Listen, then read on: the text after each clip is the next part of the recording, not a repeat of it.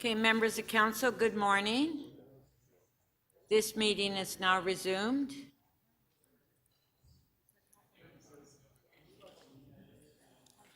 Members, we will now review and confirm the order paper. There are 57 items left on the agenda.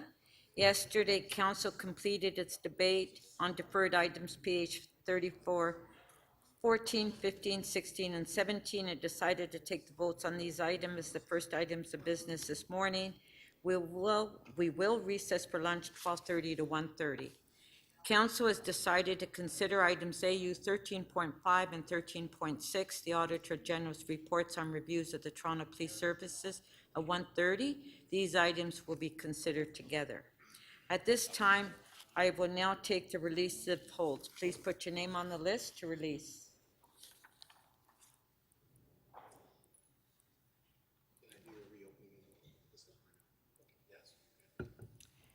Councillor Lai. Good morning, Speaker. I think I can, just with a brief speaking on item EC 30, let me just take it. 3133. No, the last one is 31, 33. the round table, the one with the... Yes, 3133. Yeah, 3133. I just wanted to have a brief speech to thank the mayor for the round table and to thank everybody who's the staff has been working on the report and all that. Just, I was going to make a motion, but I don't think I need one now. So basically, I just wanted to release this item. Thank you, everybody, for the equity is about everybody in the city. So I'm glad that we have this Asian roundtable, anti-Asian roundtable, and I hope that more work can be done in the future. Thank you, Speaker. Thank you. So Councillor Lai is releasing EC 3133. On favor, show of hands, carried. Councillor Thompson. Thank you very much, and good morning, Speaker. Good morning, everyone. Speaker, I rise in order to seek to reopen EC 31.5, which is the update to Chapter 349 animals. This is a recommendation from staff that I had missed yesterday, actually, which is basically to initiate dates for the recommendations to take effect. And so there is a motion, and so I'd like to seek to reopen and then to place the motion. Okay, the motion is on the screen by Councillor Thompson to reopen EC 31.5. On favor, show of hands, carried. And Councillor Thompson, your motion? I think staff have it. And as I said, Madam Speaker, these are just dates to allow matters to take effect. This is all this Yeah, motion. it's on the screen. Thank you. 2B. Okay, all in favor of the amendment? Carried. Item is amended. On favor? Carried. Thank you. Councillor Bailao. Thank you, Madam Speaker. I think I can release PH 3518 renovation policy. Councillor Bradford has an amendment, and Councillor Holiday would like some votes separately. I believe we've all. I'd like to. If you can give the clerk the amendment, I could look at it on CMP. I'd like to review it before I release it. Agree to release it, please. Okay. Yeah, let's, Councillor. Okay. Okay, I'm sorry, Councillor Bailao, I didn't get the item number. Which? PH 3518. PH 3518? Yep. I don't have a PH 3518. It's here. Renovation policy. It's on the third page. Those are the deferred items. It's on the other page. Oh, okay, just a sec. I'm on the wrong page. I apologize. Okay, yes, sorry. Okay, I do have it. Thank you. Yeah, Councillor Bradford. Yeah, thank you, Madam Speaker, and good morning. And if I may, I just have an amendment here to move. So I understand we can just put it on the screen. Sorry. Yep. Can you hold it? Yeah, this can be held, but moving it. Councillor Bradford is going to move it, and then we're going to hold it. Yeah, and this is Thank you just very much. worked with Abby Bond to just find some language around how we can study what the impacts of vacancy control might be on new purpose-built rental construction here in Toronto. So that's the intent. Okay, so that motion will be circulated. Counselor Layton. I have another one. Oh, sorry. The other one is PH 3520, local priority rules for rent geared to income housing. I do have a motion and, oh, I thought you just, okay. Counselor Layton. Hi there, yes, I have, I believe, two motions that I can release. Councillor Pasternak, are we good to release GL 32.29, extending the vehicle limit for accessible taxis? Yes, are you moving the motion, or I'd be happy to? Yes, the motion's been advanced circulated, so it's sitting on CMP. Okay, if we can put the motion on the screen. This is to extend the period for all vehicles to account for the fact that no one can buy a low emissions vehicle right now, but also to ensure that the working group is coming back with new higher efficiency vehicle recommendations to replace the fleet. This is not ideal, but it's the situation we are with the global supply chain. Yeah. Okay, so Counselor Pasternak, you're okay with that, correct? Yes, it's fine. Okay, so we will have to have a recorded vote on this because there is an interest from Counselor Mantis on this, so let's have a recorded vote. I do have a second one too after that. Okay. So recorded vote on GL 3229, motion 1, yeah.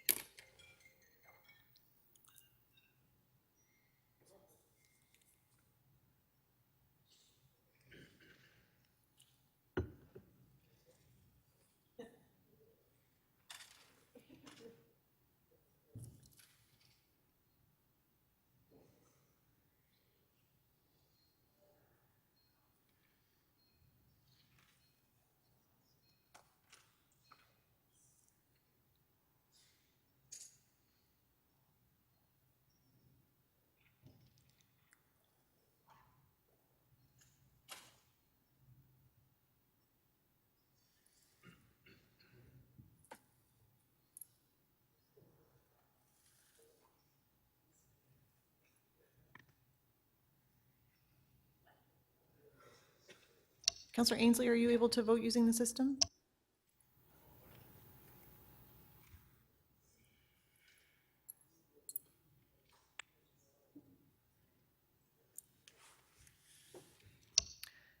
Motion 1 carries. The vote is 23 in favor. Okay, item is amended, recorded vote.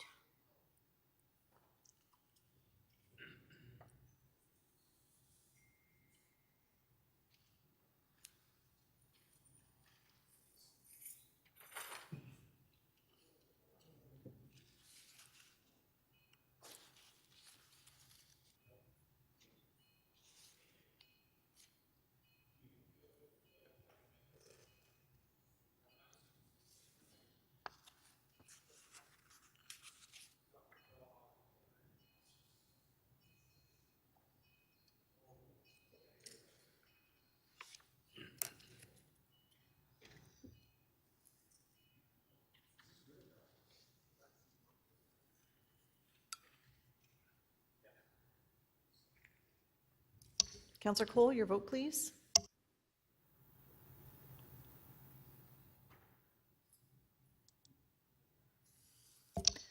The item is amended, carries unanimously, 23 in favor.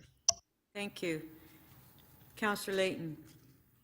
Yes, thank you very much, Madam Chair. The second item is MM 47.35, reopening and amending IE 26.10 regarding Palmerston Square, Tecumseth, and Lennox. I have a motion. It just phases part of the installation so we can test the change before and after. And a huge thanks to staff on this one. A lot of late day negotiating with community. So huge, huge thanks to staff. This adds to recommendations to phase it and study it in between a little bit. Okay, so Really on, appreciate thank you. their So on help. MM 4735, Counselor Layton is moving an amendment. On favor, show of hands, carried. Item is amended. On favor, carried. Thank you. Counselor Mihevik. Thank you very much. I'm happy to release and recommend supporting MM 47.111, protecting and promoting biodiversity on Toronto Island. Oh, come on. Okay, 111. It can't, Councillor Holidays wants to hold it. Counselor Holiday, you still you want to hold it? You want to ask questions? Okay. Counselor Mihevik, do you have others? No? Okay. Counselor Pasternak.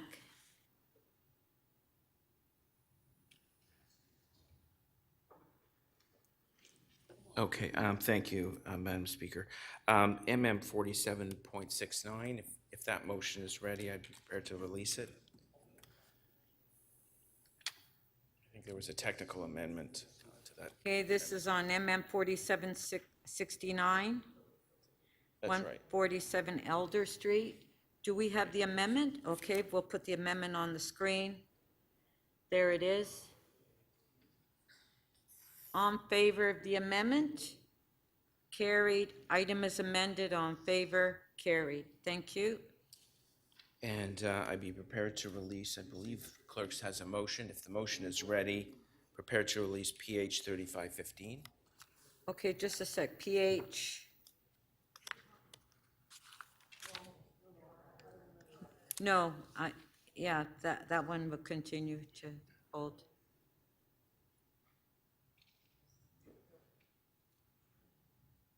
All right. Counselor Crawford. Thank you, Madam Speaker. EX 34.16, the 4-month operating variance. I think I can remove my motion. Councillor Robinson has a replacement motion. Yeah, I would have moved it. Okay. Yeah, could I, So can Counselor, I just speak? okay, Yeah. just one sec, please, Counselor Robinson. Okay, Counselor Yeah. Crawford, you want to withdraw your I motion? withdraw my motion and it'll be replaced by one from Councillor. Okay, so Counselor Crawford is asking to withdraw his motion. On favor, carried. And Counselor Robinson, you have a motion? Yes, Madam Speaker, the clerks have it. It's just tweaked with the input from the CFO and TTC staff as well as the budget chief. The motion is to increase our workforce complement to support transit expansion, which will be fully funded by our partners at Metrolinx. So it's close to yesterday's motion, just a little different. Okay. Different wording. So Counselor Robinson has an amendment to EX 34.16. It's on the screen. We have a conflict on this item, so we should do recorded votes on everything. Okay, there is a conflict on this item, so we'll have to do recorded vote.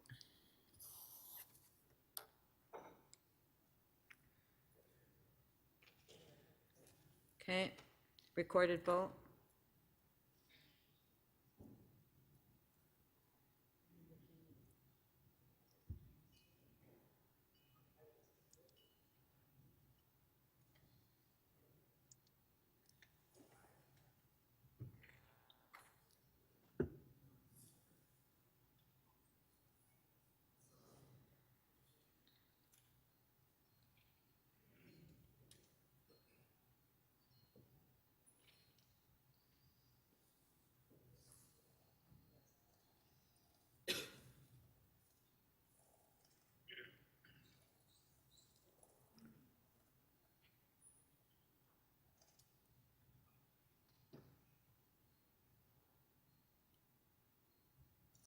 Counselor Perruzza, your vote, please.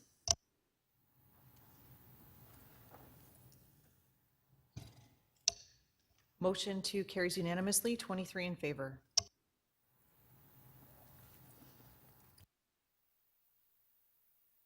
we'll do the item as amended as a So he asked him to. Mayor Tory? Oh, you have an interest on this one, so we have to have a recorded vote.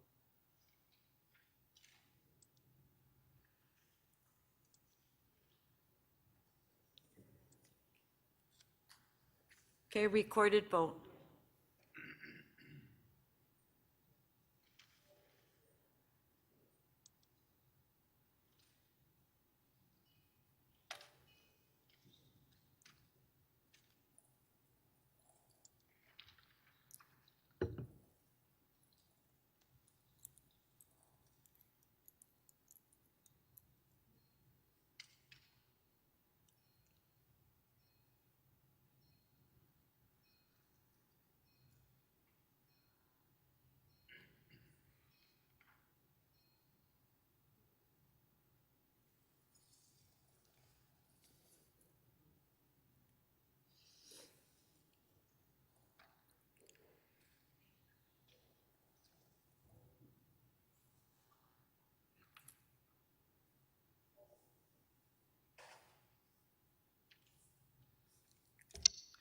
The item is amended as it pertains to the conflict declared by the mayor.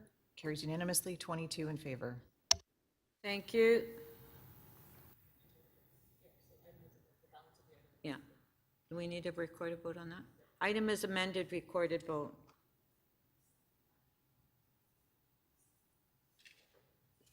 No, with the mayor. Would you? Oh, he can come back? Okay, sorry.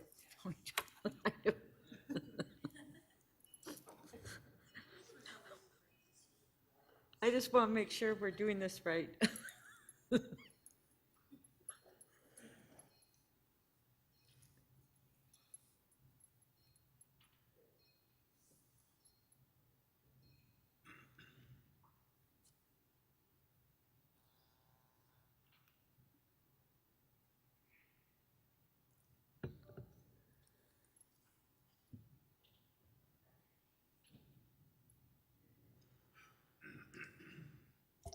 Councillor McKelvey, your vote, please.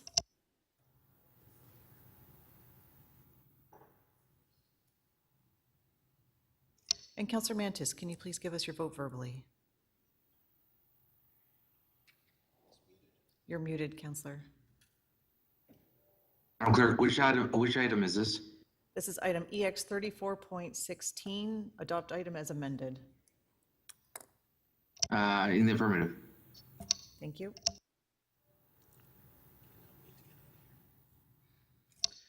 The balance of the item as amended carries unanimously, 24 in favor. Thank you. Councillor Bradford. Okay, thanks very much. I have two to do here. The first one is MM 47.108. This was request for urgent action on an unauthorized and unpermitted event at Woodbine Beach Park and Ashbridges Bay Park. This was a motion prepared by City Legal. I want to thank Wendy and her team for all their hard work on this, and of course the mayor for seconding it. Folks are familiar with Tugs Incorporated and the deal down on the waterfront that's been there since 2010. Recently, there was an organized sponsorship event that was done without permission from the city, without permits granted, and proceeded anyways, and we will now be taking the appropriate legal action. So that's what's in front of us here. Okay. If I could good. get a recorded vote on that, please. Okay, MM 47.108, recorded vote, please.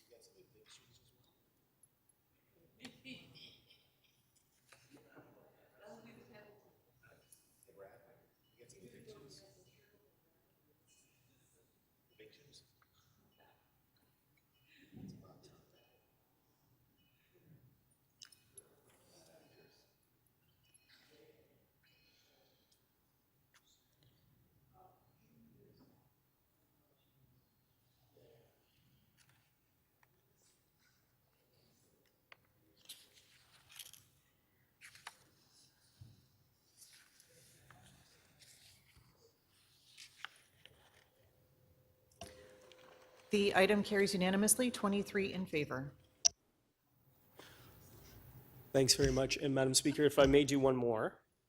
I think we just made a mistake on, we need to reopen CC 36.12. Dawes Road rezoning amendment application, just have some new language from clerks. Are we able to do that now, clerks? Is that the one that we just opened recently? 6 Dawes Road?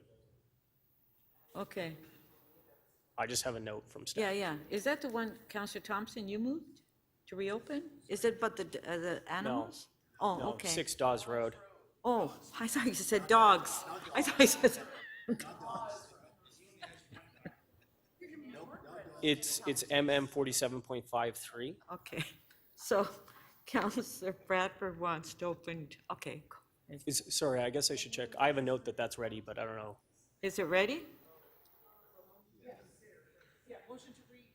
Reconsider. Okay, on favor, carried. But do you have his amendment? We Okay, do have that from city planning and city legal, I think.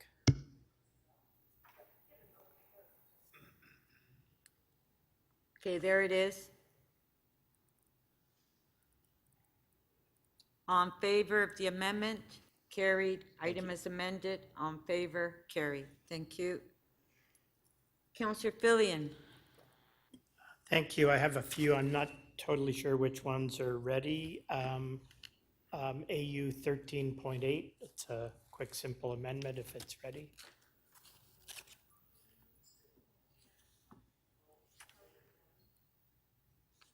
If I can do it later if it's not.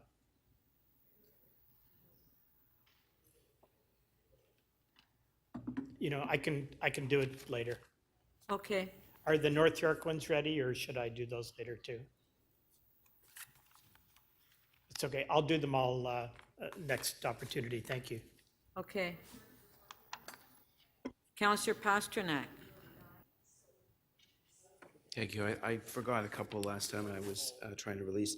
I'm prepared to release a GL 3220. I believe there's a motion available as well. This is a Plan B in case the sports facility is not built. Be an artscapes, affordable housing, and parkland. Okay, so do we have that amendment on GL 3220?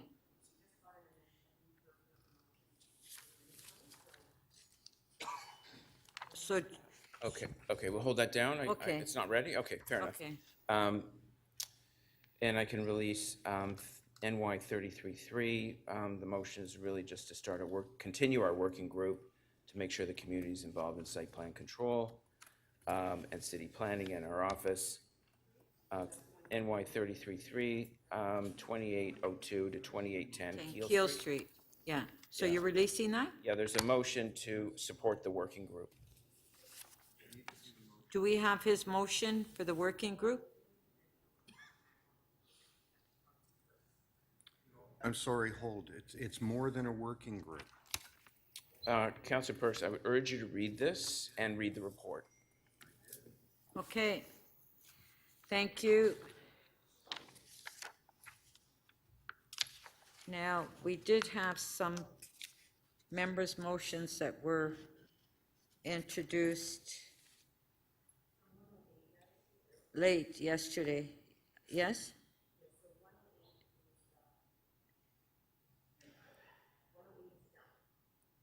MM 47108, yes. So MM 47109, which was moved by Councillor Robinson, 48 Teddington Park Avenue. Councillor Robinson, you released that one? Yes, please. Okay, on favor, carried. The other one that was introduced yesterday, MM 47110 by Councillor Mark Grimes. You're ready to release that one? Move the staff recommendations, Madam Speaker. You're moving it? Okay, on favor, carried.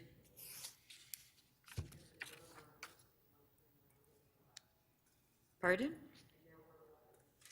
111 was held down by Councillor Holliday. Yeah. Okay, yeah, that's it. Okay, all those in favor of adopting the order paper? Carried.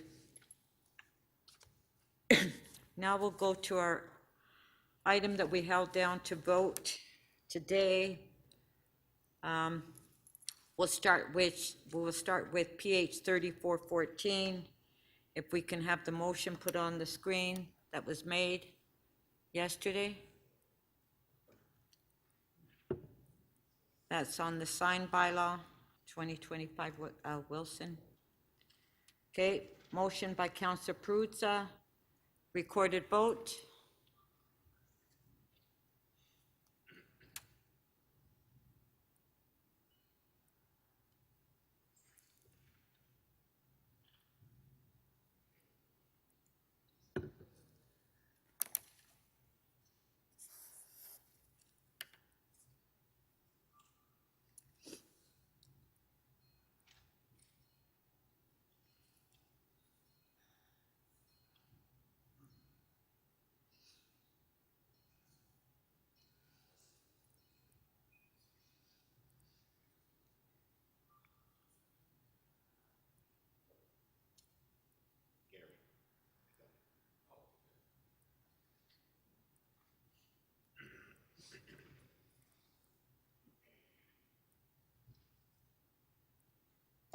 Motion 1 does not carry. The vote is 11 to 13.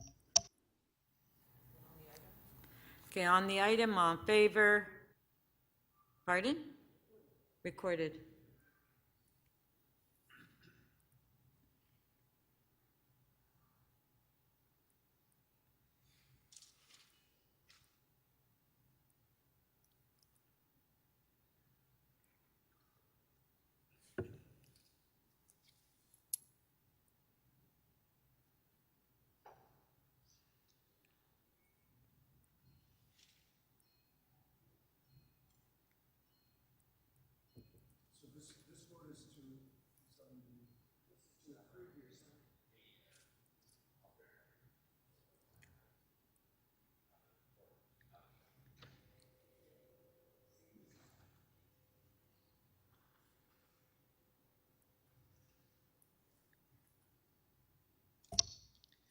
The item carries. The vote is 15 to 9.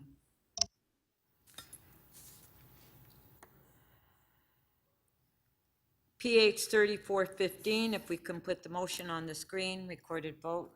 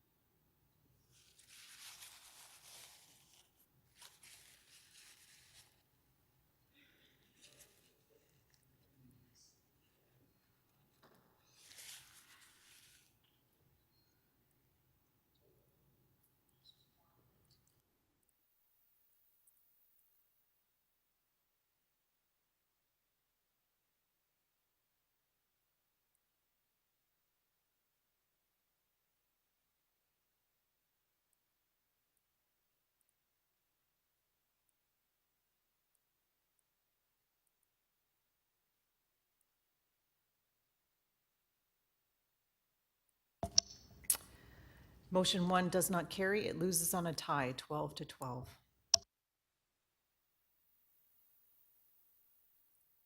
Item, recorded vote.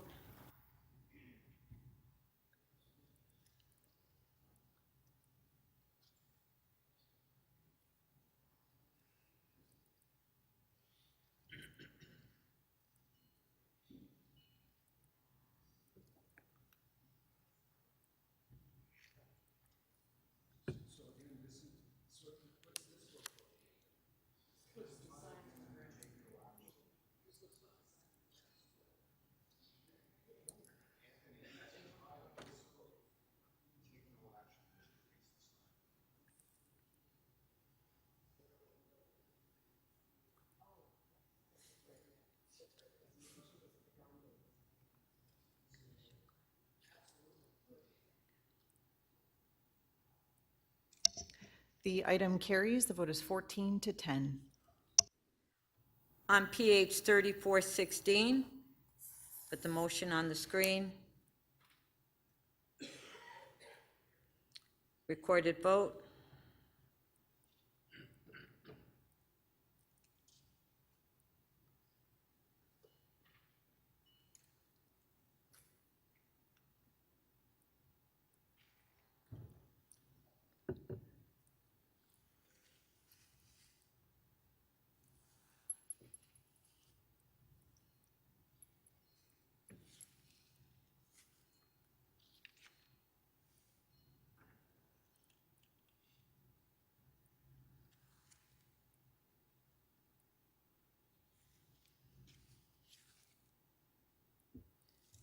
Motion 1 does not carry. The vote is 10 to 14. On the item, recorded vote.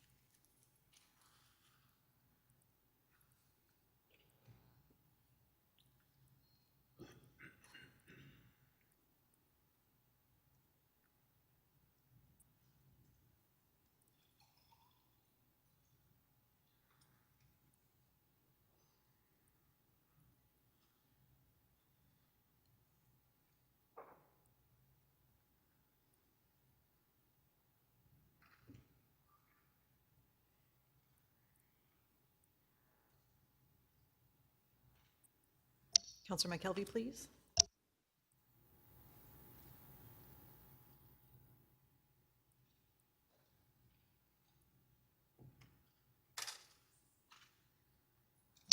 The item carries. The vote is 17 to 7.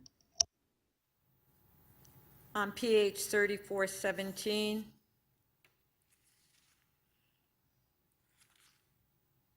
recorded vote. Yes.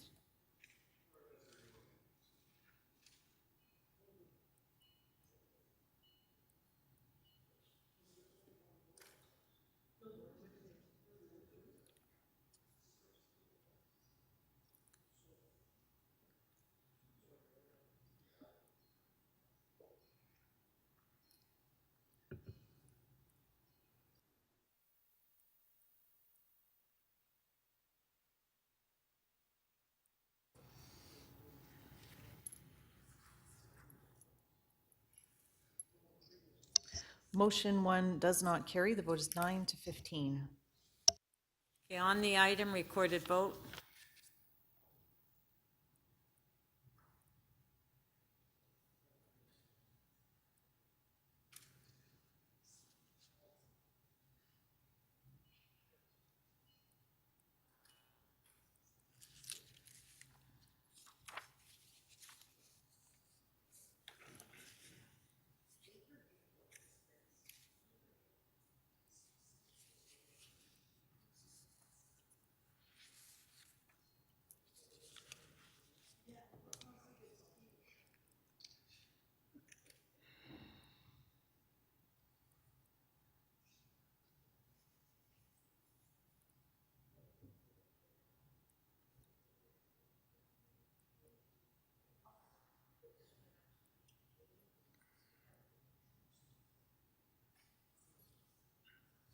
The item carries. The vote is 17 to 7.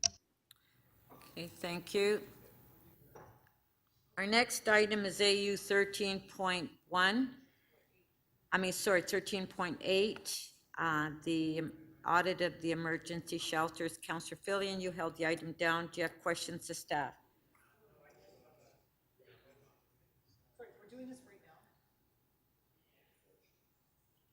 now. We're at the item now.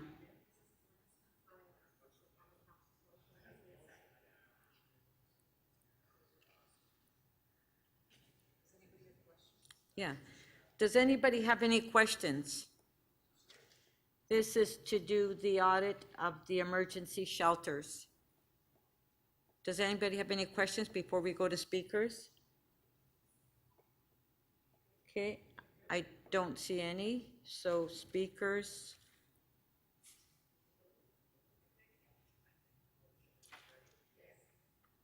Councillor Fillion to speak.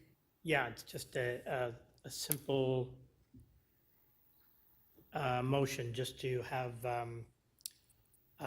the city solicitor report to council on the outcome of the instructions that were given confidentially. Not for approval, but to report on the outcome. That's it. just because I think that's appropriate. It's an important item, and a council right. should know how it ends up. Okay, on the amendment, well, actually, it was here without a recommendation. On the motion by Councillor Filion, on favor, carried. Okay, we'll go to the next item. Next item is Economic and Community Development Committee, EC 31.4, report on outstanding noise directives. Councillor Fletcher, you held the item down. Councillor Fletcher?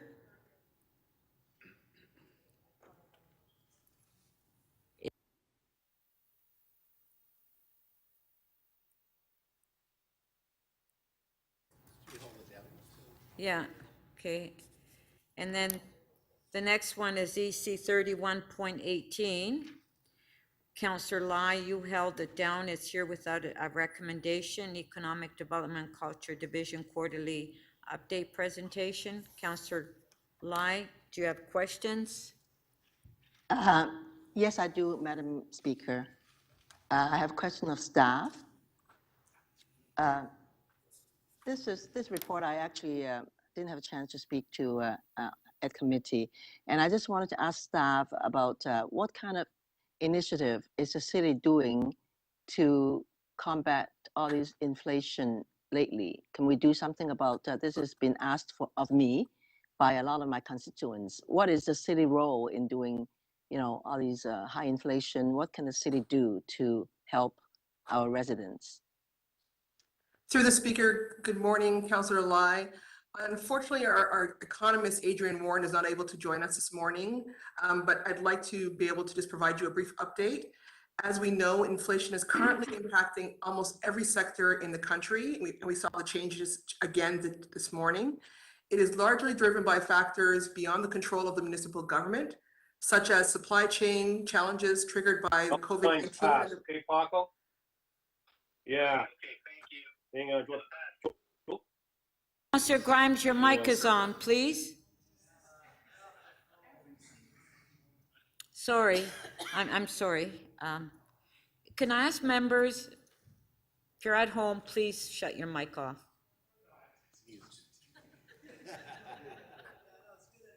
Thank you, Speaker. I'll just continue. Okay, go ahead.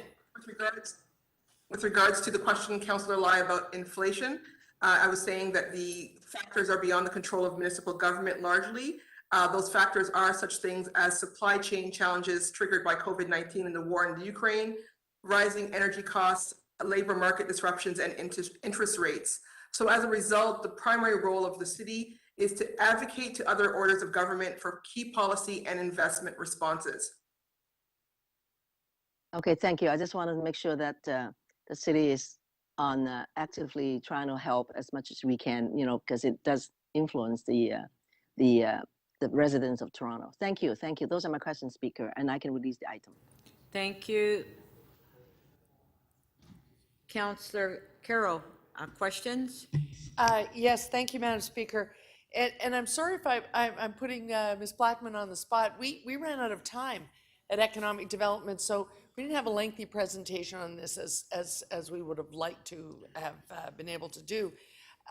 So I'm putting you on the spot here a bit, but I know that you track on a quarterly basis what's going on in the real estate market, but it was not the focus of the PowerPoint presentation that's attached. I'm wondering, as we go out the door into the hustings, just in the last couple of weeks, we're hearing troubling things in the real estate market. It will affect our own receipts in terms of land transfer tax, but I'm wondering if you had any comment on it in the overall economic outlook sense.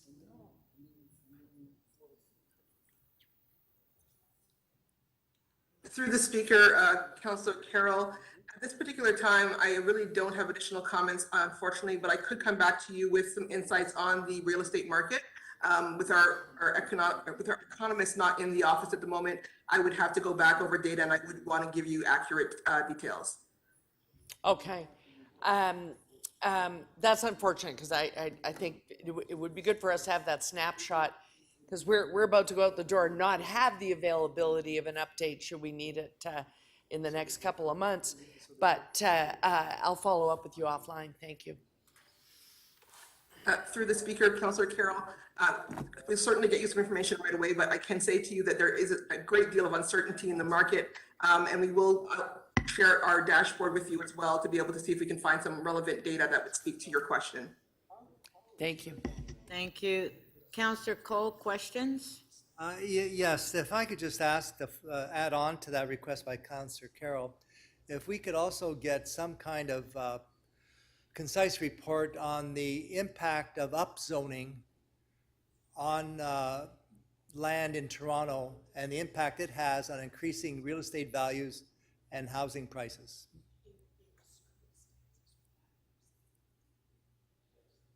Through the speaker, Councillor, we will absolutely provide you some information on upzoning and the impact on housing prices.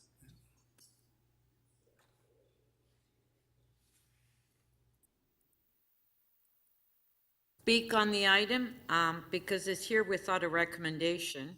Councillor Lai?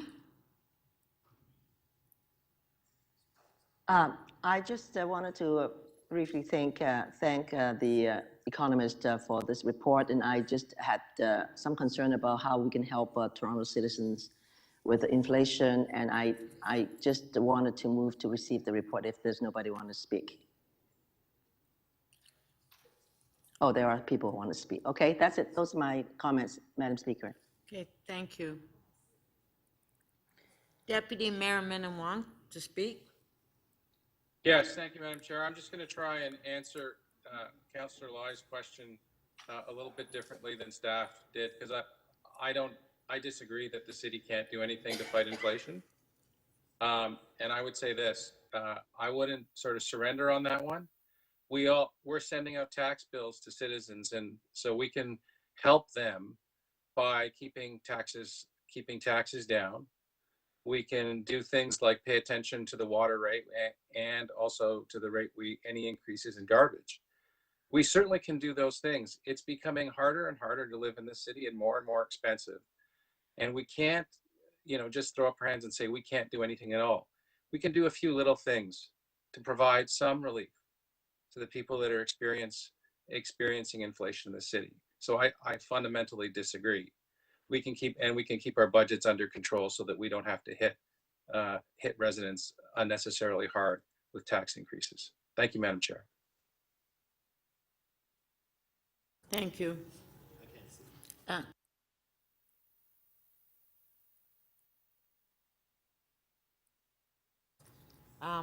We have Councillor Carroll first.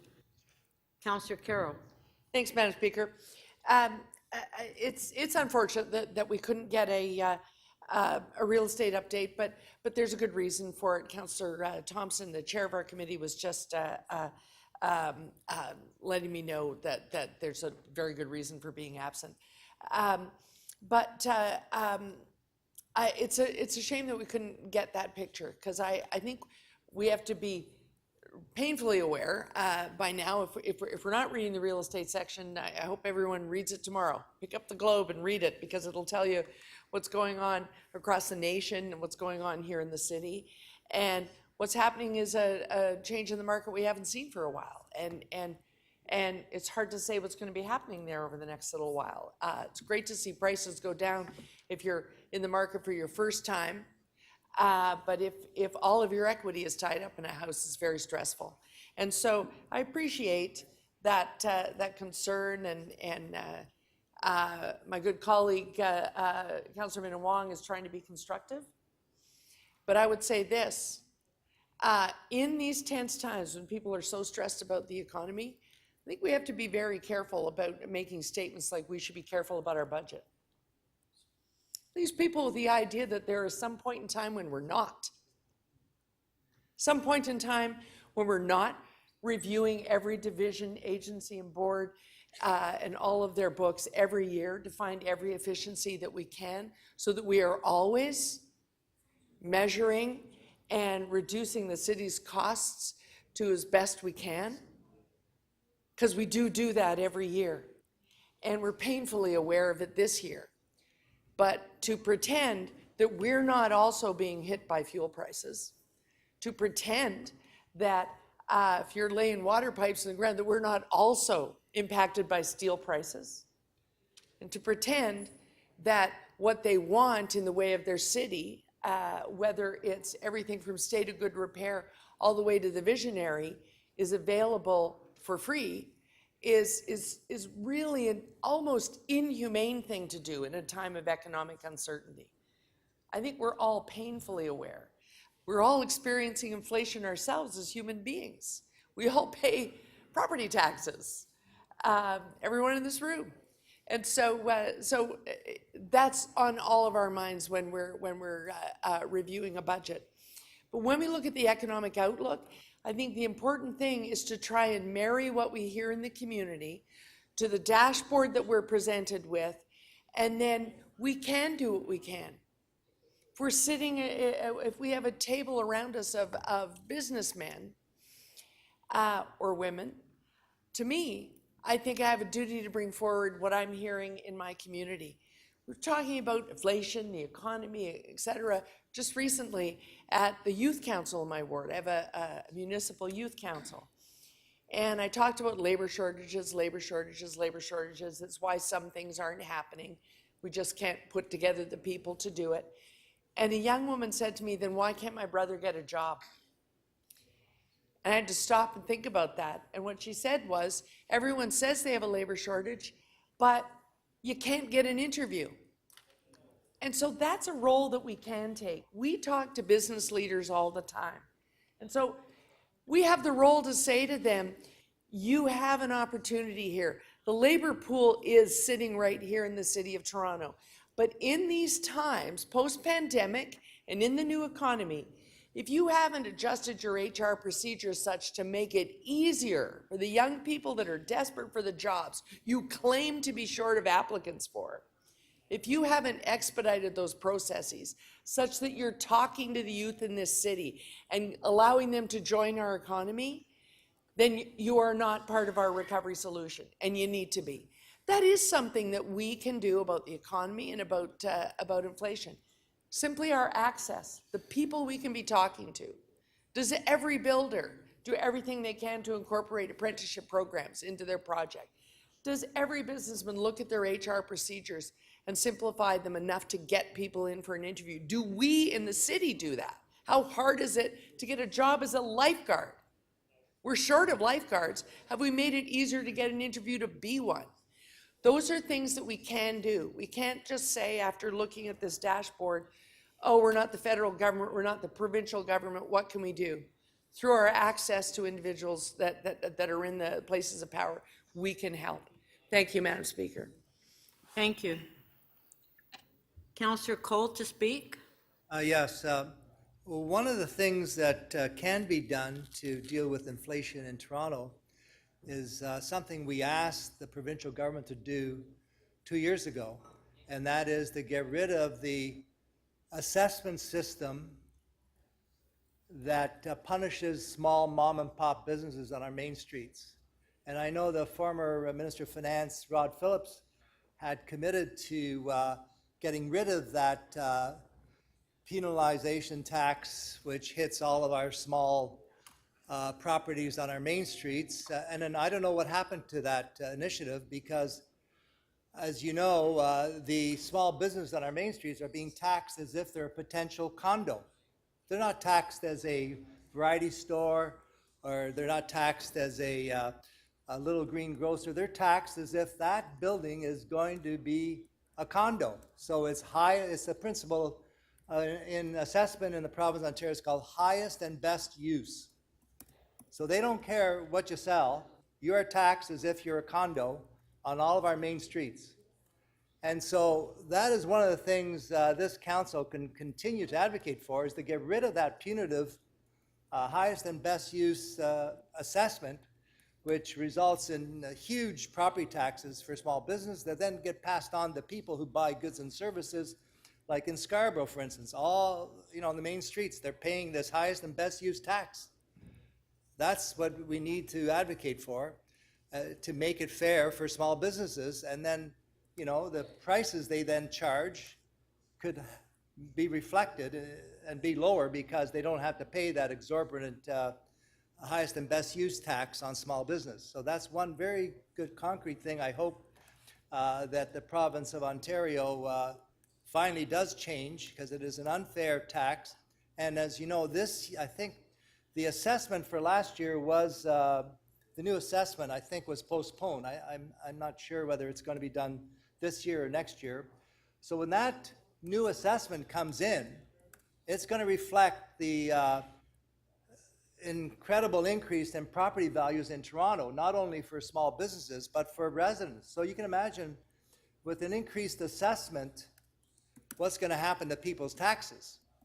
So that's that area of assessment, which is the MPAC's job, the Municipal Property Assessment Corporation of Ontario. They put the value in your property, and the higher the value, the higher your property tax is going to be. So that's one area where the city can help, and I hope our Economic Development Department will advocate on maybe continuing to freeze assessment and certainly eliminate that punitive highest and best use tax, which negatively impacts all of our small business on all of our main streets.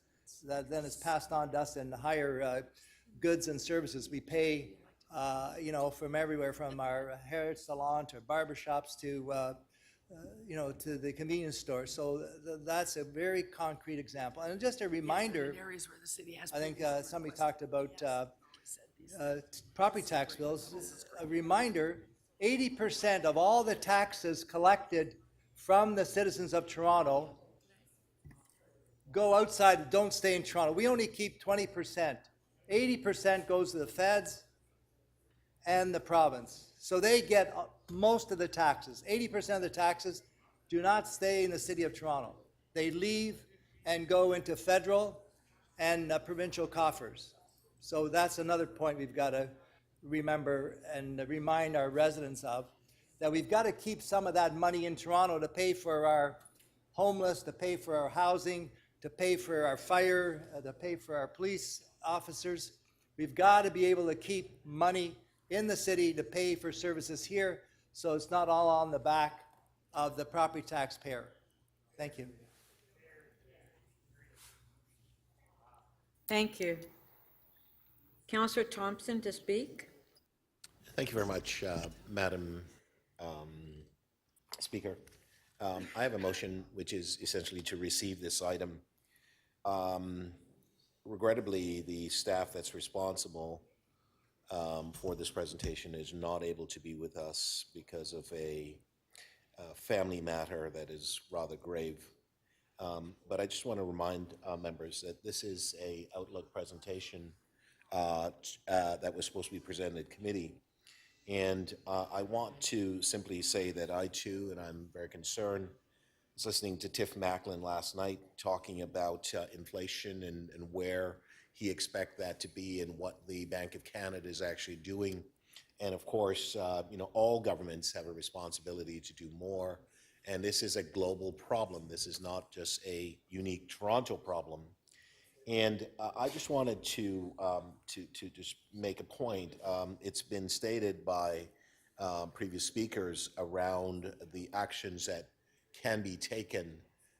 The suggestion or the intimation reflects a position which I fundamentally disagree with, which would be suggest that the city staff will be the ones deciding on the the actions that we as elected officials need to take in this chamber, whether or not it is through with respect to holding the line and or reduction in property taxes, if that's possible, the issues around water rates, and then actions that we take. So we have within our ability to make those decisions, and certainly staff can give us ideas and recommendations, but at the end of the day, the buck will stop with us in this particular chamber. Madam Speaker, there's no doubt that everyone is experiencing the increases in all areas of our society, where it's whether or not it's gas price increases, whether or not it's simply going to the grocery stores, and you've seen the changes that are taking place. And even with respect to restaurants, I saw numbers last night indicated that the average restaurant bill was sort of, in terms of the cost, increasing by about 54%, and that's a staggering number. Most recently, Speaker, we had the Taste of Lawrence festival in my ward. I actually went to purchase from one of the vendors 2 items, a dinner for my mom and some pieces of jerk chicken. It was almost $40. That is incredible in terms of those sort of numbers. And so I give you that sort of little example because it really is important that in something like that, which normally would cost maybe $15 or $20, it was almost double what it would normally cost. So it really shows a reflection. The inability for many to buy appropriate groceries and or food, and you see the gap with respect to rent increases and so on. We've seen a fundamental increase in rents in the city that has a tremendous impact on families, particularly on families who are not making a lot of money to begin with, because they have to decide whether or not they pay their rent and or whether or not they eat. And I know that there's a lot of work that's actually taking place. I know I've had some conversations with the mayor. There's work that's actually taking place in terms of working with other business leaders, as been suggested by Councillor Carroll and so on. So that process is ongoing, and of course, more will come at a later date. But clearly, we understand the challenges and that we have to work collectively to respond. And we've heard from the budget chief yesterday with respect to the challenges and the difficulties that we're actually facing as a city. While it's not unique to us, we do have to have made in Toronto solutions to help. One of the things that we did, and we're all should be very proud of that, we reduced the business taxes for small business by 15%. And that's a big deal. That actually is helpful to businesses. But the forecast here looks at, what's happening with respect to the economy from 2022, 2023, looking at hiring. It's looking at, obviously, the job rates and the trends.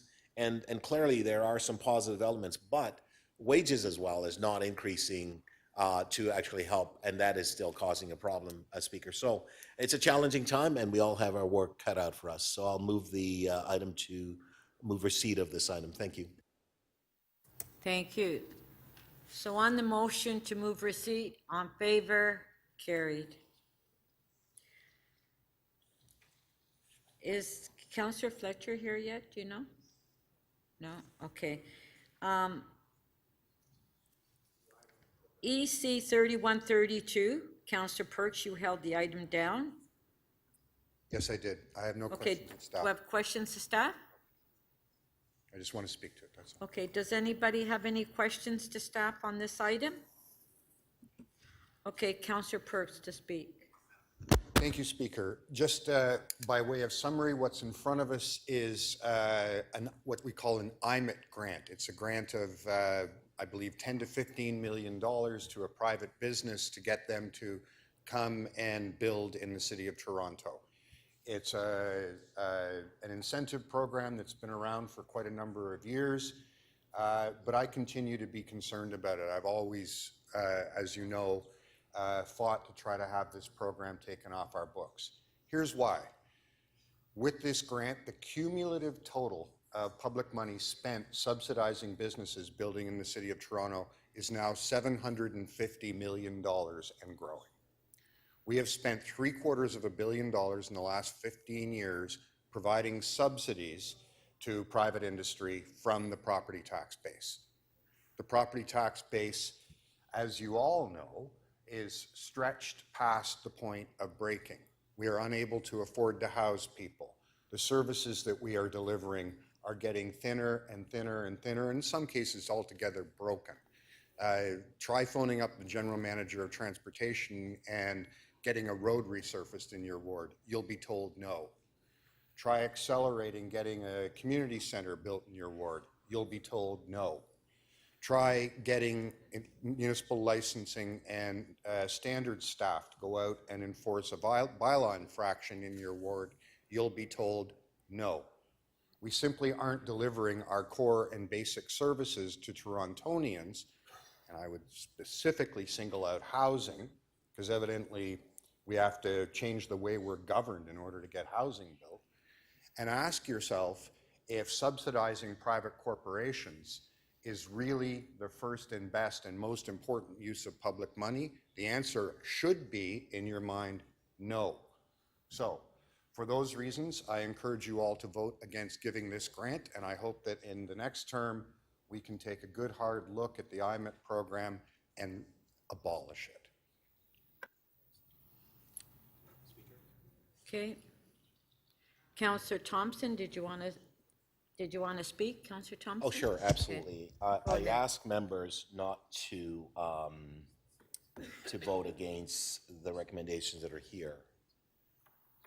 Speaker, there's always a balance that we as government have to recognize. It's a balance of interests. What we do in terms of the IMED is to encourage businesses to invest here where we would otherwise not have that investment, or at least in a timely fashion. I draw your attention to the CIBC Center, that facility there where we provided an IMED grant. We have seen how that facility, we have new bus terminals, we have a lot of different benefits that have accrued. And so it's not a question of we're investing and or creating an opportunity where we give business an advantage to establish and invest in our city, because it creates jobs, it creates opportunities. So it's not a question of whether or not we are foregoing opportunity in terms of investing in housing. Gosh, we know the work that the mayor and Deputy Mayor Bailau is doing, and all of us here, in terms of creating more opportunities in terms of housing. We have seen records being set in terms of how we're actually creating more housing in this city that we've never done before in the past. And so I will say to you that our professional staff have taken the time to assess and determine that a program that we've established in order to encourage investment, in order to encourage business to come and set up here, to create advantages for those who want to lease space in order to create the jobs that we want as part of the forecasting that we need in this great city. And so I don't think it's a zero-sum game where you say we should not invest and we should not create opportunities where we provide business with incentives. We have limited incentives that we create in this city when we compare, for example, to many American cities where they give land, give tax breaks for 10, 15, 20 years.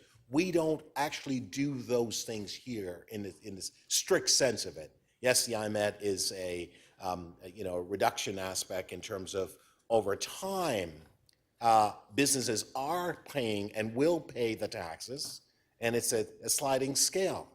So I want to encourage you to support what we have in front of us based on the program that we have put in place in order to encourage investment in the city. And so it is not that we are foregoing investing in housing opportunities and creating the opportunity where people can have better housing and to support those who are in need.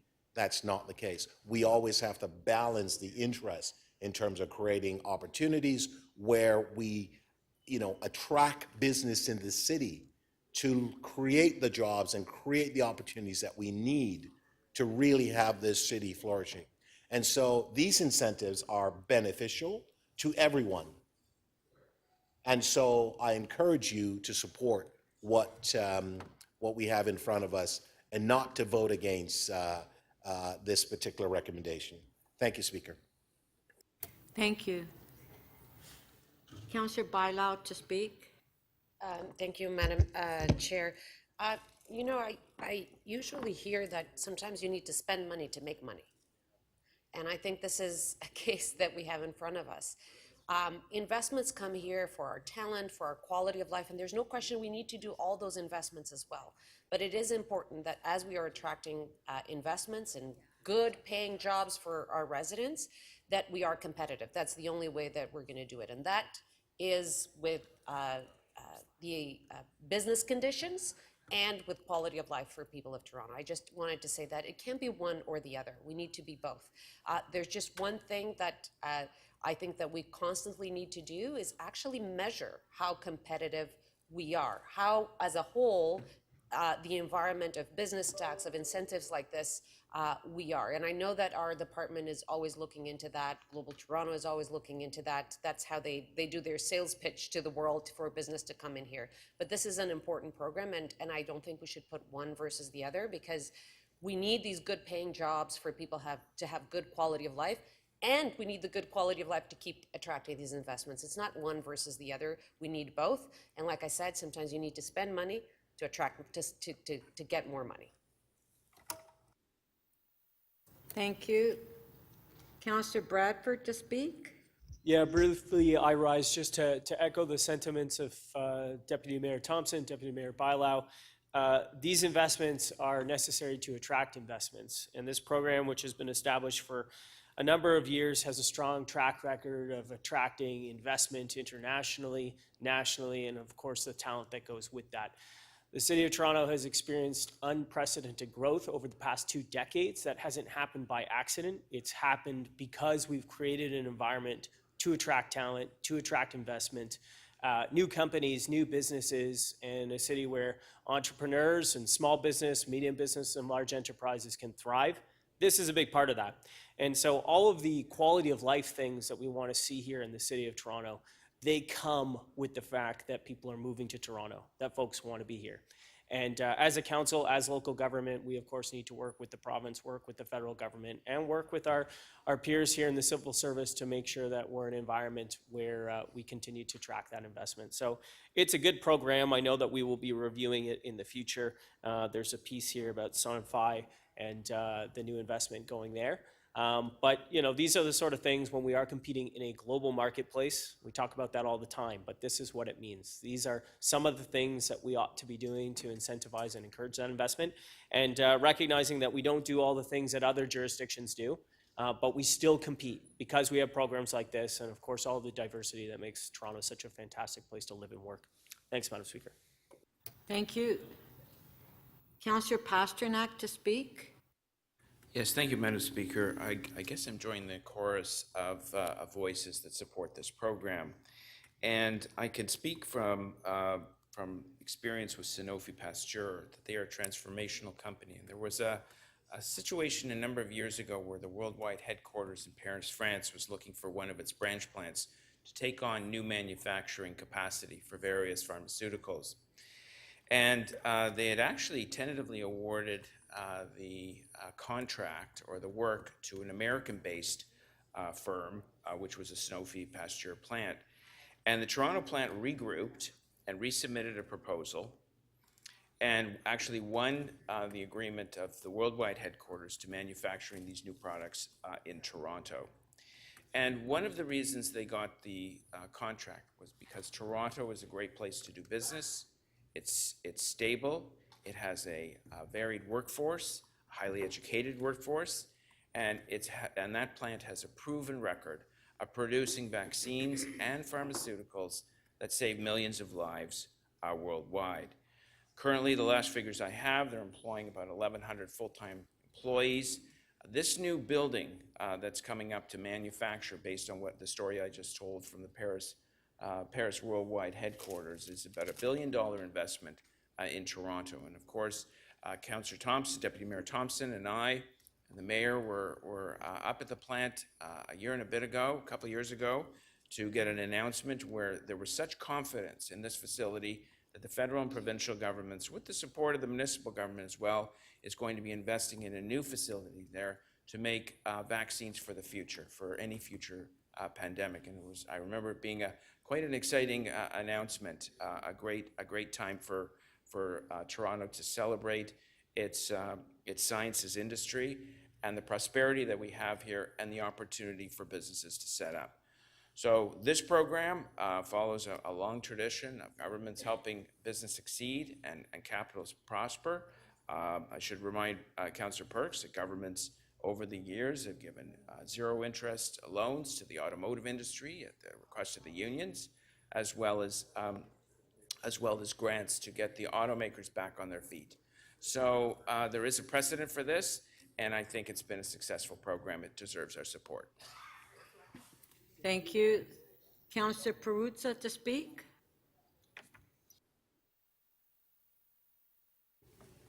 Yes, Speaker. I'm going to support this, and I'll tell you why I'm going to support it.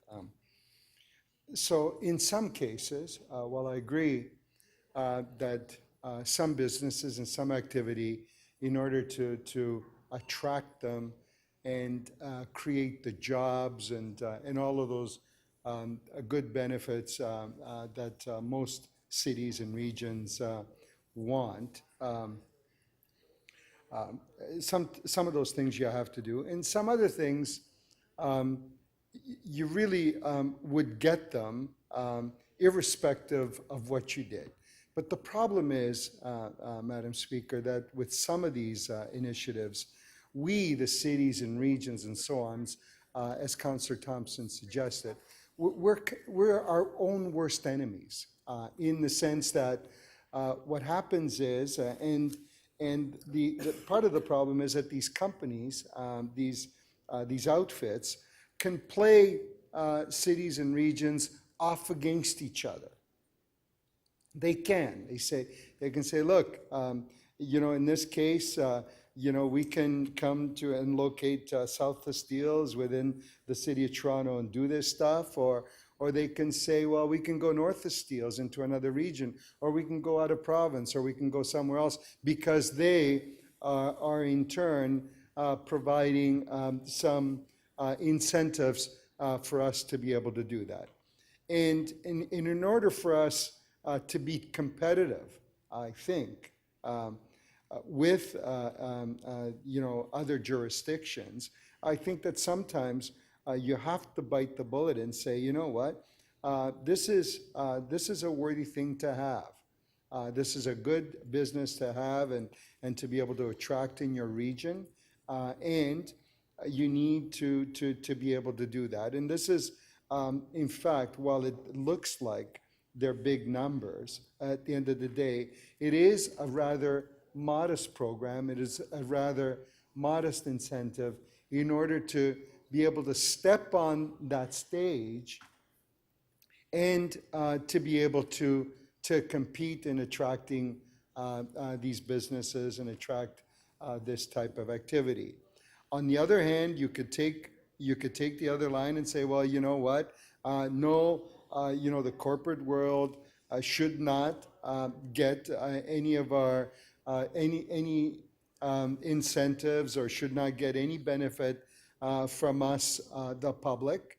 And in some cases, you can play that card and say, and the businesses will say, you know what, this is a really, really good location for us. This is a really good place for us to locate, so therefore they may locate here anyways.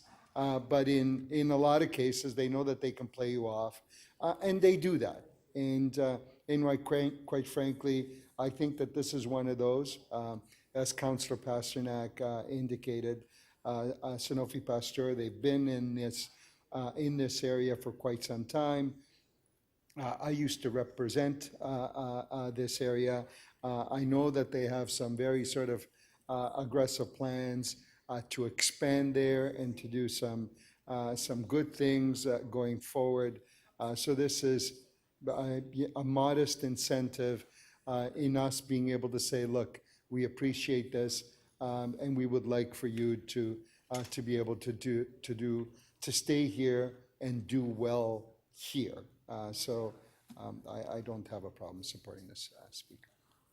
Thank you. Okay, our last speaker is Mayor Tory. Well, Speaker, thank you. It won't surprise Councillor Perks to know that I'm going to stand up and strongly support, following on the comments of Councillor Pasternak, Councillor Peruzza, Councillor Bradford, Deputy Mayor Bilow, Deputy Mayor Thompson, this. And I think, you know, I know that Councillor Perks wouldn't have wanted to create a mistaken impression with respect to the relativity of this particular proposed allocation of funds compared to a number of other things, but I will do that because I think it's really important to put these things in perspective. And I concede the point that we have our financial challenges.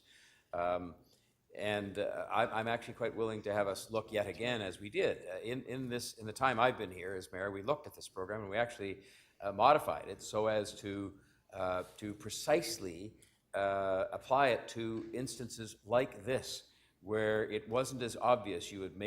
People would make the investment in the more suburban areas of the city or other than the downtown core. What we were doing is handing out these checks to people who were building office towers downtown, and that's a good thing that they're building the office towers downtown, but the question always arose, well, would that building have been built anyway without this money by people who were mainly domestic investors, pension funds, and so on?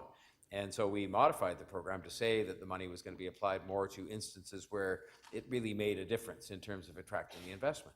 And so if you look at this matter of relativity that I wanted to just really put on the record to accompany Councillor Perks' comments with respect to how doing this somehow starves us of the ability to do other things the government is tasked with doing, this will involve a check being written of some $10 million. And that has to be at least put alongside, for example, the number that's been mentioned many times in the last couple of days here, which is $7 billion that we are putting to make sure that affordable housing happens. And I hope that number of $7 billion grows so that we're doing a lot more affordable housing and making a contribution to it. Or you could compare the 10 million to the 600 million euros, which is say $750 million, this company is investing in the City of Toronto. And that is the investment they're making.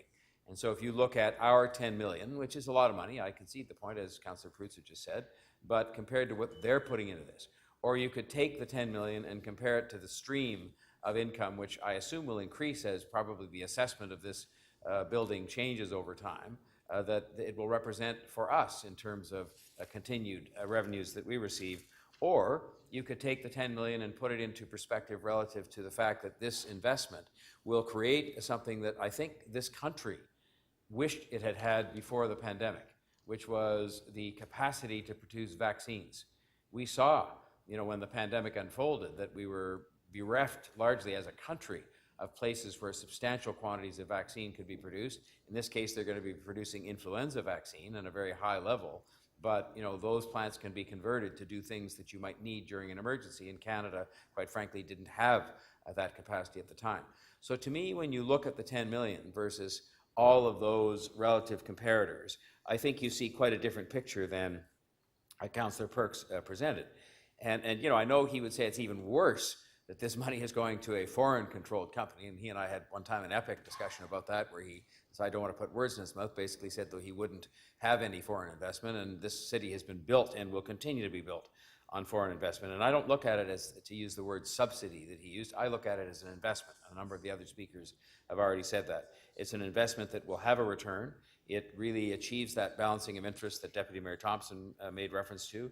It addresses the question that Councillor Peruzza just commented on, which is that we are, you know, I wish sometimes that councillors like Councillor Perks would become more involved, and I invite him to do so. But he'd have to get over going to foreign companies and ask them to invest here. I'm out all the time as part of what I'm trying to do to keep a strong economy here and to make sure we have a strong recovery, pitching companies on coming to invest here. And we are in a global competition. Sanofi Pasteur could have located this vaccine capacity in anywhere in the world. And they told us that when we went to see them. I am delighted that they decided to locate that vaccine development capacity in the City of Toronto. And you know what? Some people from Parkdale High Park might even get a job when they dramatically expand their employment to take account of what they're going to do with, yes, our money, but a lot of their money and some of the money from the other governments as well. And so I just say that we have not just, it isn't just a kind of an option, we have a responsibility to go out and make sure that these kinds of very high-end jobs of the future are there for the residents of the City of Toronto, for the residents of Parkdale High Park, for the residents of York Centre, and that these investments are made here and not one of 100 other places they could make. And this amount, $10 million, yes, it's a lot of money, but even if you look at the total that the Councillor Perks cited through you, Speaker, of this entire program of $750 million is just about the same amount that Sanofi Pasteur itself is investing in one plant that will have jobs, tax revenues for us, and part of the prosperity that we've got to keep going in this city to pay for the social programs that we all prize so much and the services that were referenced. Thank you, Speaker. Thank you. Okay, on the item, recorded vote.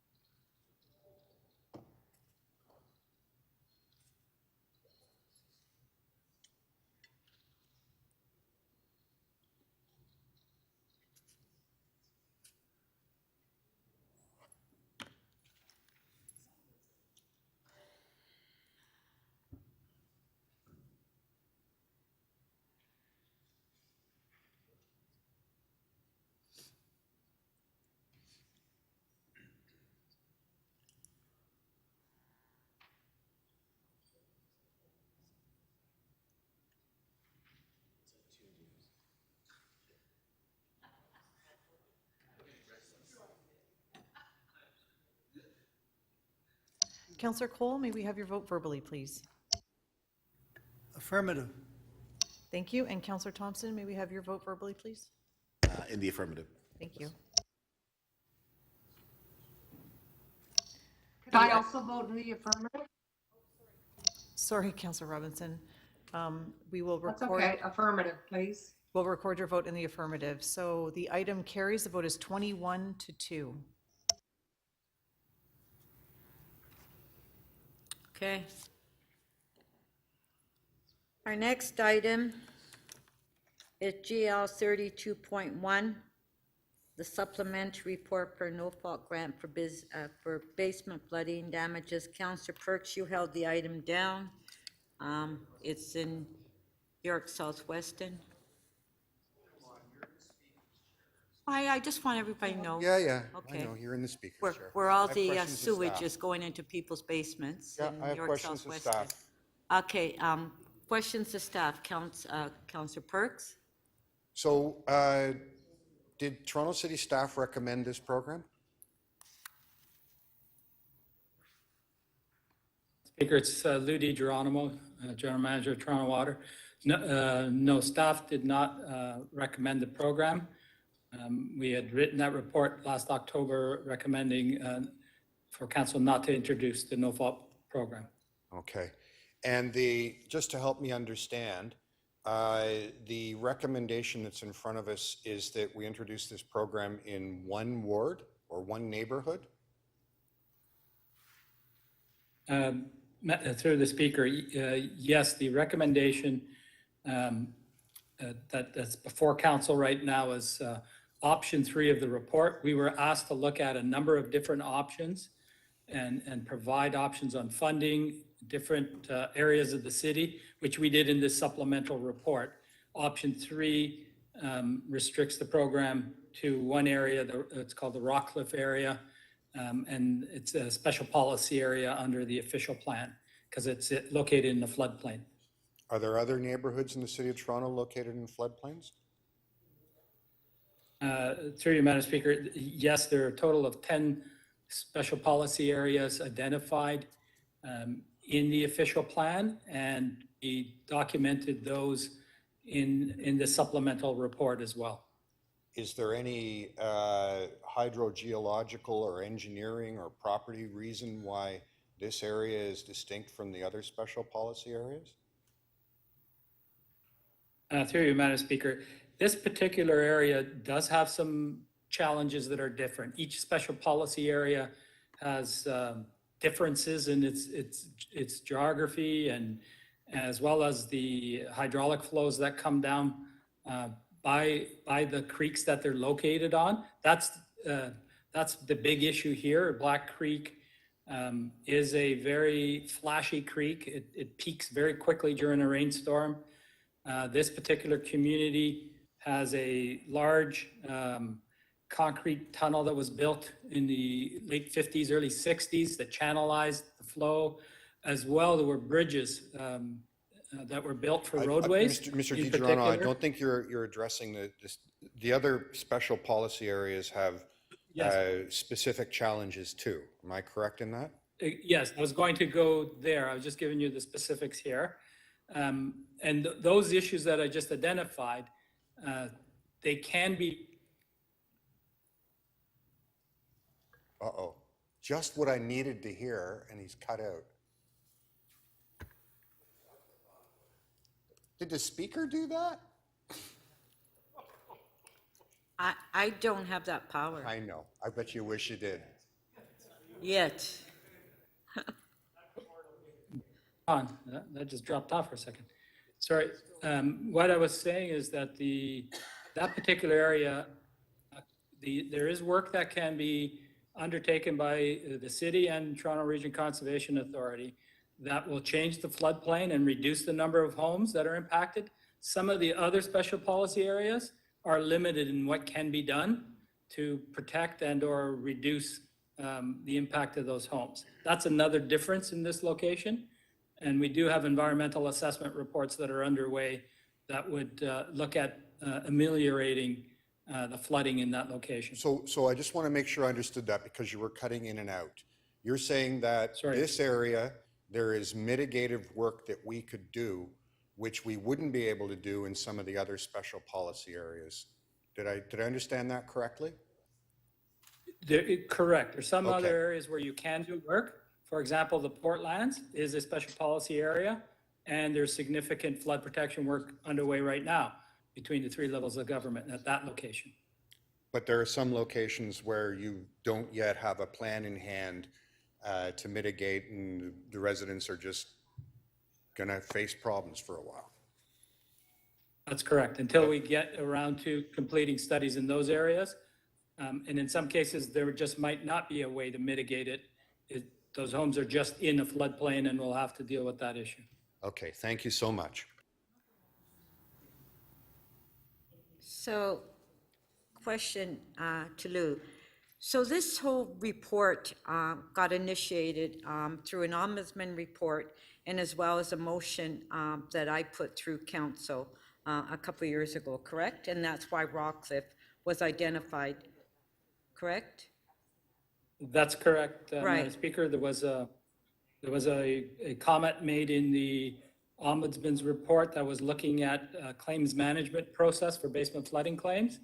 And the issue of no-fault grant was raised by the Ombudsman, who at that time said that that's a policy matter for council to consider.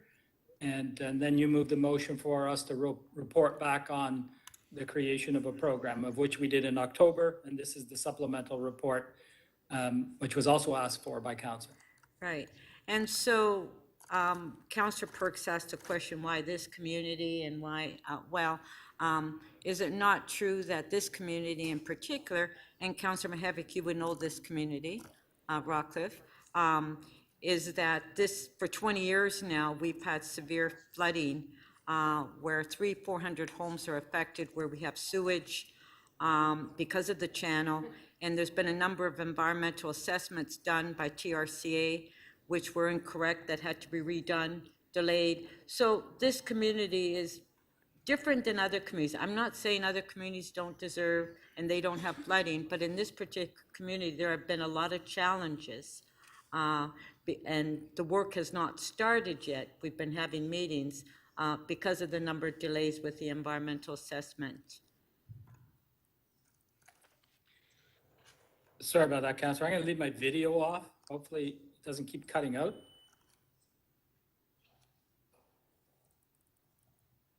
Hello? Yeah, yeah, go ahead. Okay, sorry, if you can repeat the question. I'm going to leave my video stream Oh. off.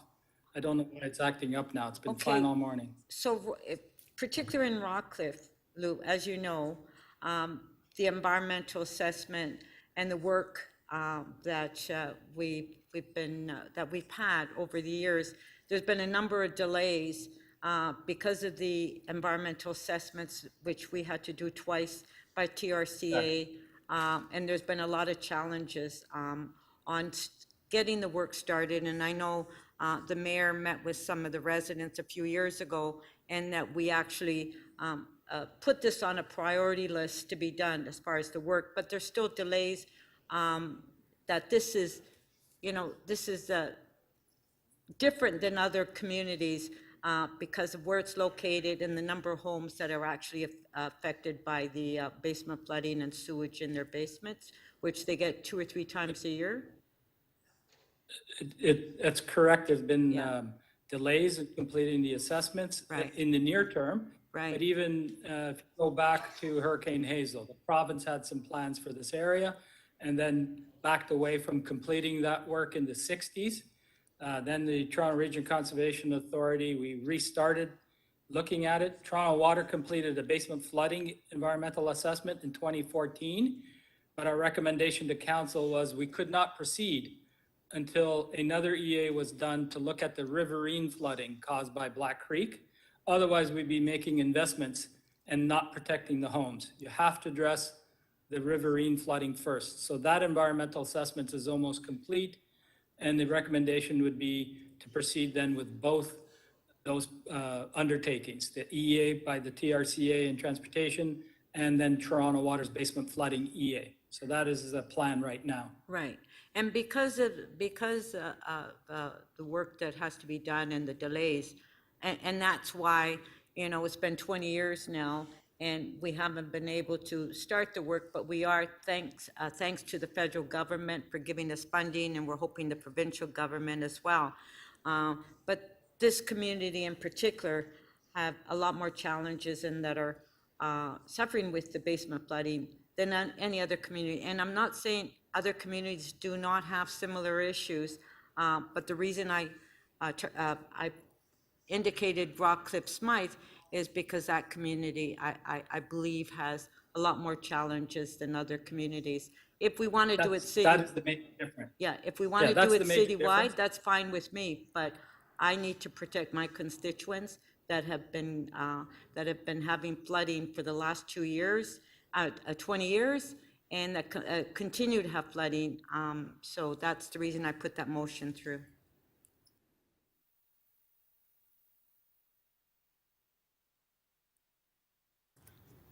Councillor Holiday. Thanks, Speaker. Mr. DiGeronimo, I guess the proposal is to pay out uninsured losses. So what happens if you don't have insurance? Then, through the Speaker, then we would assess the losses and the causes. There's criteria that we have in the staff report that we would embed into any application process. We would look at that. I understand. And a cap would be $7,500. So $7,500 is not the minimum. You get sorry, 7,500 is not the minimum. Is that what you just said? That would be the cap. Yes, that's correct. That's the way. So I live in the area, my basement gets flooded, I don't have insurance for whatever reason. I can go to the city and get a check for $7,500 to follow the process.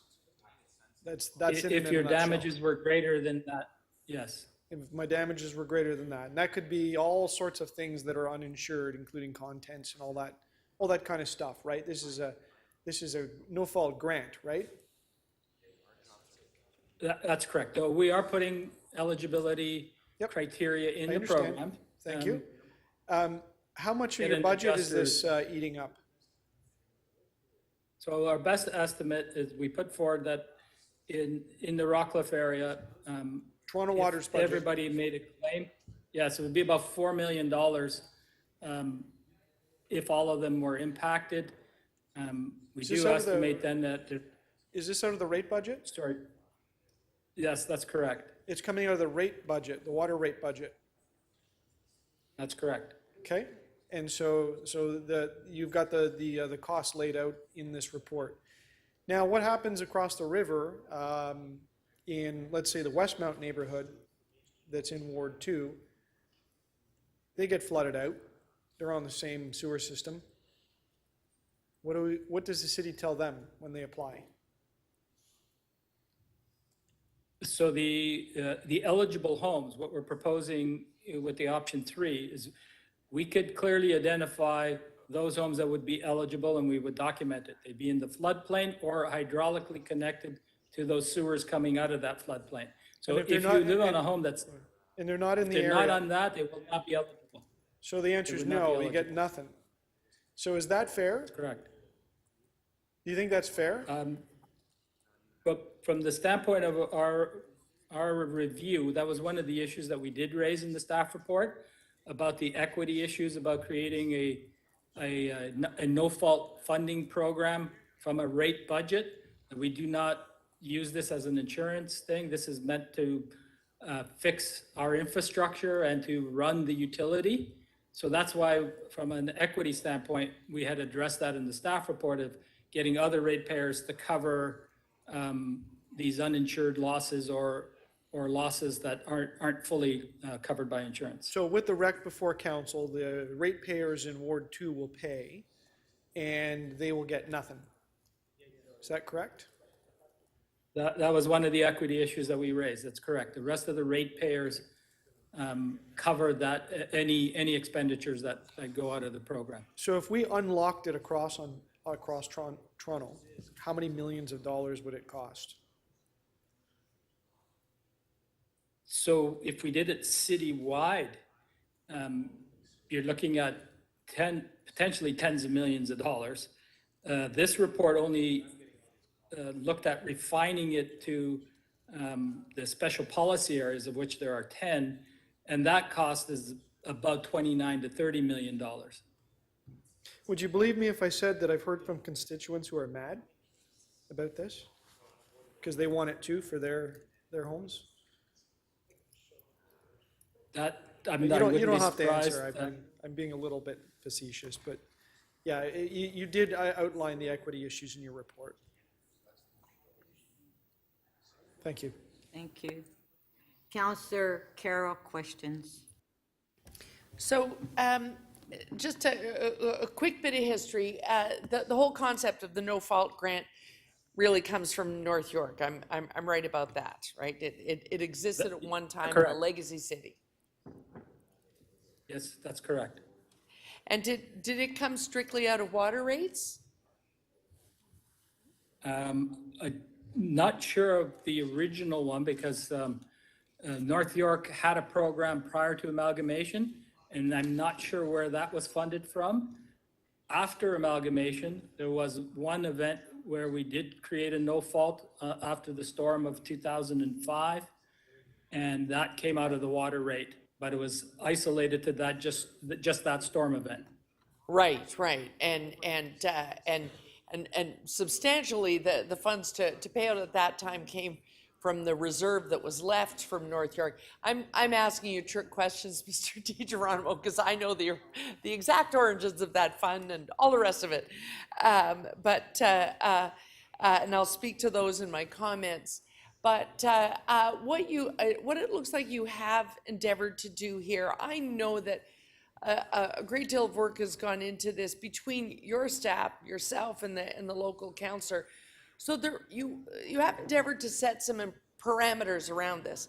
If this was to be made citywide, because I'm hearing that my crystal ball is showing that someone is going to move that for equity purposes. But if we did, there are a set of parameters around this grant now, such that it's only very specific places that would be eligible. Not necessarily, am I understanding you right? Not necessarily your first flood, but it's if we have completed a study area and we now know we need to do this work, but we're not proceeding with the work. So that sets some parentheses around who would be eligible, does it not? Well, through you, Madam Speaker, I would caution you that if council wanted to consider a citywide program beyond the special policy areas, those 10 special policy areas, that I go back and reanalyze what you're saying, because the first report where we did look at citywide, we were only looking at a one-time fund. So you'd be Right. eligible only once. What's before you right now is a reoccurring one until the work is done. And we have not analyzed that citywide. And I'd be very concerned of what the dollar impact would be on that program of that nature. Right, because the one-time grant out, it was about using a specific reserve fund and was prorated amongst those who were eligible so that we didn't spend beyond that reserve.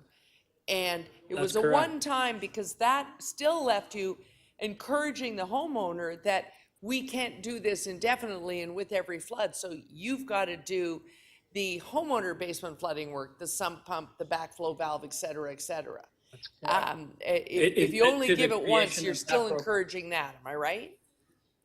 That's correct. That the no-fault grant program, the debate at the time was, why do we not shift the money towards providing subsidies for people that do something to protect their basements? There's actual improvements that are made that would mitigate flooding in their home. And that we were supportive of, and we created the basement flooding subsidy program, which still exists today. Right, right. Thank you. Those are my questions, Madam Speaker. Thank you. Councillor Robinson, questions? Yeah, thank you. Actually, Councillor Holiday asked most of my questions, almost duplicate, but I guess if you could, in a nutshell, if you could just let us know why you didn't recommend this, just a brief summary of why you did not recommend this. Sure. The three key reasons. One of them has to do with that providing the funding will do nothing to alleviate any future basement flooding risks. And that's our primary goal in Toronto Water, is to put money to the program to alleviate that risk. And so use that money wisely to invest in infrastructure or programs that mitigate flooding. We did raise the issue of equity. If you are selective in who is eligible, somebody else is picking up the cost, and that's the rest of the ratepayers. So we addressed that issue. We are not running an insurance program, is the way I would describe it in a nutshell. We're running a utility. And then with respect to the fact that the city has no legal obligation to provide any supports in the event of flooding, that's what insurance is for. And that's what the programs that we're running, the basement flooding protection program, where we're doing the work in your neighborhoods, as well as the basement flooding subsidy programs. You're investing billions of dollars as a city already to fix the basement flooding issue. And so you're not legally obliged to have a no-fault program. Thank you. That's a great summary. And so I think what you're saying is this is not addressing the big picture of infrastructure. It's not mitigating it. It's a Band-Aid patchwork approach versus a broader fix-it approach. That's correct. That is, in essence, what you described was a distillation of successive budget and council debates over the years. That was the conclusion reached previous councils, is to raise the rates to give us the money to fix the infrastructure, and that's what we've been focused on. So it's big picture infrastructure versus Band-Aid. And so I guess I'm very concerned that this is going to broaden and the impacts on the water rates. So do you share that concern if this did broaden? I mean, every councillor is going to want this. I understand this area has specific situation and concerns, but are you worried big picture that this is going to affect residents, taxpayers? Through you, Madam Speaker, the short answer is yes, I am worried, depending on how council makes its decision today. The cost impact without having proper analysis can be, as I mentioned, in the tens of millions of dollars to Toronto Water. And that means I would have to either reorder the capital program. We'd be taking money out of the capital program to fund the no-fault program, or we're asking for higher rate increases, which I'd have to bring forward at budget time for you to consider what those impacts are. So that's my worry, is making a decision without knowing the full financial implication. I would recommend against doing that. So what you're saying is council needs to think very clearly about this because the long-term impacts could affect higher rate increases or would result in higher rate increases. And I just want to emphasize, you're saying this is recurring. That's very clear in the motion here. This is not a one-time. This is every time. That's correct. In the supplemental report, we provided multiple options. Some were one-time only, and some were reoccurring. The option before you is a reoccurring one. So they would be eligible for any flooding event that happened in future and repeatedly until all the works were completed. So the city is simply just writing checks based on the specific cases, but basically we're just writing a check. There's no law, it's not a loan, we're just writing checks. Is that correct? Through the speaker, if they meet the eligibility criteria that we've defined, then that's correct. Okay, thank you very much. Thank you. Councillor Perks to speak. Thank you, Speaker. I was working with the clerks on a motion. I don't know if it's ready yet.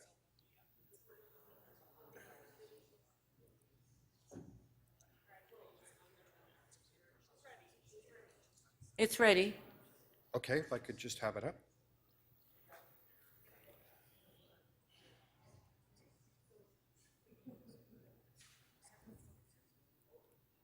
Okay. Hold my time until it's ready. Up.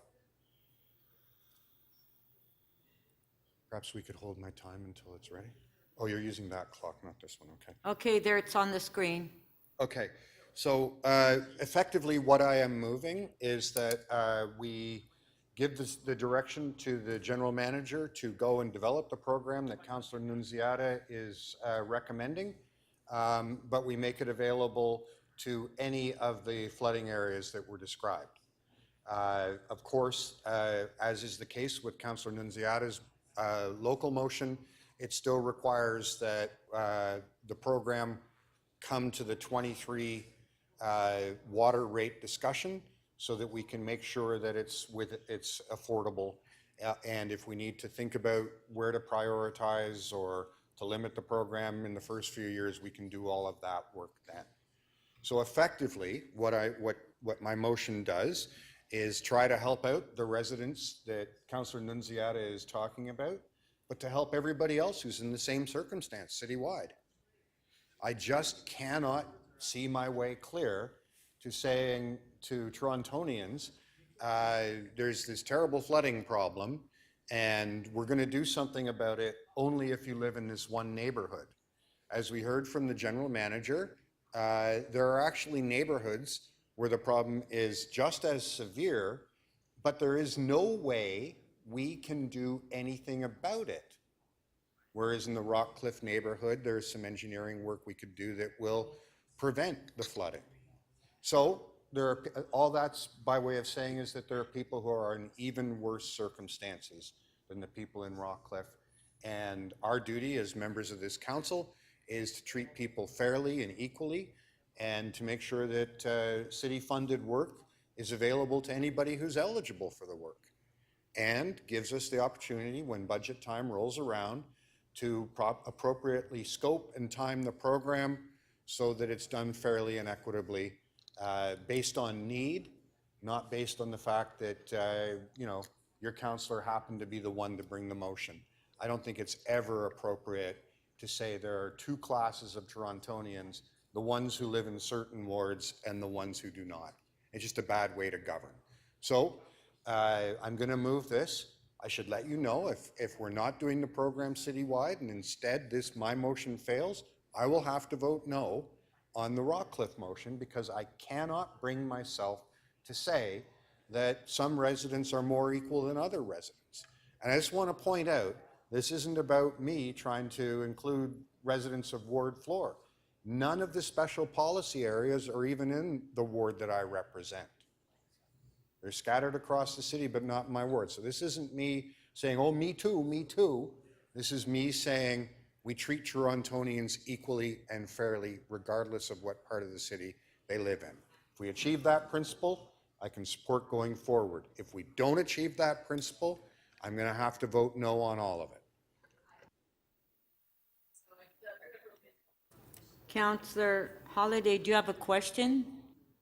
3 minutes. Of the mover, thank you, Speaker. Councillor Perks, I wondered if you would agree that even the special policy areas are somewhat arbitrary. They are expanded over the current proposal, but they don't include every ward, even though there's flooding in every ward. And it is a tool within this report to look at more diverse places, but they are still somewhat arbitrary. I might quibble with the word arbitrary. They're actually the result of work done quite carefully by our water department. I will concede there are other areas in the city where flooding takes place and that are not included in the list of special policy areas now. I believe the relief for that would be to continue to do work with the Toronto Water Department, and if there are other areas that are facing chronic flooding, we can do the work to include them as special policy areas at a later date. I see, but the principle you have though is that you'd want to see people equally eligible to access the program. The criteria for eligibility should be the impact on the homeowner from flooding, not the neighborhood that you happen to live in or the councillor who happens to represent you. Okay, and so in your view, the special policy area is perhaps, the definition of the special policy areas is a work in progress, and that they might be able to be expanded. Expanded, contracted, it's all subject to technical work by professional staff who can make judgments about who's at risk and who's not for recurring flooding. Thank you. Yeah. Thank you. Okay, so I'll speak.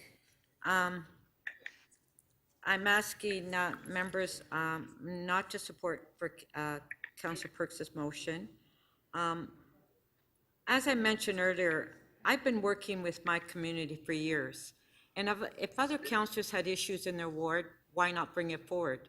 Why bring it forward only when I bring my issue forward? I've worked very hard for my community in Rockcliffe, and Councillor Mihevik and Councillor Cole will know that area. This is a special policy area. This area, Rockcliffe, where we have a channel in the middle of Humber Boulevard, and the homes in the Rockcliffe area, when we get flooding, we don't just get water, we get sewage. 300-400 homes, and 6-7 feet of sewage in their basements. And a lot of them can't even get insurance. So this area, we've been working on it, and Councillor Mihevik, you will know when you were on council, we were even discussing it when we were the City of York on doing the work that had to be done. Now, in the past 20 years, Hurricane Hazel, yes, that's why I've got Eglinton Flats, all this green space, because of Hurricane Hazel. It's all floodplain, it's all floodland, the whole area, Jane and Eglinton and Scarlet. So the residents in this area have been suffering with basement flooding for years, but just starting in 2013, when it's been more severe, is where they're getting it 2 or 3 times a year. They're getting sewage. I've been working with city staff. The mayor has met with the residents. We've had numerous meetings with the city manager, the deputy city manager. I'm moving this project ahead and expediting this whole process. We've asked the federal government to give us funding, which they have. They've given us $20 million, and we're hoping we can get additional funding. We've asked the province to give us funding. So this community, the Rockcliffe area, is different than other communities because of where it's located. We got the ravine right in the Black Creek, right in the middle of the road. We have, in 2013, we had TTC buses that was flooded. They couldn't even move on the street because there was so much flooding in those areas. I've worked hard. And Councillor Perks, if your area has flooding, then I don't know why you never brought it forward to council. It's suddenly like, because I bring this forward. Point of privilege. Point of privilege. I specifically said that Ward 4 does not have the special policy areas. I'm not doing this motion to benefit a specific group of residents in my ward. I said that our job is to represent people so that everyone in Toronto is treated fairly. Thank you. So I'm asking, because what Councillor Perks is doing is to take Rockcliffe out, delete Rockcliffe, and go and go into the 2023 budget. I'm On a saying. point of privilege, I am sorry. I am not taking Rockcliffe out. My motion does not have that effect. My motion would include Rockcliffe. Please don't misrepresent the effect of my motion to the members of council. Councillor Perks, from what I read in your motion, that you're deleting the word Rockcliffe. Yeah. Any. Yeah. So Well- Rockcliffe is part of any. Please do not misrepresent the effect of my motion Okay. to the members of council. What I'm asking is Could you that. rule? Yeah, what I'm asking is that, I'm sorry, Speaker, I've raised a point. I've asked that you withdraw your remark. yes, I'll withdraw the comment, Thank Councillor you. Perks. In the future, you shouldn't be ruling when you're speaking. Okay. So I'm asking that the motion that I moved at government management and that I did move the 3 different options that the staff did bring forward on the report. And then Councillor Perks's motion, if it's amended in any way, then I'll support the amendment as well. So I'm asking members of council to please support Rockcliffe. They are suffering, and they have suffered for years with the flooding in Rockcliffe, and I'm asking for your support. Thank you. Councillor Carroll. Thank you, Madam Speaker. There are others that are going to speak that aren't even on the list yet. I know that. My purpose in rising is simply to provide context. I find myself in the position of providing a history lesson that even predates Mr. DiGeronimo, but it sets the context for why this terminology, why this concept at all. The no-fault grant was a common practice in North York prior to amalgamation. It was built out of water rates. In our water budget, if we have unspent capital at the end, it goes into a sustainability reserve and eventually gets used to do water capital projects. We all know well how capable Toronto Water is of using their water rates, and they use them to do the basement flooding projects, the mitigation projects that we do. I've been the benefactor of that. But in North York, they weren't doing basement flooding work despite having a pretty significant problem. Instead, what they did was handed out $4,000 if you had a basement flood. It's not your fault. And it was not particularly the way staff would have preferred to go in those days. They wanted to keep to the principle that exists for all municipalities. We are indemnified against the failure of infrastructure. We are indemnified. When you buy a property, things happen on it, and you can't just turn and say to the government, this is your fault. Fix this, and until you fix it, cover my costs. That's what indemnification of a municipality means.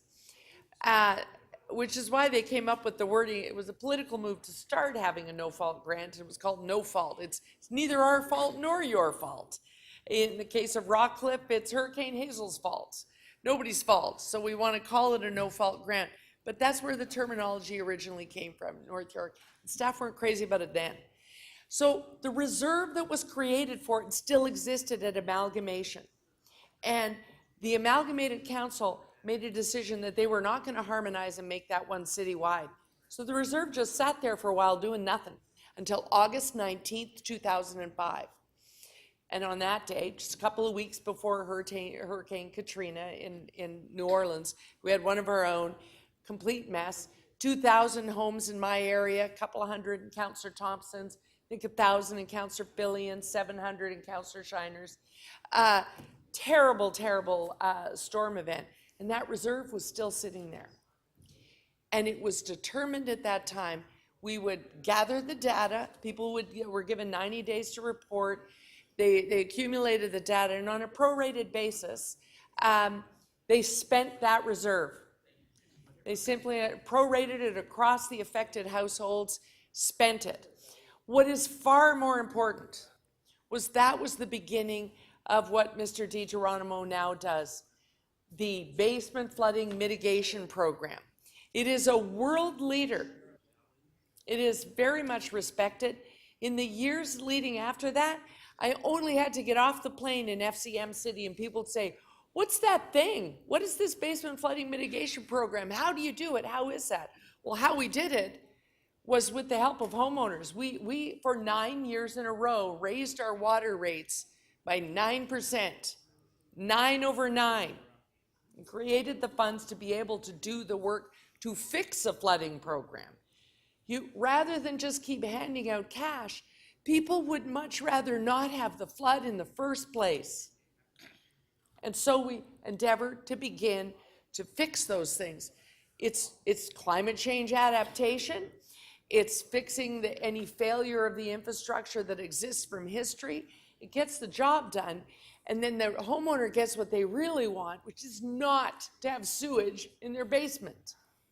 What good is a check of $7,000 if you're swimming in sewage up to your waist in your basement over and over and over again?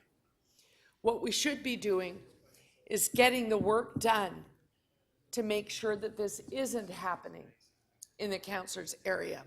You should be expediting it. It should be top of the list. If it can't be done, if there's no way to fix it, that's a whole different conversation. One that communities hate having, which is this house even in the right place? 5 seconds. What's this house doing on this spot? Those are my comments, Madam Speaker. Thank you. Councillor Holiday to speak. Thank you, Speaker. And I will start by saying, Madam Speaker, you have my deepest respect. I mean, you're fighting for the residents in your area in an untenable situation, because I know that I heard from them in the committee. And they came and they spoke to us about the difficulties that they've had. But I want to make a few comments about what's before council, because there's this story about basement flooding and this and that. Take a look at the special policy areas map. It relates back to Toronto's official plan, and it speaks to properties that have been built in low-lying areas. And the city learned about some of this stuff in Hurricane Hazel. We don't build things in those spots anymore. And, I would imagine that if you're in an extremely low-lying area and when a lot of water comes in through our natural valley system, it does lots of things, including backup sewers. And that also means it's really hard to engineer a fix.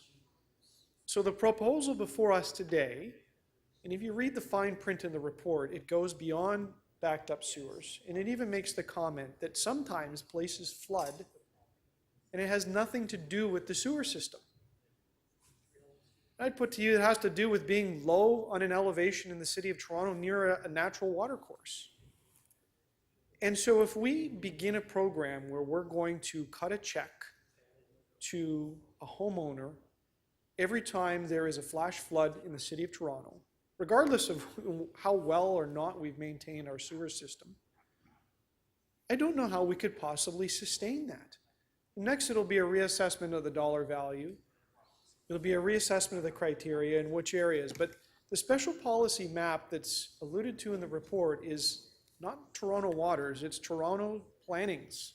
Well, it's actually this council and the citizens of Toronto, but it's map number, I think it's map 10 in Toronto official plan. And that's what it gets to, that there are places in the city that are at risk, and that is by the very geography of the land that it sits on. And that's part of the story as to why these areas haven't necessarily been fixed or addressed.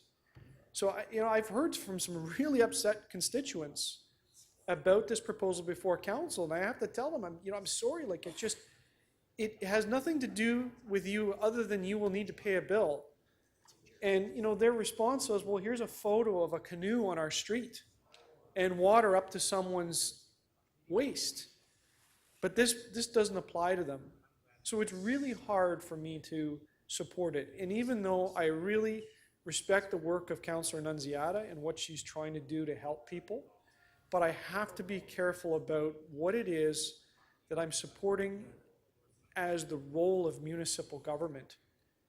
And I don't think we can possibly be a sustainable provider of grants to help people every time something happens in a low-lying floodplain. It's millions upon millions upon millions of dollars. But the flip side of that is we also have to manage people's attitudes toward this when they experience something like a sewer backup related to issues of the design and the construction and the maintenance of the sewer system. And that one thing has nothing to do with the other, but they have the same result. They have severe damage to their homes, great financial loss, and impacts to their insurance.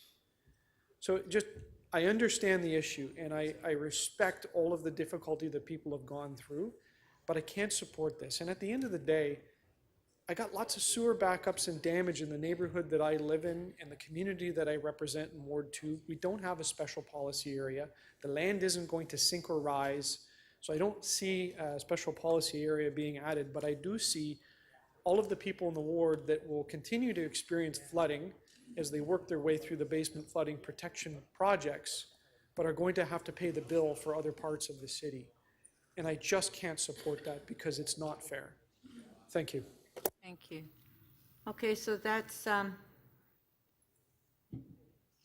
it for the speakers. Mayor Tory, did you want to speak? Thank you, Speaker. I have a motion which I think is just being finished up, and I'll speak to the substance of it. First of all, I've had the experience at Councillor Nunziata's urging more than once to go to Rockcliffe and to visit with the people there and to have them take me in their homes and show me the sort of topography of that area. And of course, I'm very familiar with the trench that runs through there. And a lot of those things were put in place in the aftermath of Hurricane Hazel, which was the part of the city. If you want to distinguish this part of the city, and there are areas that can be distinguished on a number of bases. One of them is that this was the area of relatively so of complete devastation during the hurricane that actually took lives and so on. And a lot of the infrastructure that is there now was put in place meant to deal with future instances of that kind, but perhaps not taking account of some of the realities of climate change and so on. But the bottom line impact on people has been many, many people who are in a situation where they're just uninsurable because they've been flooded so many times. And so they're in a situation where, they have these houses and they're flooded repeatedly, and as Councillor Nunziata pointed out, flooded with not just water, but with sewage. I guess I come back to something that Deputy Mayor Holliday was just talking about, which is, in the end, you have to ask yourself the question, the realities of the way the earth is put together was done long before this government was here in any shape or form. But some emanation of this government at some point in the past allowed houses to be built there. So you have to say to yourself, and Councillor Deputy Mayor Holliday made reference to this in talking about some of the planning decisions that were made over time to allow houses to be built in areas where surely there probably was someone who spoke up at the time and said, I'm not sure this is such a good idea because these are areas that are low-lying, as Councillor Deputy Mayor Holliday described them, and where there was probably an enhanced risk that was obvious to the people that approved it at the time. And so to me, I'm not troubled by the notion, and I found Councillor Carroll's history dissertation very interesting because while I didn't like the part that sort of said, well, they were going to use, I don't want to put words in your mouth, but they're going to use that reserve fund as an excuse, in effect, not to act by just saying, well, just send people a check. On the other hand, I understood that there was a degree of fairness in saying, well, look, since we're not acting and since somebody allowed those houses to be built and the somebody was a municipal government, we are going to not just leave these people high and dry, if I can use that expression, and just say, too bad you're on your own, too bad, so sad for you. And so my motion, which I guess that we can have it put up as soon as it's ready, what it proposes to do is this. First of all, the program that's proposed here in Rockcliffe is one that actually wouldn't see any money spent until 2023 in any event. And I would like to see us go ahead with that program because Councillor Nunziata did take the initiative to bring this through and have it come here, and because I think this area is one of acute problems. But at the same time, I've tried to word this in such a way that then the experience of that program in 2023 can be used as a guide for a citywide program that would be brought forward for the 2024 budget and would do much of what I think Councillor, in fact, I picked up, I think, on the wording exactly that he had, or I would be happy to do so, that says that we would apply it in the way that he suggested. Because I think there definitely is an issue that sort of says, well, if you can do it here and see how it goes and how many people apply and so forth and so on, then how do you answer the people who are in other parts of the city that might have had similar kinds of experiences? The one part that I don't want to misinterpret what Deputy Mayor Holliday said, but the one part that I thought I was hearing him say was that somehow it is unfair to have a program like this, even if it was applied citywide, paid for by all the water ratepayers. I think that's what the city's all about. We support each other. And if you can go all the way back if you want and say somebody made a planning mistake allowing those houses to be built and people to buy them and living in an area where they get flooded all the time, and we're trying to remedy a lot of that. I mean, I went up to another flooding area in what was then, I guess today it would be in Councillor Pasternak's area, I'm not sure. But they said to me one of the reasons there was because we'd allowed all these houses to be built with multiple bathrooms. It was a different issue. It wasn't a flooding issue, it was a sewage backup issue because we didn't fix the sewage system when we allowed these monster homes to be built with 6 bathrooms, whereas before there was 1. And, so whose fault is that? It's the fault of the city government in the end, not to have said, well, we're just not going to let this happen. It's not dissimilar to the discussion we had the other day where we're allowing apartments and condos to be built and having signs posted on schools saying, sorry about that, no school spot for your kid. We're allowing those buildings to be built. And so I would just say that I think it is a fair, I would describe it as a fair compromise. Yes, there's a timing issue vis-a-vis what people might be able to take advantage of such a program citywide in 2024 versus people who might be able to take advantage of it in Rockcliffe in 2023. But we'll learn from that. We will see how this works in practice, how many people apply, the nature of the applications, the process involved in dealing with it. And I think that will inform a report that can be written for 2024 and that would be citywide, because that would be the fair thing to do, to have a program that's proposed for all of these areas across the city. So that's what my motion says, and people can make their own judgment on it, but I think it is better than just not doing the Rockcliffe thing, and I think it is something that would be fair in the context of it applying citywide. Thank you. Okay, so on the motions,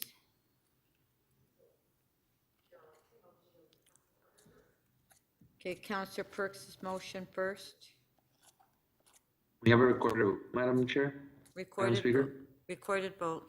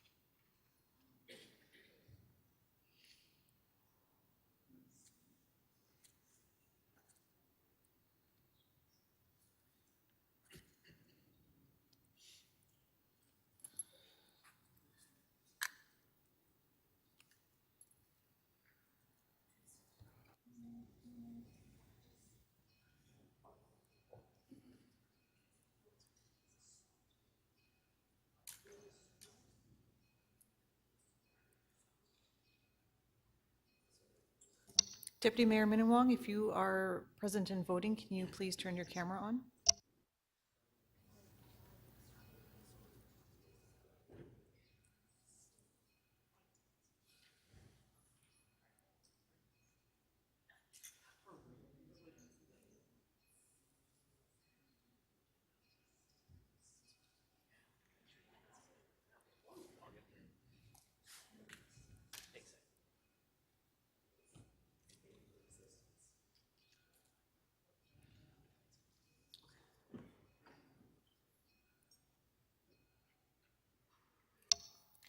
Motion 1 does not carry. The vote is 2 to 21.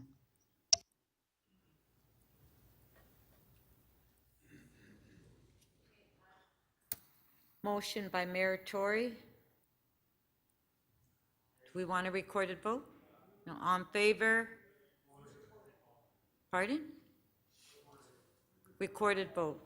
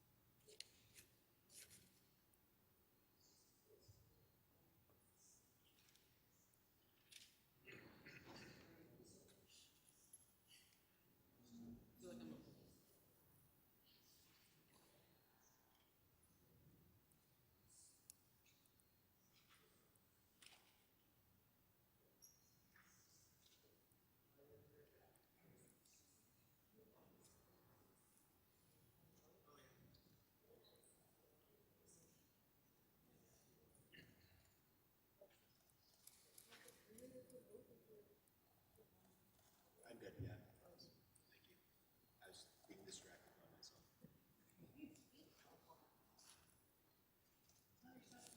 And Councillor Lai, may we have your vote verbally, please?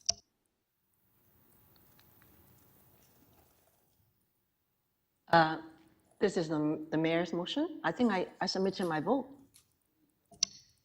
It didn't register in the system for us, but yes, it's motion 2 by Mayor Tory. Yes, in the affirmative, please. Thank you. And Councillor Buxton Potts, if you would like to give me your vote verbally, please. Affirmative. Thank you.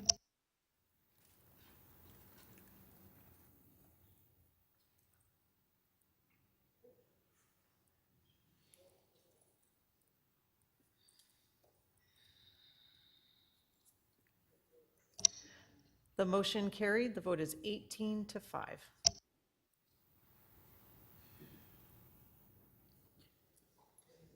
Okay. Item is amended, recorded vote.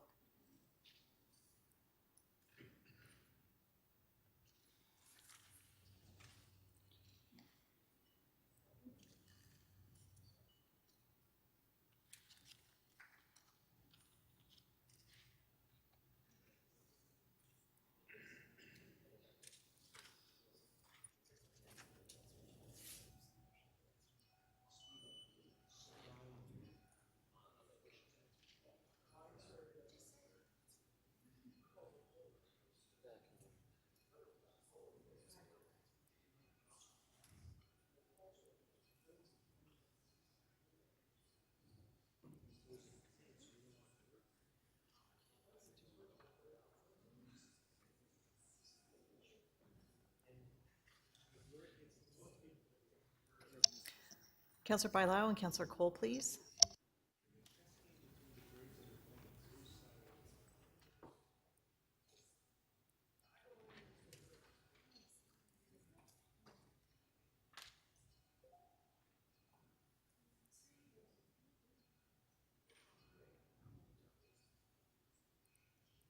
And Councillor Lai, may we have your vote verbally, please?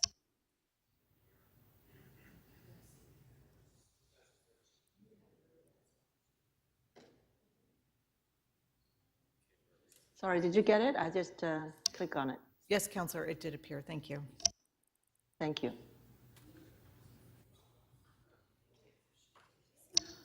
The item as amended carries. The vote is 16-7. Thank you. GL 3219, I understand that Councillor Fillion's not ready for that yet, so we'll hold that one down. Our next item is GL 3220, nominal lease agreement with the Ontario Tennis Association. Councillor Pasternak, do you have questions? No, I can release it very quickly. If the motion is ready, I'll just move Okay, the just- motion and the item, and we're done. Hold on, if you just hold on for, does anybody have any questions on this item before we go to speakers? Okay, Councillor Pasternak, now you can speak, and if you have a motion? So the motion, Okay, it's on the screen. yeah, so the motion is a Plan B that Creatio asked for, should the sports facility not be built, and what's to do with the vacant land afterwards. So we came up with a compromise where we look at an artscape opportunity, parkland, and affordable housing. And that seemed to be the best way to handle it in the event that the OTA does not build their facility. And I think that covers everything: green space, the arts community, and affordable housing. I thought it was a good compromise. Thank you.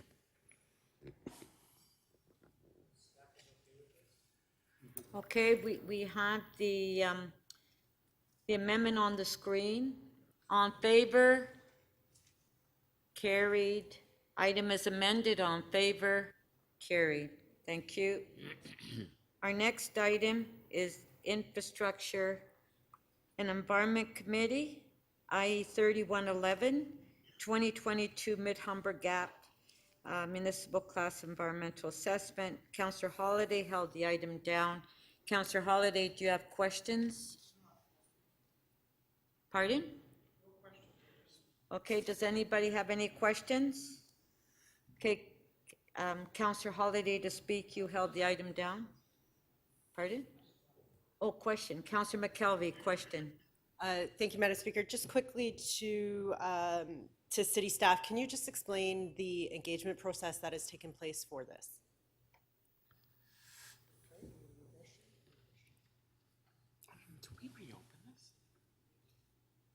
Thanks, Councillor. Through the Speaker, we have had engagement on the Mid-Humber Gap Environmental Assessment Study over the course of the last year or so. We launched the public engagement back in June of 2021. We've had 2 public meetings, a series of stakeholder advisory group meetings, including property owners, as well as engagement with both local councillors representing the area. Thank you. Thank you. Councillor Holiday, now you have a question? Councillor Holiday. I guess we were, since we started, I'll just ask some general information. So the Mid-Humber Gap is a way to close 2 points on the Humber Trail, is that correct? Just basically for my colleagues that don't know the area. There's a break in the trail, right?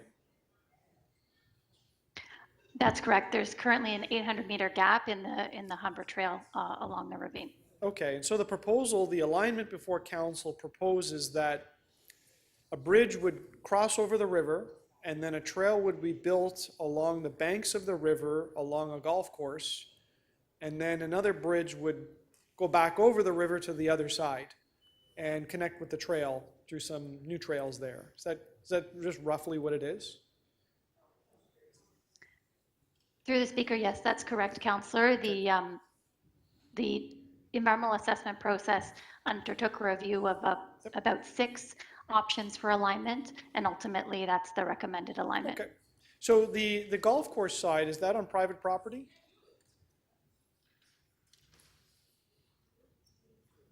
There are private property implications of several of the alignments we reviewed, including some impact on the golf course. Has the golf course agreed to this? We have engaged with the golf course and sought feedback from them and revised one of the alignment options to address some of their concerns, but further engagement with the golf course would be required through the next stage. Not what I asked. And if they did not agree, they have not yet agreed to the impacts, and if they did not agree, we would ultimately bring a report to council through the GGLC process. And what would that report be for? Expropriation?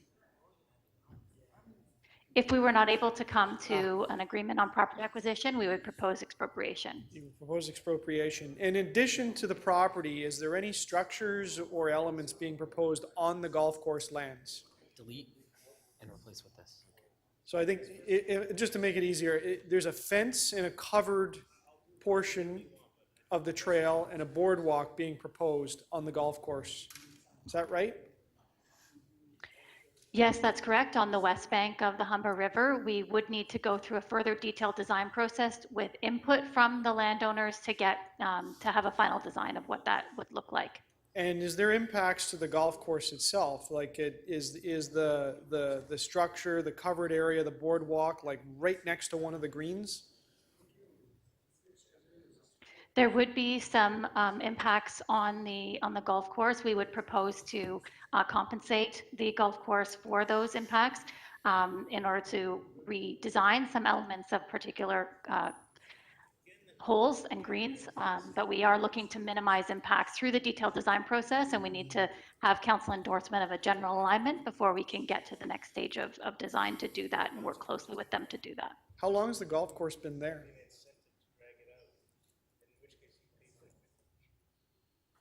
I don't have that. It has been there for many decades. Would 107 years sound about right? That sounds about right to me, yes. Okay. And finally, to be fair, the proposed alignment itself would be several, I don't know if it's 800 meters in totality, but most of those would be sort of a one single entrapped area. It would just be this trail along the edge of the river, and one entrance, which is a bridge, and the other entrance is a bridge, and a fence and a roof over that, and then the other side is water, right? So once you enter that piece, there's no out except for the two ends. Is that correct? Sorry. Sorry, Councillor, I don't have the length of the area that would be enclosed at hand. I'll just see if I can get that, but I just wanted to clarify my answer previously that there would be no changes to the green. We have reduced the impact that would be close to the green, but not to the actual green in question. But I mean, I'm close sorry, to the green. to answer your question, it's Yeah. about 380 meters would be elevated boardwalk.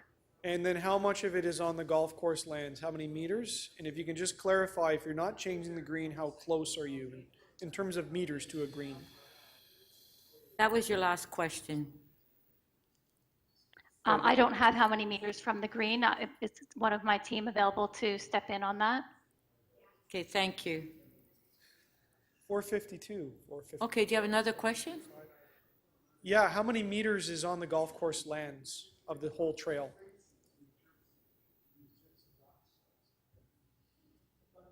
Okay. Okay. About 400 meters, Thank Councillor. you. Great, thank you. Sorry, Okay, Speaker, on so- point of order, I thought that Ms. Hayward said that maybe somebody on her team would be able to answer that other question, which certainly was the answer to which was of interest to me, and I think to the deputy mayor who asked it, which is how far from the green? And I think she said maybe somebody would actually have that answer, and we just didn't get a chance to hear that.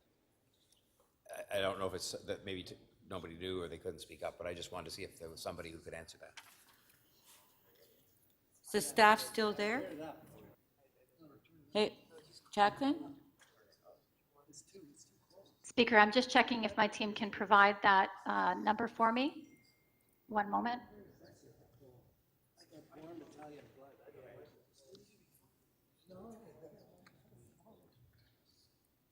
I would note that we are still needing to go through a detailed design process to determine the specific distances. We have a preliminary design that is away from the green. I don't have the distance in front of me at this time. It would be discussed further with the golf course through the next stage. At this stage, it's really a general alignment through an environmental assessment process that's before council, not a specific detailed design. Mayor Tory, is that, Well, does it answer your question? thank you for that. It's as well as we can do. I guess if the answer isn't available, it's not available. Okay, so I have a question, Jacqueline. So this environmental assessment and this process has been going on for a few years now, correct? The Mid-Humber Gap, and actually we supported this a few years ago in council, correct? There was previous direction from council to initiate the environmental assessment. We went through a feasibility study to do a review of a number of alignments, and then we started the environmental assessment public process in March or so of last year. Right.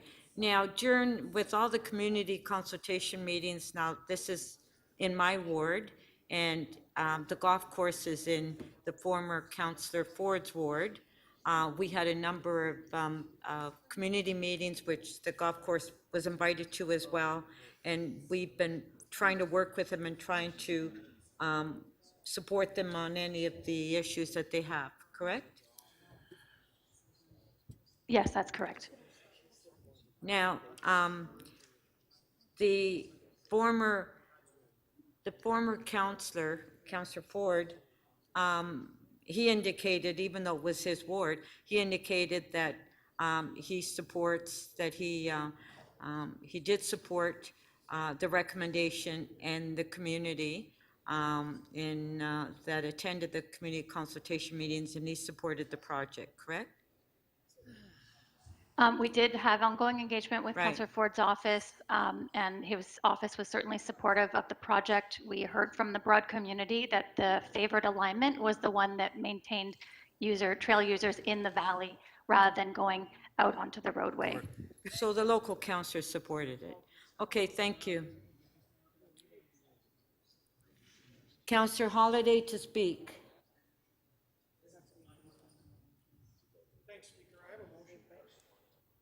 Councillor Holliday to speak. Yep, thanks, Speaker. I have a motion. I don't think it's a big ask. And all it is to ask it's a refer back, but it's to ask it to come back in Q2. And I have spoken to people, I've received communications from constituents that are related to the golf course, and they are furious about this. And they told me that, you know, they've been involved in the process, they've worked with the city and with others. But there's two parts to why they're really upset. The first is they would like to see the case shown to them why the other options can't work. Because I think they've cooperated all through this time, and then the option was placed, and that's it. And, you know, I think they have been really cooperative in nature. But it has now come to the point that they are facing a situation where they're being told this is where it needs to be. And they're frustrated with that. The proximity to this is really close to the infrastructure in the golf course. It's a green. I mean, even the staff's renderings show it immediately behind it. So the reason why I'm suggesting that they keep working with the golf course is I wonder if there is a solution out there on this. But I think the most important thing to me, and I mentioned this earlier in the council meeting, is that there isn't a representative for Ward 1 here today, and that has to do with bigger processes. So I mean, I'm the adjacent councillor, you know, I've heard from people within the community are part of this golf course that's been there for 107 years. I understand from staff that this is still several years out. And the golf course has been there for 107 years. I don't know how 6 extra months can hurt. And I'm just asking for a little bit of time from council for whoever the next councillor is that comes. And I'm not saying the previous councillor wasn't involved or didn't work hard, but it's just about the city being really heavy-handed in these situations. And you know, we heard from staff is that this may go to an expropriation. And I hope somebody watches the tape when they go through the expropriation process to understand that, and I've tried to put a choice out here that maybe we can have a pause and try to work something out. And maybe we can get everybody on board as to why one option or the other is the most logical. And I thought just a little bit of time and a little chance for the next councillor for Ward 1 to spend a bit of time with their constituent, the golf course, considering the bulk of the trail is on their land, and find if there's a way to have a better solution. And finally, what I would say is, you know, like golf courses are a really big and important part of the city. They're a large piece of land mass. They are community infrastructure that's made completely of green materials, soil, plants, earth. But most importantly, they're a site of respite in a really busy city. People go there to experience the outdoors, to play a game where they play against themselves, or they do it in a social manner, and it's a really quiet game. And there's this proposal for metal structure to be brought in along the edge of a green and a boardwalk. I don't know how noisy that's going to be or how that's going to work with the green, or if they're going to have to reshape all of this. So you want to get it right, especially on something that is such a heritage piece, something that's been there for over a century. And architects and landscape architects design these courses, and they're really special. And so to do something quickly here without the representation of the local councillor, no matter what their position is something that makes me uncomfortable. And the last thing I would say, and there is an element to all of this that I think we should think about, is if you cross the bridge and you enter this course that's proposed along the edge of the golf course and the river, this really narrow band that's going to be fenced off with a roof like a bird cage, and I think we heard it was 400 meters long. You're stuck once you enter that. 10 There's seconds. no way out. So I just want to make sure that's the wisest design and the safest design that we could possibly have. Thank you. Okay, members, there's a referral motion. We have 2 minutes. I'm going to speak on the referral. I'm asking that you don't support the referral. This is in my ward. I've been working on it for a few years. We've had community consultations. We've met with the golf course. But I do support that we continue working with the golf course and trying to address their issues, but to refer it Speaker. to next year when we've gone through the Speaker. environmental assessment. and- Speaker, on a point of order. Yes? While I appreciate that we've relaxed certain practices during COVID and when we had to have hybrid meetings, I am still deeply concerned that the Speaker of this chamber speaks to items in her ward from the chair. And I would ask that if you're going to speak to an item, you surrender the chair to the Deputy Speaker. Okay, can I just finish this and then we can continue? You make whatever call you want on how to Okay. ethically Let me operate just from the finish the Speaker's 2 chair. minutes here and then, okay. So I'm asking members not to support the referral. Thank you. That's it.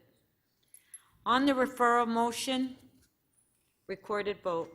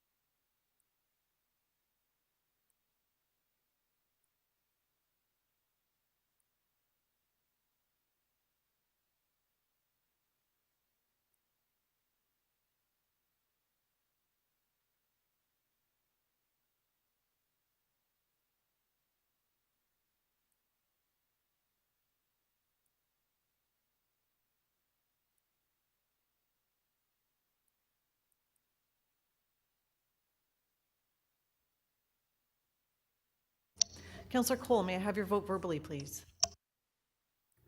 Negative. Thank you. And Counselor Fletcher, may I have your vote verbally, please? Negative, in the negative. Thank you.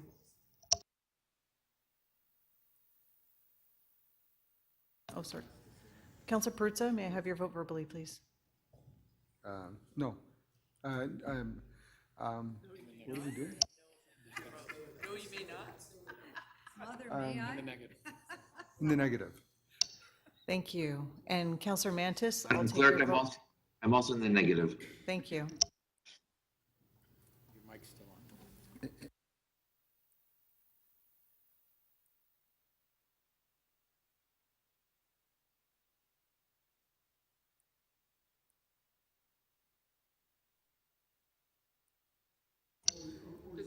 The motion to refer does not carry. The vote is 3-17.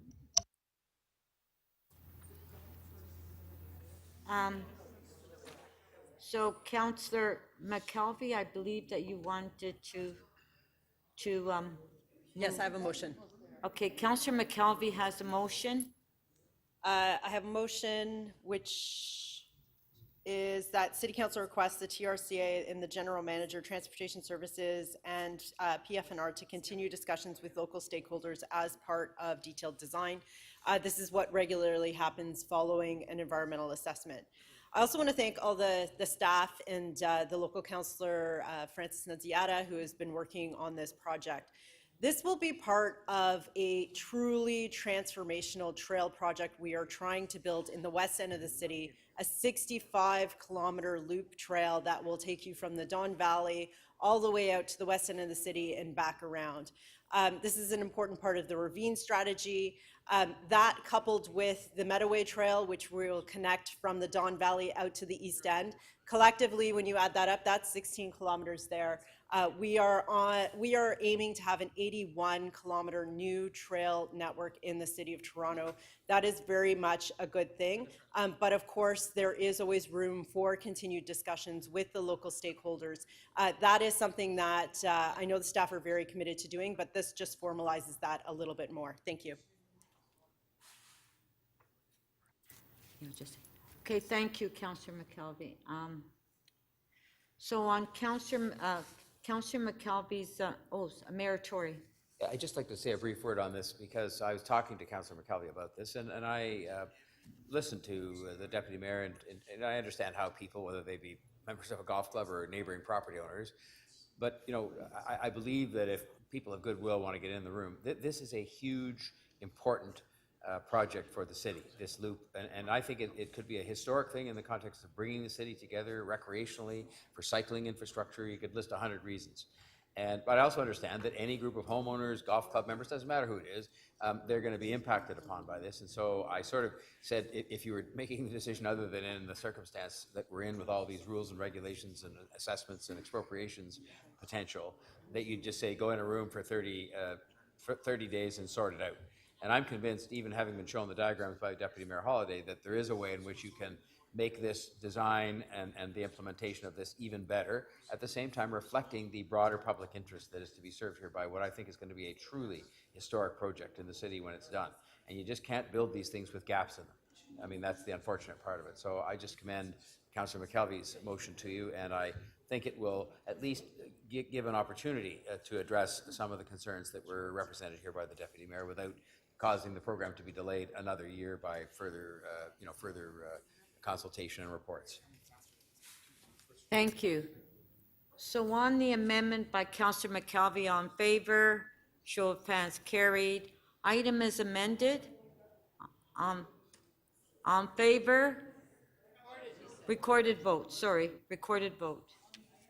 On the item as amended.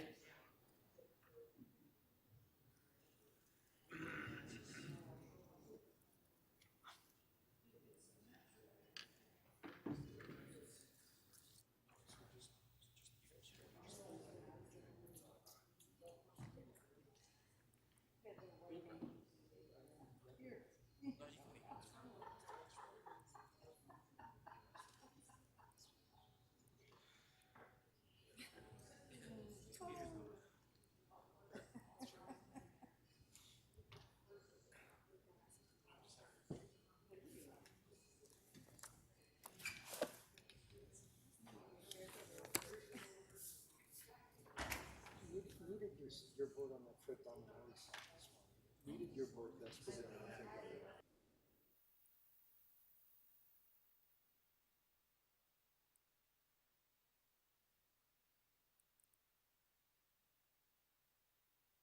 Councillor Cole, Councillor Carroll, and Councillor Perruzza, please.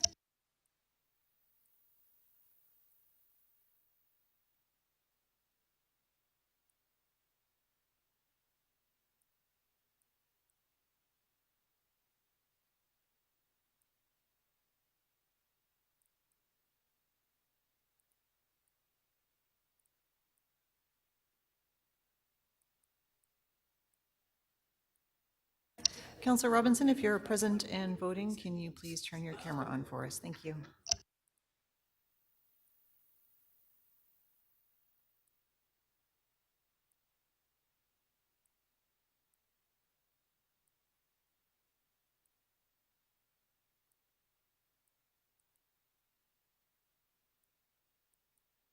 Councillor Robinson, if you are present in the virtual chamber, can you please turn your camera on for voting? Thank you.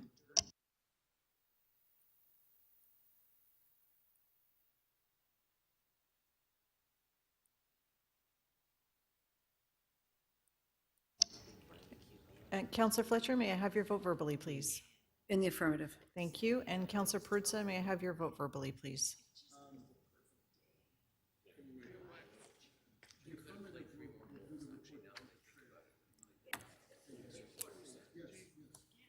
Favor.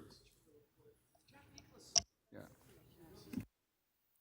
Thank you. And one more call for Councillor Robinson. Councillor Robinson, if you are present and voting, can you please confirm your presence in the virtual chamber for us?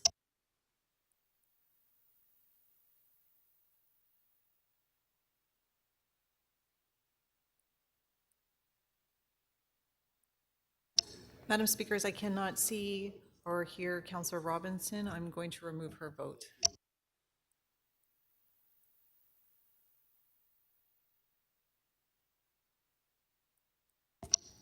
The item as amended carries. The vote is 18-1.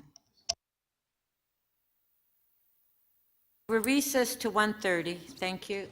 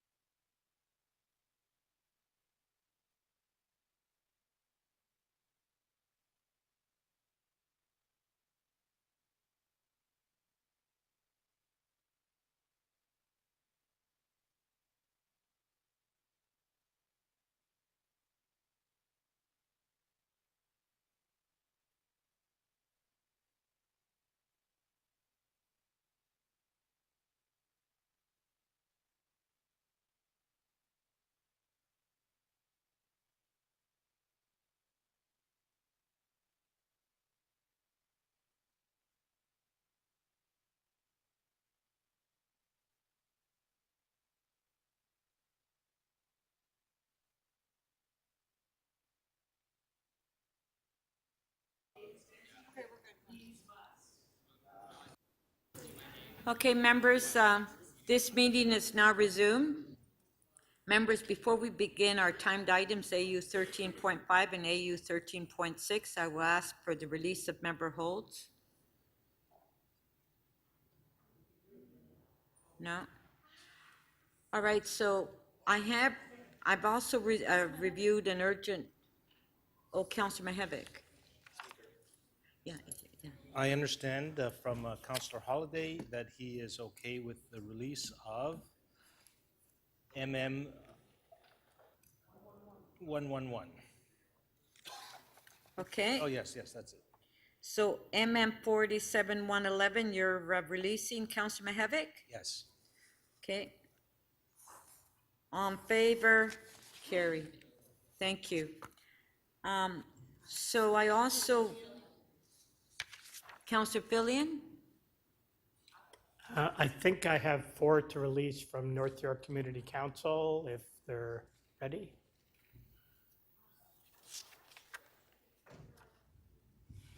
They are items 5, 6, 9, and 10. Or if they're not all ready, I can release whichever ones are.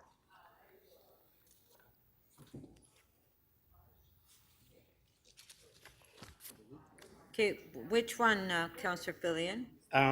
Any of those that are ready, 5, 6, 9, or 10.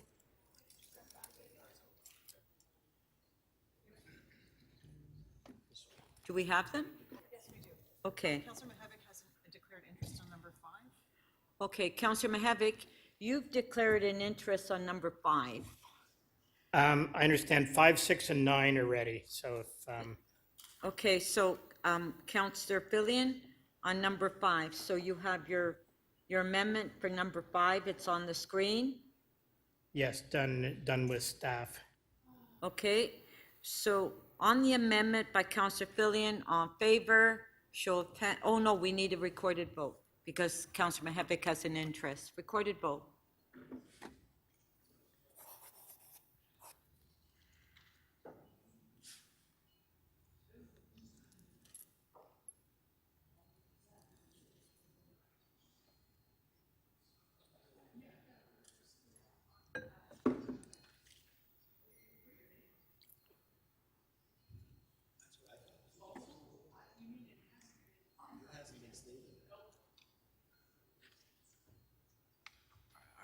Would you take an urgent item from transportation? Members motion? Yeah, no, a motion without notice. Let me see. I need a second. It's been sent to the clerk, but I don't know. Oh, you'll second it? Great. I better sign it too.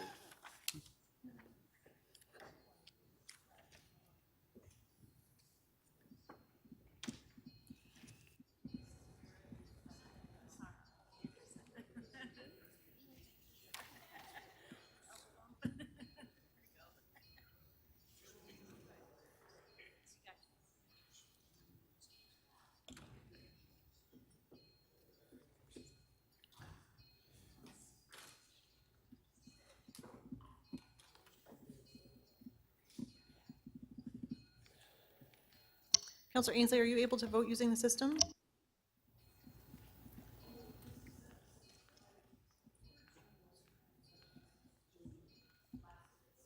I am sorry about that. Thank you. Councilor Pasternak, please.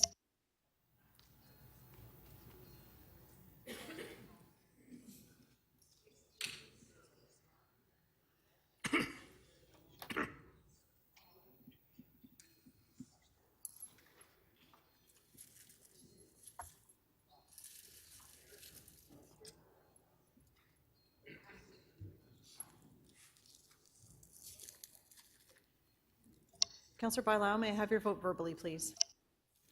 In the affirmative? Thank you. Councilor Thompson, may I have your vote verbally, please? In the affirmative. Thank you. And Councilor Fletcher, we're voting on motion 1 on NY 34.5. May I have your vote verbally, please? Affirmative. Affirmative. Councilor Perruzza, may I have your vote verbally as well? In the affirmative. Thank you.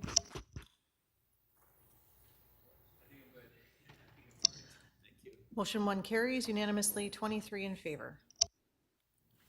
Item as amended, recorded vote. Was that the item?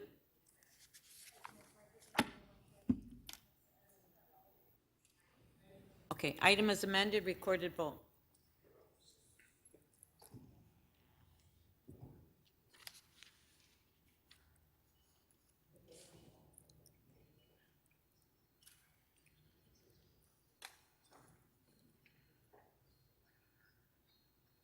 Just on the secondary plan.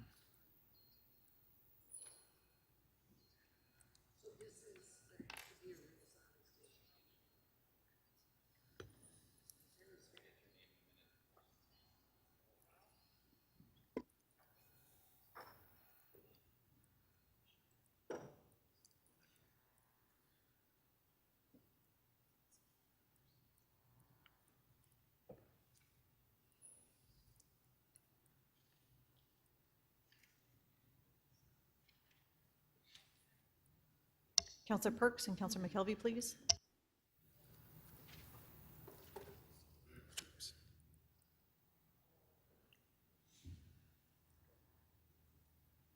And Councillor Fletcher, may I have your vote verbally, please? Affirmative.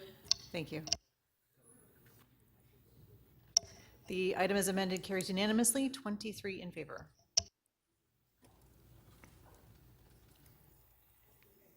Okay, thank you. On NY 34.6, Councillor Filion. Yes, it's a small townhouse development on Bayview Avenue, very minor change to the staff report. Okay, on NY 34.6, amendment by Councillor Filion, all in favor. Carried, item is amended. Oh, that was item. Carried. NY 34.9, Councillor Filion. Thank you. Very happy to move this. This is an excellent application, and we are getting purpose-built rental plus a park plus a childcare center built at no cost to the city and a lease for $1 a year for 99 years. So terrific application. My thanks to the applicant, which, as you know, I don't often give. In this case, much deserved, and to the planning staff that got this all ready in record time. Okay. On favor? Carried, thank you. Thanks. NY 3410, Councillor Filion. It's not quite ready yet for some reason. Oh, that's not ready, okay. Councillor Robinson, then I'll go to Councillor Perruzza. Councillor Robinson? You're welcome to do Perruzza first if you'd like. It doesn't matter. Whatever. It's okay, go ahead. Okay. So the item, I believe the clerks have it. I know they have it if it's ready. The item number is, I'm just trying to pull it up here. I think you better go to Councillor Perruzza first. And I'll see if I can get this pulled together. Okay, Councillor Perruzza. Thank you very much, Speaker. I have two items which I'm just looking for. And before I do that, if I may, just I was visited, surprise visit today during my lunch hour by my two kids who are sitting now in the gallery there, Angelica and Antonio, quietly watching us. So I'd like to welcome them here. And they complained about the fact that council meetings go on a long time and they never get to see me. So they came here to see me instead, okay? Angelica and Antonio right there. Yeah. But Councillor Perruzza, did you explain why they go on for a long time?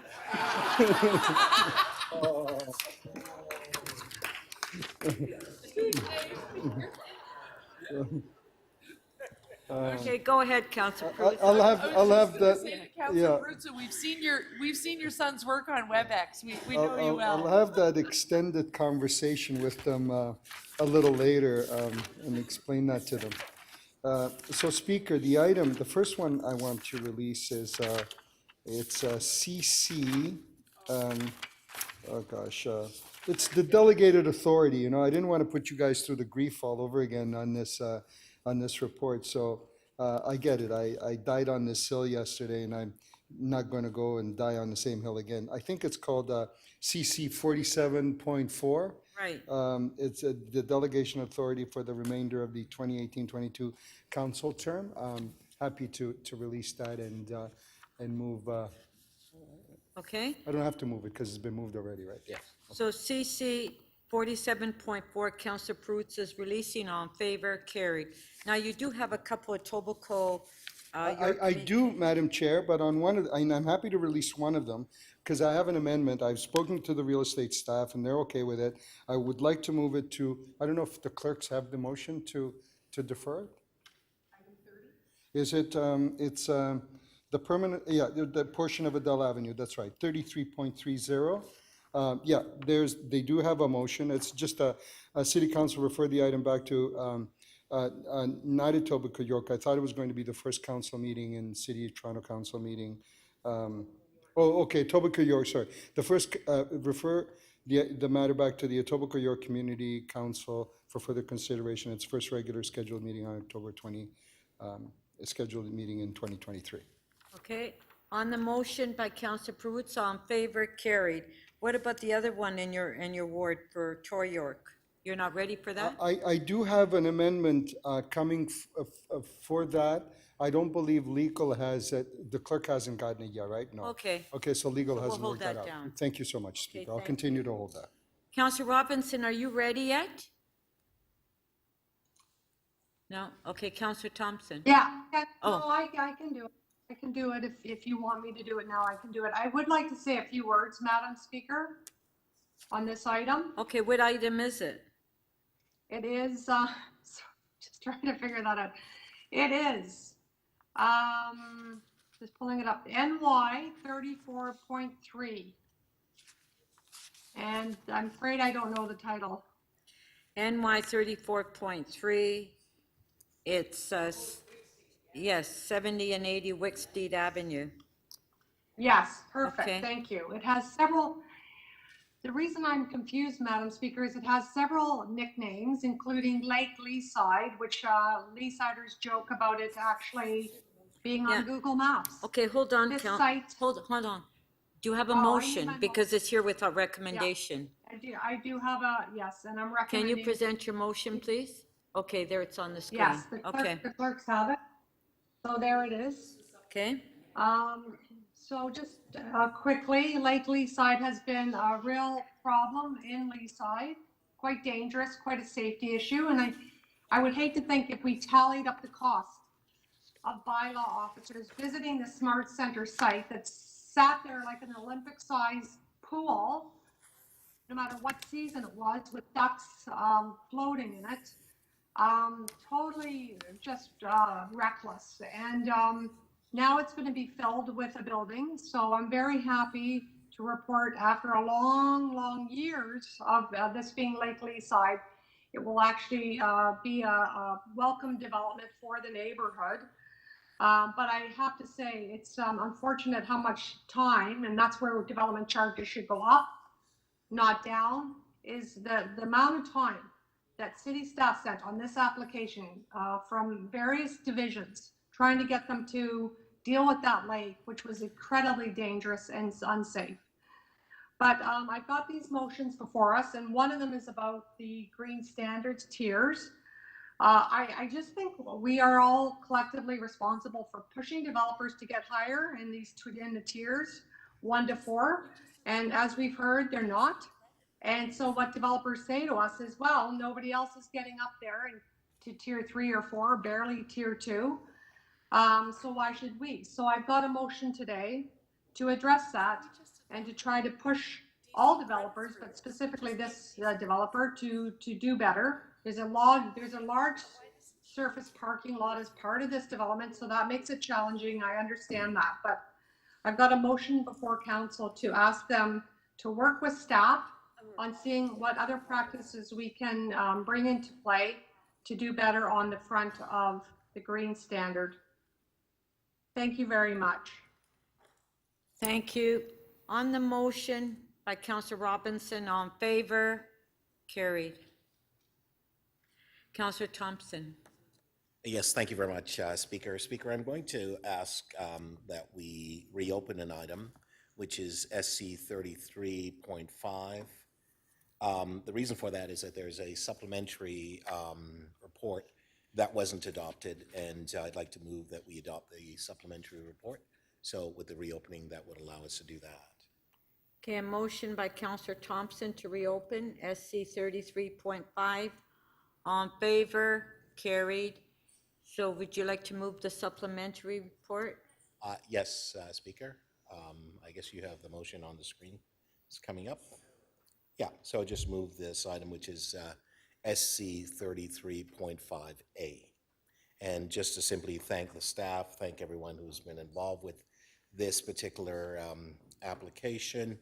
It's repurposing an empty parking lot that will create opportunities along with the old building that is there. It's actually going to get a refresh, and just want to thank a special person who's been involved with this application, and that's a former deputy city manager, John Livy, who's brought some real keen eyes and perspective on this, which has helped us significantly and helped the community. So I want to move this item, Speaker. Okay, on the amendment, on favor? Carried. Item is amended, on favor? Carried. Speaker, the other. Yes, Councillor Thompson, you wanted to make an announcement? Yes, Speaker. Speaker, it's my pleasure to welcome to the council chamber today a member of the Jamaican government and an MP, Mr. Donovan Williams, who is the MP for Central Kingston. He's visiting us, and he's with his son, Ethan, which I think a lot of folks know. Mr. Williams, thank you very much. Welcome to Toronto City Hall. Thank you, Speaker. Thank you. Before we go into the audit committee, there is a motion without notice to be added to the agenda. Actually, there's two now. So if we can introduce it, the first one is by Councillor. Okay, so we'll do the second one when you get ready. Councillor Crawford.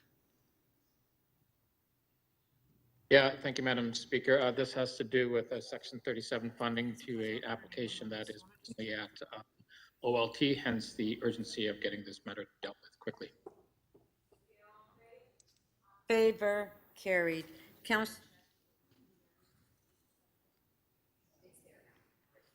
Okay, Councillor Pasternak. Yes, thank you. Thank you, Madam Speaker. This is an urgent motion from Transportation. It's required council approval to proceed with a crosswalk at Maryport, which is vital for pedestrian and motorist safety. On favor? Carried. Councillor Bylaw, did you have a quick release? I have to reopen an item.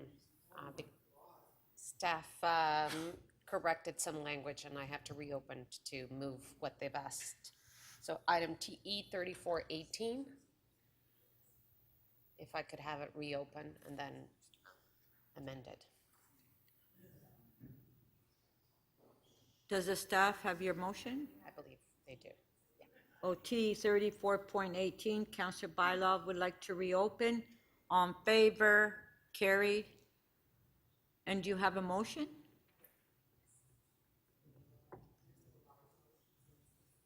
Okay, there's their revised motion there.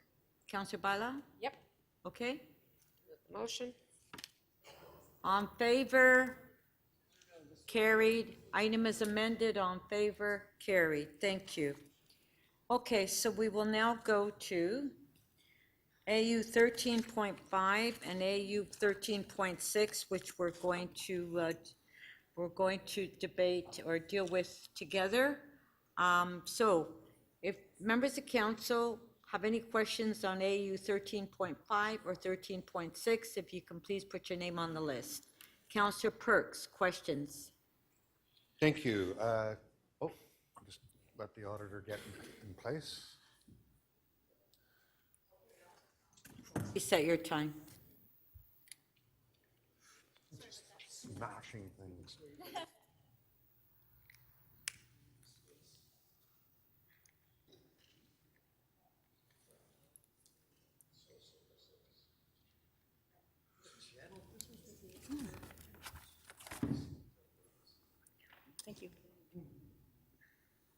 I'm good.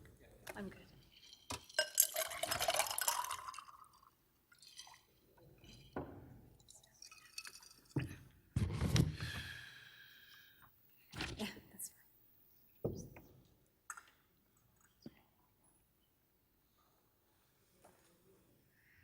Got it?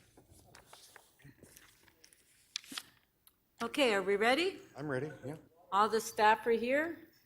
Okay, great. Counselor Perks, go ahead. Thank you. To the Auditor General, first of all, thank you very much for all of this work. It's thorough, it's important.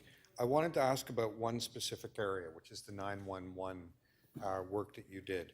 An issue that comes up frequently through the Toronto Drug and Alcohol Strategy implementation panel is a concern that many people in the community have around when someone calls 911 for an overdose-related call. Frequently, both the police and an ambulance show up, and I was wondering if you had reviewed that or crossed paths with that issue in your work.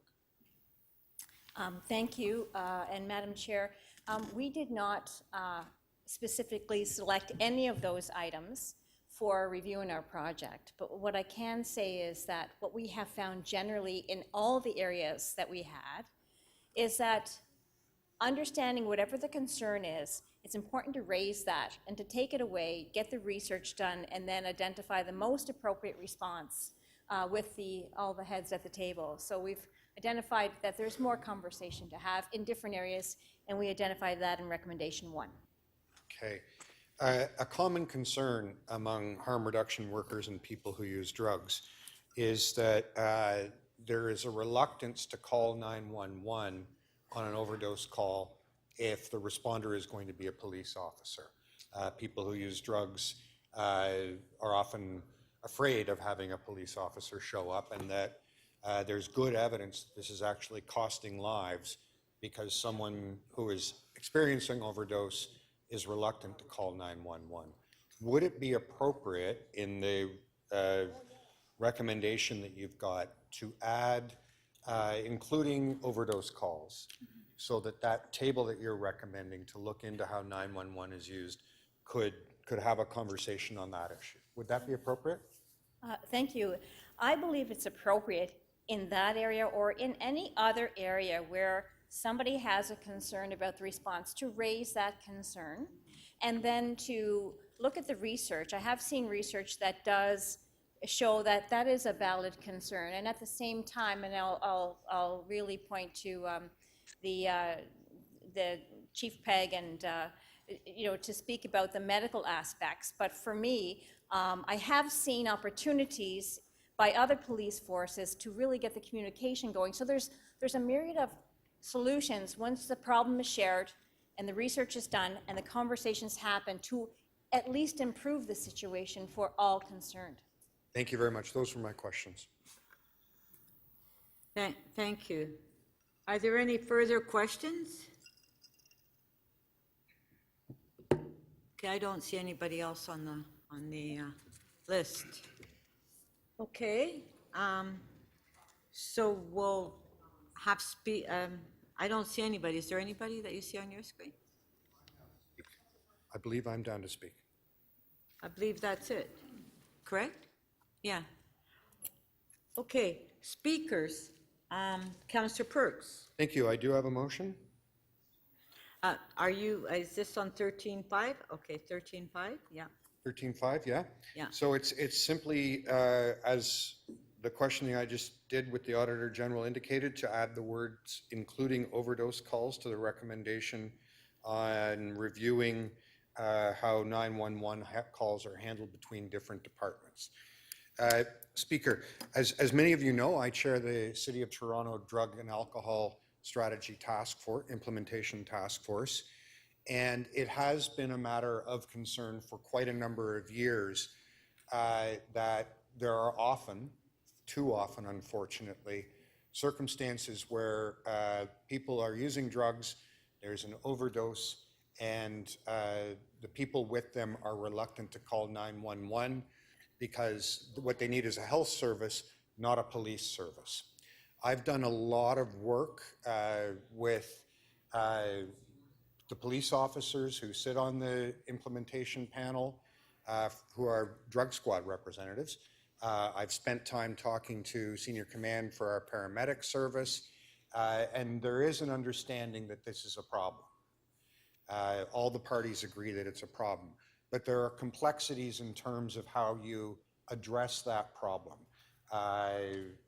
For example, a complexity may be that if someone's life is at risk, you just call the nearest emergency service worker. Concern might be that in some circumstances, a paramedic worker might be entering a circumstance where they feel unsafe and would want police to be present. But it is also clear that lives are being lost because there is a fear, which may or may not be legitimate, that if the police show up and I've called 911, I risk arrest. And there have been efforts through things like Good Samaritan laws and so on to try to overcome this. But nevertheless, I think we can do better. I think there are lives we could save if we have a conversation about how these calls are managed better, so that people feel that safe calling 911, they don't feel like they're risking arrest, and that we can use our public services well to save lives during the other great public health crisis that we're living through, which is, of course, the drug poisoning crisis, which is costing hundreds and thousands of lives in Toronto and across Canada. So all this does is add that to the conversation to be had, to see if there are approaches we could be taking to save lives. It doesn't prejudice the outcome. It doesn't place an imposition on anybody. It tries to create an opportunity to do something that could save the lives of Torontonians. Thank you. Thank you. Do we have any further speakers on the item? No? Okay. That was easy. On 13.5, we have a motion by Councillor Perks.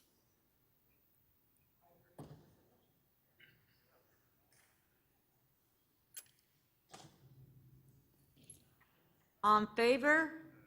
Show of hands. Carried. Item is amended. On favor? Carried. 13.6.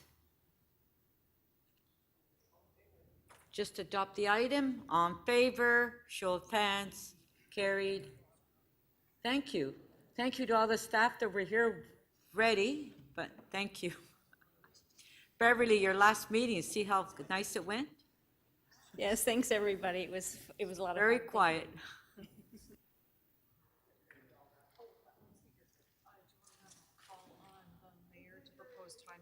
Oh, yeah. Yeah. Mayor Tory, I believe that you have a motion.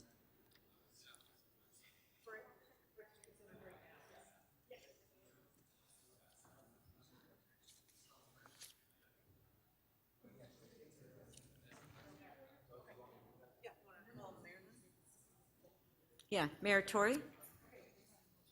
Speaker, I was going to move, I don't know the item number, but that we consider now the matter of the governance matter that arose out of a motion, I think, that was put on the order paper by Councillor Matlow. We would deal with that at this time. Huh? Sorry, oh, I'm sorry your feelings are hurt, and Councillor Perks. Since you're here, I should have mentioned you first, but. It's item. What item is it? Pardon? 107? Okay, MM 47107. It's there. Councillor Bylaw held the item down. Okay, on favor? Carried.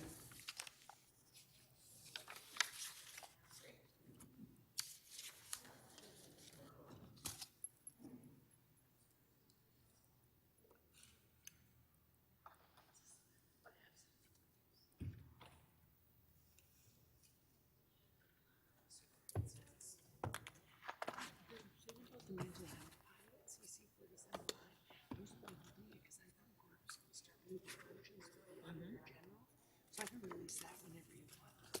Okay.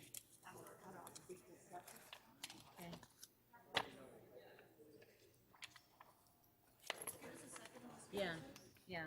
I'm going to try and. Sorry, members, it's just taking us a second to pull up the speakers list. One moment.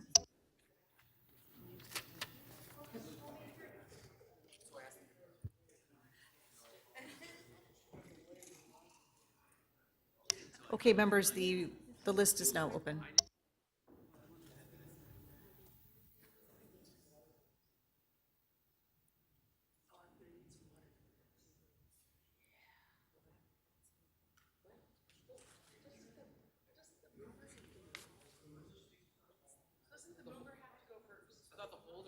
Okay, do we have any questions on the item?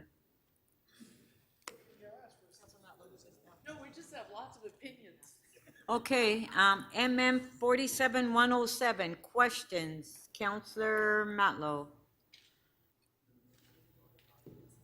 Thank you, Madam Speaker. To Mayor Tory, through you, Madam Speaker, there have been allusions to the possibility of Okay, using just strong one, mayor. hold on, Counselor Matlow, hold on. Sorry, did you say the question was of me? Yes, Oh, fine. okay, now you can start. Okay, go ahead. Yeah. There have been, there's been a narrative that I'm aware of and suggestions from your, I believe your Twitter account, that that in some way, shape, or form, strong mayor powers will be used to assist in creating more housing. Can you commit today that if you do receive the strong mayor powers that you seek, that you would move ahead with legalizing rooming houses and regulating them to ensure the health and safety of those residents? And, Okay. And is that something that you would commit to today? Okay, Counselor Matlow, sorry to interrupt, but you can't ask the mayor a question until he speaks. Okay, I'll wait on that then. Thank you. Yeah, okay, sorry about that. Do we have any other questions to staff, I guess? Any questions to staff? Yeah, actually, you know what, I may as well just ask, is there any member of staff, city manager, deputy city manager, or otherwise, who is aware of the province's intentions to once again unilaterally change our governance framework before it was revealed by Robert Benzie in the Toronto Star? Through the speaker, the answer is no.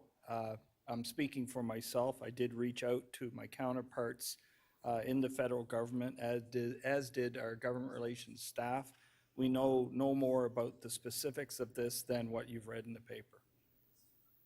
I appreciate that. Thank you. Okay. Does anybody else have any questions to staff? Okay, Can I Okay. ask questions of the mover? He has to speak. He has to speak.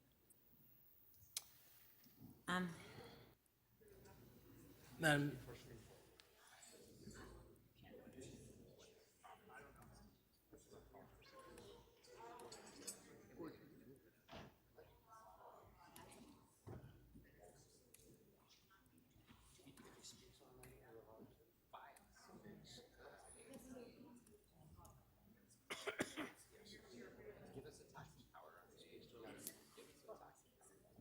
questions?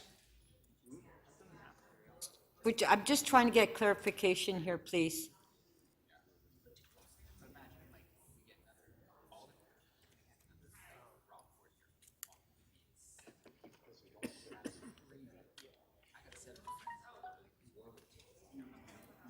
Okay, so I just received, members, just for clarification here. Members of council could ask questions to the mover of the motion. So Councillor Bylaw, you said you have a question to the mover? Okay, if you can put your, okay, Councillor Bylaw, question to the mover. And then Councillor Mihevik, you had a question to the mover? To staff. Okay, Counselor Bylaw first for the mover and then Counselor Mihevik. Okay, Counselor Bylaw. Just a quick question. If the counselor could share with us what, if he understands what is going to be implemented as a strong mayor system? Because I understand there's so many systems out there. What are we saying no to?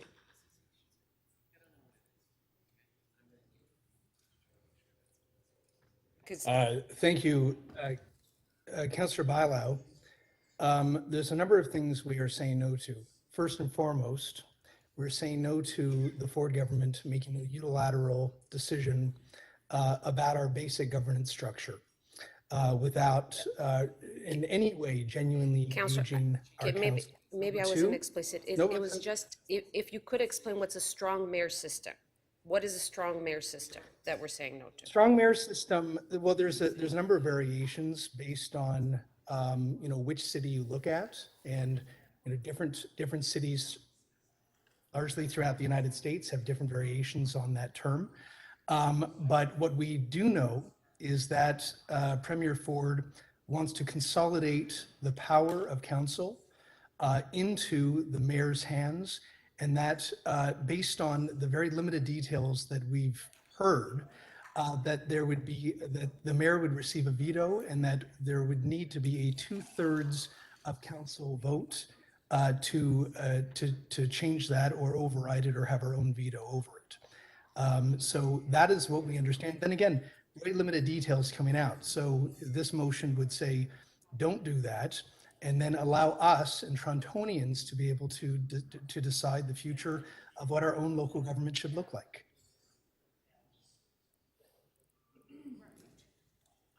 Okay.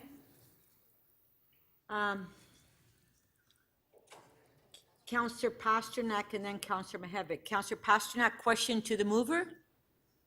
I had questions for staff. Okay, question to staff. Go ahead. So I guess it's to the city manager. Has there been any research done on this? I realize it's short notice, but we keep our eye on these things on a regular basis on other jurisdictions where it's rumored that a veto and an override would be part of our governance. So if I can, through the speaker, our city solicitor can answer that question. For you, Madam Speaker, in the past, I've done research on this and my staff has recently updated the research. So we have some information about examples of strong and weak mayor systems in North America and elsewhere, but they are essentially what you would think.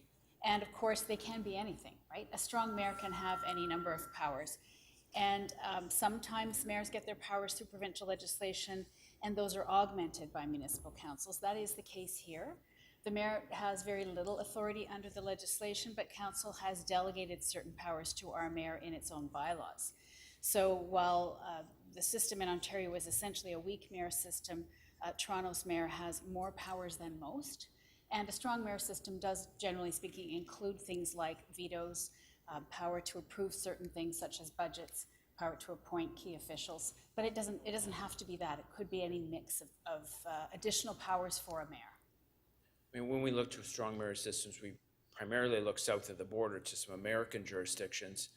I am curious to know, and I realize this may not be answerable now, but in jurisdictions, municipal jurisdictions or urban jurisdictions in the states where there's a veto and an override, how often is the veto actually used by a mayor, and how often is the override used? Or we haven't gone that deep into this. So I don't have data on that sort of thing. One thing I will add, though, is in the United States, there are a number of municipalities that have what you would call home rule, which carves out almost constitutional-like authority for the municipal council and creates a separation of powers between the municipality and the state, analogous to municipality and province. So there is an opportunity in that kind of a structure to give a mayor even more power. I see.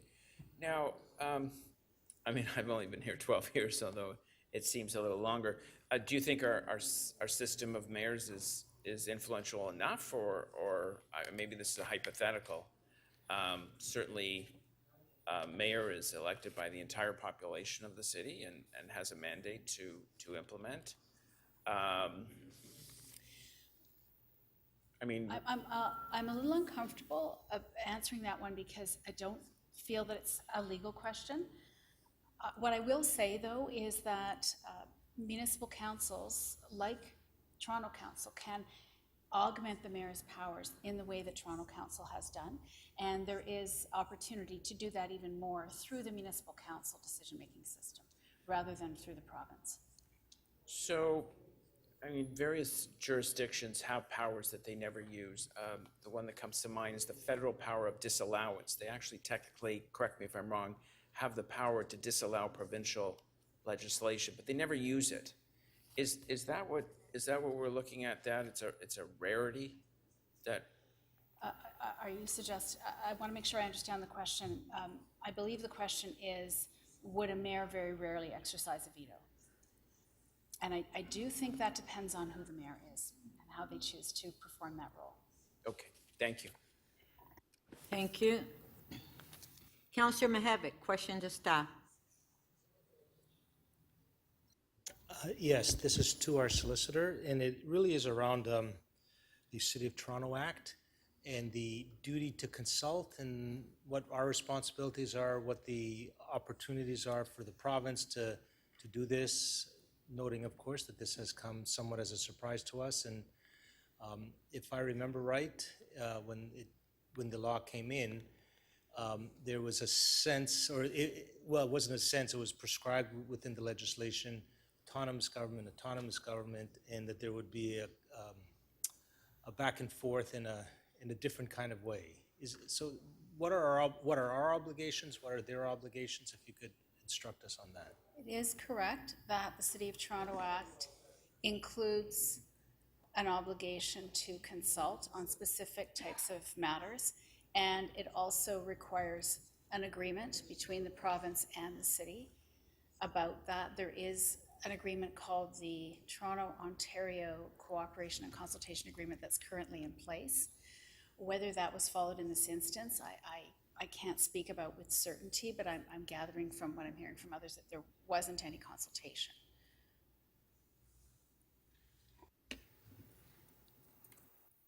Well, you're hearing directly from the city manager, there was zero.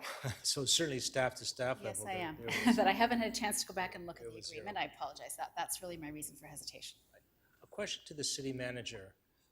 Aside from the strong mayor system, which may or may not be a distraction from other kinds of issues, where would you put the issue of governance, municipal governance for the city of Toronto? Here, noting, just for example, today, this council meeting, 500 issues, we're passing things like there's no tomorrow. Do we have a governance? Would you recommend that this city, as you're departing, do a governance review? Well, as you know, I think the Toronto Act has a life. I think every 5 years you have an opportunity to sit down with the provincial government and talk about the scope of that legislation. That's coming up, I think, in the next year or so. There's opportunity certainly to have that kind of conversation. So, I mean, my own take. Yes, I mean, I think I sort of said it in my speech the other day. Just the way in which, I've observed council and how council makes decisions and the decorum amongst members of council strikes me in my experience, having worked with a number of different councils, you work quite well. And democracy is never always pretty. There's always going to be a discussion of values, but I find that what I've witnessed in 4 years to be a very good functioning organization. As far as whatever changes that may come with a stronger mayor approach, I mean, again, that's certainly well within the purview of the provincial government to decide what that might look like. As a city manager, I obviously take my marching orders from the mayor and council in sessions like this. So I don't think anything is inherently broken. Can things be improved? Always. Okay, thank you. Thank you very much, Madam Speaker. Thank you. Councillor Bradford, questions? Thanks very much. I think to the city solicitor, would the introduction of strong mayor powers, whatever that may look like, require amendments and changes to the City of Toronto Act? Yes, it would. And when the government, the provincial government goes back to the legislature, if they were to table that motion, would there be an opportunity to make other changes to the City of Toronto Act? Is that how that would work? I know you're the city solicitor. There are standing rules for processing legislation, and I'm not as well versed in them as I once was. But I will say that once an act is open, it is easier to introduce an amendment. One thing I do want to add is that, sorry, go ahead. Well, feel free to add some context there if you want. I would hope that if, and presumably when, these amendments are introduced, that they will go to committee so that there will be an opportunity for both oral and written input to the process and for municipalities and others to suggest amendments. So if this is basically an additional tool that the province wanted to provide municipalities like Toronto and Ontario and Ottawa in the Ontario context, would now be an appropriate time if they are opening up the City of Toronto Act to provide input, as you suggested, feedback on other things that we could do, other amendments to the Act, whether that's related to road safety or finance tools, autonomy, things related to the City of Toronto, would now be a good time to express that, communicate that to the province? I don't know that there would be an appetite for making additional changes. However, I do know that there are some requests that routinely go to the province, so there's potential for some conversations to happen in the background. And if they're working on the Act, now would be a time when they could do that. Yes. Very good. Thank you. Thank you, Councillor Bradford. The next questioner is Councillor McKelvey. Thank you, Madam Speaker. My question is, has the City of Toronto done any engagement around this sort of governance before, including panels?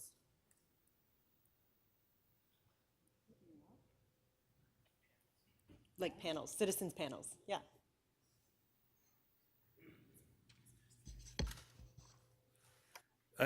If Karen Jones is on the call, she could maybe speak to this. Nothing comes to mind right off the top, so unless Wendy, I do believe that staff have looked into this in the past, but the individuals who would know the most about it are not actually in the room at the moment. If I may, City Manager and Chair, could you repeat the question? I am on the panel now. That's Ms. Jones. Go ahead. Thank you. The question is, has the City of Toronto done any sort of engagement, including citizen panels, around the governance that we have at the City of Toronto? Not recently. As the City Manager mentioned, we are coming up to the 5-year review of the City of Toronto Act, and that's when we would re-engage with the province. And prior to that, when the City of Toronto Act 2006 was being developed, even in the early stages, and when it was promulgated, the City of Toronto worked with the province on detailed legislative design. Councillor, I hope that answers the question. If not, I'll try again. if I can, the speaker, I think Meg Shields may have something to add. As I know, the topic was looked at a long time ago, certainly not in recent memory, but maybe Meg, if you could add.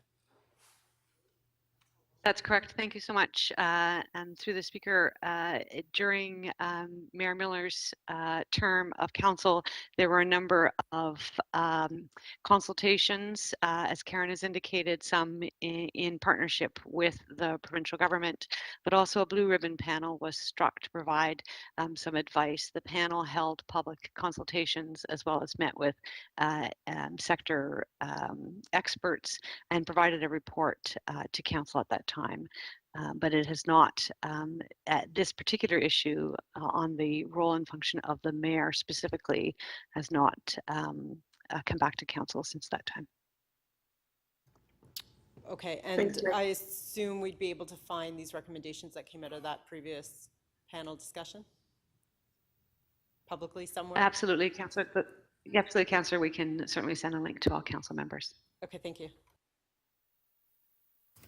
Those are your questions? Okay. Thank you, Councillor McKelvey. Councillor Perks is next to question. Thank you very much. First to the city solicitor. The most recent changes, of course, were that the province has made to governance City of Toronto was reducing the number of seats. Did that go to any standing committee? No, it did not. Were there any public hearings on that? Not that I'm aware of. And I should add that the Toronto-Ontario Cooperation and Consultation Agreement is actually not enforceable. It's not enforceable. That's correct, yes. I don't know who would answer this. I've seen some reports that a reason for considering doing this is so that we could approve housing more quickly. Who establishes the timetable for the review of planning applications? That is in provincial legislation. Who establishes appeal rights? And that is also in provincial legislation. Who establishes the body and the supports and the timing and the speediness of hearings for those appeals? So most of the appeals go to the Ontario Land Tribunal, which is a provincial tribunal. And who picks how many members there are of that and how long you have to wait? I believe they're provincial appointments. It is provincial. Okay, those are my questions. Thank you. Councillor Fletcher, questions? Yes, I'm just following up, actually, on Councillor Perks, who opened that door. I've heard a number of comments about this will make it so much easier to build affordable housing, but who has the idea of how much easier that would be, given what Councillor Perks has just said? Who'd like to take that on? Because everything that we do here actually ends up at the province if things aren't going well. Well, I know myself and my colleagues, I don't know if we've made that or come to that conclusion that is being reported in the press. Pardon me? I said, I don't think it was myself or any of my colleagues that have made that conclusion. That's reported in the press, so I can't really speak to it as an administrator. I think I've heard the province indicate that that would make that go faster. So I'm just, after the answers that Ms. Wahlberg gave very clearly, these are all ending up at the province, correct? They are the final arbiter on all planning pieces, correct? Ultimately, they write the legislation. They certainly They write have the oversight, legislation, they as to can go faster, they can hire more people, they can expedite anything they'd like once there's an appeal. And the Planning Act is something that we work with. Is it not a provincial piece of legislation? Planning Act is, but I mean, to be clear and to be fair, I think, obviously we have a role to play Yes. in the processing of development applications. So there is some onus on us to carry out our work. Correct, but should we not be carrying it out quickly, they can simply go to the province, correct? After We however are- many we are days, creatures 90 of or the 120? province. Yep, thank you. And then who can answer this question? How many, we've asked for supportive housing money from the provincial government in order to build supportive housing. How much money have we asked for recently? And how many units are we looking for? I don't, yes, Abby Oh, Bond. here's will- Abby Bond. Thank you.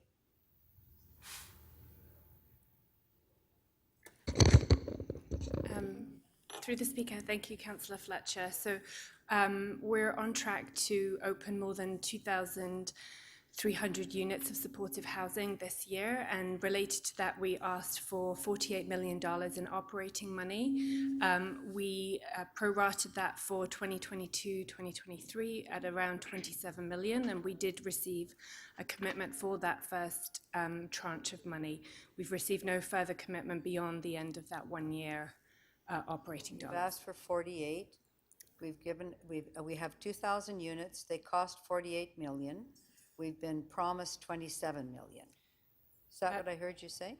Sorry, through the speaker, maybe I can clarify.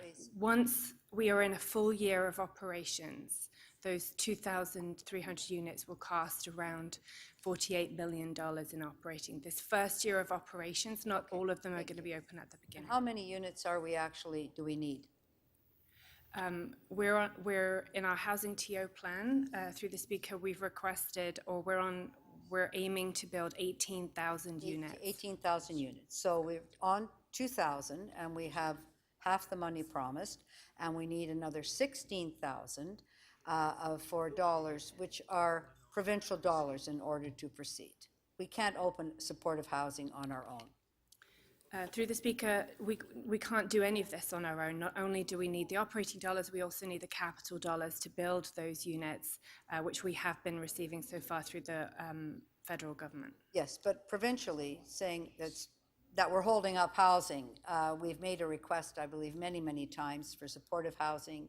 We've pushed hard. We've had a small response of $27 million for the 2,000 units. But if we don't get the 48, we can't keep the 2,000 units actually proceeding. Would I be right to say that? Through the speaker, without the ongoing commitment of $48 million a year, we're not going to be able to operate those units as supportive housing on an ongoing basis and not be able to house people who are experiencing chronic homelessness. And how many units of regular, affordable, above, average market rent, 80% average market rent, are we currently forecasting, currently building in the city? Through the speaker, as discussed, I think we touched on this yesterday. We have over 150 projects in process, and we have around 19,000 units, including the supportive housing in production. And how many? That was your last. It's 456. Okay, one more question. Thank you. One more. Go ahead. Recently, or a number of years ago, I asked for all of the pieces of provincial land that they own where they could initiate affordable housing. I don't think we ever got that, but has the province, to your knowledge, started or initiated any affordable housing on lands that they own in the City of Toronto? How many? How much? Through the speaker, I don't have those numbers to date. Obviously, we've seen progress made at West Don Lands, which was originally a provincial land, but I don't have the numbers. I'm sorry, Councillor. Could you get them for me, please, Yes, before I speak? Thank you. Thank you. Councillor Carroll, questions? Thanks, Madam Speaker. This is awkward. It's hard to ask questions of clarification when we don't even have the legislation yet. But I'm just trying to tease out what conversations we may ever have had that have brought about the province's inclination to do this. And I'm thinking of forms of government for cities. The council manager system, for instance, fastest growing form of government in the United States right now. Some of the nation's most successful cities and towns, I'm reading from the Kennedy School of Governance in Boston. Some of the city's most successful cities and towns have adopted a council manager government rather than the strong mayor form. Council manager governments encourage neighborhood input into the political process. It diffuses the power of special interests and eliminates partisan politics from municipal hiring, firing, and contracting decisions. So I'm wondering, have we ever been asked to have a governance conversation with the province? Have we ever been asked to explore all of the models that are available before entering into this legislation that prescribes one and only one model? Through the speaker, certainly not in my time, although Meg, if there was that kind of request during your time here, maybe if you can answer that question. Thank you so much. Not to my recollection. So we had a conversation here in 2006 after a conversation there that the province said we want to have a City of Toronto Act, and we're holding it here on the condition that you actually review your governance and come up with a bit of a change that would complement it, and then we'll give you the City of Toronto Act. I think we adopted those recommendations immediately upon starting the new term, and we've never really had an exploratory conversation about municipal governance with the province in any party since. Am I getting that right? I might ask Karen Jones if she has any additional information on that. Thanks, Meg. I would say the most recent deep conversation we've had with the province was leading into the design of the City of Toronto Act. 2006. There was a lot of back and forth between the City of Toronto and the Government of Ontario on the specific provisions in the City of Toronto Act. So 16 years ago, roughly a couple of years before there was such a thing as an iPhone. And actually, Councillor, there was amendment to the City of Toronto Act in 2017 as well. Right, and right. The upcoming, the manager mentioned the upcoming review that is due starting even the fall of 2022 this year. So we expect to re-engage. We hope to engage, I guess. Thank you. Thanks, Karen. Thank you. Councillor Cole, questions? Just since this is all predicated on the fact this is an urgent matter to change the governance in Toronto because the province wants to get more housing built faster. Can I ask a question of the Greg Lintern, our chief planner? Yes, Councillor. Okay, go ahead. Yeah, thank you, Mr. Lintern. In terms of housing, how many units of housing and projects has the City of Toronto approved that are sitting on the books right now that have been approved? How many units, how many projects have been approved? On average, through the speaker, on average, over the last 5 years, the city has been approving approximately 28,000 units a year, some years less, some years more, so it averages. The city is seeing about 15,000 units completed a year. Again, these are rough numbers from memory, and of course, at any one time, there are tens of thousands of units under construction because of the development pipeline. So we typically approve more than the system is able to build. The system is only sized so large and can only produce so many units. And then there are many, many externalities that come into play around the cost of construction, inflation, and everything else that we've been experiencing lately. So how many units have we approved that haven't been built? In other words, they have city approval, but they have not been built. Well, again, I don't have the total number off the top of my head, but again, we are approving on a regular basis more than the number of units that are being constructed. How many projects have we in the pipeline? In other words, major residential, purpose-built rental, condo projects. How many projects do we have in the pipeline right now in the City of Toronto? Through the approval? There are approximately, in this term of council, I'm being told, just over 20,000 development applications that have been submitted. And again, that is of all various sizes. There are about 3,100 active applications at the time, right about now, in our pipeline. So there's 3,100 applications. That's like purpose-built. Of all sizes. Of all sizes, right? Yeah.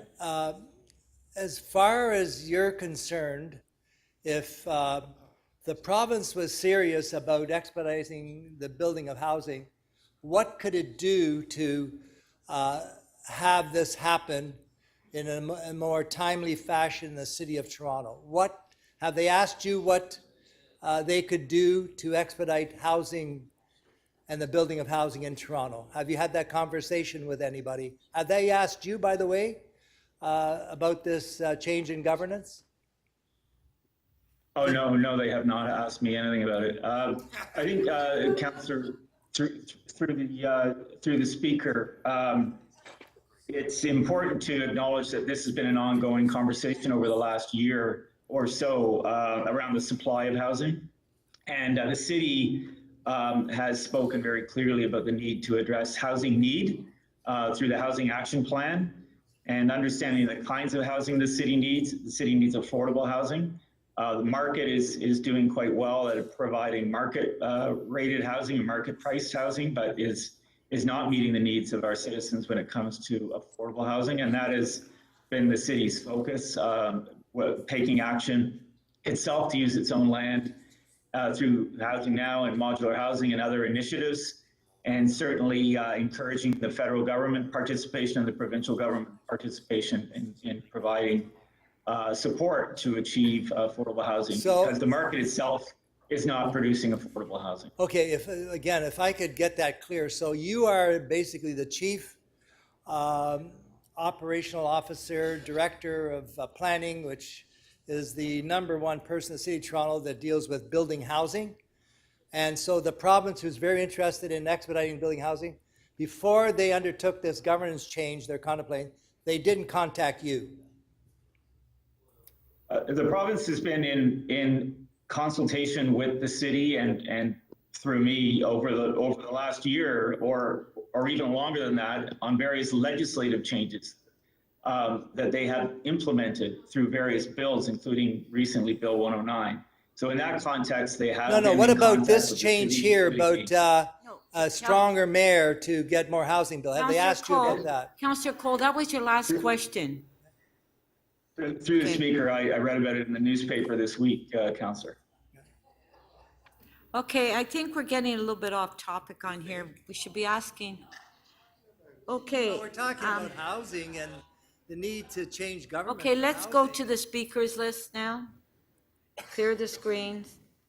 Councillor Matlow to speak. Thank you, Madam Speaker. So I believe we should begin with what this isn't about. This is not about housing, despite the allusion that was made on Mayor Tory's Twitter account. If this mayor and this council wants to do more, we could do more. That's up to us based on the legislative abilities we have. And this is not about home rule or autonomy, because if we had more autonomy or home rule over our land use planning, that would also make a difference with respect to housing policy.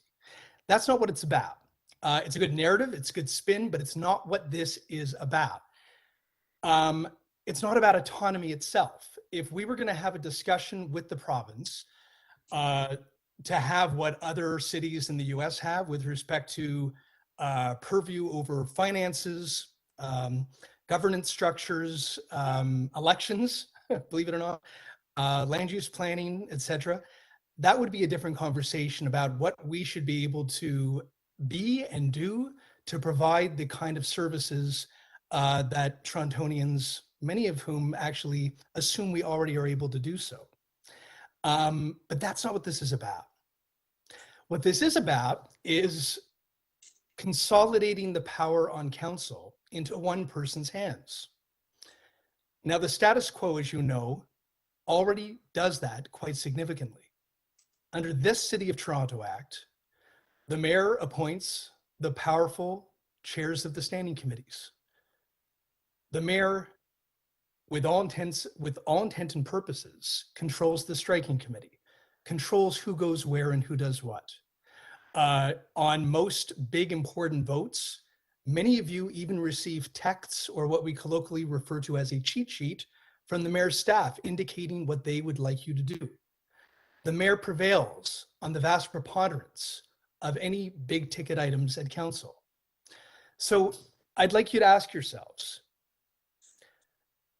for those of you who, let's say, might have right leanings, how comfortable would you be with a left-leaning mayor, a progressive mayor, having a veto, having the majority control in their own hands unilaterally over items like the budget? For left-leaning colleagues, how would you feel about a Mel Lastman or a Rob Ford having those powers?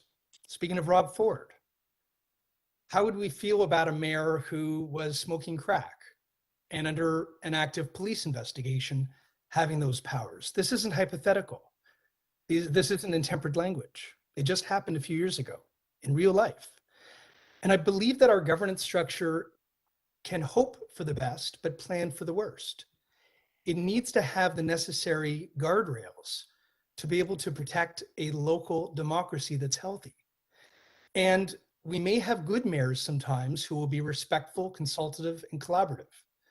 We will have other mayors who will be quite the opposite. So I ask you as local councillors like myself, do you want to willingly and intentionally allow for our ability to voice our constituents' aspirations and priorities to be diminished, to be sidelined, to be weakened, and allow for one member of council, the mayor, to have such power that they can, if they choose to, ignore the will of the majority?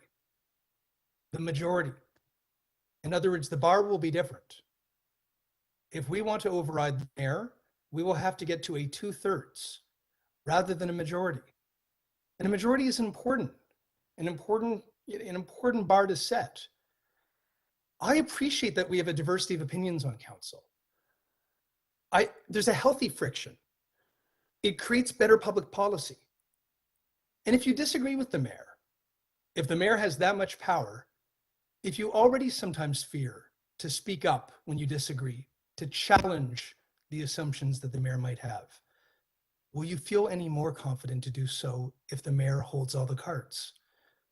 If you have a voice of dissent, how will you feel comfortable ever voicing that, knowing that you will be sent to the hinterland, that priorities that you move at council will never see the light of day? 5 seconds. Let us take a stand and allow Torontonians to determine what Toronto's government should be like. Thank you. Councillor McKelvey to speak. Thank you, Madam Speaker. I have a motion. Delete recommendations 1 and 2 and add instead, City Council requests the Province of Ontario to consult with the City of Toronto on governance for the term of office commencing November 15th, 2022, and grant additional authorities to the city commensurate with strong mayor governance models in areas where council has previously requested greater autonomy and decision-making authority, including but not limited to traffic safety measures, planning and housing measures, cannabis and liquor license application approvals, and revenue-raising measures and budgeting measures, in particular, revenue tools that grow with the economy and are used in every municipal system that includes a stronger mayor model. We don't know what the province is planning. We don't know how they define a strong mayor system. But what we do know is that the province of Ontario has the ability to amend the City of Toronto Act.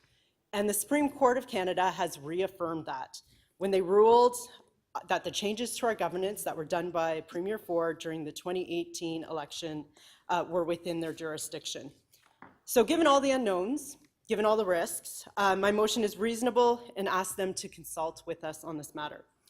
I think it's also pragmatic by recognizing that the City of Toronto needs more authority over the matters that it deals with. If they are going to open up the City of Toronto Act to create a stronger mayor, then I think we need to ask them for a stronger city by asking them to implement these measures. Thank you. Thank you. Okay. Okay, just a sec.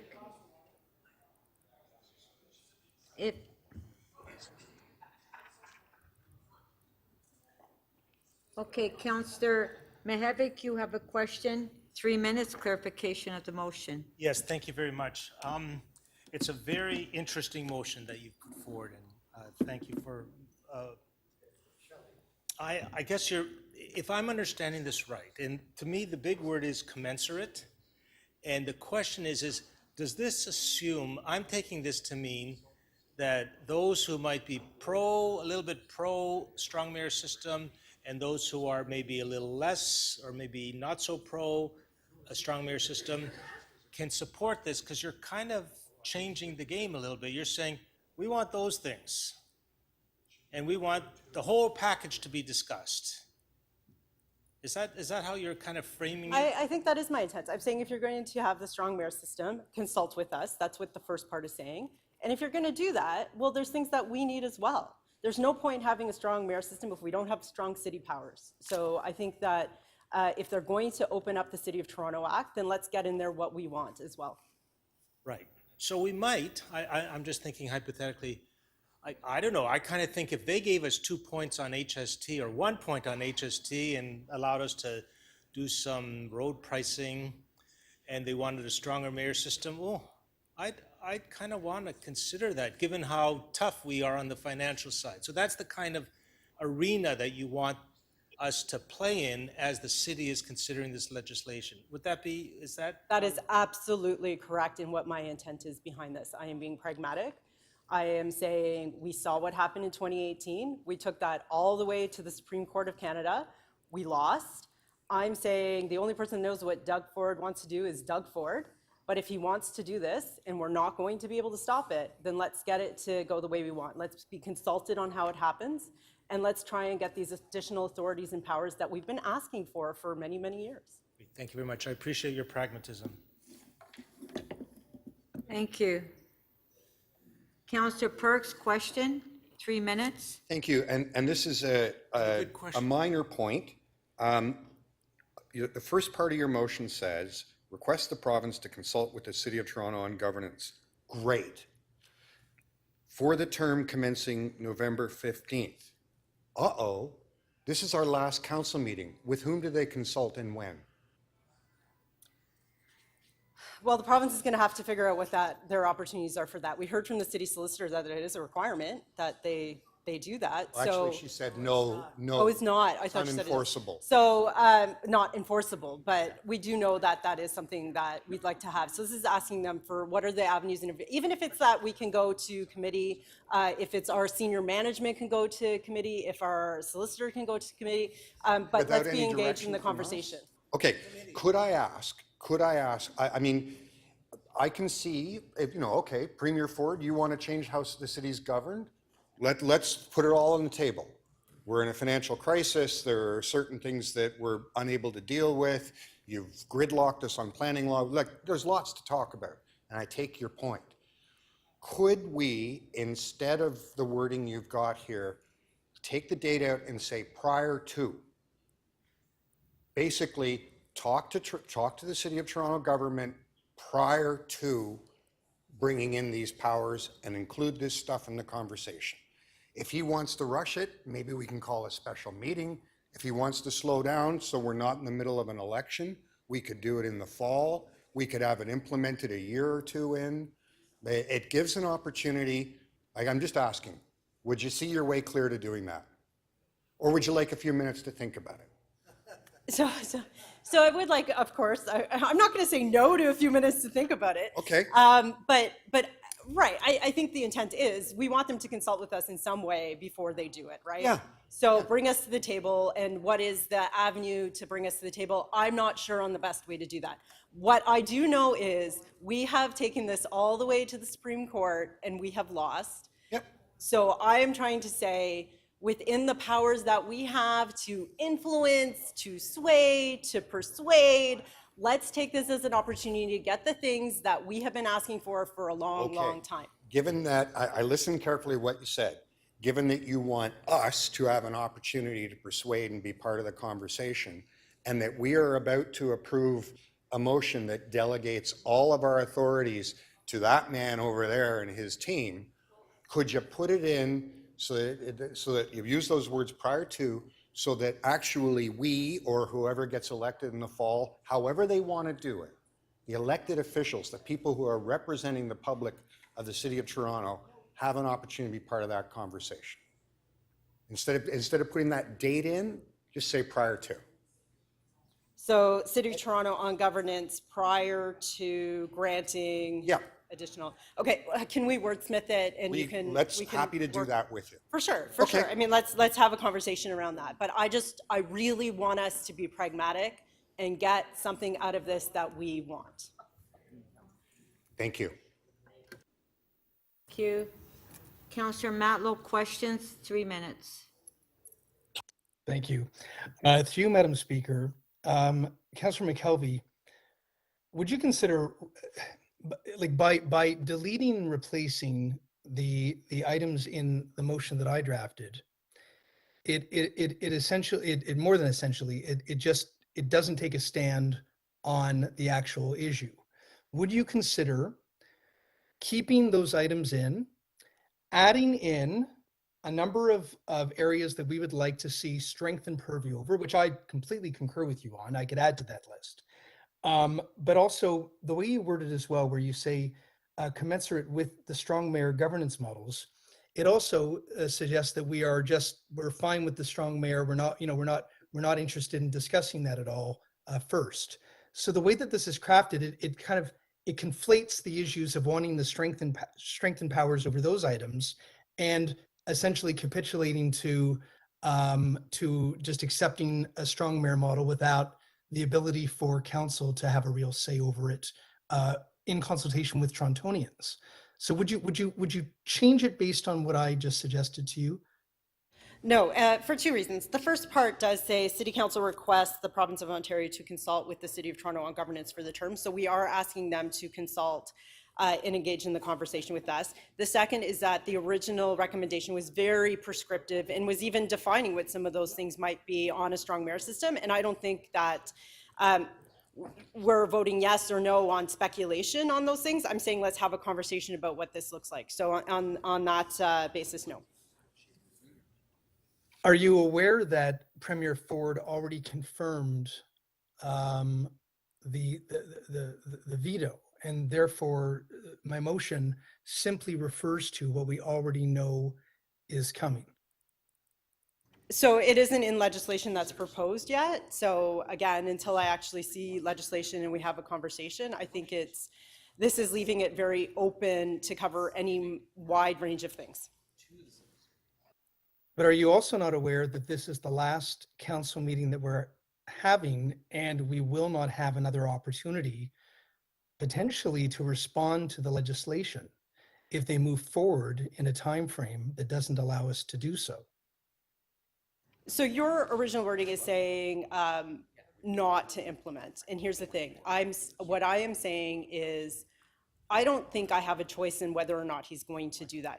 But what I'm saying is if he is going to do that, then I want to get out of there the maximum amount of benefits that we can have. So I don't want to say in mind not to do it, but then that means that all the other stuff that I have gets thrown out with the bathwater. No, I appreciate that. I'm not suggesting not to Thank you. ask. That was your last question. Councillor Perruzza, 3 minutes. Of the motion. Thank you. I noticed in your motion that you don't talk about property taxes. As you know, fully 1/3 of the residential tax we collect for the province of Ontario for education. Right? 50% plus of all commercial, industrial, and multi-residential property taxes across the province of Ontario, we collect for the provincial government. Given that every citizen in Ontario and every other person in Ontario who pays property tax fully believes that the local municipalities collect those taxes for themselves, why wouldn't you include in that motion that the province of Ontario get off the property tax and leave that tax to municipalities so they can get on with the business of paying for city services and building cities?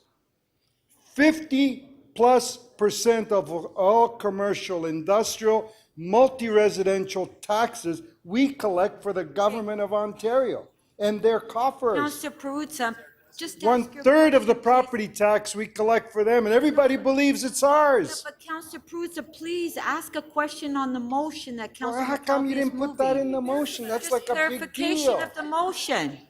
So I wasn't previously this is previously nothing aware to do that with your we've motion. requested that authority. So what is included here is requesting revenue-raising measures and budgeting measures, in particular revenue tools that grow with the economy and are used in other systems. So while that's not explicitly covered, I think we've left it open enough about revenue tools that we are asking for more authority over those. But why don't you just No, specifically say, forget revenue tools, say specifically say property tax. Get off the property tax. Okay, Councillor Perruzza. And leave it to cities. Councillor Perruzza, it's clarification of the motion. That's what we're doing. Okay, Councillor Cole to speak. And please speak on what we have before us. I will. And I really empathize with Councillor Perruzza, and he's taking it out on Councillor McKelvey, but he's right. No. But you're right. You're right. Okay. You're right. And really, this red herring, I call it, it's a diversionary tactic. You know, we've taken the bait. We've got all these so-called political scientists in the Toronto Star talking about strong mayor, weak mayor, and this would happen, that would happen. All these philosophers saying we should not do this. And we've taken the bait because this is a diversionary tactic here about throwing this out of the blue just before the election. So we're all in a dither about this strong mayor, weak mayor thing.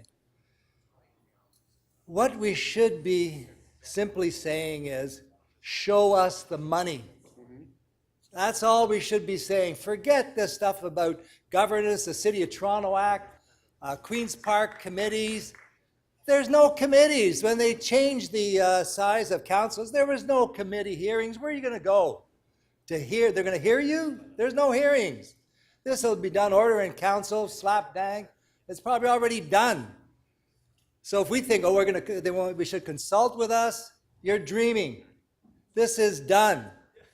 So what we should just be saying, okay, play your game about diversions and so forth, about the strong mayor, weak mayor, mediocre mayor, whatever you want. We should be just saying what Councillor Perruzza is saying. Why don't you fix the problem about the money that leaves Toronto to support the rest of the province instead of us being able to use the money to build housing, to provide for all the other services we do? And we can't do that because the money leaves. Like 80% of all the taxes collected in the City of Toronto leave Toronto. That's federal, provincial, municipal. They leave. All that money leaves. So what we should be saying to the public, there's no use saying it to the province because they're going to say, we already consulted. It was called the provincial election. That's what they're going to say. We consulted, and the public said we want housing. That's what they're going to say. So they're done consulting. In fact, as you know, people were so interested, when everybody's concerned, and we were all concerned about the changes to council in half. Was it an election issue? Zero. At the doors, nobody talked about poor Toronto lost 50% of this council. They didn't talk about that. I don't know what they talked about at the door because I don't think was there a campaign issue this time? I can't remember what the issue was. Maybe Doug Ford's haircut. I don't know what the heck they were talking about during this last, or the other guy's haircut. But anyways, and then 60% didn't even vote. They stayed at home. They wouldn't even take 10 minutes to go and vote. Never mind on City of Toronto issues, on health care, on the response to COVID. So I would just think that we should just ignore this and say, listen, just show us the money so we can build housing, so we can hire more planners, so we can retain more. We talked yesterday, 12.5% vacancy rate in the City of Toronto. We can't get people to work in Toronto anymore because we don't pay enough. They pay more in Barrie and Burlington and Bob Cajun. They pay more than we pay in Toronto. So our good professionals are leaving because we don't have enough money to pay our professionals who are the planners, the engineers, that can basically review the applications for development, can make the approvals. We can't attract planners. They're overworked. We've got, again, more planning applications, housing applications in Toronto, I think, than the rest of Canada combined. But we can't process them fast enough because we don't have enough people. And then on top of that, we've got all these applications gone to the province, the Ontario Land Tribunal, and they're all backlogged up there. Maybe they should hire a few more planners at the Ontario Land Tribunal to approve some of these developments. Thank you. Thank you. You wrapped up perfectly on time. Councillor Fletcher is next. Thank you, Speaker. And I just say, here we go, another election surprise at the last meeting of City Council. So I guess we should have expected it and not been so surprised, because that was the pattern, and saying, I'm doing that, and too bad if you don't like it. This is kind of a long march by certain provincial governments to really control this city, control large cities and what goes on. I'd prefer it if they just said, this is what we want, rather than you're not doing your job, or you're not doing this well enough, or you're not doing that well enough. Therefore, we want to change your governance structure. I think we're very well aware, and I'd have to say that our residents are extremely well aware of the role of the provincial government with transit stations and major transit assessments around stations at the transit-oriented communities, the extra density that the provincial government has prescribed for these areas. They're quite surprised, and they have to hear, well, the provincial government does have that right to do that. So the City of Toronto, of course, is a very old, well-respected as a city, as are all of the former cities that make up this big, beautiful city that we heard how much everyone loves yesterday in their speeches, saying goodbye. I will say that what irks me in particular around this is any question that somehow we have to do this to speed up building housing and building affordable housing. That is just not the case, as our chief planner had indicated to Councillor Perks, what all the steps are, how to make things go faster. You're right, whoever said that, Councillor Cole, if we could hire more people, things might go faster here. But as well, if they'd hire more people, things might go faster up there. But it's just simply outrageous to say that this will expedite building affordable housing. Money will expedite building affordable housing. We have been asking for supportive housing money forever from the province. We have identified the gap in supportive housing for 18,000 Torontonians that need it, and we have funding for 2,000 units that may or may not be sustainable from the province. So I just think we need to set the record straight, and I would really request those councillors, whoever you are, that are talking about this is great, it will expedite affordable housing, that is not correct. Money will expedite affordable housing. Being able to have good money to put more units in buildings that are being built already, and not always having to wait and beg to get money to build affordable housing. Pretty simple, the dollar sign, not this council, not this staff that's understaffed, it's money. That's the last thing I think we should completely understand, and stop giving a message that that will make affordable housing go faster, because I'm going to be tracking that, believe me, should this happen. I want to thank Councillor McKelvey for her motions, because I think they're good motions, saying this is we want to have a democratic process around changing democracy. Remember when amalgamation, there was a big group, Citizens for Local Democracy. Torontonians do care about local democracy, and it continually is eroded at the city level in this province of Ontario, because the province has so much power. So I do want to thank you for those, Councillor, for putting those forward today. And also simply say that our system currently is a checks and balances system. I think our mayor has a lot of good power, and I think he uses it very judiciously. And I want to thank you for that. You always create consensus. There's times when we don't get there, but in general, this is a very smooth operation here with consensus. And we're not flipping back and forth between extremes. It's pretty a steady flow here in this council chambers. However, a strong mayor system, like the states, can move to flipping back and forth by extremes, and I will point to other times with the previous mayor. I think I'm scandalized to think about 5 seconds. that power in those hands and what this city would look like at that point. Thank you. Thank you, Councillor Fletcher. Councillor Carroll to speak. Thanks, Madam Speaker. It's been interesting listening to the tone that people have taken discussing Councillor Matlow's motion and the motion that Councillor McKelvey has added with measured and soft tones. But I'm actually ready to take a jubilant and loud tone, as is my wont. But hallelujah, hallelujah. If Premier Ford has finally decided that the mayor of the city of Toronto should join the ranks of Michael Bloomberg, the creator of Millennial Park, Richard M. Daley, Mayor Daley Jr., Mayor Garcetti, making such gains in climate change in LA. Hallelujah. Hallelujah. Those are strong mayors. And there are hundreds more like them in major cities. And they all have one thing in common. They all have one thing in common. They're going to be strong mayors.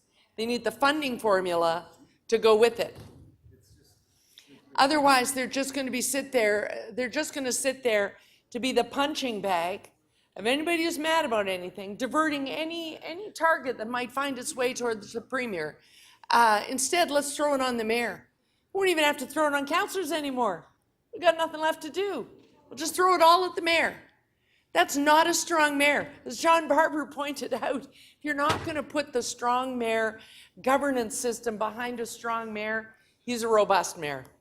He's just robust. We got the robust mayor model, and we've done a lot with it.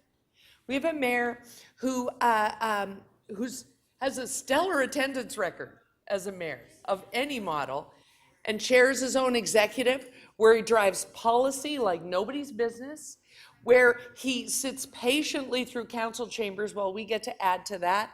He has a fully fleshed out staff team that monitor our every committee meeting, so that they've got an ear to those rooms where the community comes to speak, and that adds to whatever happens at executive and what happens in this chamber.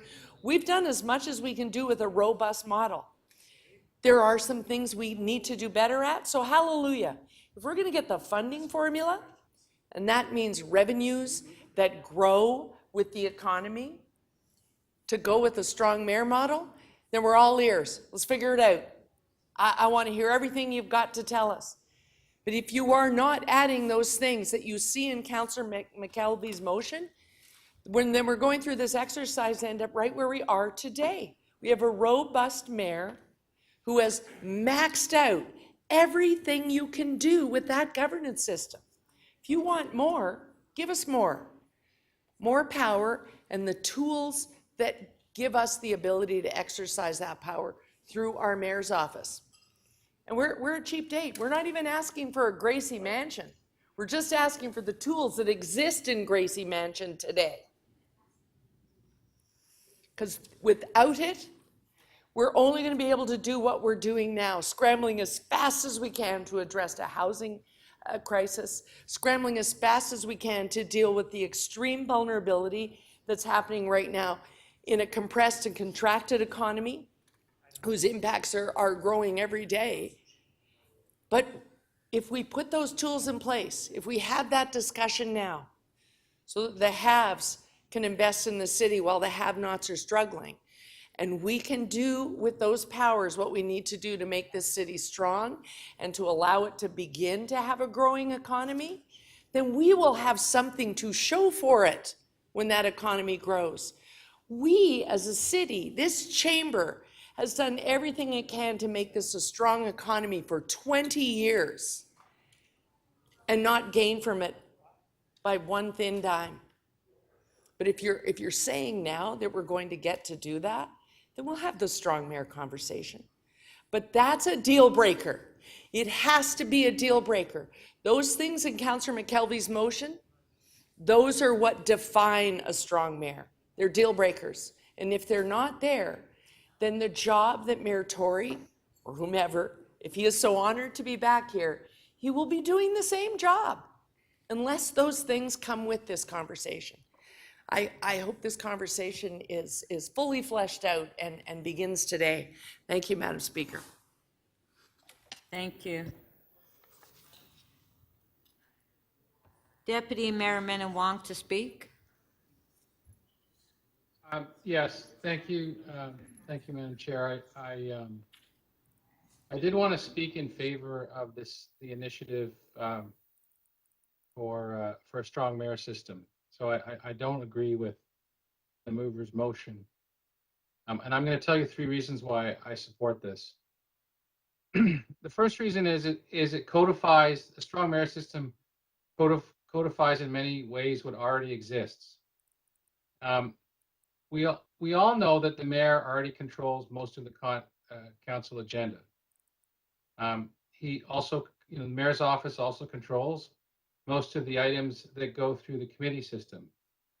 He does put together the appointments through the striking committee, and an effective mayor also gets the public sector, the public service to do what he wants. The city manager won't be around for long if he can't get along with the mayor. So this is a codification.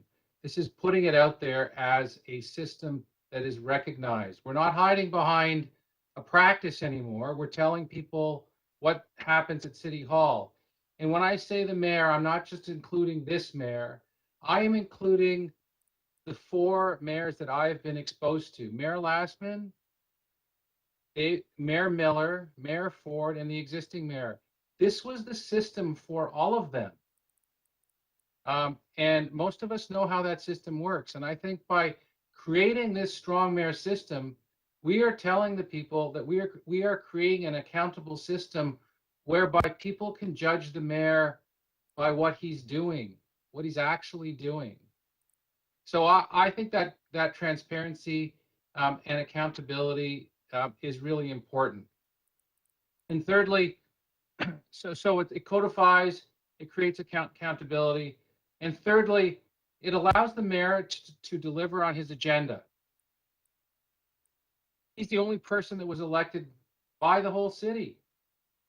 He should be allowed to deliver on that agenda, and he should be judged on his ability to deliver or not deliver on that agenda. And when you tie his hands in that, then I think that the public is badly served by the person that they voted for. This codification and allowing the mayor's agenda is really important. But I don't know if most of you realize, we talk about the mayor's mandate at City Hall. No such thing,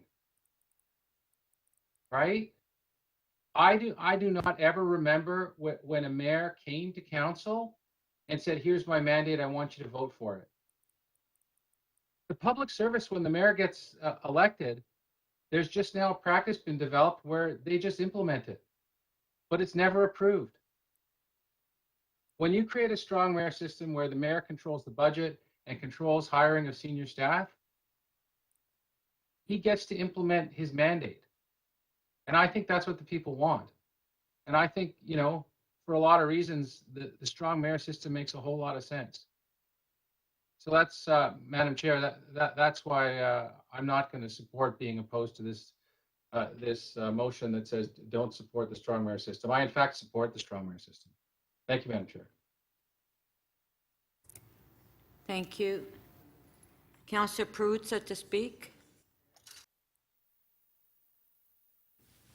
Thank you, Speaker. I have a minor, very friendly amendment to Councillor McKelvey's motion that I'm hoping that people will take a look at and will pass.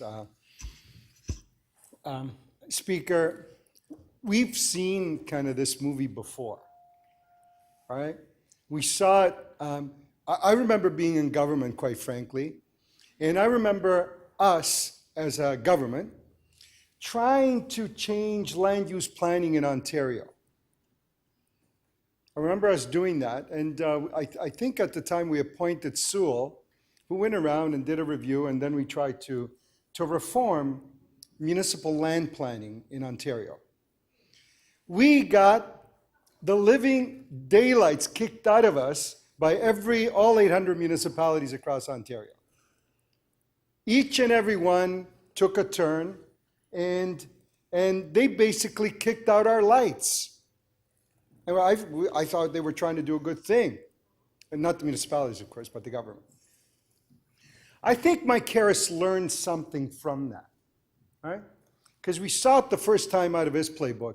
As soon as he got elected, what did he do? He said, you know what? Cut the size of some councils.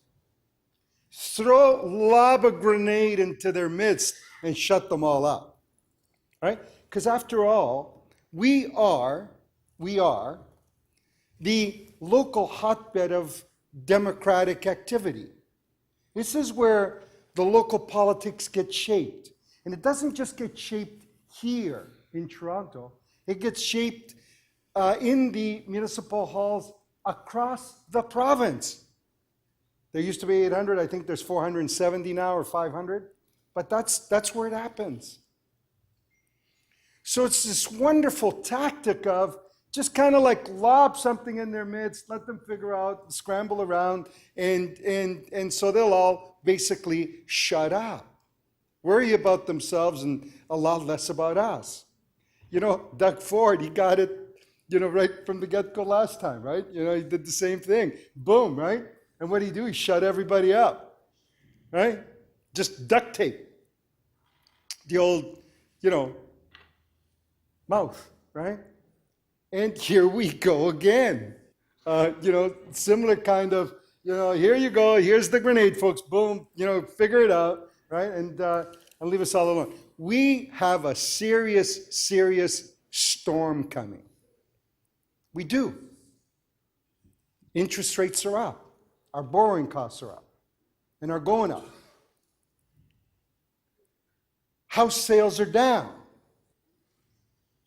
And our land transfer tax will be down. Economic activity is slowing up. I was talking to a friend of mine today who's got a business, restaurant business. Says, you know what? It's going to be really, really tough for me to keep my doors open. I've been working for the last year and a half, basically, haven't been making any money. And I think it's going to be really, really tough. And I think there's a lot more people in the same place I'm in. And as all of that slows down, what happens? Our social costs go up. Social assistance. Businesses, less taxes. Bankruptcies, all of that stuff. The mayor talked about the TTC earlier today, or was it yesterday? I get blurred on this stuff. Talk about how our ridership, and given the size of our transit system, a small dip in the riderships, what the costs are of that. There is a dark, dark storm brewing. It's coming right at us. Am I against a stronger mayor system? No, why would I be? If it makes government work more effectively, more efficiently, why would I be opposed to that? But let's not get lost in what the real conversation has to be about here. It has to be, as Councillor Collet says, it has to be about the money. We are being squeezed everywhere. 50% plus of all our commercial, industrial, and multi-residential taxes we collect for the province. Never see a nickel of that money. Everybody thinks we collect it for us here. We don't. It's billions. 1/3 of all residential taxes, property taxes, we collect. Don't see a nickel of that. And so the story goes on and on and on. And that, my friends, is going to all get lost in the conversation here as we all scatter about, trying to avoid the grenade that gets lobbed into our midst. And Councillor, Speaker, I please, understand you started my thank clock you. around 3 minutes or something, right? I got a couple Thank minutes you. left. Thank you. Councillor Holliday, you have please just clarification of the motion. I do. It's a serious Okay. question. Promise. Is the intention to also keep all the educational tax? Or do we have to double that up? No. It's not about doubling it up. It's about saying, get off it. Get that education tax off the property tax. Leave that room to municipalities. Look, we pay for education up in Wawa, through our property taxes. Torontonians are remitting income tax and sales tax to the provincial and federal governments, and they're redistributing that money all across Canada and all across Ontario. We don't get our fair share back here. So all I'm saying is, at least the stuff that's paid directly here, that you can say, look, this is a piece of property within the jurisdiction of the City of Toronto. All that money, that tax money paid for by that property should be left here. Why? Because visibly it's here. Everybody thinks it's for here, and it's not, right? So the portion of the tax bill that goes to education, do you expect the city to keep that for itself, or do you expect the school board to get it? No, that would be the city, and then the province figures out how to fund education Oh, so through they tax general more. revenues. Yeah? Okay. Yeah. No, we should be keeping the 1/3 residential property tax, and because as you know, property taxes, the property taxes in Toronto over the years have subsidized education all across Ontario. Property taxes here have subsidized education all across the province of Ontario, and we have done that for years and years and years and years. It's enough now, right? Okay. Councillor Holliday, you have another question? Huh? Okay, thank you. Councillor Pasternak to speak.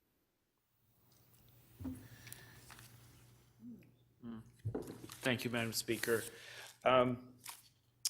I'm going to be supporting Councillor McKelvey's motion. I think we've got to have dialogue. Then if we're going to bring in these measures from the province, we should have a say in how they're scripted in legislation and statute, and how they affect our governance model. I think it's important also to realize that under many pieces of legislation and governing authorities across the country, there are provisions for extraordinary powers that are never used, whether it's in our Constitution, whether it's in the Police Act, whether it's in the Emergencies Act. These things are there that are almost as an area of last resort. And I think that a lot of what we're seeing, whether it's a strong mayor policy or some form of, a lot will rest on the personality of who is the mayor at that time. Now, I think with Mayor Tory, there's no problem. I'm fully confident that those powers will be rolled out and implemented if necessary, very responsibly. I don't know who future mayors are, so it is of some concern. When this comes back to council, I'm going to be supporting a motion, and I hope the city manager or future city manager takes it, that there be a sunset clause in this legislation. That, in other words, it has to be renewed on an ongoing basis. People seem to think that we're doing things slowly here.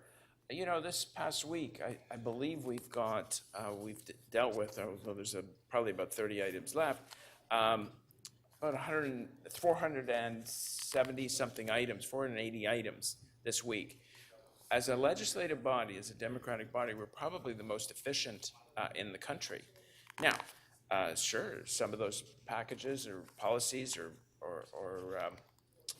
staff reports that we've adopted might need more work, may not meet all expectations, but as far as production, as far as approving housing, approving affordable housing, approving policies that are strong for this city, this body is very efficient. And if I go back to 2018, I thought that was one of the rationales of shrinking council by 19 seats, that we would be a more effective legislative body.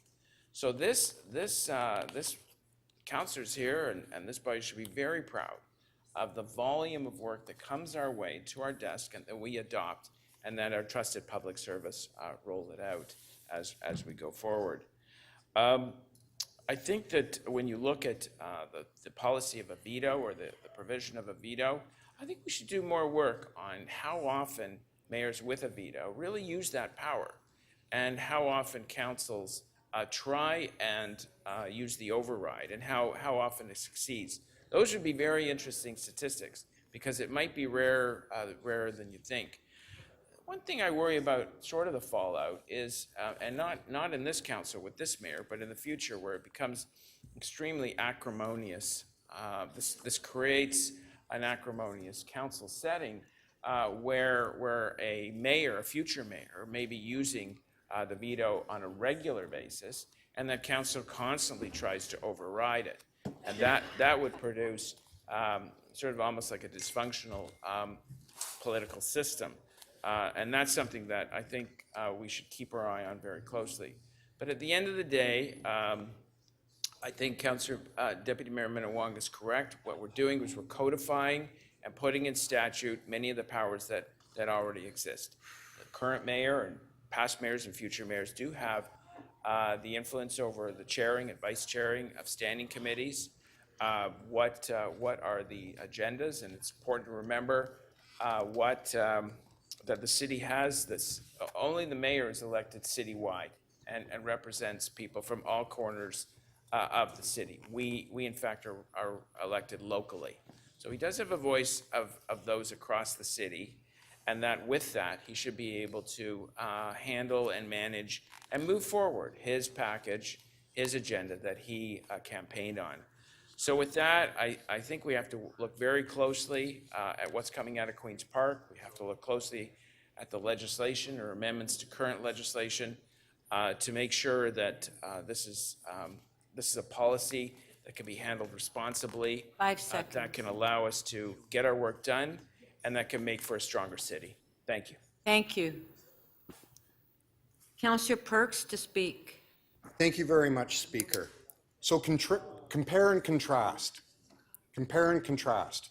In a closed-door meeting, the Premier of Ontario mentioned something in passing to the Mayor. Some unnamed individual at Queen's Park leaked something to a Queen's Park reporter, and then the Premier goes out and says stuff that confuses everybody even more to the media, and we're in a crisis, right? That's how the provincial government worked. Here today, Councillor Matlow and I, noting that there's a crisis, draft a motion. A number of councillors, including Councillor McKelvey, Councillor Carroll, the Mayor's office, work on something that would better address the real issues facing this council. I get up and in full public view, ask a question of Councillor McKelvey. She makes a small wording change so that there can be proper public consultation on this, and we have a package. Which system of government works? What's transparent? What gives people an insight into how they're being governed and the reasoning behind the choices that we're making? Which one offers a more thoughtful approach to the issues really facing the City of Toronto?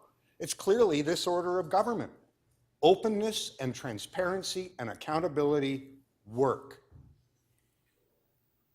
Now, as we go into this conversation, we have to be mindful of something very important. We've all noticed that people's engagement in democracy is declining. The number of people voting is declining. The vigor of the conversation about what's going on is becoming nastier and nastier and is just relegated to the dark corners of social media. People are disengaging, and there's a reason why they're disengaging. It's because increasingly power is concentrating in fewer and fewer hands. Wealth is concentrating. We actually live in a moment of history where wealth is concentrated in ways that it has never been before. The richest individuals alive are alive now. The relationship between the wealth owned by most people and that owned by the wealthy few is at the worst point it has been since records were kept. People are watching legislatures concentrate power more and more and more into the hands of the Premier or the Prime Minister's office, and committees and legislatures do less and less and less. Political parties are becoming more and more unaccountable. The leader decides who runs for a party. We're watching labor rights get rolled back. We're watching concentration of ownership in private media reach the point where literally one person writes an op-ed for who should be the prime minister during an election, and all but one newspaper in the country run that op-ed. As power concentrates, people lose their faith in institutions and governments to deliver the goods for them. As power is diffused and there are more and more channels for people to be engaged, their faith in government grows because their voices are heard. They're not always, we don't always give everyone what they want, but we give everyone an opportunity to be part of the conversation.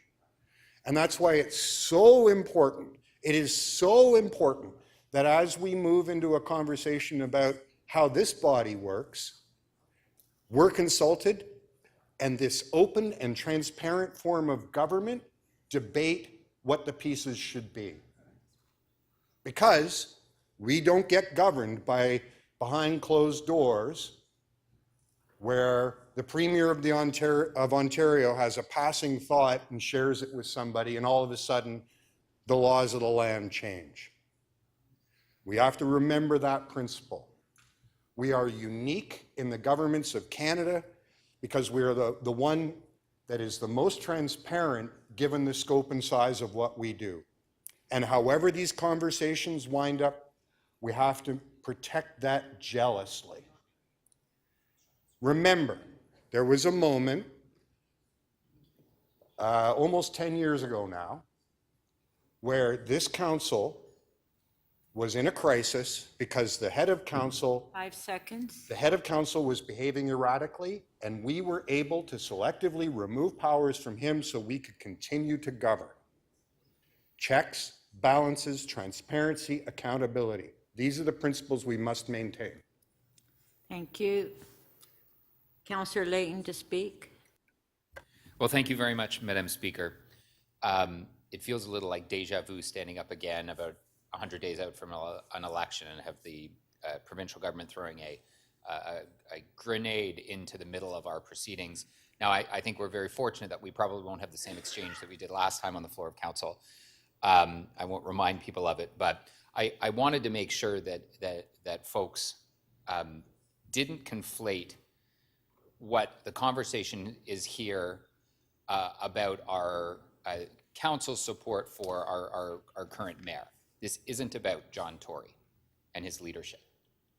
This isn't a referendum on that. It's not an argument about being on left or right.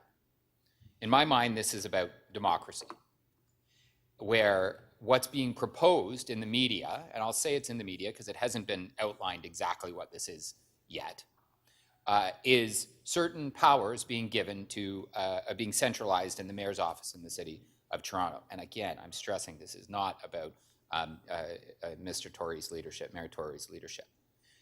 It's about two things in my mind here. One is ensuring representation, that all of those votes that were cast for all the individual councillors in this room mean something. See, in 2010, I got twice as many votes in Ward 19 as the local city, than the mayoralty candidate at the time. 2014, it was the same. 10,000 more votes than the mayor that was elected. And again, in 2018, when the boundaries changed, 5,000 more votes than the mayor. Now, the mayor is running on a citywide agenda. I appreciate that. They're not going to win every single ward. But when you add up the votes that councillors get and contrast them to the mayor, the number of votes that the mayor gets, I think it's important. And it's not important in the context of this particular mayor. I often joke that if Mayor Tory was in a boat rocking contest, he'd lose because he doesn't want to rock the boat. He likes building consensus in this chamber. I benefit from that. There have been many occasions when the mayor has himself or had his staff reach out and work on issues with me. That's the type of mayor he is. But you don't have to look far back, and some of you weren't in this room when it was different, when there was a lot more conflict, and when the discrepancy between the will of council and the will of the mayor was quite different. The mayor's involvement was quite different. Perhaps how they interpreted and read policies, and if they did, was quite different. What I wouldn't want to see is us mistakenly handing over powers that then could get used to destroy the very institutions that we try so hard to uphold. And and again, this has all just been covered in the media. All of a sudden, 2/3 was this great savior and check and balance. 7 city councillors would be all that future mayor needs. Again, not this mayor. I don't think he'd ever use that. Personally, I don't think he'd ever use that power. 7 votes. I can almost guarantee you that all of you could at one point in time find those 7 votes.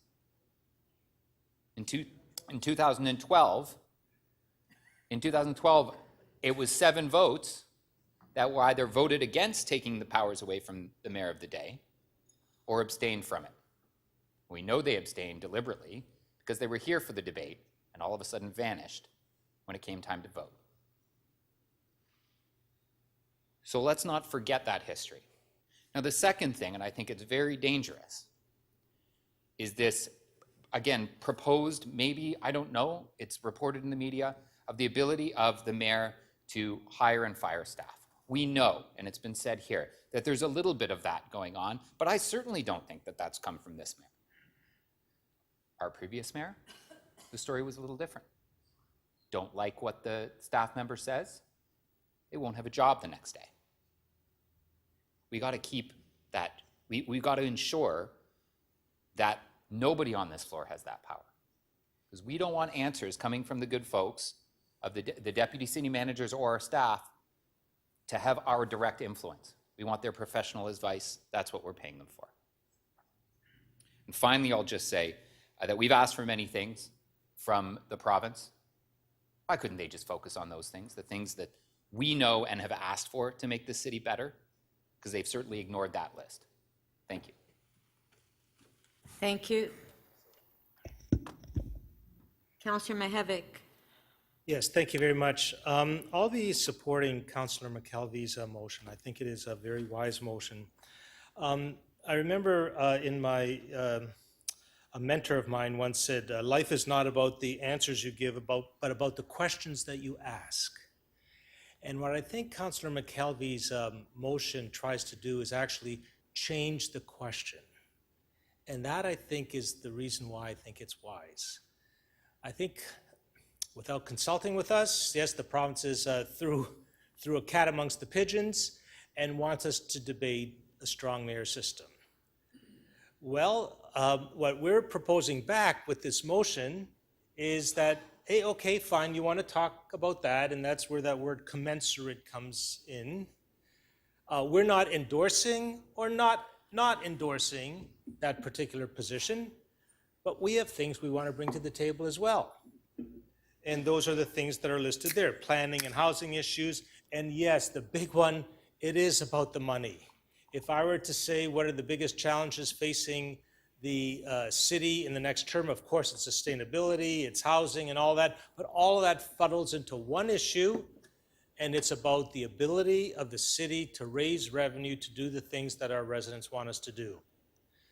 And so while they want to talk about that, we want to talk about the bigger agenda. We want to talk about the relationship between the city and the province, which is actually in the law of the City of Toronto Act. So we are acting in a good manner, saying, okay, you want to talk about that? We want a strong mayor system. We want to talk about financial resources and the powers that we need to do the things that we need to do as a city. That's called a strong city system.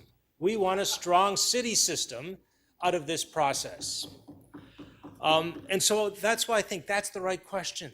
That's the right question that we should be asking and talking about. When they say strong mayor, we say strong city, and let the debate occur.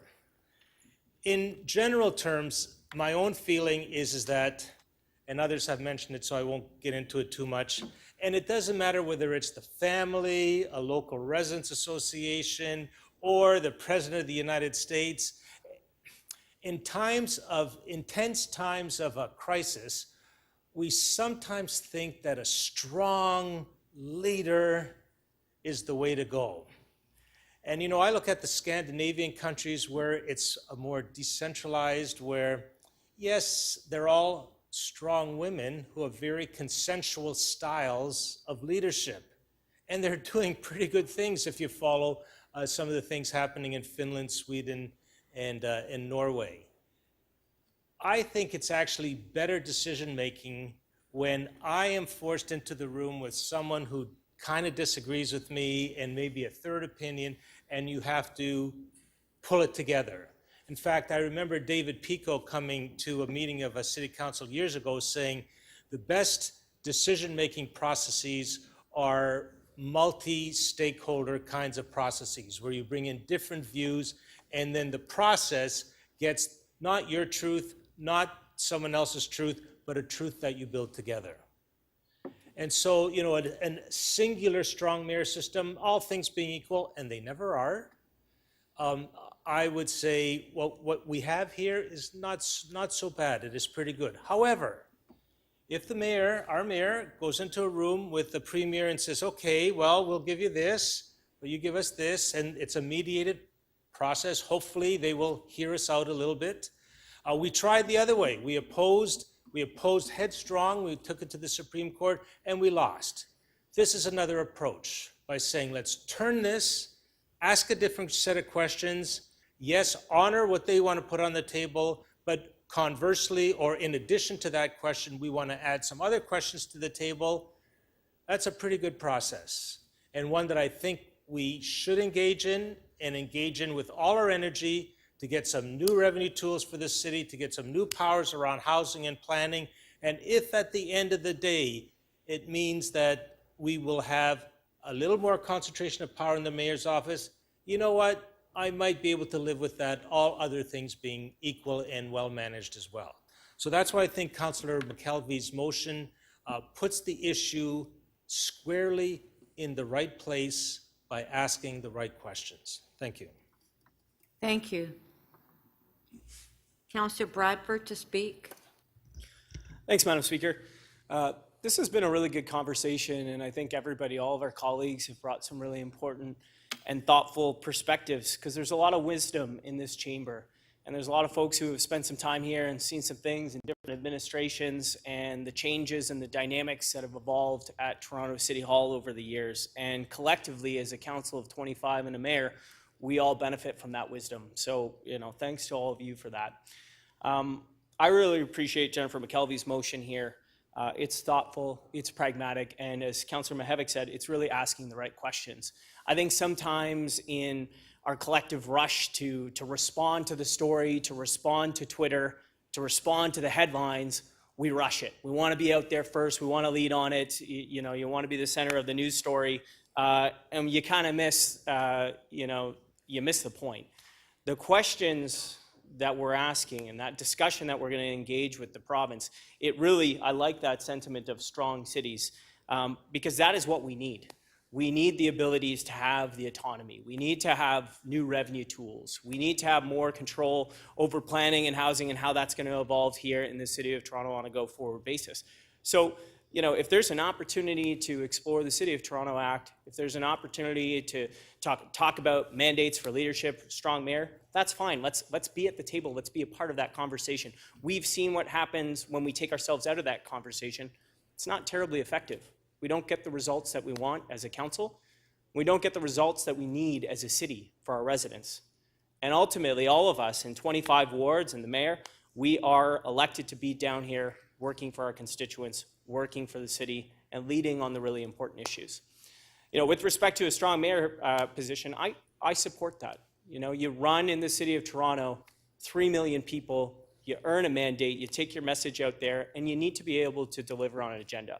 This particular mayor, of course, is a consensus builder. You see that, we all see that, we work very, very well together.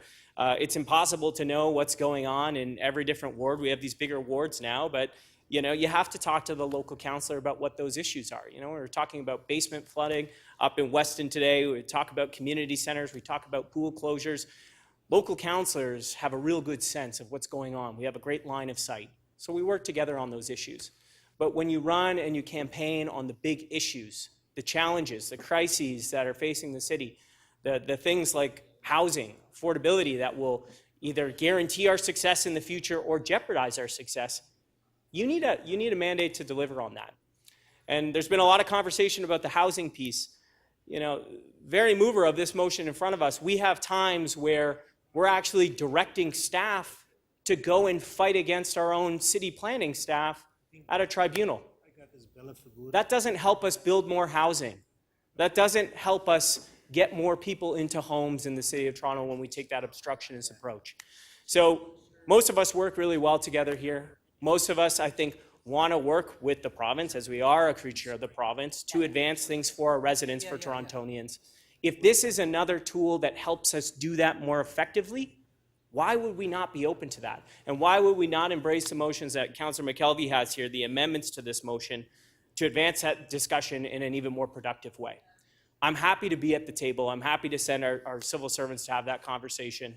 And you know, if we can advance our interests through this motion, then I think that's what we ought to do, and I think that's what our residents expect us to do. Thank you, Madam Speaker. Thank you. Councillor Crawford to speak. Thank you, Madam Speaker. I'm going to speak today about the specifics of the budget. That is my role, of course, over the last 8 years.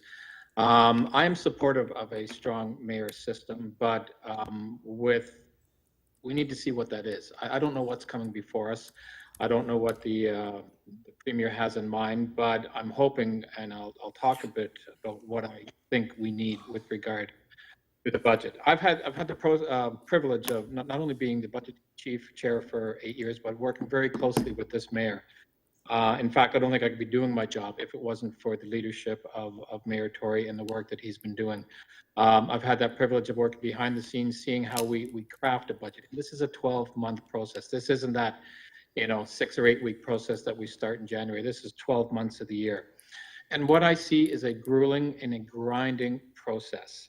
I see a process where there's constant compromise, there's constant change in the budget. And consensus needs to be built. And I look at that when I even just mentioning that can be a good thing, but it can be a challenging thing that does not allow us to get to the point where we need to be. There are many times the conversations happen with a lot of people on the bureaucracy side, on the political side, is can we get this through council? And a lot of times compromises have to be made. And I don't know whether or not those compromises are always the best for the city. And we balance this budget every year, but we balance it barely. It's not easy, it's not well, and I sometimes wonder, have we made a good budget? Most of the times we have. When I look at the work that we've done on affordable housing, on Vision Zero, there are some amazing things that we have been doing with the leadership of the mayor.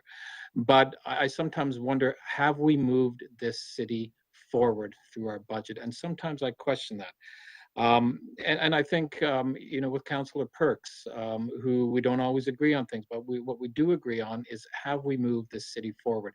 I don't think we have, and I think Councillor Perks would hopefully agree with me that we haven't in some respects.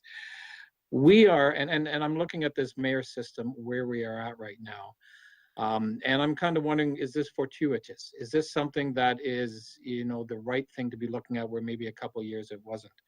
We are moving into a new financial post-COVID reality. I'm not sure what that looks like.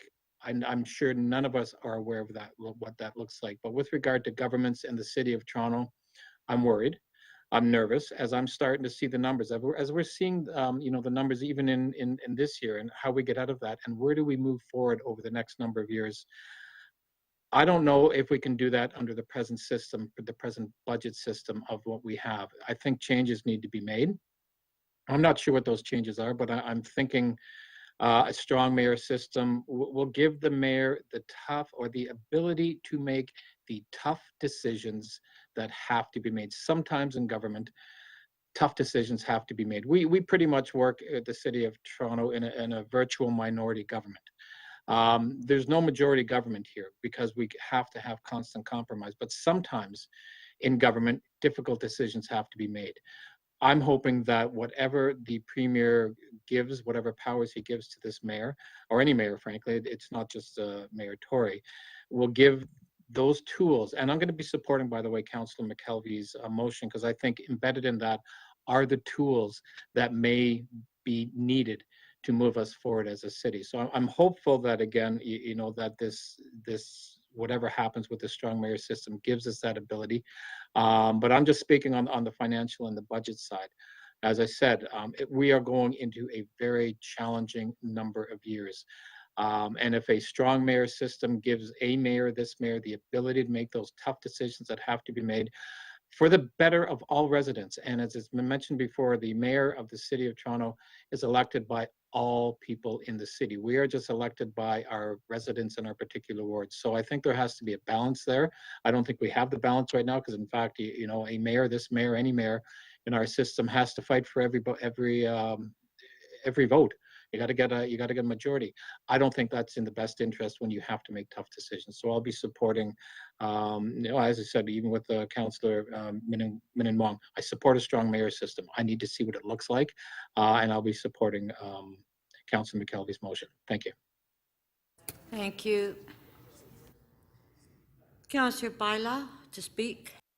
Thank you, Madam Speaker. I'm going to be brief because so much has been said already on this and on something that we don't know much about, but everybody has a lot to say on it. I just want to stand in support of Councillor McKelvey's motion. I think it's a great motion.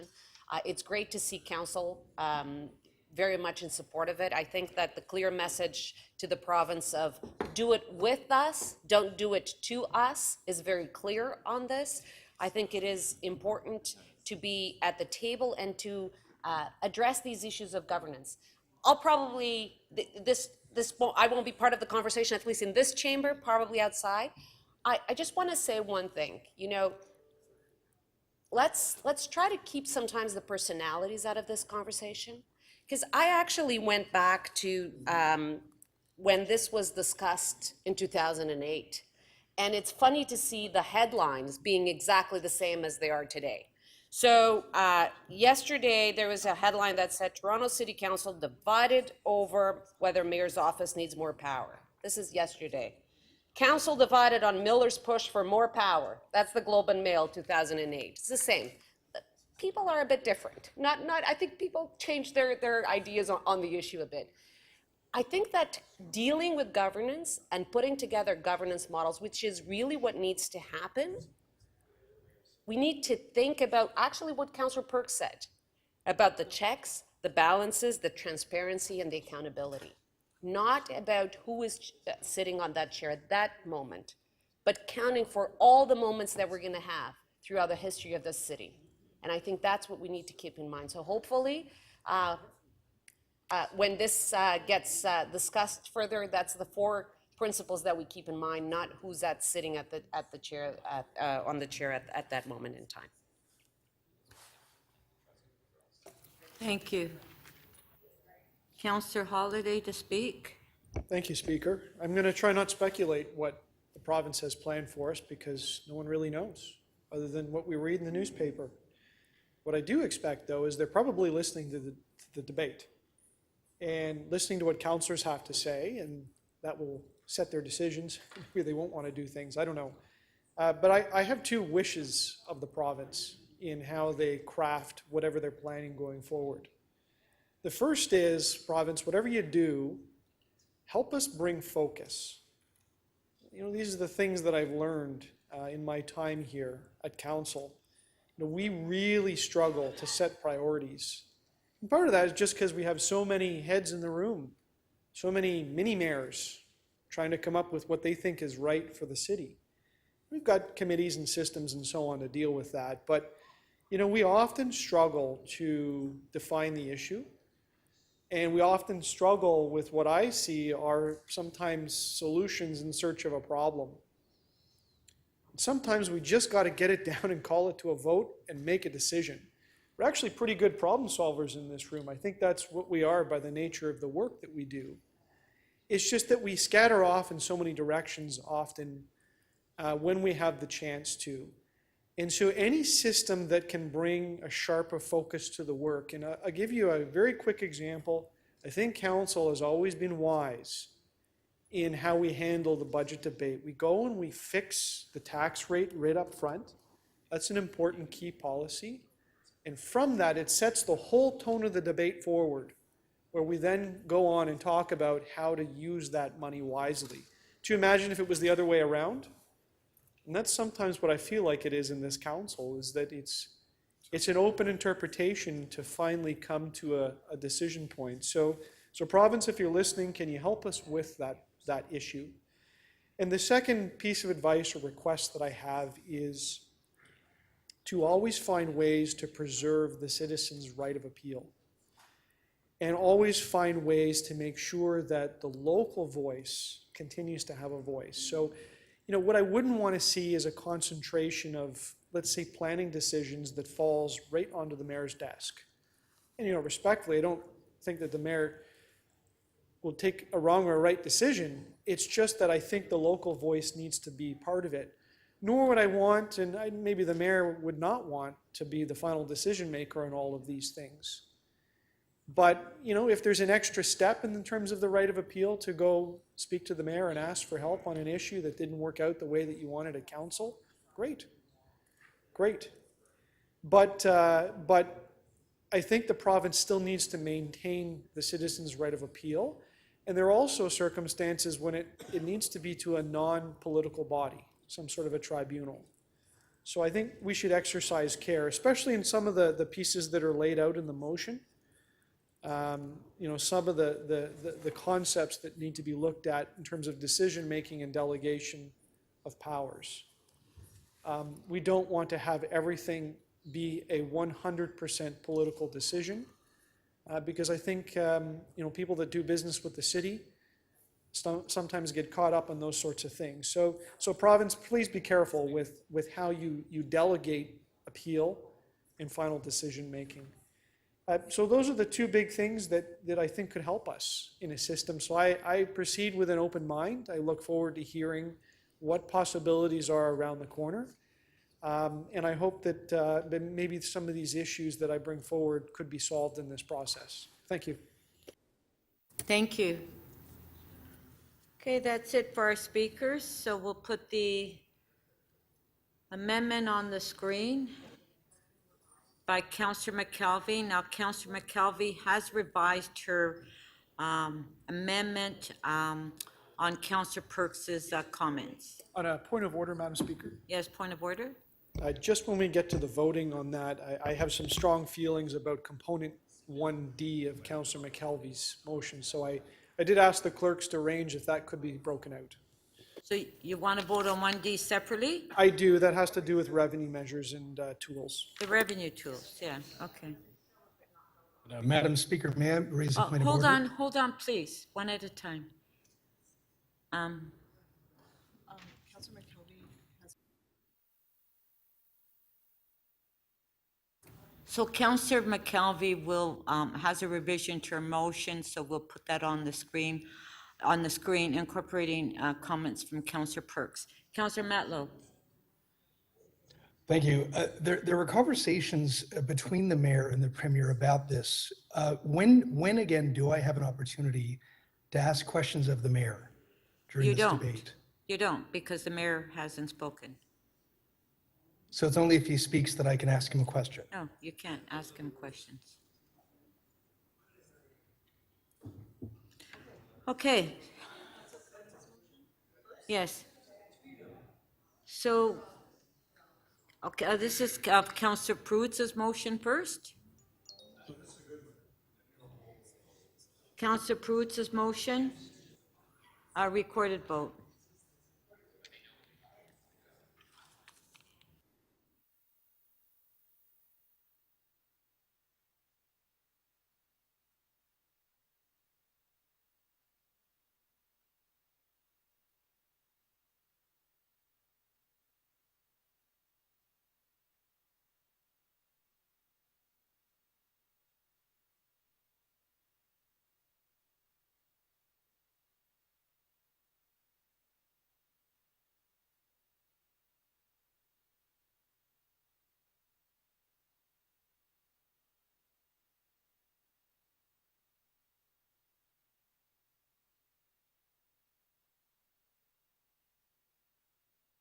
Members who are participating remotely, please remember to turn your cameras on when voting. Thank you.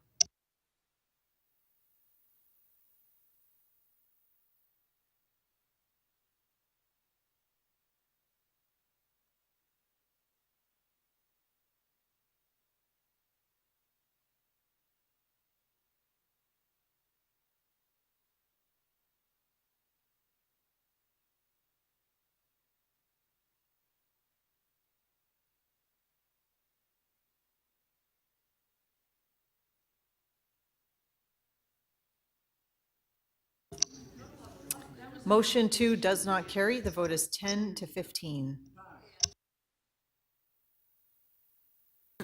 Councillor Pruitt said, we're in the middle of a vote. But we're in the middle of a vote. We're not debating in the middle of a vote.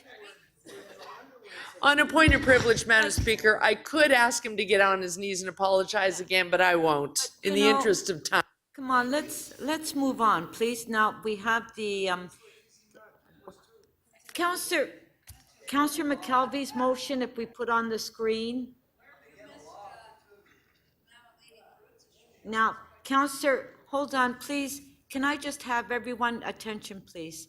Now, Councillor Holliday, you want to vote on D separately, correct? I do, thank you, Madam Okay, Speaker. so should we vote on D first? Okay, so we're voting on D, recorded vote. D, because Councillor Holliday wants to vote D separately. He doesn't. Recorded vote.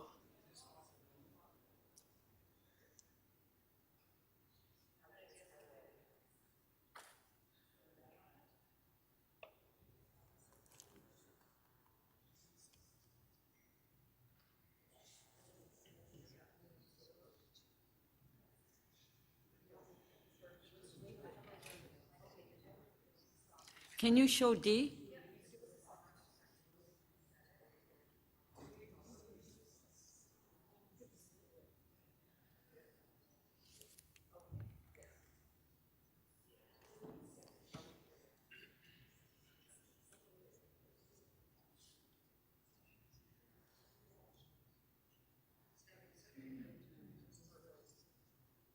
Okay, I think the members want to see D. Okay, on D, on Councillor McKelvey's motion, recorded vote.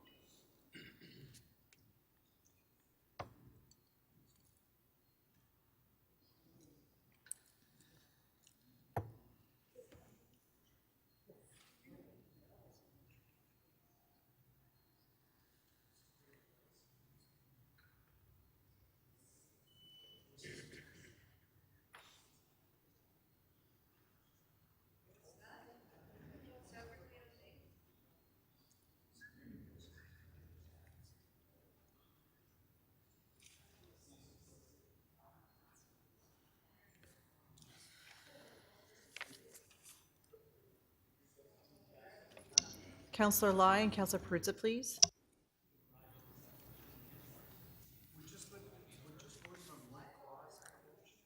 Well, that's because Councillor Holiday wanted a separate vote on that one, Councillor Perruzza, because he wants to vote no.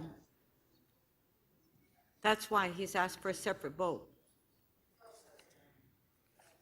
Councillor Fletcher, may we have your vote verbally, please? Yes. That's the affirmative, Councillor, yes? Yes.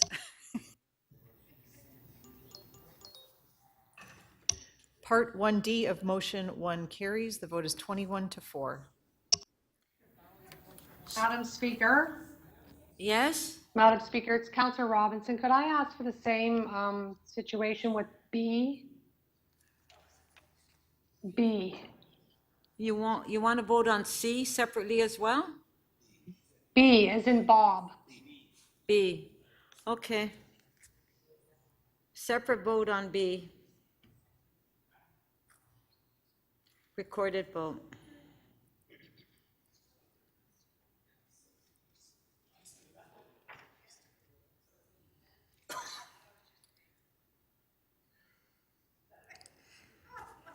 Okay, recorded vote.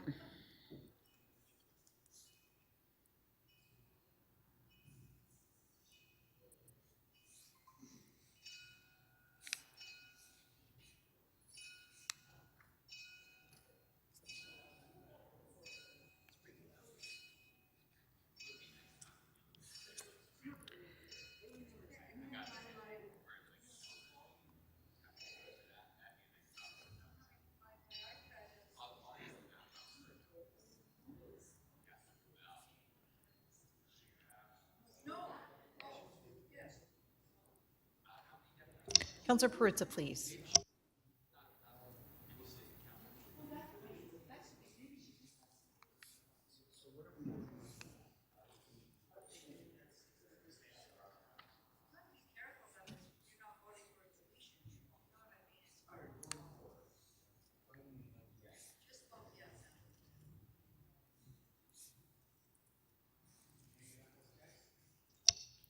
Part 1B of motion 1 carries. The vote is 23-2.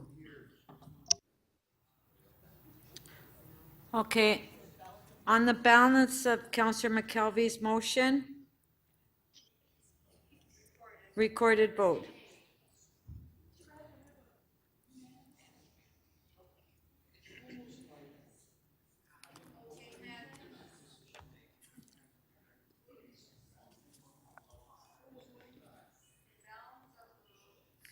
The balance of Councillor McKelvey's motion.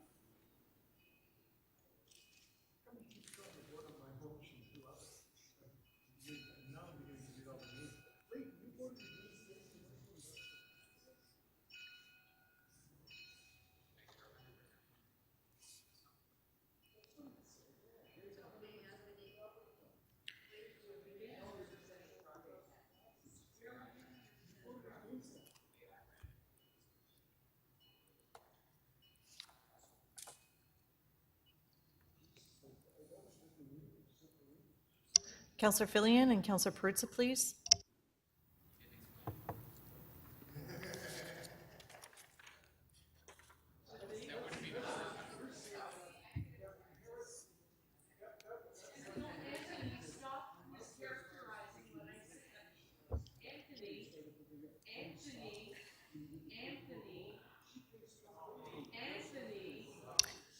Councillor Perruzza, may we have your vote, please? What's okay, what's going on in here? What is happening here?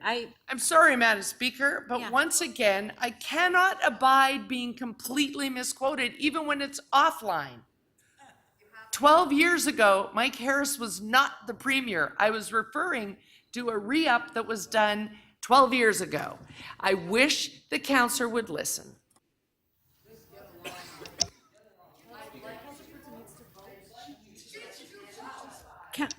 Councillor Perruzza, your vote, please. Members, do you realize that we're in the middle of a vote here? What is happening that everyone is talking in the middle of a vote? This has never happened before.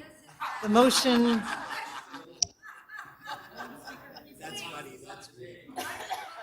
I'd like to believe everything you say, but that last one, I'm sorry, can't. Madam Speaker, the balance of motion 1 carries, carries. The vote is 23-2. Item is amended. All in favor, carried. Thank you.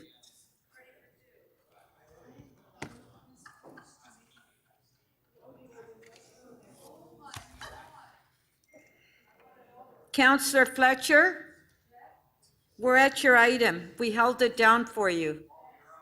Councillor, you're up. We held it down for you this No, I morning. do appreciate that because I have questions of staff. I was Okay. just getting in the middle of a small fight here to slow it down. Okay. I just want to say that there's also tarts at the back. What does that have to do with noise? Just to let- Could you give him a tart, please? I'm getting ready to ask my Just questions. to let members of council that I've been advised that there's tarts at the back if you need some sugar. Maybe councillors can calm down a bit if they have some sugar. And I also have chocolates. So Councillor Fletcher, do you have questions of staff? Yes, I do. Okay. I just have questions because this has been an ongoing issue. I'm not going to talk about leaf blowers. I'm going to talk about a lot of motorcycle noise, which during the pandemic seemed to have really increased. And Shelley? the issue really has to do with a number of motions were passed by this council. Speaker, I think you better be guiding this. Okay, hold my time while you change your seats. Thanks.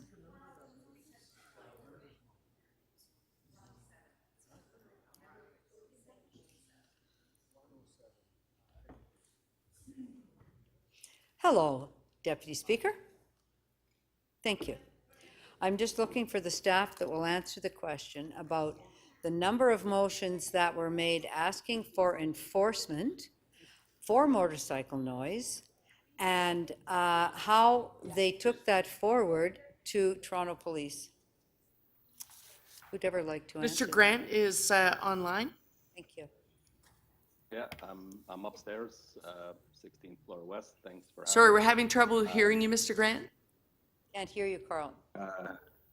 Okay, is that any better? There, that's much better. Thank you. Okay, it's just where I'm sitting. Yes, we have received a number of motions, a number of areas on this. We've been working on this. We brought a new bylaw in 2019, and we continue to work on this, and we have more work to do on this. We have worked very closely with the Toronto Police. We have partnered with them on a number of blitzes on motorcycles in the Yorkville region. We have also done work around DVP and Lawrence, and we've done some work on Lakeshore West and South Etobicoke, and we have more events planned for the upcoming year. We just did another one in Yorkville dedicated to motorcycles on Saturday, the previous weekend, Thank you. where we pulled over 10 motorcycles and issued 3 charges. So the number of complaints that I sent to you, Mr. Grant, and your staff, and then the motions that were made on behalf of my residents had to do with the Don Valley and nighttime.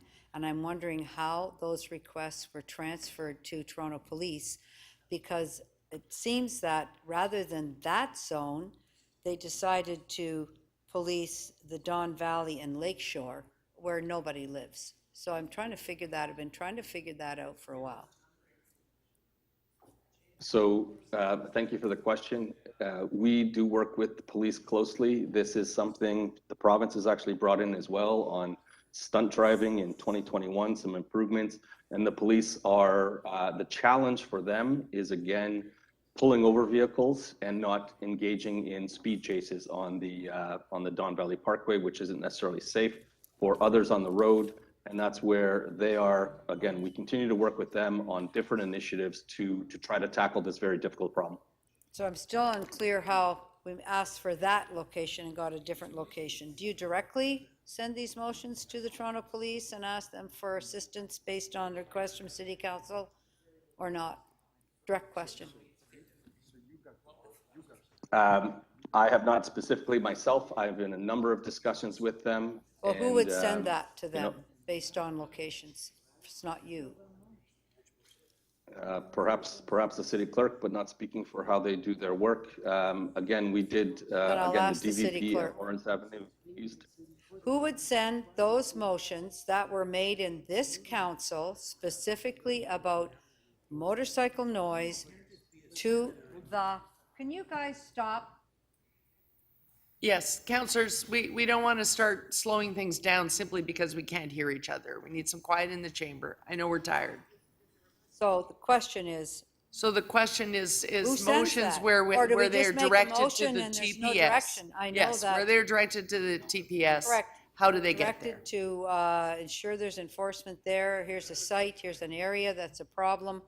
How do they get that? Is city manager, city clerk, MLS, you, Mr. Grant? I'm unclear. Apparently they don't get them. Yes, I'm trying to get you the answer, yes. Thank Okay, you, so, Speaker. yeah, I will try once again. I apologize. We did have a meeting with the chief's office, and we did bring up the outstanding motions, which included directions. We are continuing to work on those. We are also mainly focused on data-driven, where complaints come in from 311. Yeah, I'm not, this is 311. I'm sure we all recognize that counselors' offices aren't 311. When we get a barrage of things, then I hope our classification's a little higher than somebody phoning 311. I'm sure it is. However, is there something in writing that goes? Can I get a copy of the letter that went from somebody at the City of Toronto to the Toronto Police outlining, here are the spots that this council would like looked at? I'd like a copy of that, please. That's your final question. Madam Speaker, or Madam Deputy Speaker, when there is a council motion that is a request of the Police Services Board, the City Clerk's Office transmits that decision to the Yes, board. it's not the Police Services Board. It's for police service in a certain area. So The relationship between the city and the police is the Police Services Board, so any requests of City Council goes understand. through the board, and that's where the transmittal would go. Yes. Grant said he's been meeting with them, so I'm wondering if there's a letter from Mr. Grant. That's my question. Do you put that in writing, Mr. Grant? So that is your final question, Counselor. You were over the 5 when I zeroed the counter in an effort to pause your time, but we're well over the 5 now. Mr. Grant, if we could get your answer?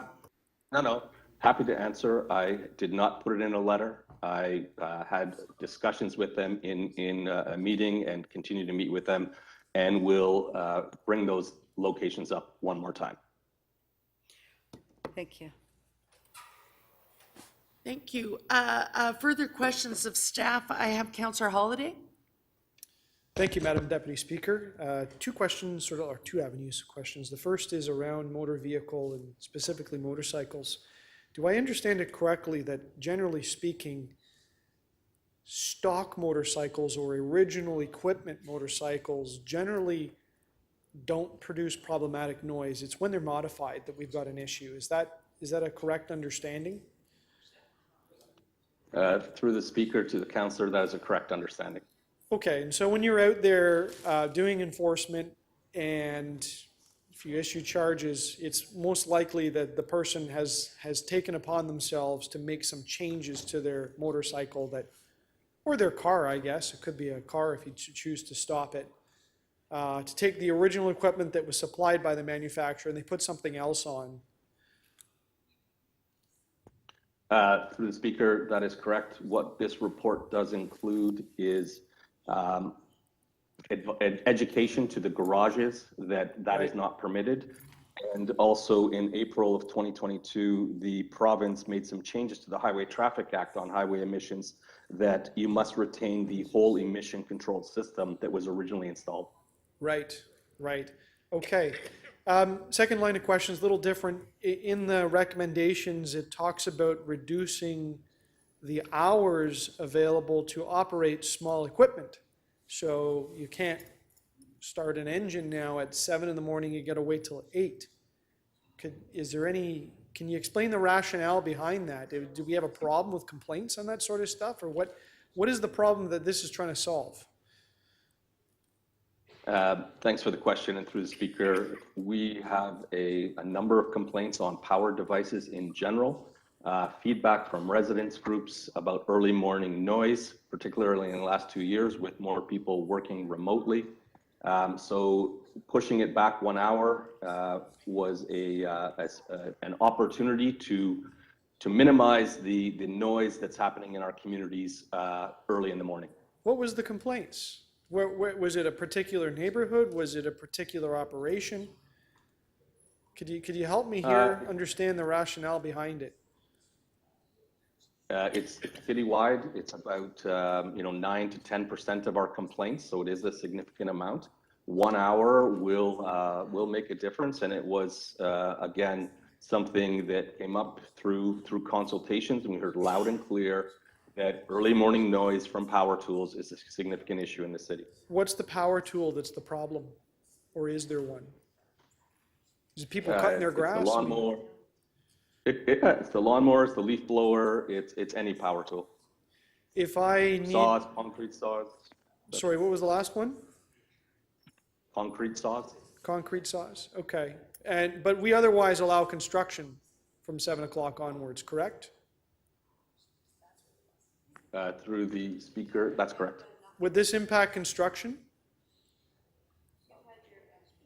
I don't believe this would impact construction. This is primarily around, again, cutting it. I know I said concrete saws, but it's primarily around landscape maintenance and garden equipment. Landscape maintenance, okay. And if there's a snowfall and I need to run a snow blower, get things cleared up so I can get out of the house, do I have to wait till 8 o'clock? It's a good question. It's mainly, snow clearing is not included. It's around garden equipment. Yeah, but the section says power equipment. That may be something we need to clean up in the when the bylaw is written. Thanks, Mr. Grant. Thank you. Councillor Lane, question. Yes, thank you very much. Just a couple questions about the decibel limits and what vehicles can comply to them. How are you setting the decibel limits for motorcycles? They are set by industry standards and then validated by acoustical engineers. And so, we've had a couple blitzes in the Yorkville neighborhood in recent years, and did they result in infractions from muffler modifications or noise? Through the speaker, yes, and I can speak to one that just happened on this past Saturday, and in my response to Councillor Fletcher, where we had 10 motorcycles pulled over, 3 of which had decibels higher than the 92 that's permitted. Just for the record, I was answering a question for Alan, who's watching, and I think he'll be satisfied with your answer there. Thank you very much to our general manager. I know Alan very well. Alan very well. If we were issued $615 tickets. $615 tickets, all right. So if we were to reduce them, because a lot of mufflers are still passing, and yet they're still quite loud or being used in a way that highlights the noise at times that is perhaps not appropriate. If we were to just reduce the decibel limit, is that something you'd recommend? And if not, why not? So I would not recommend that because these are standards that are developed by the industry. I mean, they're built to this number across from Suzuki to Yamaha to Honda to BMW to Harley Davidson. Changing that would impact all of those companies. And let's talk about motor vehicles. We've got a lot of loud modified cars that are also causing this level of noise. Why aren't other motor vehicles other than motorcycles considered with that decibel meter limit? Through the speaker, that's a great question. And it's part of the ongoing work that we're doing moving forward in the next report. But I can also say, and then we would include those vehicles, muscle cars, et cetera, which is, again, incidents that we've seen happening. And then the work I spoke of with emissions and the province and the Highway Traffic Act will impact this as well. But we're looking to come forward with a number in the 2023 report. that would be quantifiable. Okay, let's talk about automated, automated noise enforcement. You're not recommending that we proceed down that path, despite the fact we've asked a couple times as a council. Why not, in brief? Yeah, in brief, I like trying things new, but there are limitations to the current equipment. It is not reliable. It's difficult to discern between vehicles in different lanes. It's not automated. While it's called automated, it is not automated. Officers would need to manually sift through the footage, and it has not been used in the court for evidentiary purposes. So it has not been successful. It has not met the objectives that it was looking to meet. So despite the fact that some municipalities put a lot of money into this technology, it hasn't been used in court to actually lay any charges. That's correct. And Edmonton, who spent $200,000-$300,000 on this, has stopped using the equipment. So they spent that money on the equipment. They're not using it because it wasn't effective. That's correct. Okay, thank you. Thank you. Councillor Grimes, questions? Thank you, Madam Speaker, and to Mr. Grant. So can you just walk me through, under Councillor Fletcher's question, the Toronto Police Service assisted you on that bus where you busted motorcycles. What do they do? Just pull over the person on the motorcycle for you? Is that what they do? So thanks for that question and for the opportunity for me to clarify. We partner with the Toronto Police Services. MLS officers are not able to pull over vehicles. The police have that ability to do so, and then we work together to do various noise testing, and we also check for Highway Traffic Act issues, and there's a number of without license, without insurance issues that happen there as well. So we both issue charges under the Highway Traffic Act or us under the noise bylaw. Okay, so I'm not concerned about the other infractions they may have. What do the police do with regards to noise when they're doing? Are they doing any testing for the noise? Through the speaker, the police do not have the training on noise nor using the equipment. So that is our expertise where our officers are trained, whereby we have a system to measure 50 centimeters from the muffler while idling and revving, and then we're able to take that noise reading. The police, it's something they may look forward to doing, but right now it's in our carriage. Okay, and just on the question of Councillor Layton on the muffler modifications, and I know you know this down in Humber Bay Shores, all along Lakeshore we have, just not motorcycles, it's these little Hondas where they're putting these little, almost the size of a ping pong ball. You see them, they sell them on Instagram where you just slide them in your muffler. Can we not just outright ban those? In theory, they're banned with what the province introduced legislation in the Highway Traffic Act that prohibited making modifications to your muffler. Again, that would be where it could be pulled over by a police, and if they saw that the muffler was modified, that they could issue charges under the Highway Traffic Act. How long is your department doing the noise testing? We do it throughout the year. We've done How it long? For how many years you've been doing that? We've been doing it since we did some in 2019 when the bylaw was passed. We didn't do so much in 2020, and then we picked it up again in 2021, and we have initiatives going on this year 19 as well. is when you started, your department started. That's correct, Councillor Grimes. Is there somebody from the Toronto Police Service on the line? Not to my knowledge, we did not tee them up for this. Okay, well, Mr. Grant, you're gonna have to answer this for me. So it's my understanding, I know, you're probably the same age as me. When we were kids, if we had bad admissions coming out of our car or loud noise, you get pulled over by an officer. You had to go up to a certain yard where the police would take you into a yard. They would do the noise testing, they do the admissions testing. They no longer do that. That was cut out of their budget in 2017. Is that correct? I believe that's correct, but there is emissions testing is, I believe, still a thing in garages, but not the police doing it. The police used to have a yard, a couple of yards across the city where if you got pulled over by the police, you had bad admissions or a loud muffler or loud Honda Civic, they would send you to a police yard where the police would do all the noise testing, would do all the emission testing, and they would get a ticket there. They had a ticket, they had to appear in a certain amount of days. Is that what the police used to do, but they're no longer doing that because of the police budget cuts? Is that correct? I can't say definitively. Observationally, it seems correct, but I don't know for sure.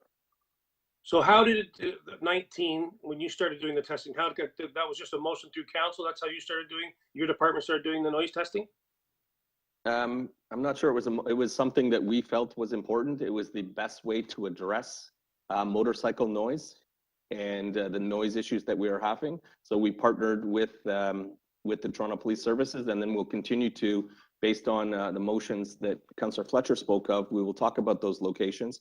But I can concur with you that Lakeshore in South Etobicoke in your ward is one of the greatest number of complaints that we receive.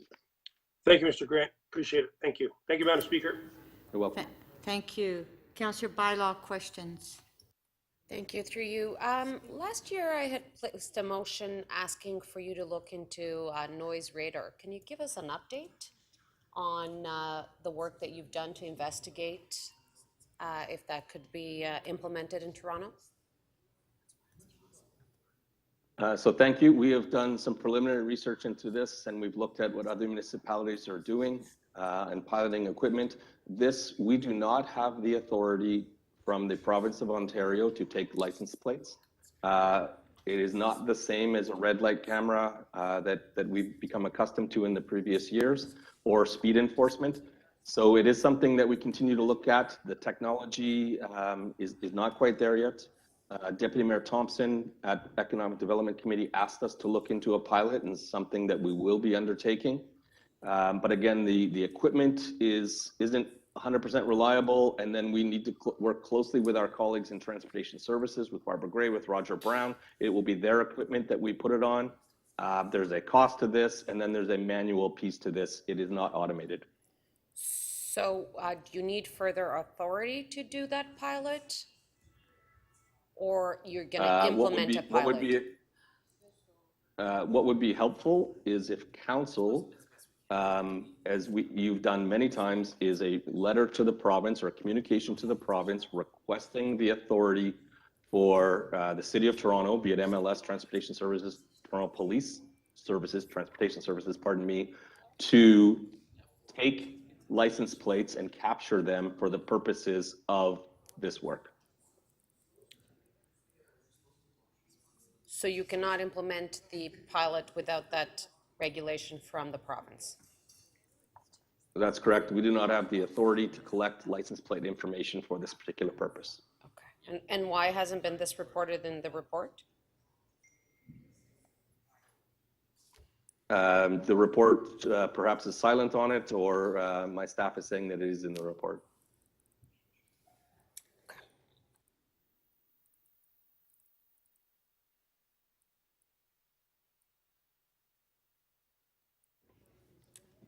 So I just have a couple questions.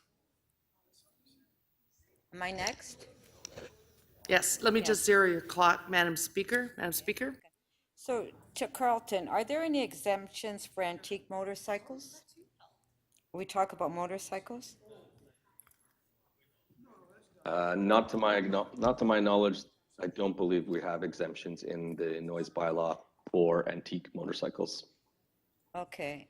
Is it something that we've looked at, or? It's not something we looked at, but exemptions in general are problematic as how do you determine antique versus non-antique? How do you separate who's allowed to make noise, who isn't? What we're really trying to do is find a balance for the community, for them to enjoy their time and not be disturbed by noise. So motorcycles are seasonal. They're not all season, usually it's in the spring and summer, correct? But motor vehicles, which I get complaints about, are these cars that have these mufflers and low, and they're, when you can hear them. I think that's where the problem is, in my opinion. Do you not agree? Because, I think that's really what the problem is, and residents complain about. Yes, I would agree. Both cars and motorcycles are problematic. We are looking at establishing a decibel limit for cars, automobiles in the future work in 2023. But again, the emissions piece that was corrected in the Highway Traffic Act by the province in 2022, April 1st, it goes a long way to saying you are not able to modify your muffler system. Okay, but how do you enforce that? That's a great question. Okay. Enforcing is the most challenging piece, is all I can say. So it's really, you can't enforce it. We would need to, again, continue to hold blitzes with the police service, gather evidence, and lay charges appropriately. So would you recommend that we tell constituents to take license plates and report them? Because really, I mean, they go fast. I mean, it's very, as you know, it's very hard to enforce. You know, so, I mean, I know it's a problem because I get calls from constituents. It's not motorcycles, because motorcycles are seasonal. It's really these cars with the mufflers that they just go through residential streets and, you know, they cause that noise disturbance.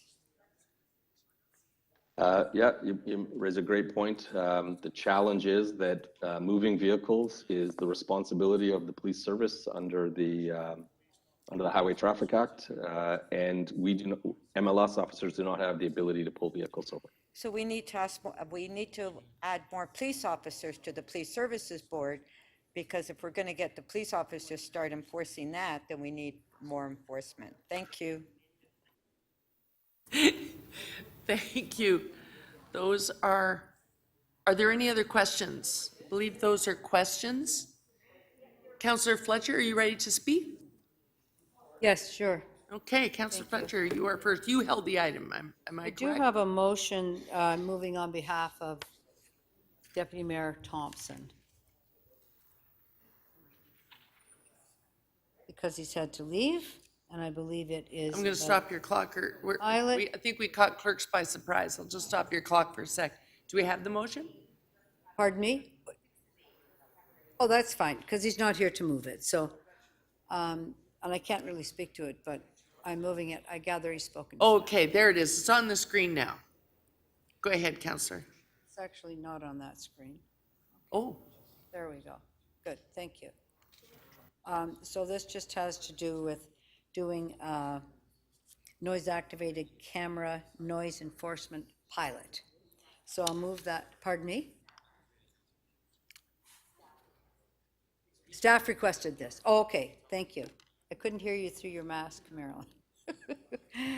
Staff requested, this is a staff motion that I'm moving on behalf of Deputy Mayor because he's left the chambers for a meeting. So I'll move that. And then I'll just say that this is actually a pretty big topic. Again, as I mentioned when I was asking questions, something happened with the pandemic, and as we came out of that pandemic, with the number of motorcycles that have changed their mufflers, done whatever they have done, and apparently 92 decibels is what they can have. That is above your legal limit for other types of noise, but people are very concerned about the large numbers of motorcycles that are on the Don Valley Parkway, that are making so much noise in the middle of the night, and where people are being wakened out of their sleep. And I have to say, I was really surprised. I don't have a motion, but I'm actually shocked to hear that when we've asked for that kind of enforcement in a certain place, that there is not a formal process where folks are advised, where the police are advised. I know we've sent that to MLS, but where the police are advised that this is a request from City Council, could you take that under advisement and see what you can do? That when Mr. Grant says that they're having joint meetings to determine where they're going, either we're being dragged along to wherever the police want to go, or, which would be unfortunate, or I'm concerned that an area that was brought up over and over and over again, that being the Don Valley Parkway, just around the bridge, isn't an area that anybody's looked at. And then I got a note saying, oh yes, we're looking after this. We're at Lakeshore and Don Valley Parkway. I just want you to look on a map and see what's at Lakeshore and Don Valley Parkway. Nothing is at Lakeshore and Don Valley Parkway. There's never, ever, ever been one complaint from Lakeshore and Don Valley Parkway, ever. So I don't understand how we're prioritizing things. Apparently, I need to move my motions and be very instructive. Police be advised, this one be requested, request the general manager take this up, request the general manager do that. I'll be far more careful in the future. But my residents want to know why everybody else has had enforcement, but that location. But that location. I don't blame them, because after hearing the answers today, I'm quite concerned. And Mr. Grant isn't here, but Ms. Cook is here. And I'm looking over at your cluster, your infrastructure cluster that MLS sits under. And I think those processes really need to be cleared up. It's a council motion. Either we should not waste our time making motions. I'm happy. Just tell me, don't make a motion because we're not doing anything with it. Let me know, because that happens a fair times. But just let me know, because I won't bother. But I did move motions on behalf of people that are very concerned, awake at 2 and 3 and 4 in the middle of the night. They made requests, they phoned 311, they called my office, they wrote, I sent everything in, I made motions, and there is an enforcement blitz at Don Valley and Lakeshore, where not a single person actually lives. So I think I've said enough about that. I think everyone knows how I feel. And I would like to see robust enforcement everywhere. I also think we should be looking at CCTV cameras for speeding up and down the Don Valley at night, but it is very much a noise issue, which I don't think we have it under control, or even a smidgen under control, to the way that citizens and residents expect that we do. Thank you. Thank you. Councillor Holliday to speak. Thank you, Speaker. I have a motion, if I may have that presented. It's to request that the Government of Ontario develop stricter and more specific regulations related to illegal aftermarket vehicle modifications intended to increase vehicle noise, including penalties for both the vehicle owners and the technicians that install them, to increase enforcement, and to consider mechanisms which would require periodic inspections of aftermarket vehicle exhaust modifications to be performed by qualified persons. And I think, based on the conversation in the chamber, I think many councillors can agree that we all get the same calls.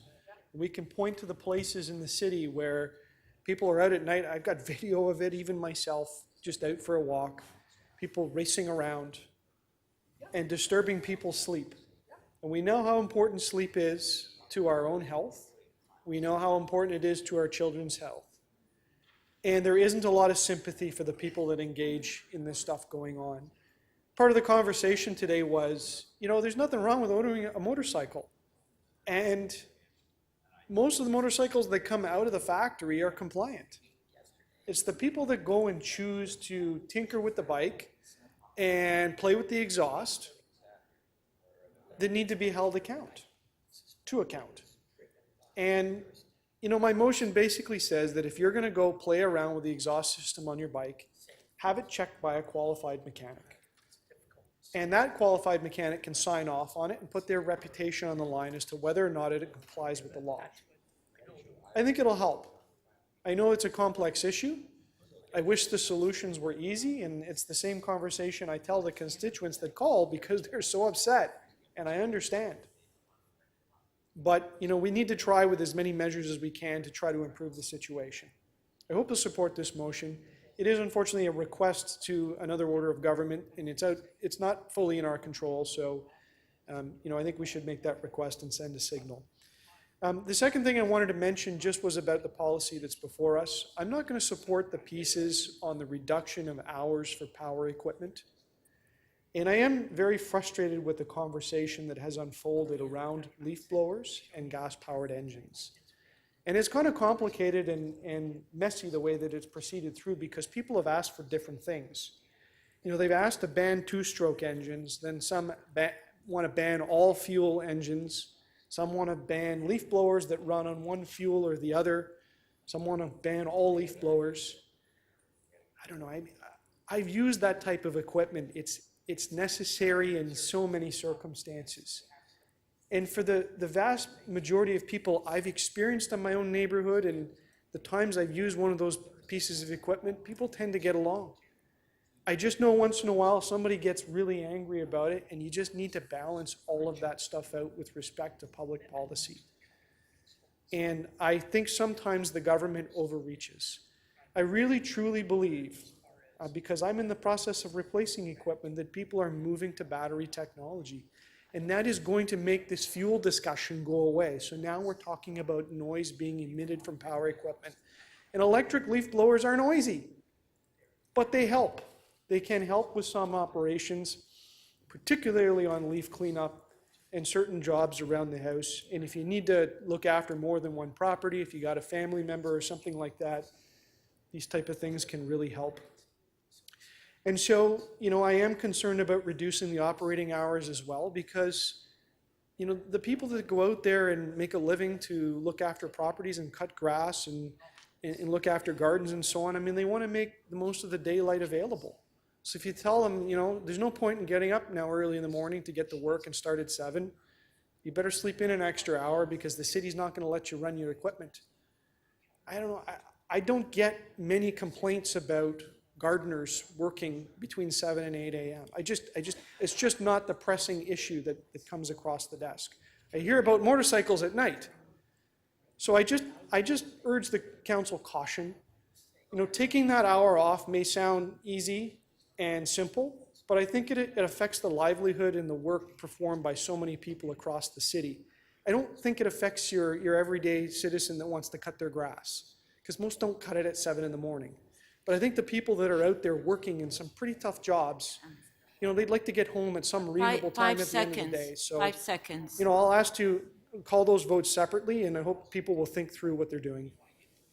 Thank you. Okay, I just have one question, Councillor Holliday, just clear. So Certainly. when these modifications are made to vehicles, like are they made by qualified mechanics or dealerships, like, or are they individually done? It's my understanding that you can order these parts on the internet, and you can make modifications to machinery, and sometimes mechanics do it, sometimes mechanics do it on their own equipment, and sometimes just everyday people do it. Okay, thank you. Councillor Mihevik to speak.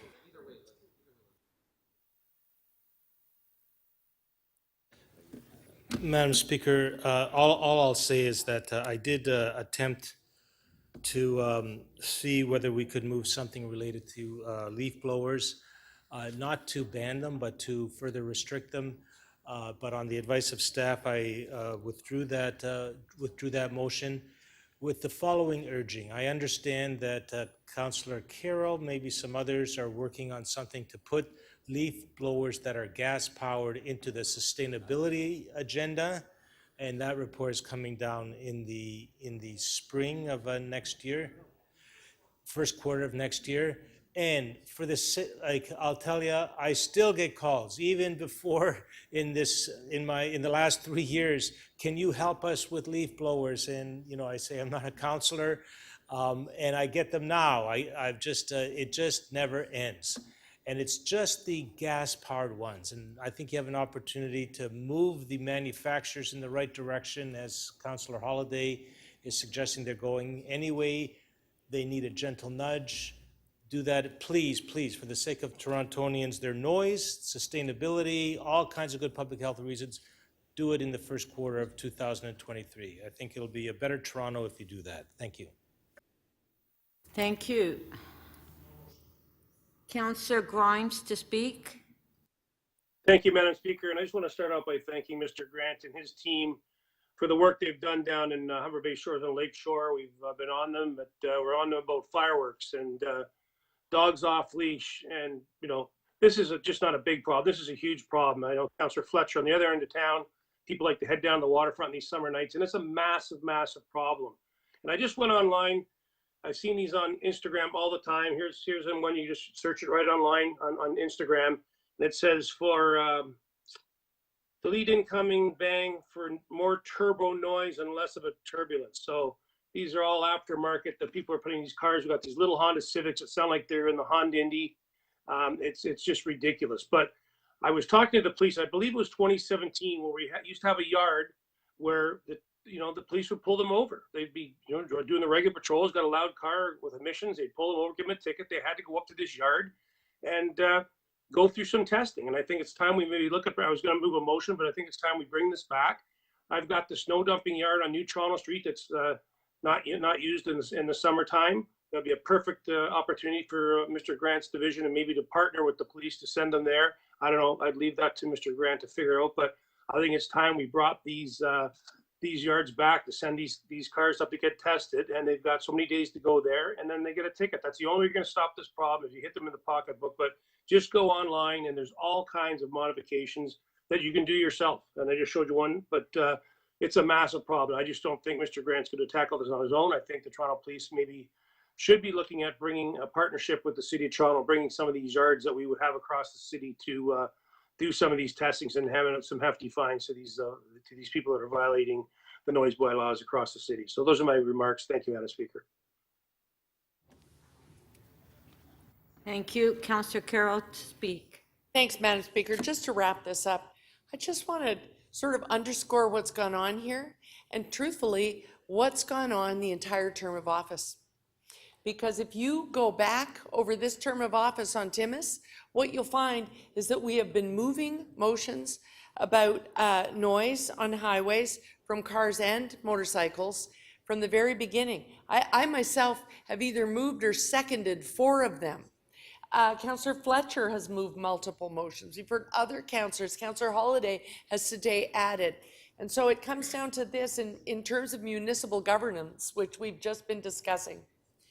As councillors, we listen carefully to our community. Sadly, we also listen carefully to the noise of the automobiles. I live close to the DVP.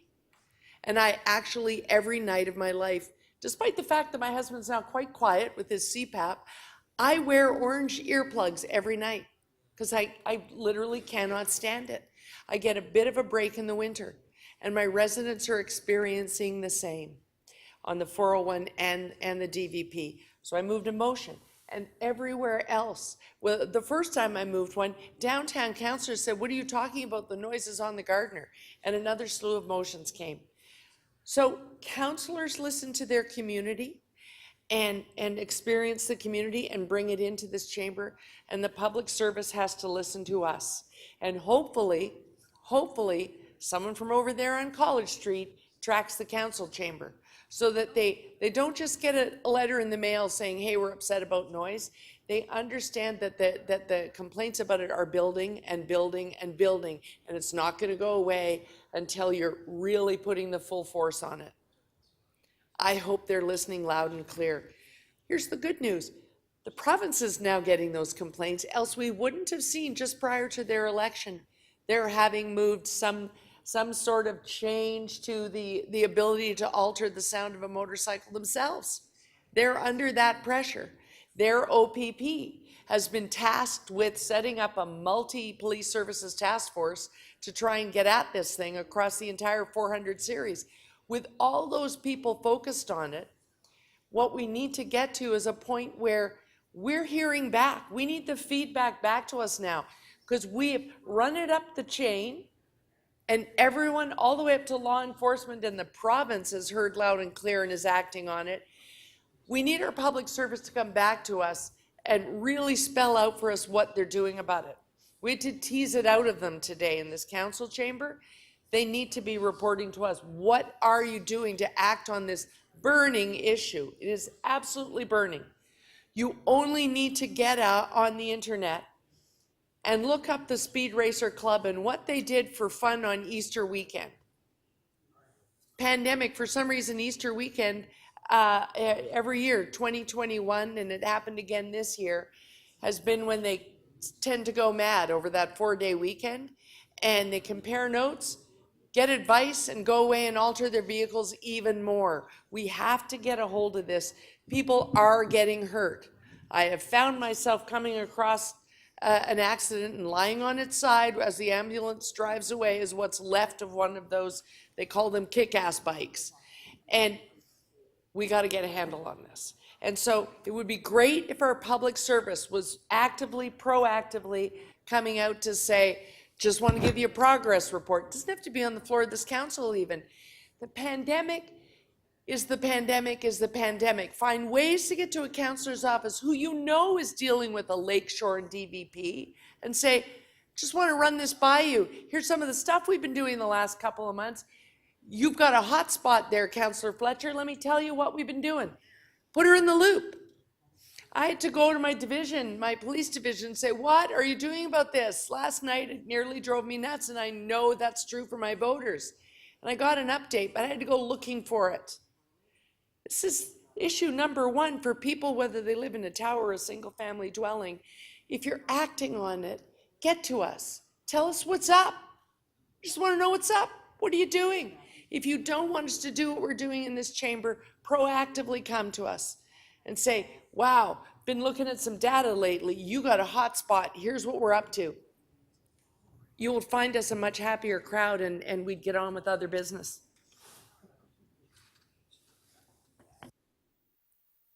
Thank you. Councillor Matlow to speak.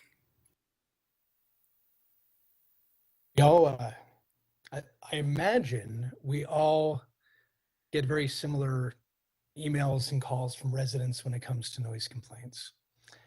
And, many of mine start with somebody is using their leaf blower. What are you going to do about it? Or somebody is driving their motorcycle, veering up Avenue Road. What are you going to do about it? Somebody is making a lot of noise next door. Somebody is constructing something on a Sunday morning. What are you going to do about it? You, counselor. And the reality is, in many cases, there is no, I'm not aware of any legislation that makes anybody be a considerate neighbor or somebody who will care at all about how they're affecting other people with respect to the noise they're making. There's no way to impose upon other people to make them less selfish in their behavior in that respect. But there are certain things that we can do to make a difference. And I was really, I really appreciated some of the comments that I heard from some of you today. Councillor Grimes, Mark Grimes, you're in a position now on the Police Services Board where you can bring the creative ideas like you were suggesting right to the table. And while a councillor is deputized to go and stop people from impacting the rest of the world that way, the police are empowered to do so. And Councillor Grimes, you're in a position now, and I'm everything you said was like, I appreciate the creativity and the ideas that you're bringing forward, because you have the ability now to bring that to the forefront, bring that to the table, and on our behalf, try to make a difference with respect to enforcement. And that's where it properly belongs. Councillor Fletcher, you're recommending technology that I keep hearing about that we need to explore, because realistically, we can't have a police officer standing at every single corner. We need to use technology efficiently and wherever it's possible to be able to both enforce, but also to proactively indicate that this behavior is unacceptable. And as Councillor Grimes suggested, which I agree with, hit them in the pocketbook. In other words, even if they're acting selfishly and they don't care about other people, they may care about themselves, and they may change their behavior based on the potential consequences. But we need to also let them know that this day might be your day when you get caught affecting the rest of the world, just because you're having fun, you're revving your engine. I totally agree with Councillor Holliday's contribution about the aftermarket products that are used that are just completely unnecessary, but that's a whole other story. And with respect to leaf blowers, thank you, Councillor Carroll, for your leadership on this. Honestly, if I had it my way, we would move a motion to ban them right now. I'm talking about the gas-powered, noisy ones. But I also understand, and I think Councillor Carroll's leadership has been very thoughtful and methodical. If we know that we don't have the support, then we shouldn't take a step back from where we want to arrive at. And I respect her leadership and her sage advice. We need to continue working toward hopefully early next year, where council is comfortable to move in what I believe is the right direction. And Councillor Holiday said earlier that typically his experience has been that people get along and sort it out. In the context of where I live, where I serve in Midtown Toronto, like, we live on top of each other, literally, building to building. The houses are tight lots, lots of semi-detached, lots of apartments and condos. We're all living tightly together, and what we do really does affect each other, and we're sharing this space.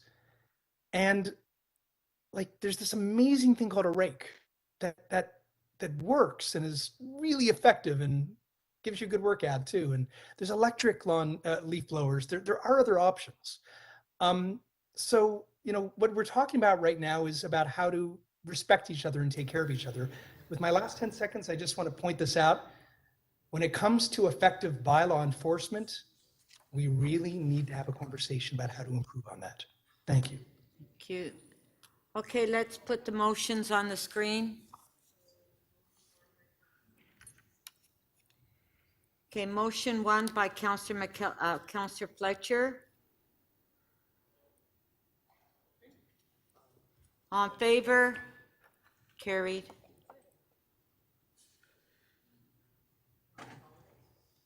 Motion by Councillor Holiday. On favor? Carried. Councillor Holiday has asked for separate votes. Okay, so Councillor Holiday has asked for separate votes.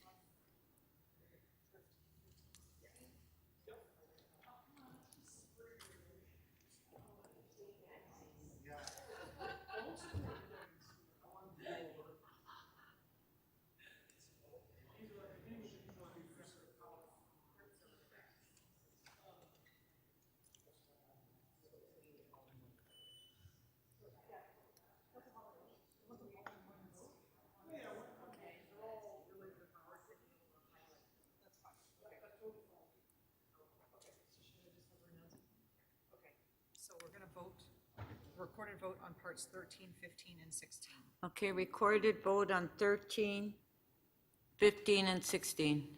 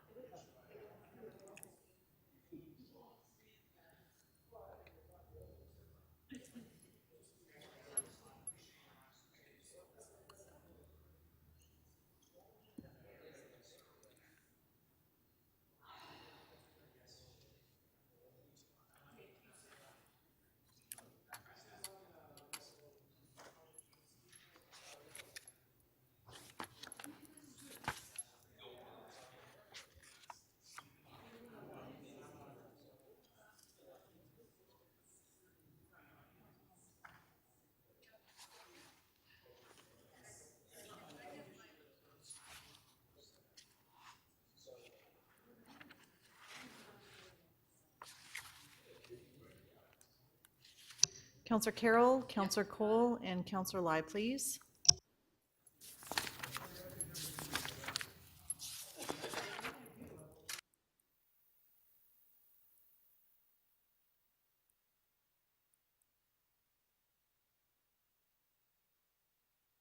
Councillor Pasternak, can we please get your vote?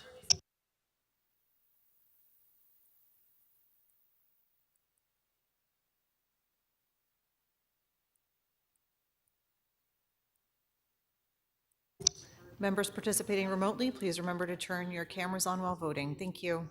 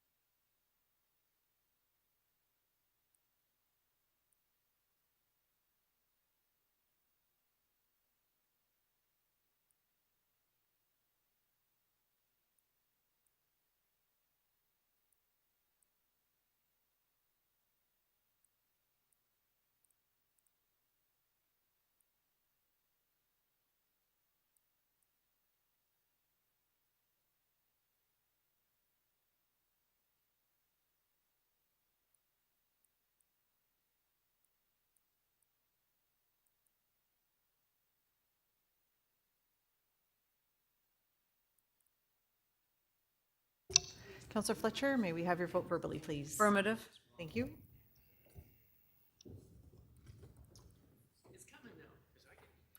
Parts 13, 15, and 16 of the item carry 22-2. Okay, balance of the item as amended on favor, carried. Counselor Hall? May I ask a point of order, Yes? Madam Speaker? There are demands on my time this evening. I wonder others might have other community meetings as well. And I just wanted to know, what is your thinking with respect to trying to complete the agenda tonight or returning tomorrow? Is there any suggestion of what we're planning on doing? Well, we are going to move a motion to extend. To complete tonight? Well, motion is yes, to complete tonight. To 8 o'clock, and then we'll decide then. Okay? Yeah, let's put the motion up on the screen now.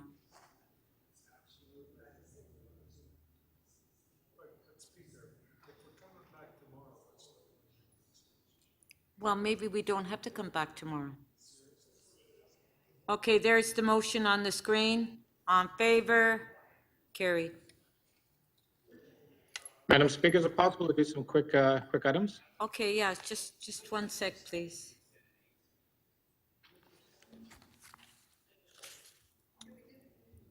Quick items.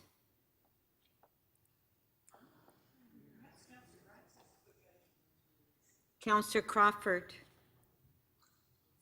Thank you, Madam Speaker. I'm just wondering if it's possible to reopen MM 47.44, that's the community space for Bangladesh Canadian Community Services. There's an amendment that was supposed to go with it. Unfortunately, it didn't happen.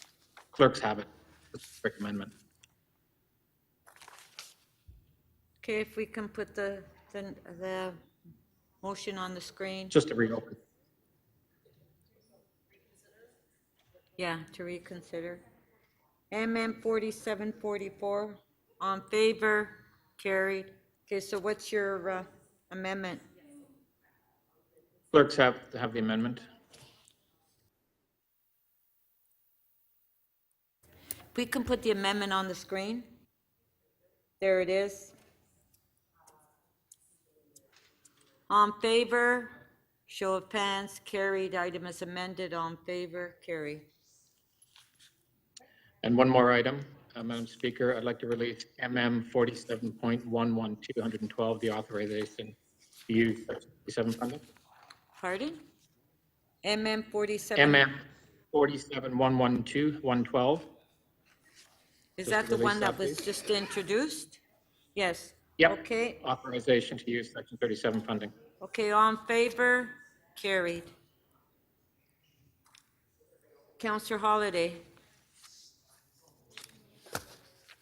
Thank you, Speaker. I just find the item. It is going to be MM 47.8.18, which is nuisance lighting bylaw review. Which item? MM 47.18. I have an amendment. I've worked it out with Councillor Crawford. And my amendment makes the ask just a little bit less prescriptive so that it doesn't go out and try to ban soffit lighting altogether, but. Is this the new nuisance lighting bylaw? Correct. Okay. And Councillor Crawford was satisfied. Okay, so on MM 4718, Councillor Holliday is moving an amendment. On favor, show of hands, carried. Okay, thank you. Councillor Fletcher. Yes, Speaker. CC 47.12, it's Donald Somerville, GCHC 1555, 1575 Queen. I'll move that. It's been sorted out. Thank you. Thank you to the staff. So CC 4712, 1555, 75 Correct. Queen Yeah, Street? that's correct. Okay, Yeah. you're releasing? Yes. Okay, on favor, carried. Thank you. And then I'll also release MM 47101. It is about the inability to plant any street trees any longer, and I assume we're getting a report back on that, correct? Your motion? MM 47101. Yes. Okay, so As you're- long you're- as we're getting the report, we don't need to discuss it now, but it's a very serious matter where there'll be no more street trees in the city of Toronto. Okay, so Councillor Fletcher is releasing, all in favor, carried. Councillor Pasternak. Yeah, thank you, Madam Speaker. I have to reopen EX 34.1. There was an amendment I moved. A legal has asked for a technical correction. So if that motion is ready, I would be happy to move it now.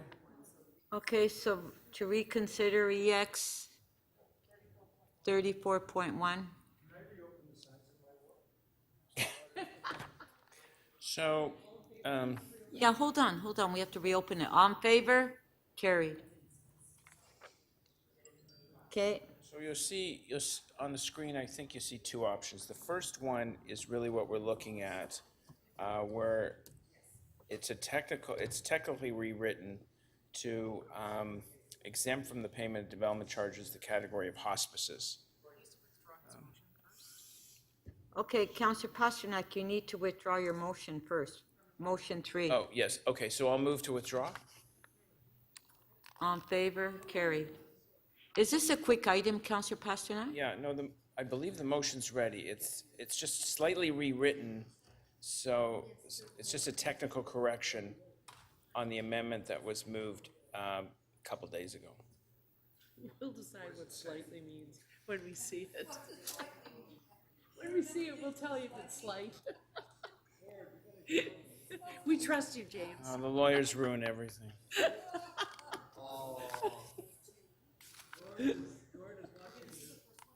Oh, I know. Oh, here we are. Okay, it's on the screen. Oh, there we go. So we have to remove this because it was too site-specific. That's what I understand from legal. So it's been rewritten. The correction's been rewritten, and I'd be happy to move it. Are we okay with it? This is a big move. Are we okay with this? No, no, it's number 1. Right, yeah, let's just the front, the first one. It'll confuse people if we put 2 up there. Okay with this for hospices? Doing everything for affordable housing. Yeah, we're, Okay, this is getting very confusing. We got this dialogue going back and forth. Do we have his motion? Oh, It disappeared again, and people are still grappling with it. Speaker, table the motion, and then councillors can read it. It's associated with an item, and then we can come back to it. It's not quick, apparently. so what you're seeing on the screen now is what's being deleted, and in 2 seconds, you'll see the amended one with the technical amendments. Oh, sorry, you just scroll down.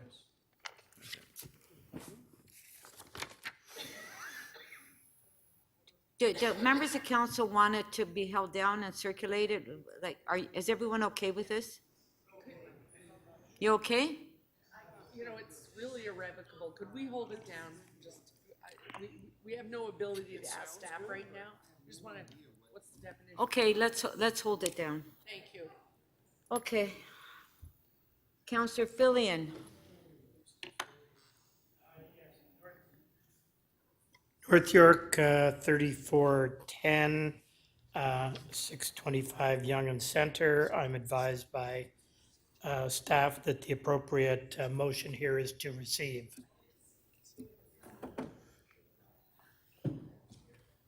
That the what? It's just a motion to receive it. That's what I was advised. Oh, so you're just moving receipt. It's here without recommendation, just moving receipt. Yeah. Okay. On NY 3410, Councillor Fillion is moving receipt. On favor? Carried.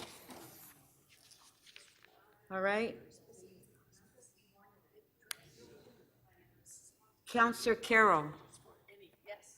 Did you have a quick release? I do. Thank you, Madam Speaker. It is CC 47.5, the community pilot. I was just holding it with respect to whether or not it would be impacted by the discussion with the Auditor General, and there was none. So I can release that. But I had a motion on it. Okay, so we'll Might be hold it quick. down. If we could Counselor just put my Mehav, motion up, yeah? Counselor Mehavik. Well, this is on Councillor Carroll's release. I mean, if Oh. we can just put the motion up, we We want can. to see the. Oh, do they have Could the? be quick. Do they have the motion? Okay, it's on the screen. Why is Mark Grimes holding the off-leash? Okay, on the amendment by Counselor Perks, all in favor, carried. Item is amended, on favor, carried. Thank you. Counselor Mehavik. Okay, sorry, I can't read and listen. Counselor Mehavik. Thank you, Madam Speaker. TE 34.21, I understand that the staff have an additional motion. Okay, just a sec. T 34, 21, 25, and 35 Liberty Street. Et cetera, yes? Okay, No motion? they don't have a motion. Okay, I'll have to check with my staff and Okay, Counselor Perks.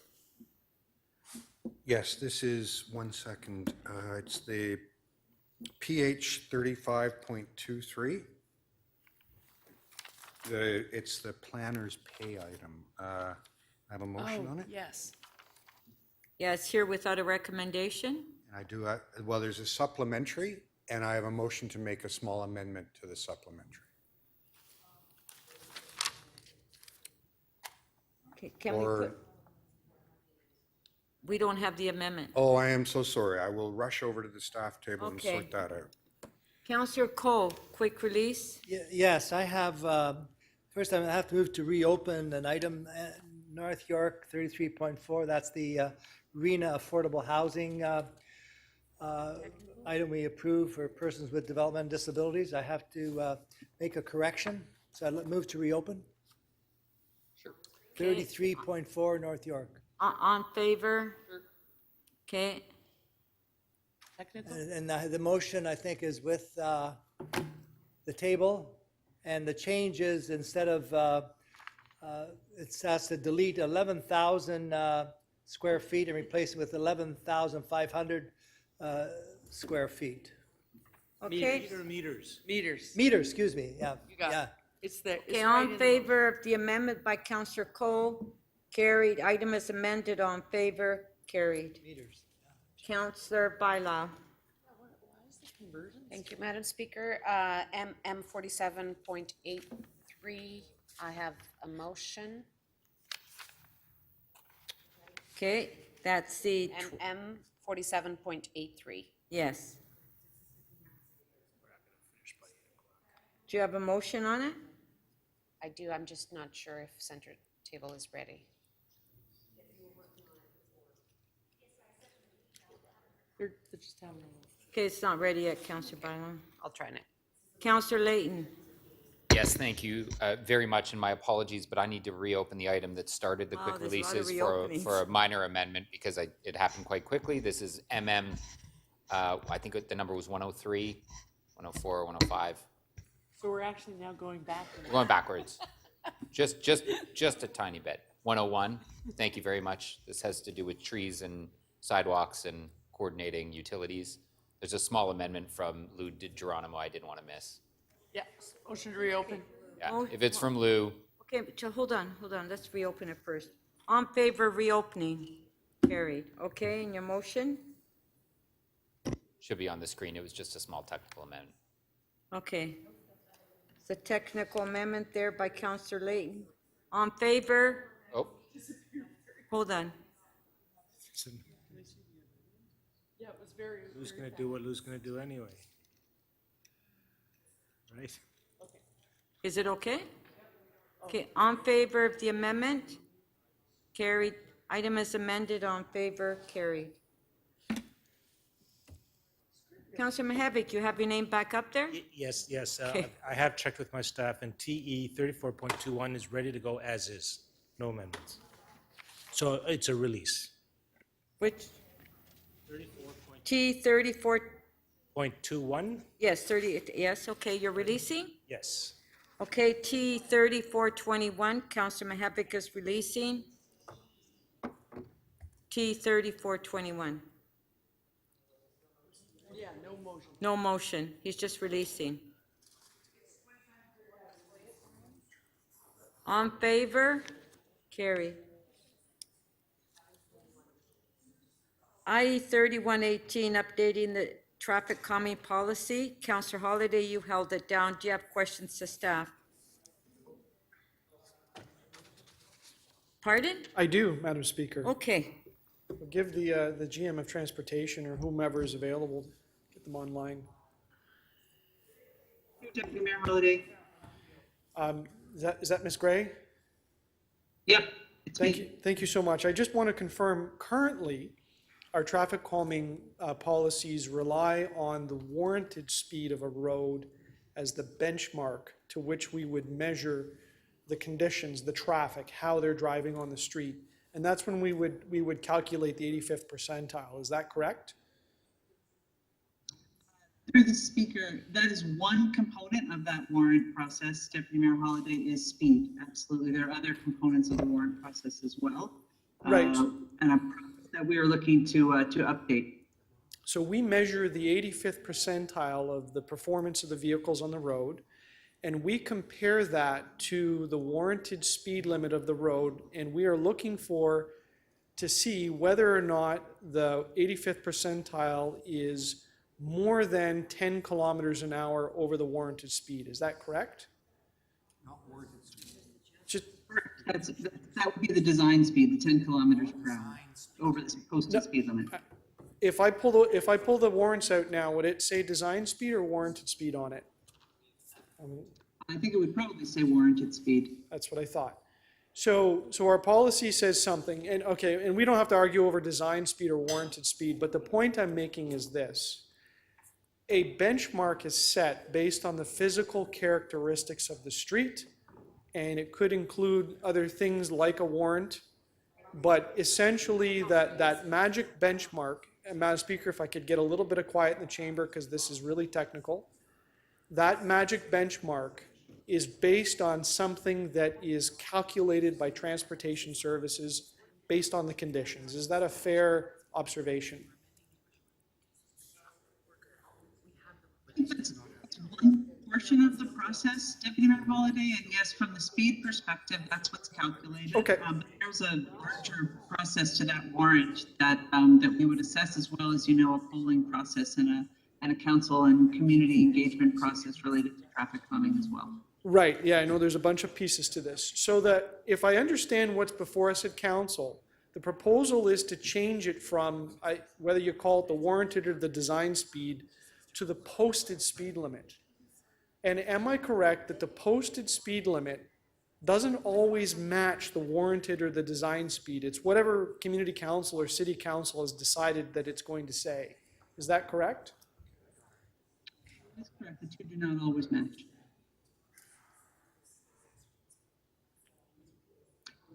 Madam Speaker, I'm just hoping to get an answer on this. I'm just being mindful of my time because I gotta No, I understand, and the thing is that we can't hear you. Your connection is very bad. We can't hear you. I think Ms. Gray was trying to get someone else to respond, I thought I heard. Well, it's hard. Is that better?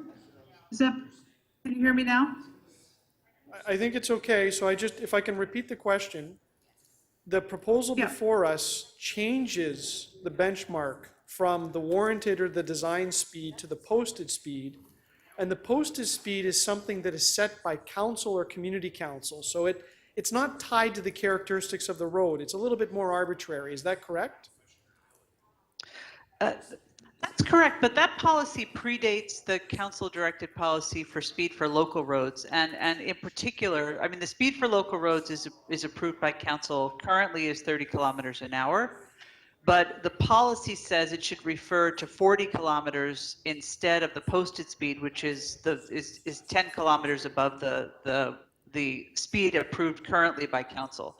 So I think the letter that's before you is an attempt to rectify that. We believe there's a need to go in and look specifically at the traffic calming policy and the warrant criteria to be able to rectify this consistently. I agree.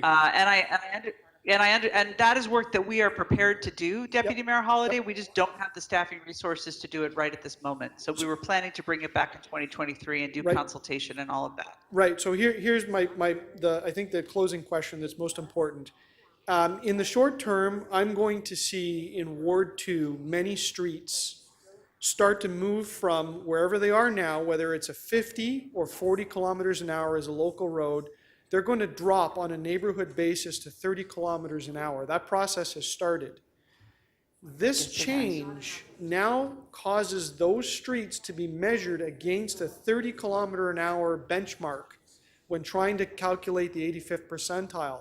And what that will do will qualify a whole bunch of streets that currently don't qualify for traffic calming, which creates a sustainability issue in terms of trying to meet that demand.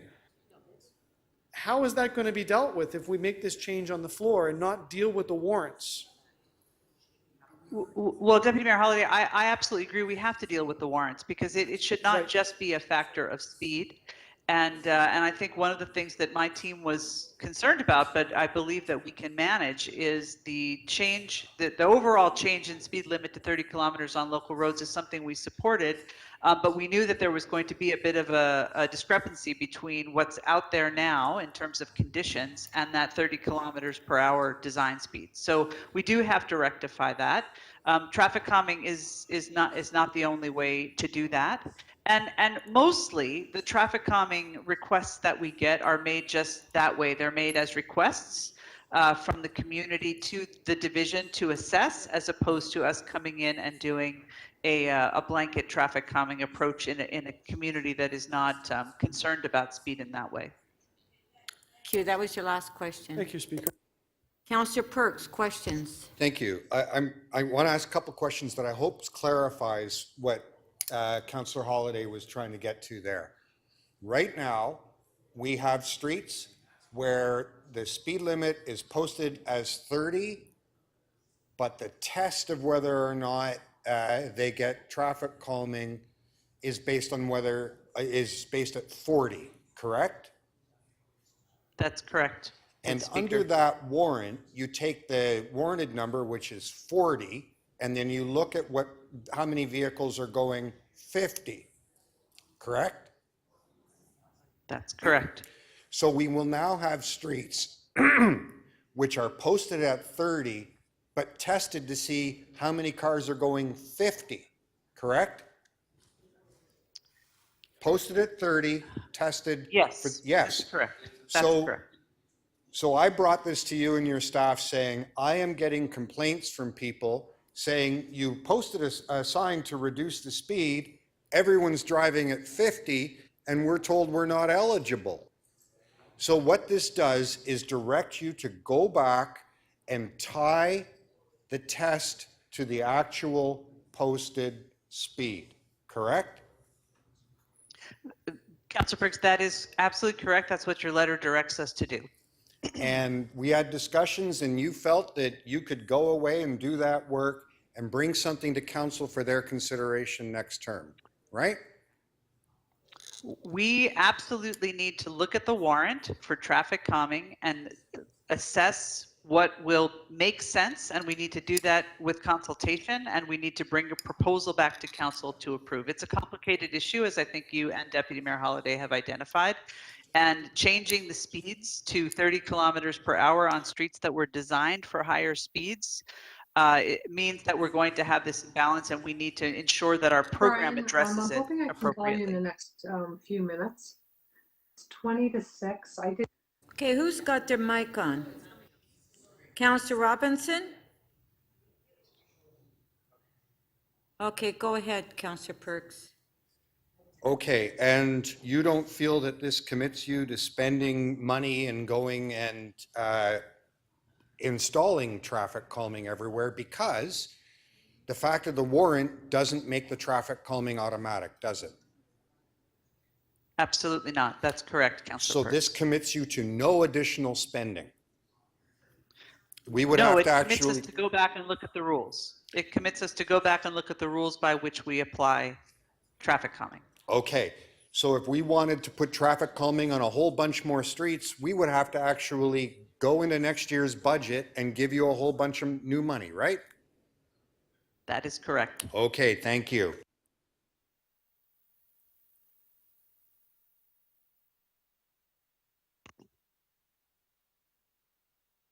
Sir McKelvey? Hi, thank you. Sorry, I feel like the answer was a little bit muddled there. So are you comfortable with this recommendation that is before you and that you can, you have what you need to do these updates that you spoke about in your answer? Through the speaker, yes, we do. We were planning on doing this work to update the warrant. Anyway, we didn't have the staff capacity to do it in 2022. I understand the urgency, and so that's why we are comfortable with the letter. We're going to go back and redo that process, and we'll bring something back to council in 2023. Okay, so no change to the recommendation is needed at this time in your mind or in your opinion? Nope, not in my mind. Okay, thank you. Councillor Carroll, questions? I'm sorry to belabor this, Madam Speaker, but I'm really just trying to reduce this to its essence and expedite this. I think we're about to hear a bunch of motions because the direction before us sounds very direct and instantaneous, but what I'm hearing is the Director of Transportation has interpreted it to take the steps that need to be taken. They just don't happen to be contained in this direction. And I think that's the difference here. Do you have any trouble with the wording of this, or is this simply a matter of interpretation and you fully intend to bring the information back to council? Absolutely, Councillor Carroll, through the speaker. We do. We would have done it sooner if we had the staff capacity to do it, but we didn't. So we have to do it in a timeline. There's this, as the councillors have identified, it's relatively technical. We want to look at a broader set of criteria, not just speed. And so we will bring back what is requested of us to council in 2023. So while the wording says just update this policy, darn it, what you're planning to do is draft that policy and bring it to a committee of council. That is correct. Okay, so I no longer have any worries. Thank you.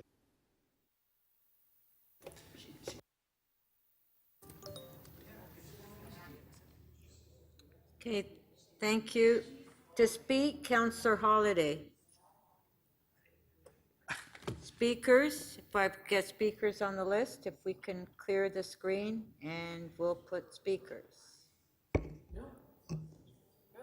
Councillor Holiday, you held the item down. I did. I have a motion, To and speak. I'm sorry, there's a conversation between my colleagues here and I trying to sort this out, but I mean, I'm here now speaking. I'll present the motion, I'll explain why, and I'll explain the reason why I'm very concerned about this. You can just put it up if that's available, please, clerks.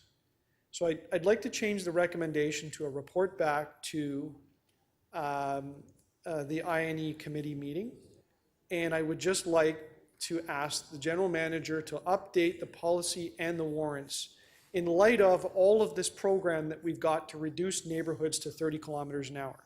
Councillor Perks has got some concerns about the wording of that, but I think we're working towards the same thing. But he and I differ on one principle, and that is I'm very concerned about basing the decisions and the reports and the investigations around traffic calming around the posted speed limit, because councils can play with the speed limit in a political way if we wish.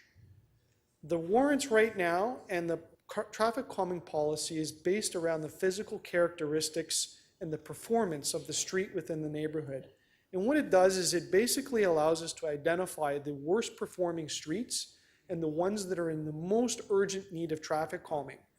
And if a clever councillor wants to politicize traffic calming, what they can do is they can go and raise the speed limit on a street through a community council motion and arbitrarily cause something that was qualified for traffic calming to go away. And conversely, they can go to community council and they can arbitrarily lower the speed limit of a street to 20 kilometers an hour if they want, or 30, and suddenly qualify something for traffic calming that didn't. And meanwhile, nothing actually changed on the street in terms of how the cars came and went and the vehicles performed. I agree fully that since we've started this process to block out neighborhoods within the city as 30 kilometer an hour zones, that we now must revisit our traffic calming policies to figure out, do they still work? Do they still apply? Do they still make sense? Because it always comes back to what you measured the performance of the speed on the street versus what the warranted speed limit is. And they may or may not match with what the conditions are. I think this work needs to be done, but I am very, very concerned with basing a decision about traffic calming onto something which is seated in a decision that was made as a political decision by a council body as opposed to some other technical reason that you justify the speed. I just ask the council be really careful with this. I believe the effect in the ward that I represent, Ward 2, is this will suddenly qualify an entire huge swaths of streets that don't otherwise qualify for traffic calming at the very moment that we change the bylaw for those neighborhoods to lower them down to 30. Many of the streets are 50 right now.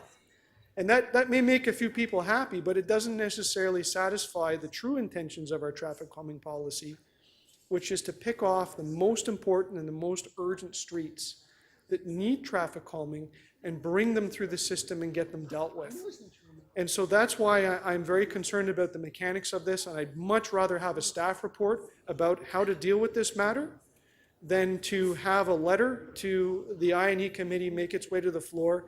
And the way that I've read it is a policy change as opposed to a request for a report. So that's my concern in this, and I think it's going to really change the face of the neighborhoods in the part of the city that I represent. I think this is a very big deal, and you have to understand the streets are different in different parts of the city, and how that traffic calming policy unfolds and works can happen in different ways. Thank you.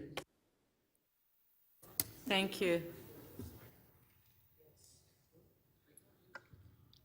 If I can have members of council to please turn on your video, because I only see two councillors. Like, you need to turn on your video so we know who's here. Thank you. Councillor Perks to speak. Thank you. I'm going to try not to give you a headache by making it sound even more complicated than it is, because it's not complicated. It's not complicated. When we started lowering the speed limit on some streets, we didn't change the tests for when you bring in traffic calming to match that speed. My motion says, tie the test to the posted speed. The general manager said she's fine to do that. She's going to bring back a report, and we're not committing anybody to spend any extra money. It's fine. She said it's fine. Just vote no to Councillor Holiday's, which takes a simple solution and makes it complicated. Thank you.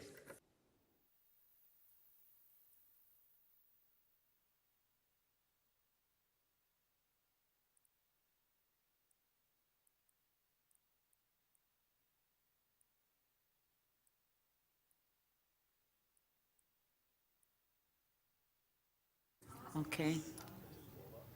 Okay, we have a motion on the screen. I know, but nobody is sitting in their seats. We have a recorded vote, please. Motion by Councillor Holiday to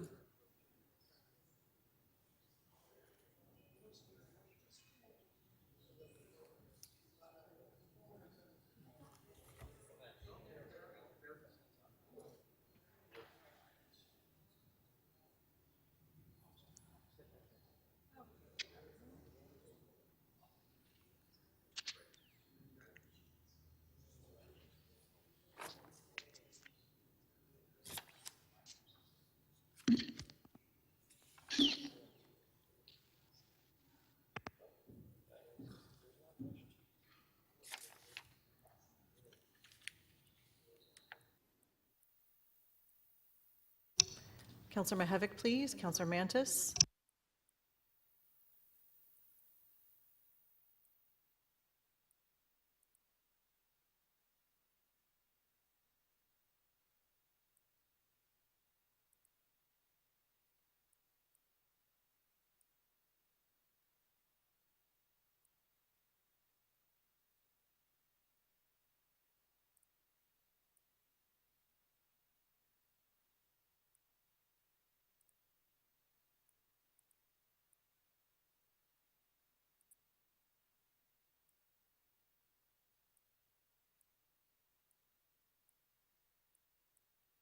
And Councillor Fletcher, may I have your vote verbally, please?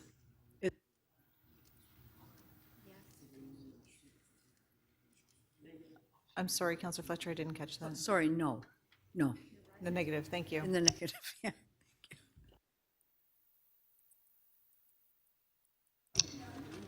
Motion 1 does not carry. The vote is 6-13.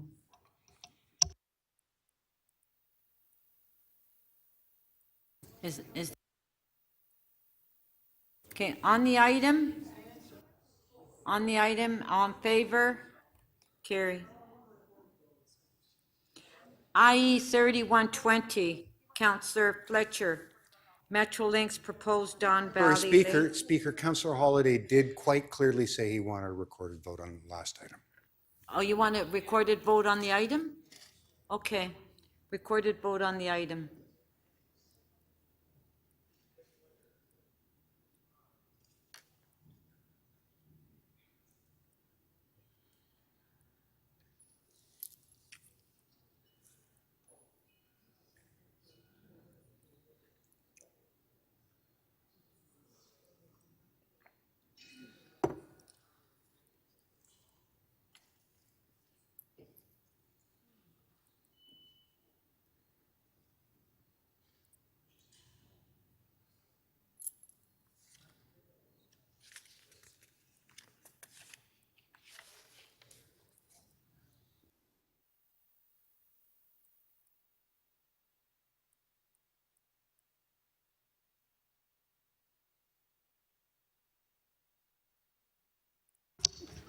The item carries. The vote is 18-1.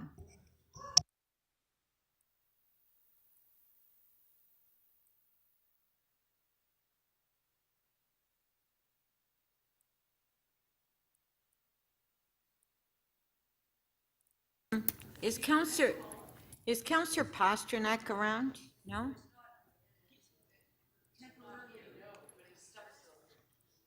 What about Councillor Perruzza? No, it's okay. We'll go to the next item. It's just that they have some items here that we need to clear up. Okay, IE 3120, Metrolinx proposed Don Valley layover. Councillor Fletcher, you held the item down. Do you have questions of staff? No, I could probably just do this quickly, since I've had good conversations with. Okay, let me just see if anybody else has questions. Questions, Councillor Baila? No? Okay. Anybody have questions? No? Okay, Councillor Fletcher to speak. Yes, thank you. I have a motion that I've worked on with Mr. Toigo and our Deputy City Manager, Ms. Cook, to go with the other recommendations that are coming here today, essentially about the layover in the Don Valley or Waskatchenuch Park, Don Valley Parklands, that Metrolinx is proposing. One of the things that we haven't had yet is a look at the impact of the tracks. It's a layover that's proposed for an ecologically sensitive area, for wetlands, for marshlands. That's the building and the tracks. And there are also 1.5 kilometers of track that has not been used for 40 years. It's decommissioned, needs to be rebuilt, and a bridge that's 100 years old. And I know Councillor McKelvey said she was going out to celebrate her 100-year-old bridges at the Rouge. Oh, we have a 100-year-old bridge that's never used over the Don River that has to be replaced. It is a major project in an ecologically sensitive area. My friends, we are spending $1.2 billion on the mouth of the very river, the Don River, to naturalize the mouth, to flood-proof the area, to bring back the Don as we've been doing for decades and decades and decades. This will simply, the location of these tracks and this layover will reindustrialize the river, reindustrialize the Don Valley, which is one of our great gems. There are four great gems, green gems in the city. The Rouge Valley, the Humber Valley, the Don Valley, and the waterfront itself. We are so lucky. They are great gifts. I know that citizens have spent years bringing up all of these areas to a new standard because they were very industrial. the work that's been done in the Rouge to make it a national park. That was a quest and a life's work for many, many people. The Humber River, bringing back that valley, the mouth, the Don River, from tires and drums of oil to fish now in the river, thinking about how could we turn the clock back so far? And I think that we are all very big transit supporters here. I have so much transit in my ward. I've got probably 100 acres worth of transit in my ward, and streetcars and subway yards and everything else. It's not about the transit. It's about, has the real due diligence been done to look and see if there are other areas that would work as well. And Metrolinx, God love them, when they make up their mind up, they've made their mind up. We've made our mind up, suck it up. I think it's time to say, you've made your mind up, but we've also made our mind up. Our valley, our green space that in 2016 and again in 2018 was clearly marked as a new park, as a central park. In this council meeting, we've proposed brand new parks on the waterfront, signature parks. This is a signature area already. It is a beautiful Don Valley Park. It is to be Wiskatchanach Park. Money has been raised for this park. Thousands of Torontonians find their way there every weekend to run in the valley, to bike in the valley, to walk in the valley, to just be part of the nature of this city.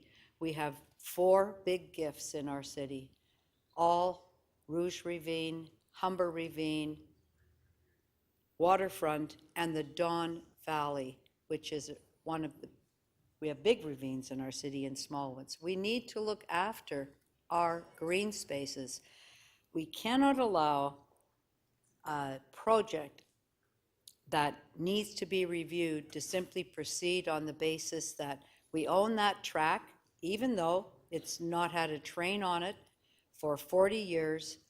That's grown over. We own the bridge. It could not take the trains that would have to go to the layover, and it will all be fenced. I want you to imagine going into the Rouge Valley and finding train tracks and fencing that wasn't there before, but will be there in a number of years, or the Humber. This is not the waterfront LRT, people. This is a little line of trains that goes back and forth all day long, fenced in. We don't have any fenced in transit at the moment. That is really the icing on a bad cake, to have the fencing. So please support these. I really appreciate the staff. I appreciate their commitment to going back and looking at this again. Councillor Layton, who is my counterpart on the Valley, we need to be good stewards, and this is a good step. Thank you. Thank you. On the motion by Councillor Fletcher, Supported. there's another motion? Okay, well then we'll just have to recess. Councillor Cole, we're going to recess now, so you can speak after? Okay. Okay. We will recess for 20 minutes. Because it's 6.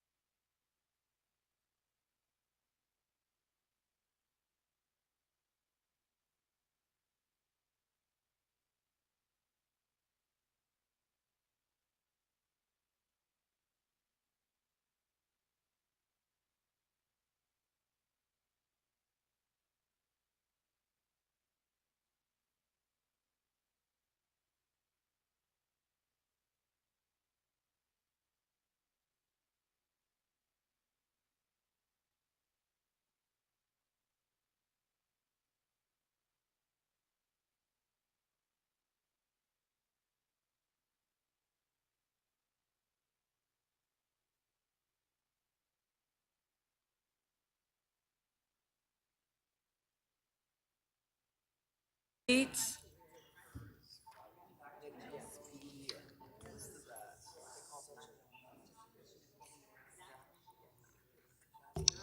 Again, members participating remotely, if you can please turn your cameras on so we can count you for quorum. Thank you.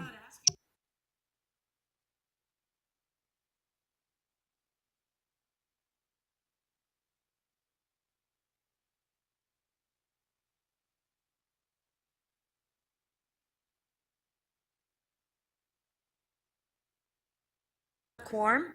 Now, before we took our short break, Councillor Fletcher had moved a motion. Councillor Cole has taken his name off the list. So let's vote on Councillor Fletcher's motion. On favor, recorded vote.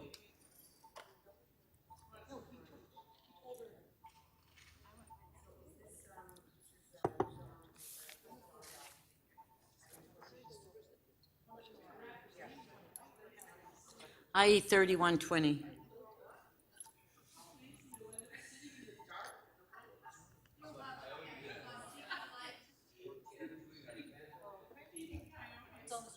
Yeah.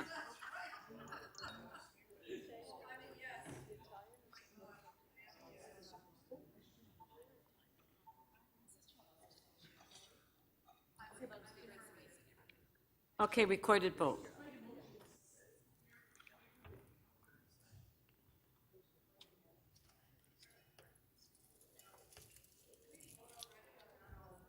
We're voting now. You asked for a recorded vote. Yeah.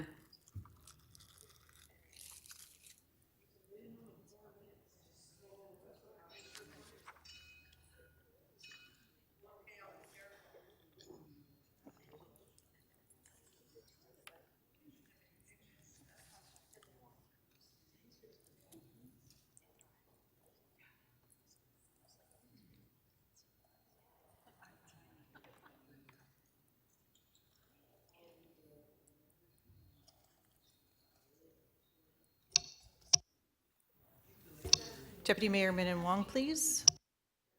And Councillor Pasternak, please. In the affirmative? Okay. There you go.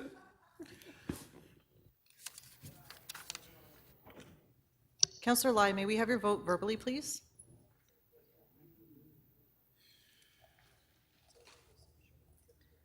Councillor Lai? We have that vote from Scarborough? Councillor Lai, you're muted.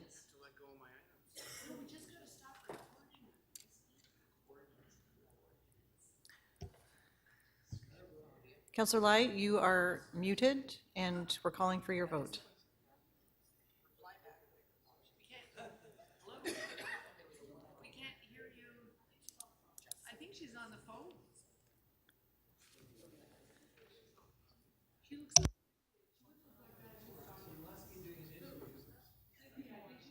Councillor Lai, one more call for your vote on this item. Councillor Lai? I think she's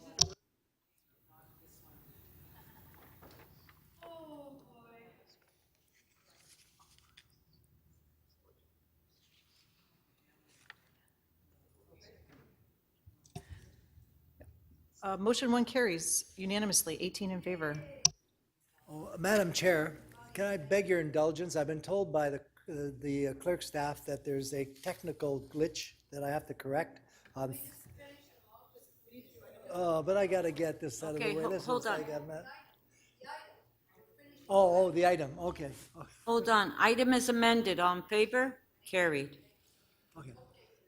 So Councillor Cole, Yeah, the clerk's table has told me there's a technical glitch that I have to correct, so I've got to, I guess, reopen 3417 North York. That's the arena housing. Yeah, I know, it keeps reopening. Anyways, I'm just moving the city council to determine that no further notice is to be given in respect of the proposed bylaw amendment under section 3417 of the Planning Act. So moved. No, 30, it's North York 33-4. Oh, North York 33-4, there's another glitch. 33-4. But section 3417. okay, hold on. Motion to reopen 33-4. On favor? Carried. Okay, now, City Council determined that no further notice is to be given in respect of the proposed bylaw amendment under Section 3417 of the Planning Act. So moved. Okay, on the amendment, all in favor, carried. Clauses amended, all in favor, carried. Okay, so we'll now go to PH 35.1, Councillor Bylaw.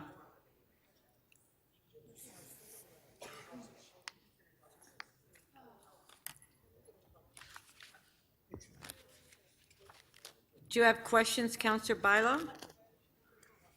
PH 35.1. That's our next item.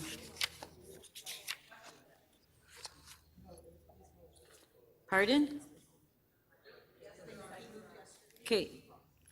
Does anybody have any questions on PH 35.1? Expanding housing options in neighborhoods. Okay, Yes. Councillor Bylaw, would you like to speak? Okay, No, I Councillor have Holiday, if questions. you have a question, please put your name on the screen. Okay, Councillor Holiday, questions?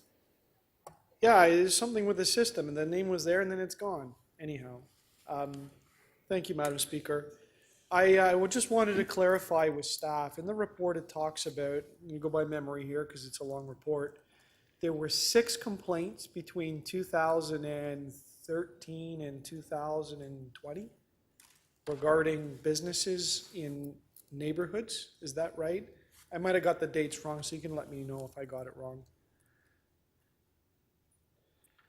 Through the speaker, it's Greg Winter and Councillor Deputy Mayor Holiday. I believe that's correct. Yes. Which ward were those 6 complaints in? Were they all mine?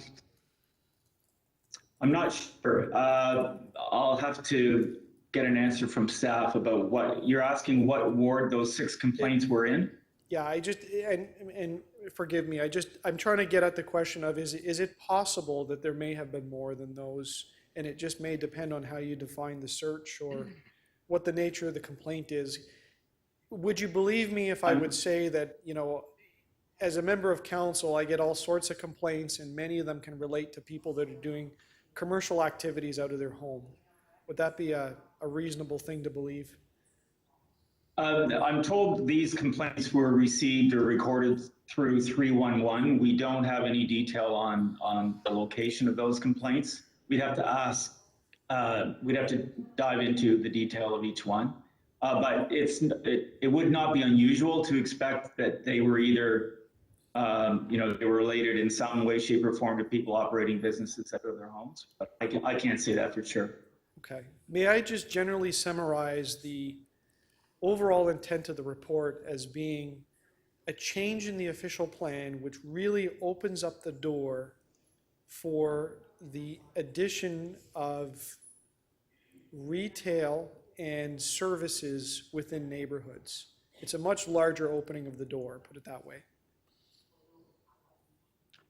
I would, through the speaker, I would characterize this as putting in place a vision in the official plan, which is what the official plan is about, which would permit neighborhood service and retail uses. They are currently permitted in neighborhoods, but they are restricted to major streets, and they are restricted, new ones are restricted through the zoning bylaw amendment process. So this allows them to be located in other locations, but it is only phase 1 of the work. Phase 2 is very important, and that is about setting down the standards of where these uses would be located, perhaps on minor arterials, for example, and what kinds of uses would be permitted, the size, the scale, and other standards that should apply to these uses. So there's more consultation and more work to do to define exactly how this will play out over the next while. So on that vein, just about where they're allowed, I think it's map 3 of the official plan that describes the major streets. And right now, the official plan allows these uses to occur on the roads identified on map 3, just the major streets. Did I hear that correctly? Yes, that's correct. Okay. And then, to be fair, there's a second part to that there is some rezoning required if one wants to build on one of those major streets. Yes, that's correct. And again, this is to try to facilitate through a proper zoning process ultimately where these uses might be located and how they should be governed more precisely through zoning bylaw provisions. Okay, and finally, what have we done to protect these uses that have traditionally been organized into, I think you call them the CL zone in the suburbs, but I'm going to just casually call them strip plazas, little motor plazas, the things that were built up when the neighborhoods were originally built up and have since begun to become more and more housing. They've been torn down and rezoned. You know, what have we got to protect those? How have we allowed ourselves to get to this circumstance? Well, it's through the speaker. It is largely a market-driven process that's been happening. Oftentimes, when our suburban subdivisions were laid out, small-scale plazas were built alongside those subdivisions. I remember it quite well. I grew up in Etobicoke, and there was a small plaza we walked to. But over time, some of these plazas have been replaced with townhouse projects and other projects, and they. You know, the report does indicate that we've had about a 34% decline in these types of uses over the years. So this is a way of trying to induce or support at least the establishment of new small-scale retail services, because I think what we've heard from the public is that the walkable, low-scale, local neighborhood services is desirable right across the city, no matter where you live. Thank you. That was your last question. Deputy Mayor Minnan-Wong, questions? Yes, thank you, Madam Chair. Well, I'm curious. There's not a lot of detail in this report, although you want us to make the decision. Will this include allowing for car repair businesses? Sorry, Deputy Mayor, could you repeat what kind of businesses? Car repair. Mechanical. Car repair. They are explicitly not permitted in many of the CL zones already. They are not a permitted home occupation. And I would anticipate that these would be the types of uses that would not be compatible and would not be listed in the zoning. It's not excluded. It's not specifically excluded in the bylaw that you're asking us to approve, correct? No, it is not. We wouldn't typically identify that level of specificity in an official plan amendment. We do talk about local serving uses, and car repair is not something that we would anticipate including in the zoning. Retail foods sales?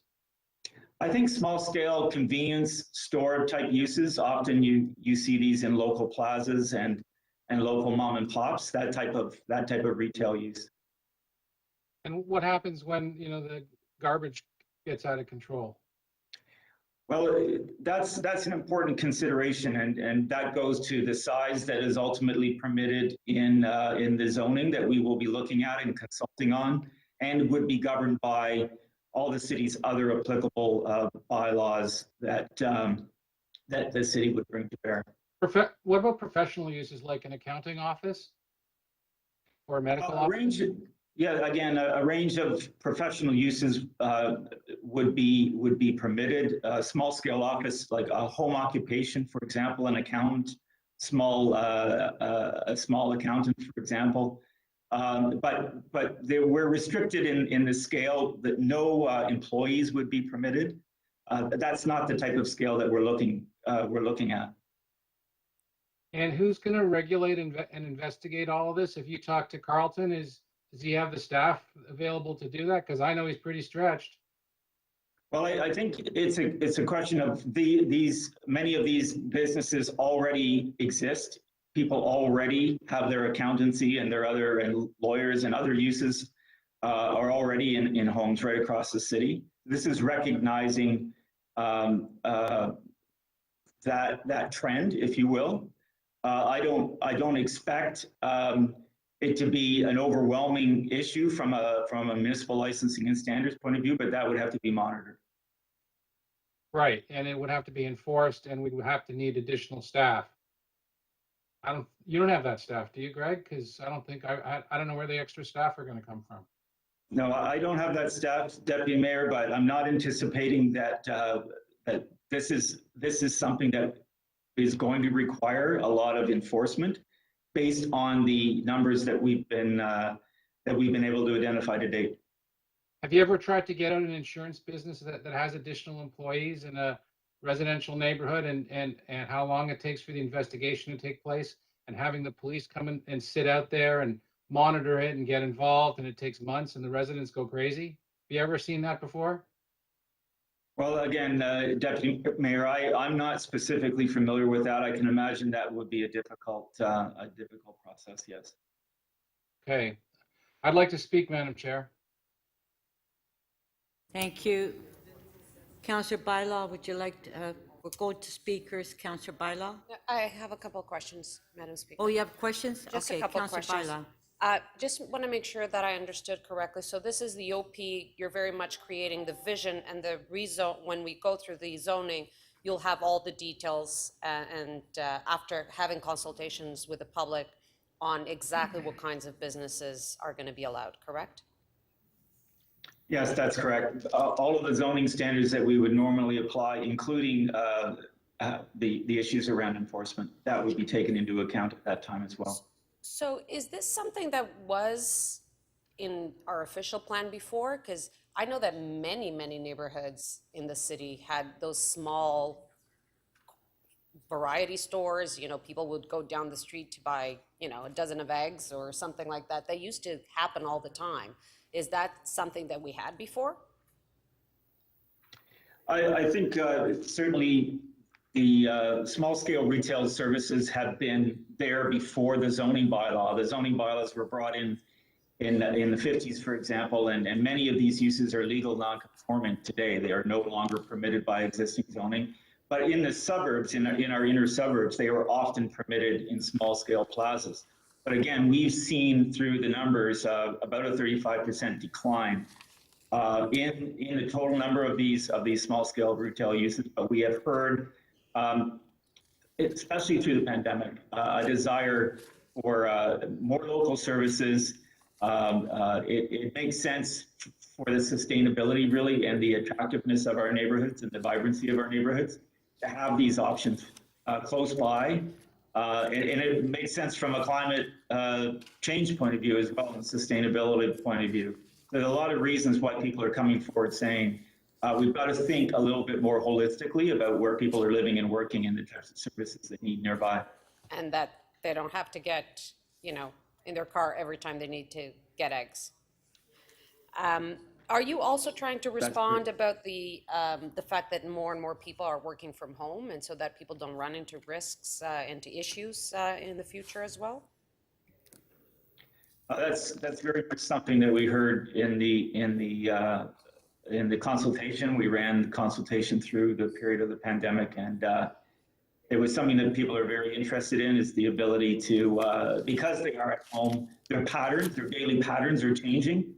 They might pop out for a quick haircut or get their dry cleaning done in a way that's different. And having these uses close by is something that we heard. Okay, thank you.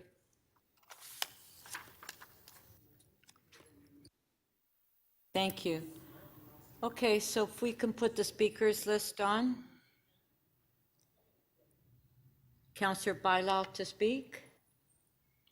Thank you, Madam Speaker. I'm going to be very brief because I think in this last answer, I think the chief planner actually put it quite well. I think there's several benefits in having this implemented. You know, more and more people are seeing the benefits of having really, really small retail close by or being able to work from home. This is not about bringing big business. This is about creating walkable communities. This is about having services close by. This is about creating the 15-minute community, the 15-minute city where people can very easily get access to things in their community. So I hope that we can support this vision. There will be opportunity for consultation and discussion through the zoning that will define the details. And so all the members of this council will have an opportunity to discuss the details of this with their community. But I think it is a vision that we should endorse. It has environmental issues, it has social, environmental benefits, it has social benefits, and I really think that we should start planning our communities more in a holistic way, and we should be supporting this today. Thank you. Deputy Mayor Minnan-Wong to speak. Yes, I think I gave the clerks a motion a long time ago. Can't remember when now, so long ago.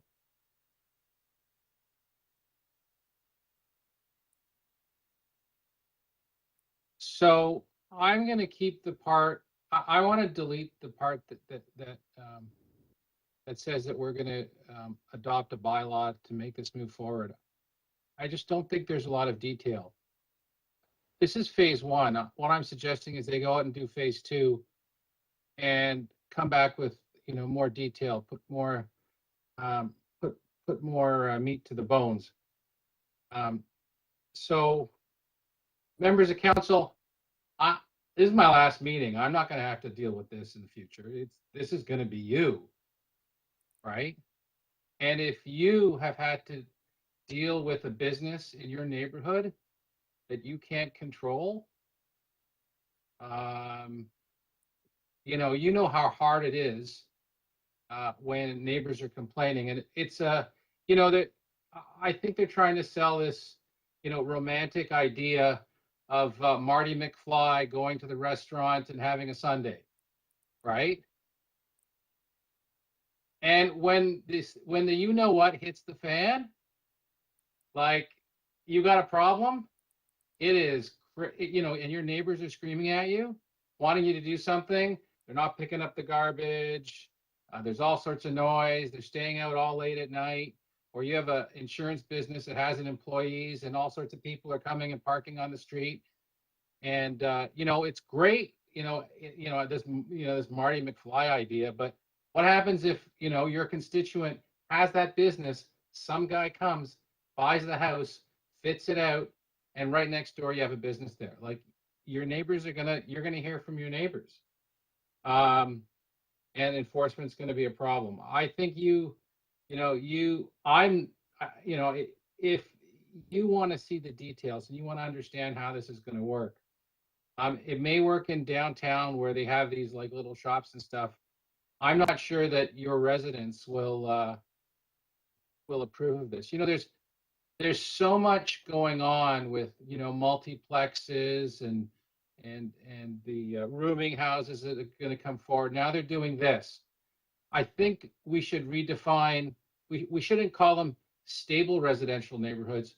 We should rename them unstable residential neighborhoods.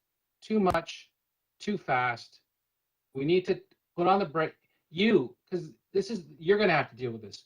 You need to put the brakes on this. So I would advise you, I would advise you that, you want to see the details, let the staff go to phase two, don't pass the bylaw. And because if you pass the bylaw, what you're saying is, you're telling your residents, this is a done deal, right? You're just putting you're just dressing up the details, but it's done. And I'm not really sure, especially going into an election, that's the type of message you want to send your voters. Thank you, Madam Chair. Thank you. Councillor Holliday to speak. Thanks, Speaker. If I could ask the clerk to present my motion.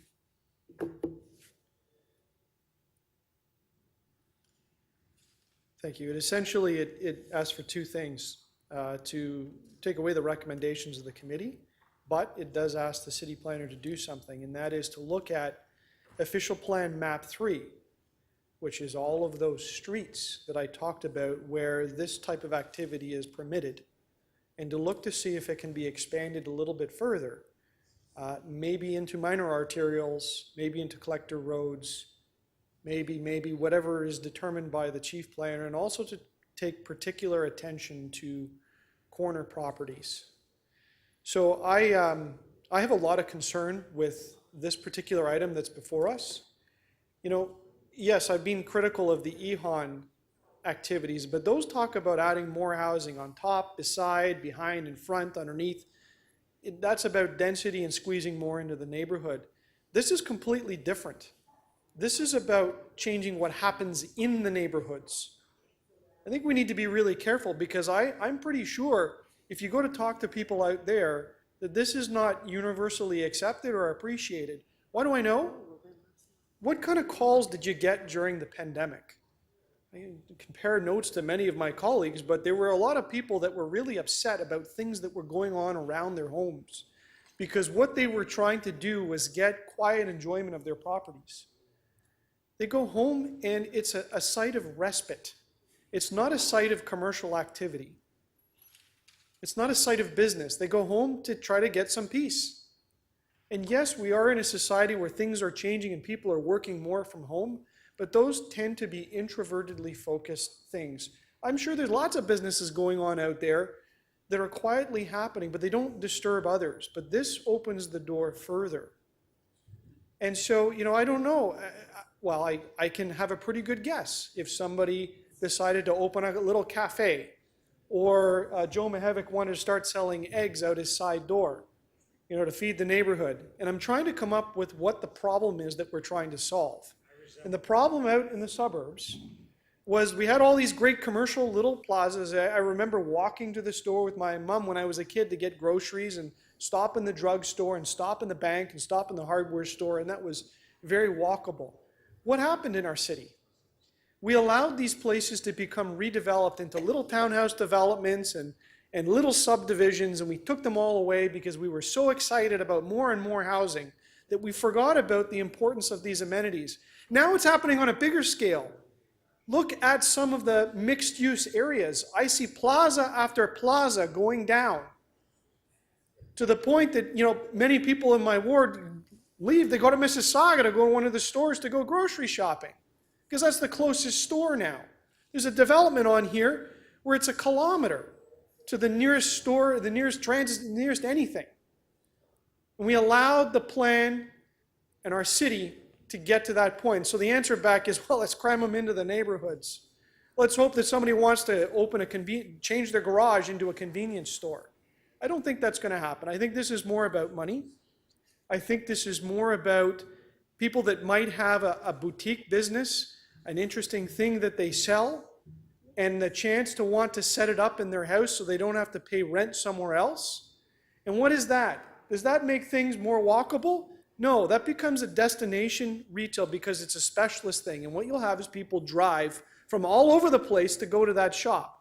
It's not going to be somebody walking down the street to get milk. It's not going to be walking down the street to get eggs or a coffee. It's going to be people running businesses. And I can tell you, conversation after conversation, people resent that. And it proved itself through the pandemic. They were angry about it. So I don't think that this is a policy that is universally accepted. I think we need to tread carefully. But I don't want to be the guy that says that we're static and we don't do anything. I actually think there's a glimmer of hope in here. And that is we need to have a conversation about what happens on our major streets. And perhaps some of the next to major on the hierarchy. And what happens on the corners? Is there an opportunity to change in there? Perhaps there is. Perhaps there is. But painting the entire change in the official plan and then hoping that this gets worked out in the zoning is not something that I can accept, and it's not the risk that I want to take going forward. So I want to send a really clear message that this isn't a slam dunk and that a lot of people should pay attention to this because it changes how we see and how we will feel and experience the respite of our homes and our neighborhoods. Thank you. Thank you.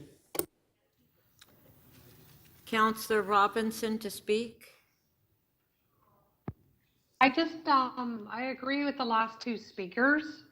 We seem to be doing these things very quickly, like ramrodding, and residents don't know about this. They really don't. I'm hearing from a lot of my residents associations and individual residents about EHON. They don't know anything about it.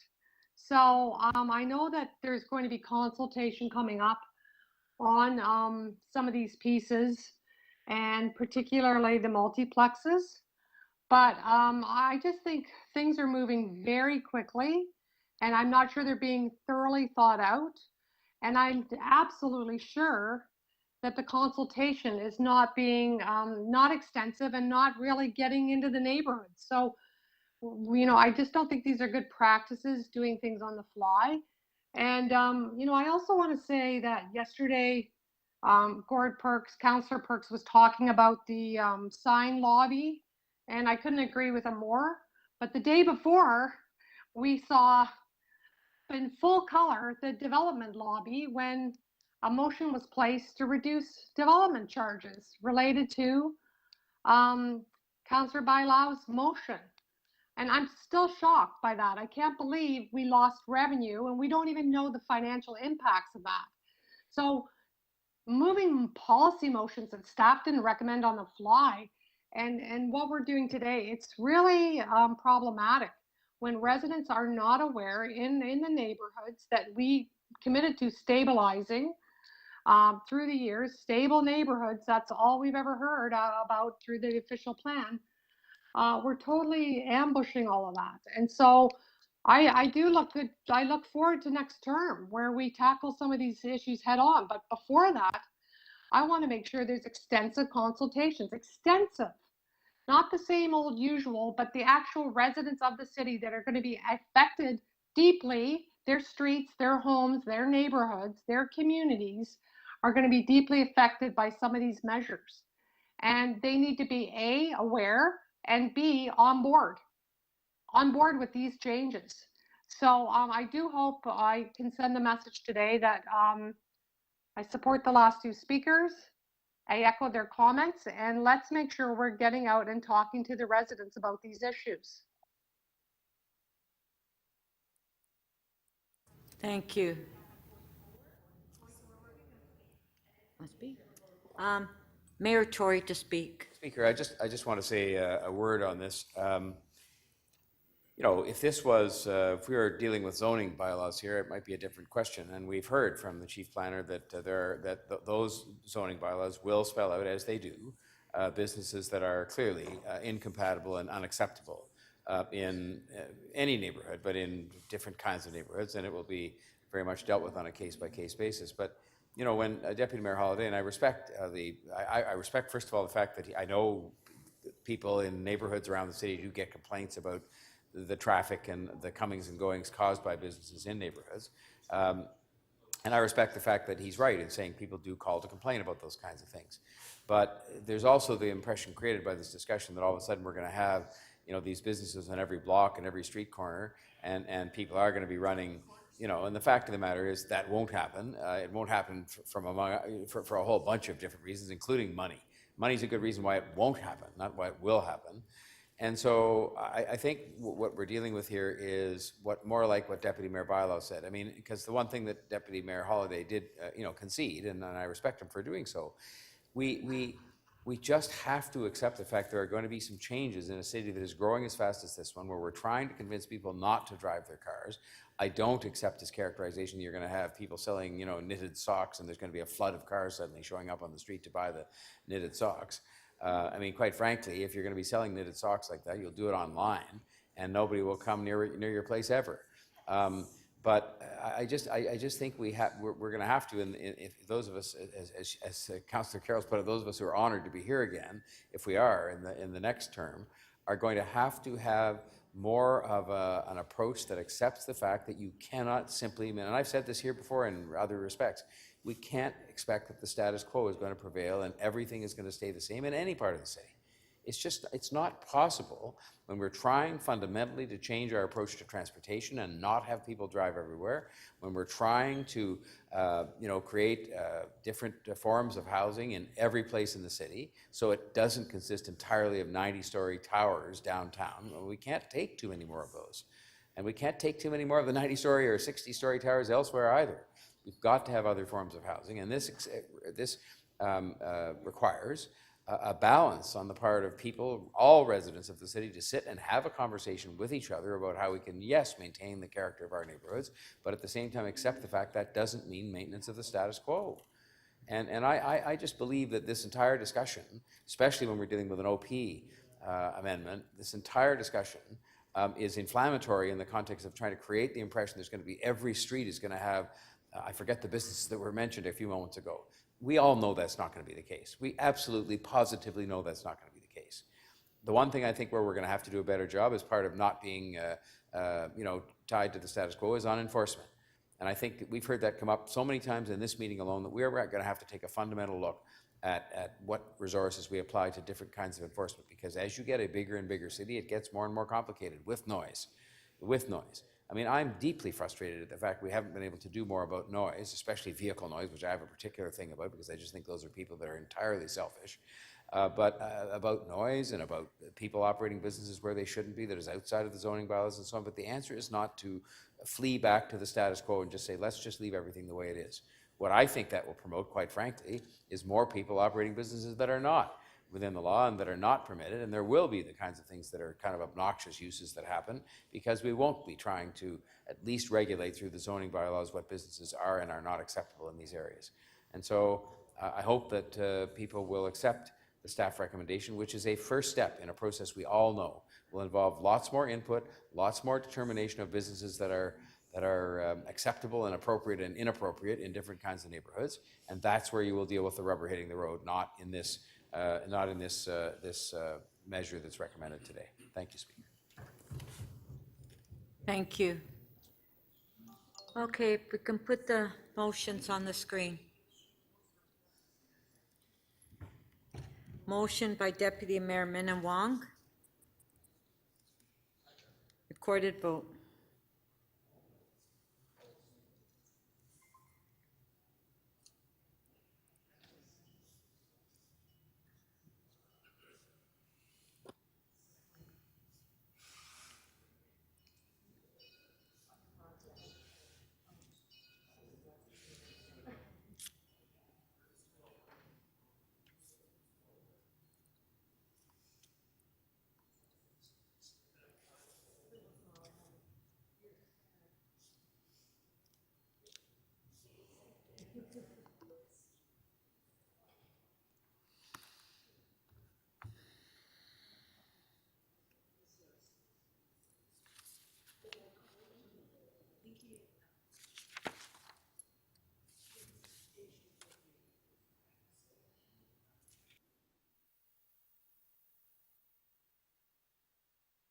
Councillor Fillion, please.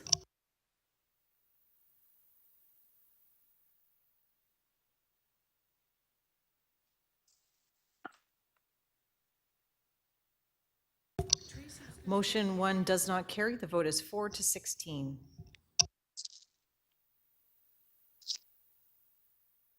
Motion by Councillor Holyday.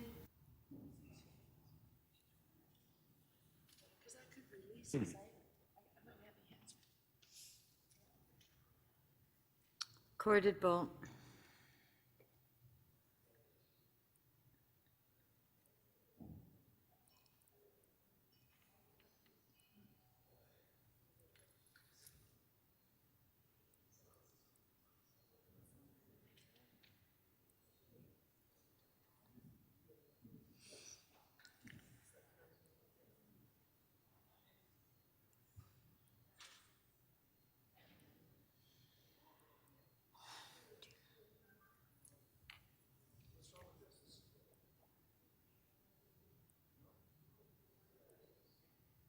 Councillor Fillion and Councillor Perruzza, please. I got it. I'll release it. Councillor Carroll, can we get your vote, please, on this item? Sorry. Just get a little info there. It's motion 2 by Councillor Holyday.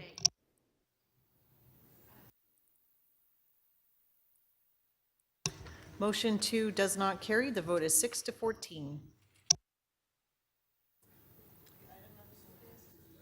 Okay, item on the item on favor, carried. Recorded vote.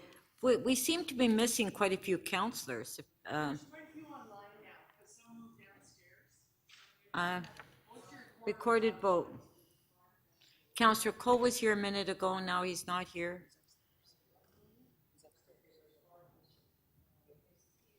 Recorded vote on the item.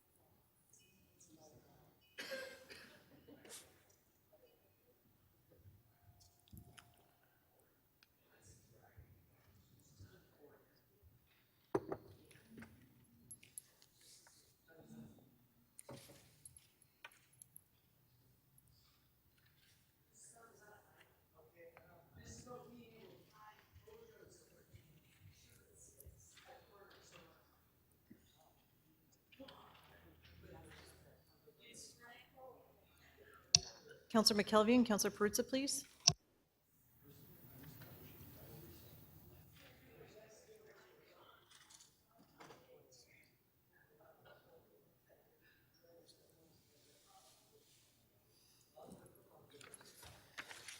Councillor Perruzza, please.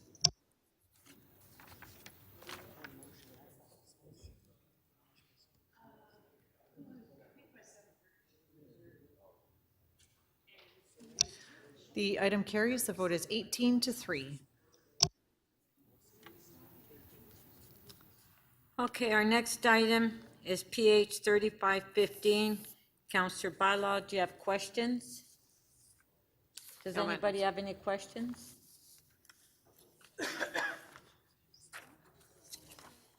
Councillor Bylaw? No questions? Which item is this, Madam Chair? 18? 16? 3515. Oh, 15, thank you. This is our Plan Toronto, official plan amendment. Pardon? I don't see anybody's name there. Councillor Bylaw, do you have a question? No? Councillor Lai? Madam Chair, I do. Yes, I do. Okay, Councillor Lai, question. Staff.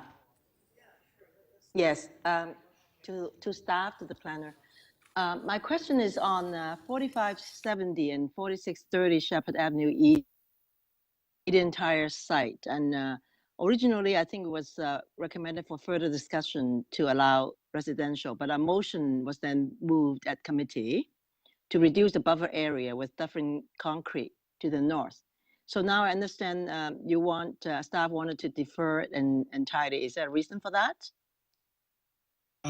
Through the speaker, Councillor Lai, you're correct. We had comments at Planning and Housing Committee because there is a cement plant to the north.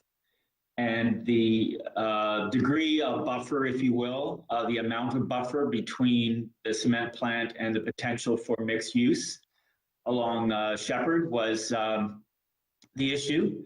And I think the parties would appreciate more time to sort out the appropriate depth of that buffer. So a deferral of that component is something that would be in order. My next question is why were the in-depth discussion not held between the proponents before this recommendation was originally made to committee? I don't know, Jeff Cantos, you want to try that one? There may have been some discussions, but Jeff? Sure.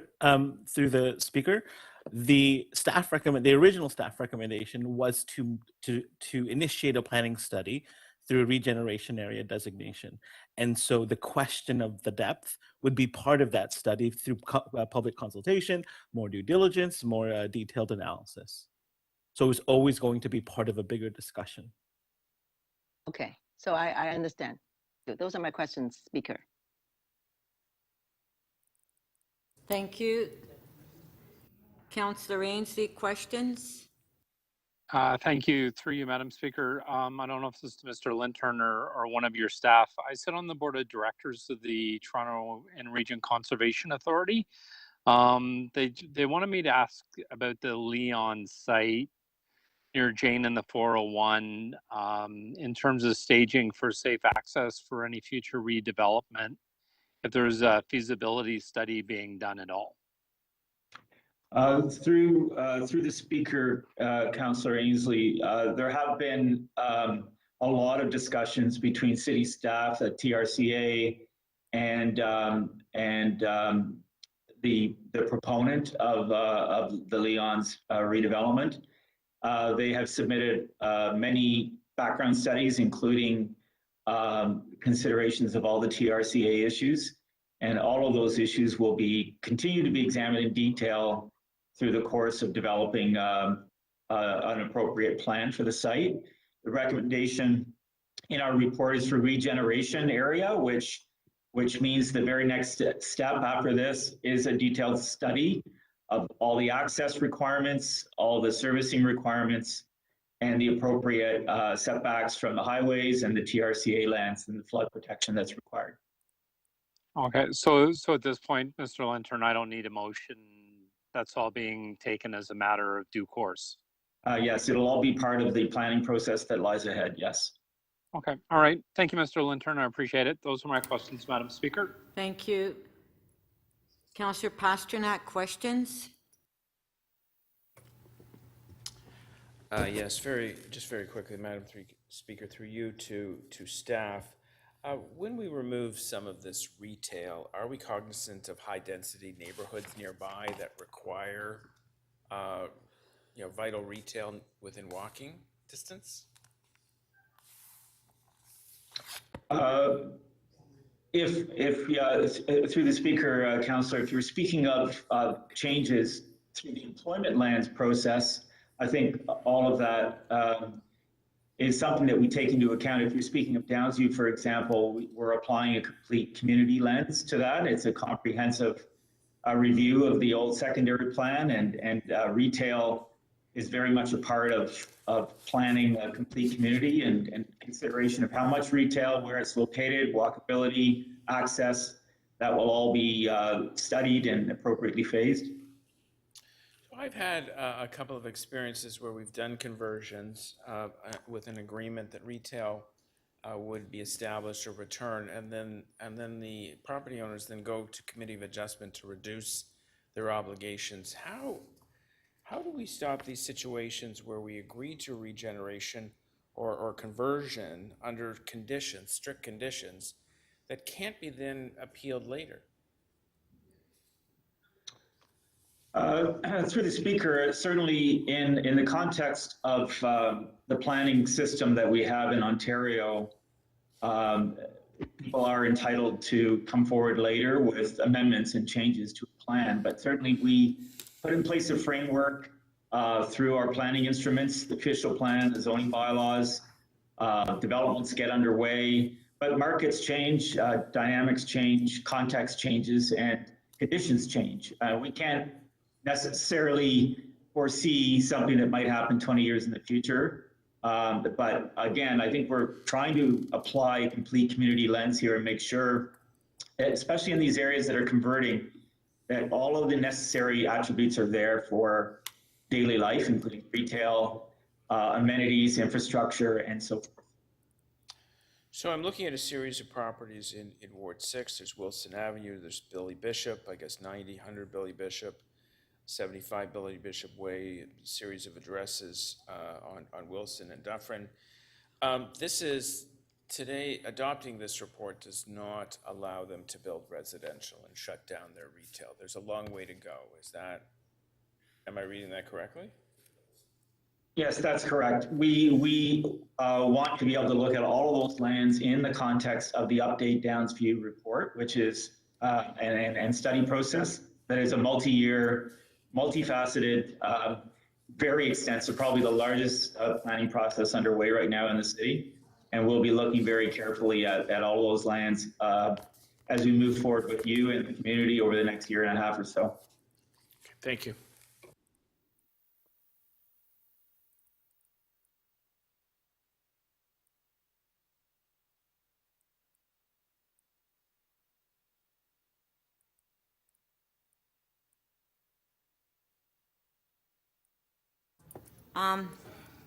Are there any further questions?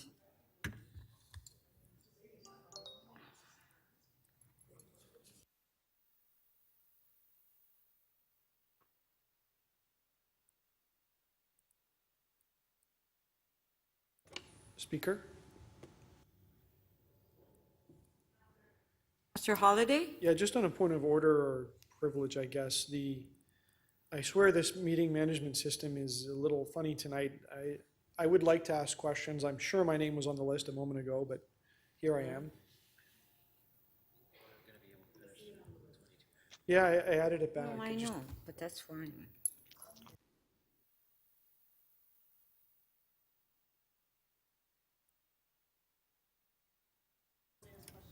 I'm ready to question if that's okay. What is the question, Councillor Holliday? I have questions for the planner, To who? to the chief planner. On which item? This item? This item, yes.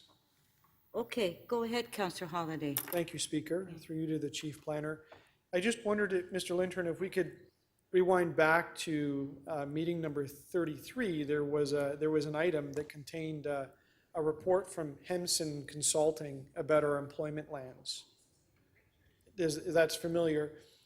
Would it be a fair statement to say that Henson, took a really close look about all the employment lands and the opportunities in our city, and they kind of quantified them, and I think their basic conclusion was council be really careful because these lands are really important. Would that, it's a very simple statement, but would that be a fair thing to say? Yes, that is a fair thing to say. The Hempson work was a backgrounder to our what's called a land needs assessment, which is how much land we need to achieve our population targets and our employment targets over the long term out to 2051. And these lands, the employment lands, are precious from a land value point of view. Certainly, they come under a lot of pressure to convert, but currently the vacancy rates are very low in our employment lands. They've been taken up significantly, especially in the last 5 to 10 years, and certainly during the pandemic, and they are a precious resource. Where we do convert, and there are some conversions in this report, we have to be very careful about the conditions under which we accept those conversions. Right. So you give thought to that, what Hempson had to say, and just generally speaking, the concerns about losing employment lands, and these decisions are not easy, and you prepare your advice with care to this council. Yes, we do. I'd say that we probably have a bias that prove to us that it makes sense because the land resource is precious, and the amount of employment, and over 400,000 Torontonians work in our employment lands. They pay taxes. They're very important to our economy. Finally, do you keep an eye on the grand tally? Because it's finite, right? You can quantify all this, and each of these decisions, like how you spend money, you also change the numbers on the land allocations. Yes, we do. Currently, about 8,000 hectares of employment lands, about 13% of the city's land area are employment lands. So we do keep a close eye on that. Thank you, Mr. Lintern. Thank you, Madam Speaker. Yeah, thank you. Okay, let's clear the screen for speakers.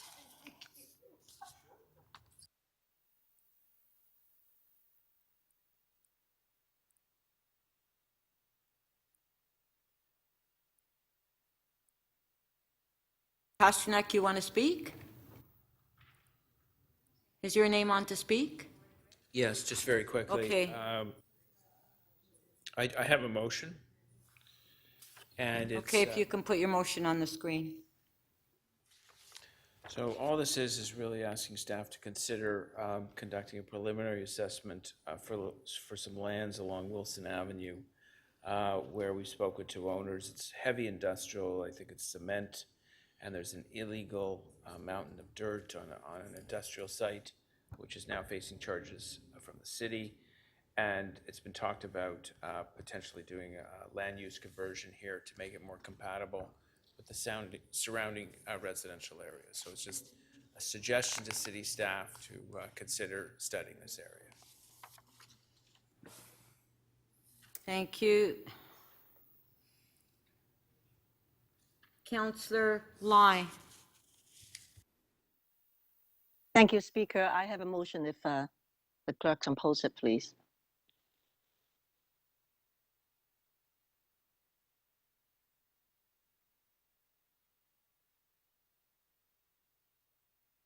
So this is about 4570 and 4630 Shepherd Avenue East. I think staff has indicated that they need more time to discuss because this is a very complex matter between the two adjoining landowners. So we need to, this motion is drafted by staff, so we will allow time for them to meet and to do further consultation.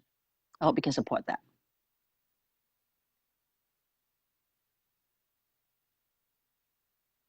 Thank you.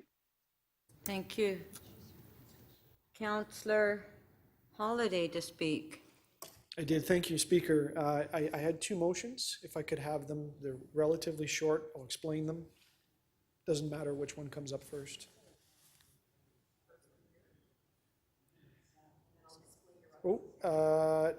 Yes, thank you. So recommendation number 5 asks the chief planner to look at a whole bunch of different things that could be expand permitted uses. And they're not my words, but the places of assembly, banquet halls, places of worship, and report back. I'd just like to add sport facilities to that. And what I'm getting at are those type of things that are indoor beach, volleyball, indoor golf, hockey, whatever they are. You do find them around, and there are not many places where they can occur but in these type of areas. So just asked to have that taken a look at as part of the list. I wouldn't want to lose any valuable facilities to the community through this process. My second motion, please. And this is just a request to enhance the reporting to us. I wrote them a while ago. So all I'm asking for is a cumulative running total of employment area which is gained or lost in the successive conversion reports brought to City Council. And that planning, compare that to what was contained in the Hempson report that was considered by Planning and Housing a couple of months ago at meeting number 33. But the salient point, and I asked the chief planner about this at the close of my questions, was, do you keep track of these numbers? So these conversion requests are coming to council in tranches. And I just think that when we consider the second tranche, we should be reminded of what we did in the first tranche.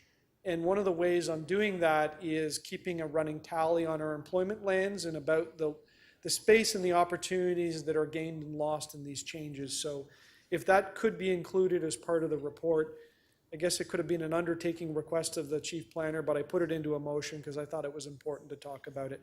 Thank you.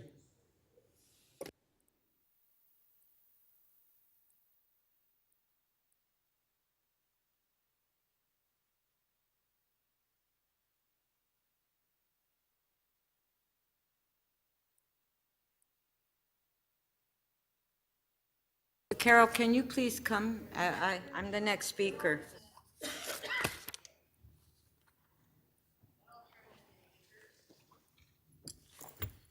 Got it.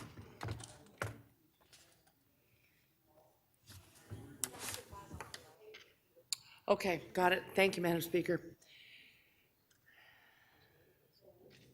Thank you. I do have a motion. And this motion was drafted up by Brian Haley, our legal staff and planning.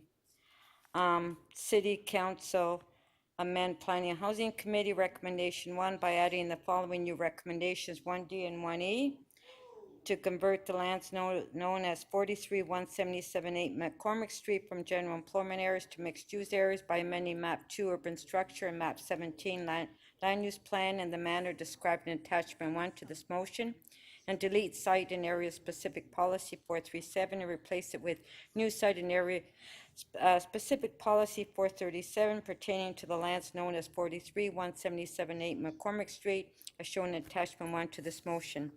Now, this McCormick has been part of the planning study that we have done on St. Clair.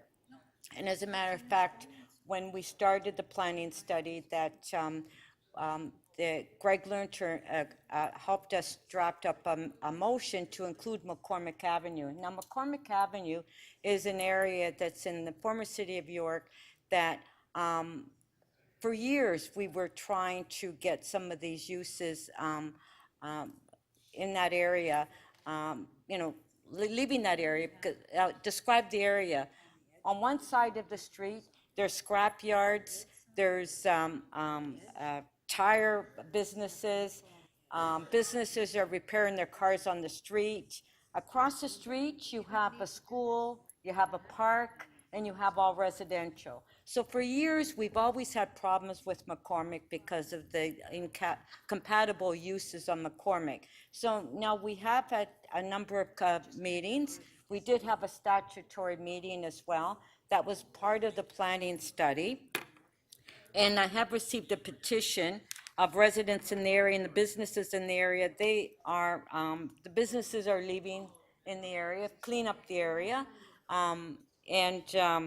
So I'm moving that this be part of the conversion, and we need to beautify McCormick Street. I mean, most people that know McCormick, and Councillor Mahavik, you know McCormick very well, because when you were in City of York, we wanted to clean that all up, where you have parks and you have a schoolyard. We have kids walking to school in between cars and scrap yards while they're working in oil on the street. Like it's awful. And it's an area that really needs to be converted and really needs to be intensified, that area. And we have the GO station across the street on Western Road. So as I said, this motion, I did clear it through our legal staff and planning staff, and I'm asking members of council to please support this motion. And we did have the statutory meeting, so it was included in the meetings. I have a question of the mover. Yes? I have a point of order, actually. I'll recognize your point of order first. On a point of order, I mean, I sit on planning and housing. It is not my memory that we had a statutory meeting on this address. Could you either get some advice from the clerk or the solicitor?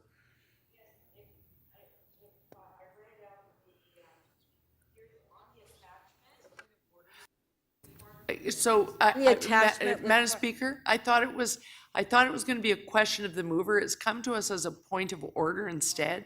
So I'm going to have to seek advice from staff. I think that in the interest of not making a planning mistake, we should bring the solicitor to the floor and make sure that the statutory requirements have been met. May I ask if that's the case? I have it here. Madam Speaker, I'm going to need a few moments to check with my staff, as I was not at the committee, but my staff are in touch with me right now. So I shouldn't need very much time to confirm. Okay. Did Councillor, so I'm going to wait for that ruling. In the meantime, did you want to ask any questions, or do you simply want to wait for the staff advice that I'll be getting? I'd rather know the ruling before proceeding on this motion. Okay. I have it here. Yeah, I have the report here. Yeah. To meet the requirement, I have to receive it from staff. Okay. So councillors, we're just going to take a couple of minutes.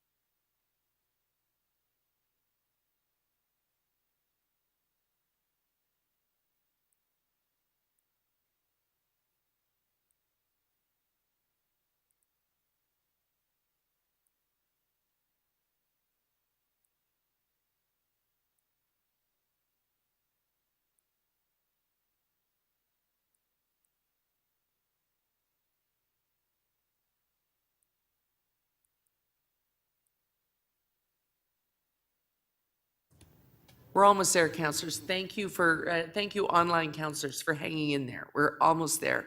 That's why we're not calling a formal recess. We'd rather not leave the room until we're calling the actual adjournment. Councillor Bylaw, have you spoken yet? We're going to get a ruling on the motion, and during that time, I would like to hear from Councillor Bylaw, because I feel certain that once we get the advice from the solicitor, you'll all take it. It is, Councillor Fletcher, quite common to wait for a ruling from the solicitor and to proceed with the meeting. Councillor Bylaw, do you want to make your comments? Okay, I'm turning that thing off, Anthony. Give me your phone. Well, you should be So if I could have some order, I have just opened for Councillor Bylaw to make your comments. Thank you. I just want to start by thanking staff for huge amount of work. We had, I believe it was between 140 to 150 conversion requests. There's about 40 in front of us. They're still proceeding with a lot of the work, but this takes a lot of work to ensure that we're protecting the employment areas that we so desperately need in the city, but at the same time that we allow our city to grow. Sorry to interrupt. Chair, do you have a motion? Yes, I have a motion. We'd really like to see those motions. So one motion is, staff asked me to place. So please do not ask questions of me on this motion because staff asked me, which is this one. And the second one, I will just move as a courtesy to our budget chief, Councillor Crawford. It's his motion. He did have to leave and ask me to just place the motion forward. And so those were just my comments. Just really wanted to thank our staff to trying to find the balance between ensuring that we keep the lands that are much needed for the employment so that we can continue to attract employment and continue to have lands available for the growth of our communities in our city. Thank you.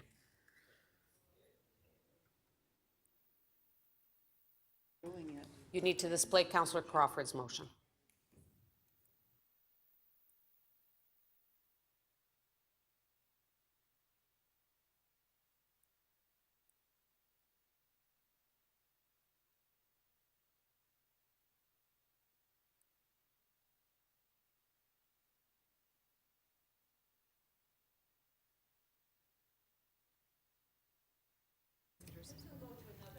Councillors, why don't we go to another item? I believe that the advice we're looking for, the solicitor is receiving just behind this wall. So if we've got one other quick item, we should be able to proceed. Although our next item might not be that quick. Councillors, if we are going to proceed to the next item, standing down 3515, that takes us to PH 3516, which shouldn't be controversy at all. Our planned Toronto citywide 115 proposed major transit station area and protected major transit area delineations held by Councillor Bylaw. And again, I've held the item to place a motion that staff asked me to move. So I ask for your support for the motion that I am placing. Before you place that motion, are there any questions? Oh, sorry, I forgot to check the online councillors. Councillor Grimes has just been added to the list. Question of staff. Councillor Grimes? Thank you, Madam Deputy Speaker. I just got a quick question of Mr. Lintern. Greg there? The planner's on the floor. Yes, go ahead, Councillor Grimes. Oh, yeah. So, Mr. Lintern, you saw the motion. Your staff worked with the local residents association for the Long Branch station, and this motion sets out the minimum FSI, and you worked, there seems to be consensus between the resident association and planning, and you helped draft the motion. Do you have any objection to my motion? To the speaker, no, we don't, Councillor Grimes, it's fine. Okay, that's all that's it. Thank you. Okay, thank you, Councillor Grimes. A question from Councillor Cole. Councillor Cole? Yeah, I'm just, again, a lot of complicated things this late hour. I'm just trying to look at these proposed citywide major transit station area. I've had a couple of these developments right around the Marley area and the Glencairn station, and then the new Fairbank station. And the applications that come in say, well, we're going according to the new provincial policy around major transit study areas. Are they jumping the gun, or I'm not sure whether it's the provincial policy supersedes ours in terms of the densities at these stations? Through the speaker, Councillor, yes, they are jumping the gun, and that's why we have a study underway up in the Glencairn and Marley area. We've got to go through this process first of establishing what the delineations are for the major transit station areas, where that study work is underway, I believe, with our team, and the boundaries have to be established, the ministerial approval has to be established. Whether or not it's a PMTSA has to be established, so we've got a ways to go. And until that exists, it doesn't exist, and anybody who's putting forward a development in that area is going to have to follow the order of consideration, and that is, we have to go through this process first. But then what complicates it, like I've got that one 28-story building at Marley and Glencairn, they, after the 90-day period, they appealed it to the Ontario Land Tribunal. Well, again, in the system that we have, people are entitled to make their appeals. However, if they're relying on something like an MTSA that doesn't exist, I don't see how they can put that forward as an argument at the OLT to support their proposal. There's a prematurity to that argument, and that would have to be considered by the OLT. And then I have another one on Dufferin and Eglinton. They've done the same thing. One in Councillor Matlow's area. I think they want 40 stories there on the south side. And then they're asking, I don't know, 30, 40 on my side. So are these, again, can we give this approval before? I don't think the MTSA study's been done at Dufferin and Eglinton, for instance. The Fairbank station. I believe Dufferin and Eglinton might be part of this package if my staff want to give me the yes or no on that. But yes, they are part of this package. So again, until these MTSA or PMTSA delineations are approved by the minister, they do not exist, and they wouldn't be put forward. At least the city won't be putting them forward to substantiate a density in an application. But could the OLT basically approve them without the city doing the study? That's the question. Yeah, again, I can't speculate on what the OLT may determine is of value in an argument, but all I'm saying is that they would have to be reviewed in the context of the existing planning framework that is there. And if the existing planning framework does not support that kind of development, then they're going to have to wait until we have a planning framework in place that does support that kind of development. Yeah, anyways, this is very confusing for local residents in terms of what applies given the new provincial MTSA study guidelines and the. Is there a question coming in that? Yeah, like how do we help clarify this for the residents in these areas where there's multiple developments coming forward using this rationale as their reason for coming up with 30, 40 stories? Well, I think we try to do that in many ways, Councillor Cole. We certainly have had a really strong online presence for our Plan Toronto, where people can go to a very interactive and quite exciting website to understand what the MTSA process is all about. We've got folks on the ground in that community who can meet with local residents and explain this process. I understand that it's complicated, but we'd be more than happy to take the time and sit down with people to explain what is understandably a complex process. Okay, thank you. Thank you, Councillor Cole. Questions from Councillor Pasternak? Yes, thank you, Madam Deputy Speaker. I'm looking at references to Downview Park Station, Shepherd West Station, and Wilson Station. Now, those are all in the current review of the Downview Secondary Plan. How does that align with what's before us now? What takes precedent? What we're adopting now, or the secondary plan, which is really a year and a bit away? Phil, do you want to, Philip Parker from our team is online. He can answer that question. Councillor Pasternak. So the MTSAs just are a layer of policy that will layer over the secondary plan. So the secondary plan framework can continue to change, even though we're setting out the MTSAs. We did work with the applicant and with the study team to make sure that the station boundaries align. And if there are changes that are required in the future, we can change those stations boundaries as well. But the secondary plan would take precedence over the MTSA. It would. So the final word is in the secondary plan. That's correct. Councillor, what's important to remember is that this exercise is a provincial conformity exercise, and it has added a layer of work that didn't exist a couple of years ago. The requirements of the growth plan have us set out these delineations.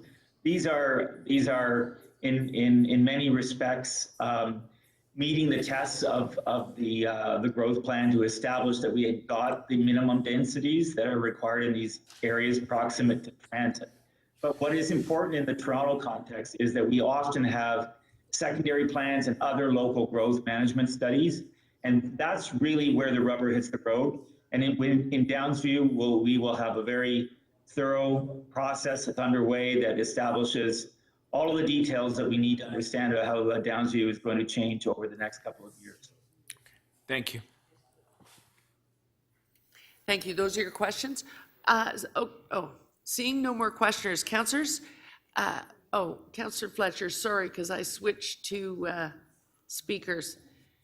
So councillors, I do want to do the ruling and be able to wrap up the other items. So I'm going to suggest that on this item, we finish the list of questioners. We're going to go back to our ruling and wrap up the conversion item 15, and then we're going to wrap the night. So Councillor Fletcher to question on 3516.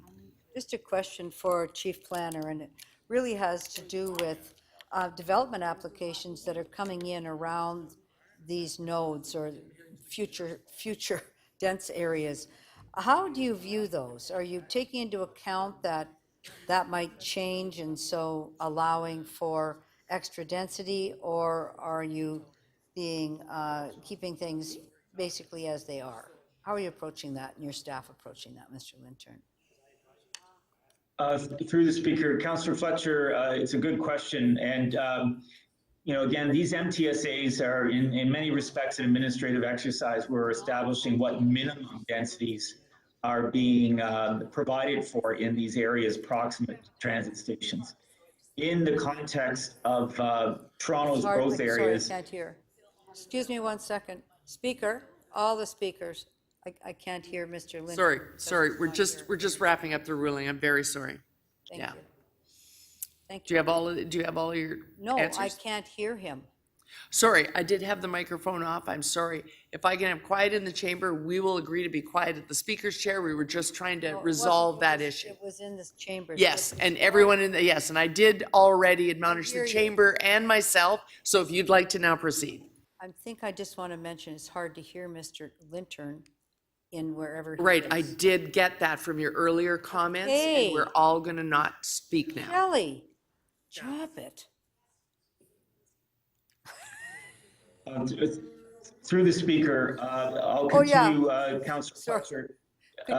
You can hear me okay, Councillor If you Fletcher? wouldn't mind moving a little closer, that would be better. It's hard to hear in here. I'm doing my best. Okay. Who else is asking? As I was saying, what we do through the MTSA exercise is establish the boundaries of the MTSA, and that is often informed by local area studies that are underway or that have been completed in various growth areas of the city. I'll use the Danforth, for example, where we've gone through an extensive exercise along Danforth Avenue, and we've established actually densities that exceed the minimums that we're requested to achieve by the province. We're actually providing for more opportunity through that area. And then on top of that, there will be future work focused on PAPE and on Broadview, at the Broadview station, where we will do other work to establish further permission that may be appropriate once we complete those studies. So there's an alignment between the minimums that are required by the province and the actual on-the-ground study work that's completed by our teams here at the city, working with local communities.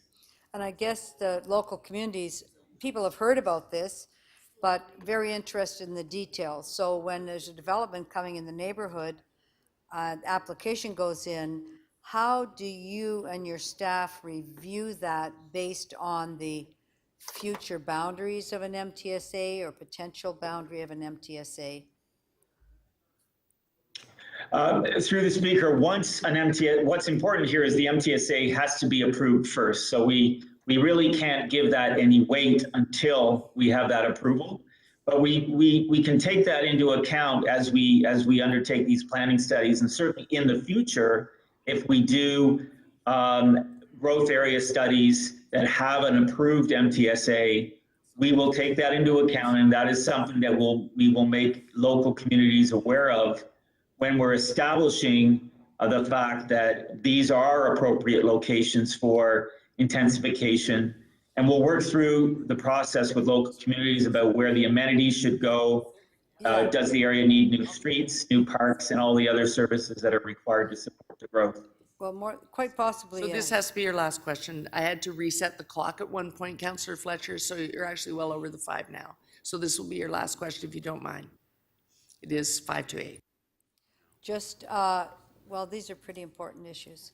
So if someone's got an application in, they're going to argue, even though you haven't established the lines, they're going to argue that this is an MTSA. How do you handle that?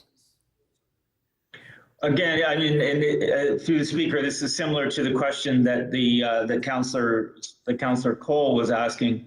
That it doesn't exist. So until it exists, until it's applied, and until the minister approves it, it is not and from our point of view, not a relevant consideration for that application.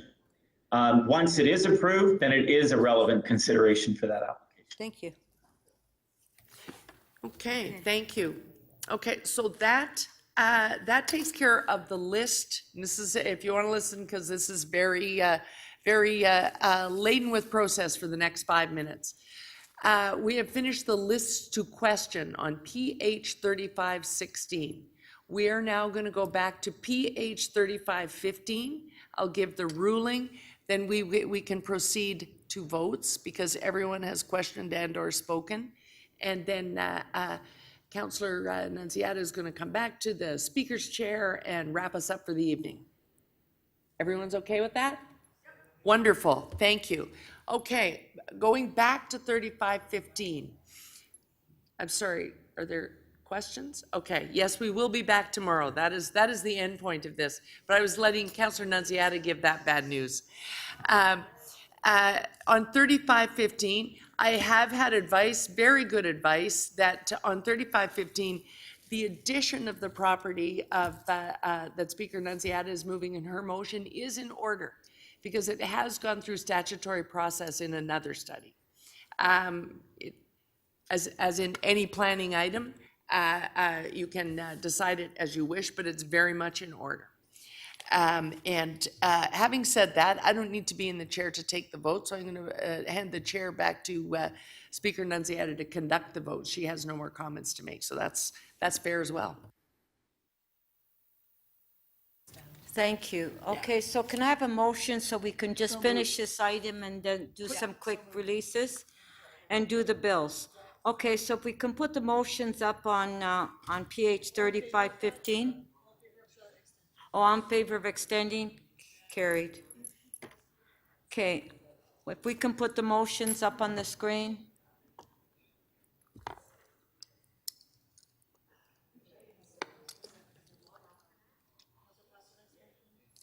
Councillor Pasternak's motion All in favor?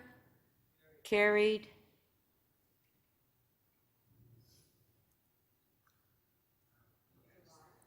Councillor Lai's motion. All in favor? Carried.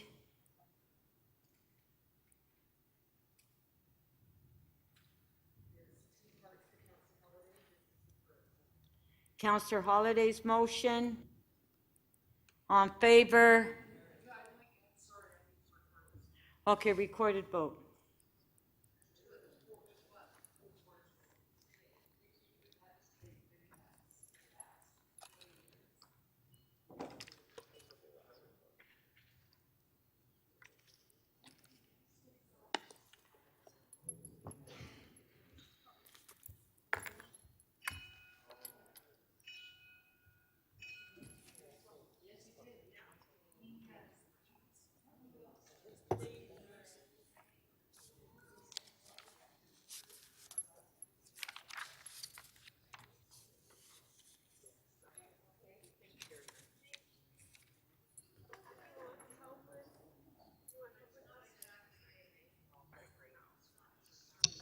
Councillor Perruzza and Councillor Filion, please.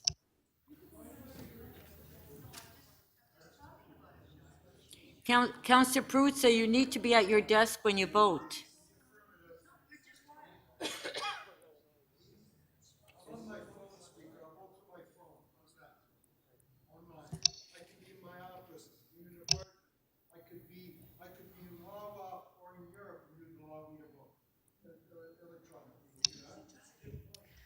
Councillor Perruzza, can you please give me your vote verbally?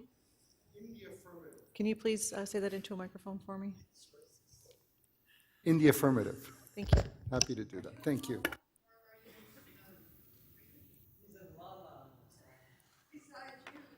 Motion 3A carries. The vote is 14-5.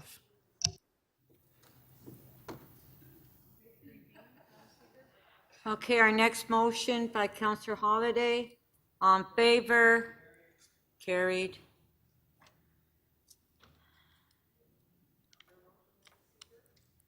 Okay, my motion. Recorded vote.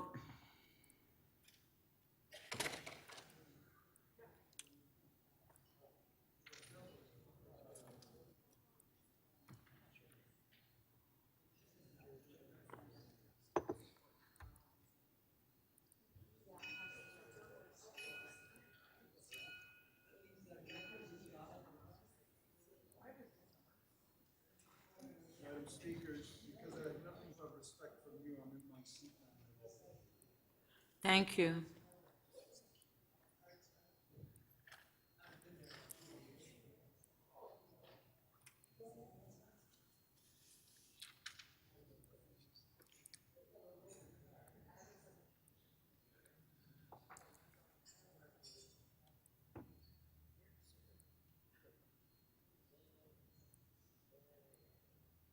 Speaker, I'll refrain from trying to say Wawa. I don't know, it just comes out of my mouth. I went to Wawa once, that's why. I don't even know.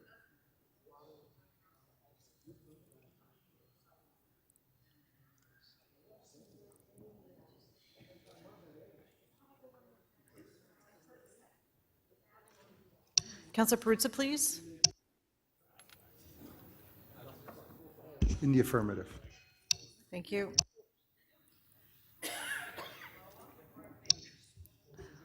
Motion 4 carries. The vote is 17-3.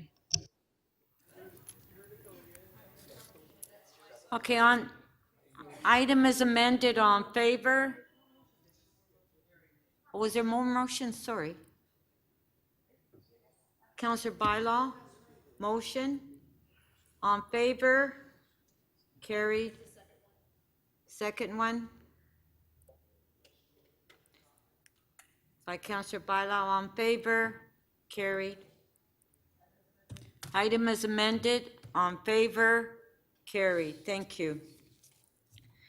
Any quick releases at this time? Now, Councillor Pasternak, the member's motion that we introduced on your behalf today, did you want to release that one? Yes, that was one from transportation. I'd be happy to release it. Okay? I think it's MM 47-113. On favor? Carried. Okay, so quick releases. Councillor Lai.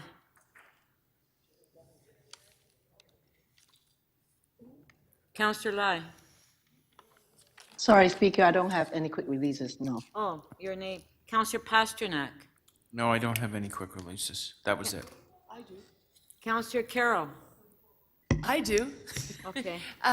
Sorry, I'm having trouble getting back in. My session timed out, but I believe it is EX. Is it 34.1, Councillor Pasternak?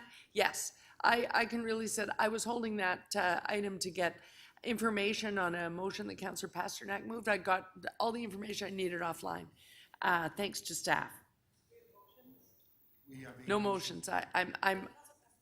Oh yes, I can support Councillor Pasternak's motions wholeheartedly. We can put Councillor Pasternak's motion on the screen.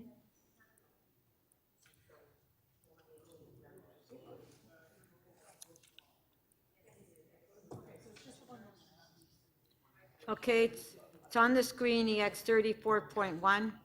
On favor? Carried. Item is amended. On favor? Carried. So we don't have any other further quick releases, so okay, let's do the bills.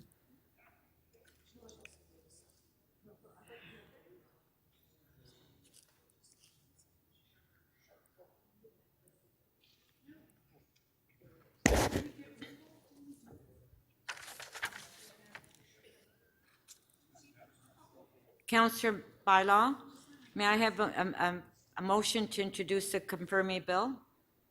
Absolutely, that leave be granted to introduce a bill to confirm to the point of the introduction of this motion, the proceedings of City Council meeting 47 on July 19, 20, and 21st, 2022. Shall leave be granted to introduce this bill? All those in favor? Show of hands. Carried. Shall this bill be passed and declared as a bylaw? All those in favor? Carried. Okay, members, we're recessed to 9:30 tomorrow morning. Thank you, and thank you to the staff, and thank you to members of council.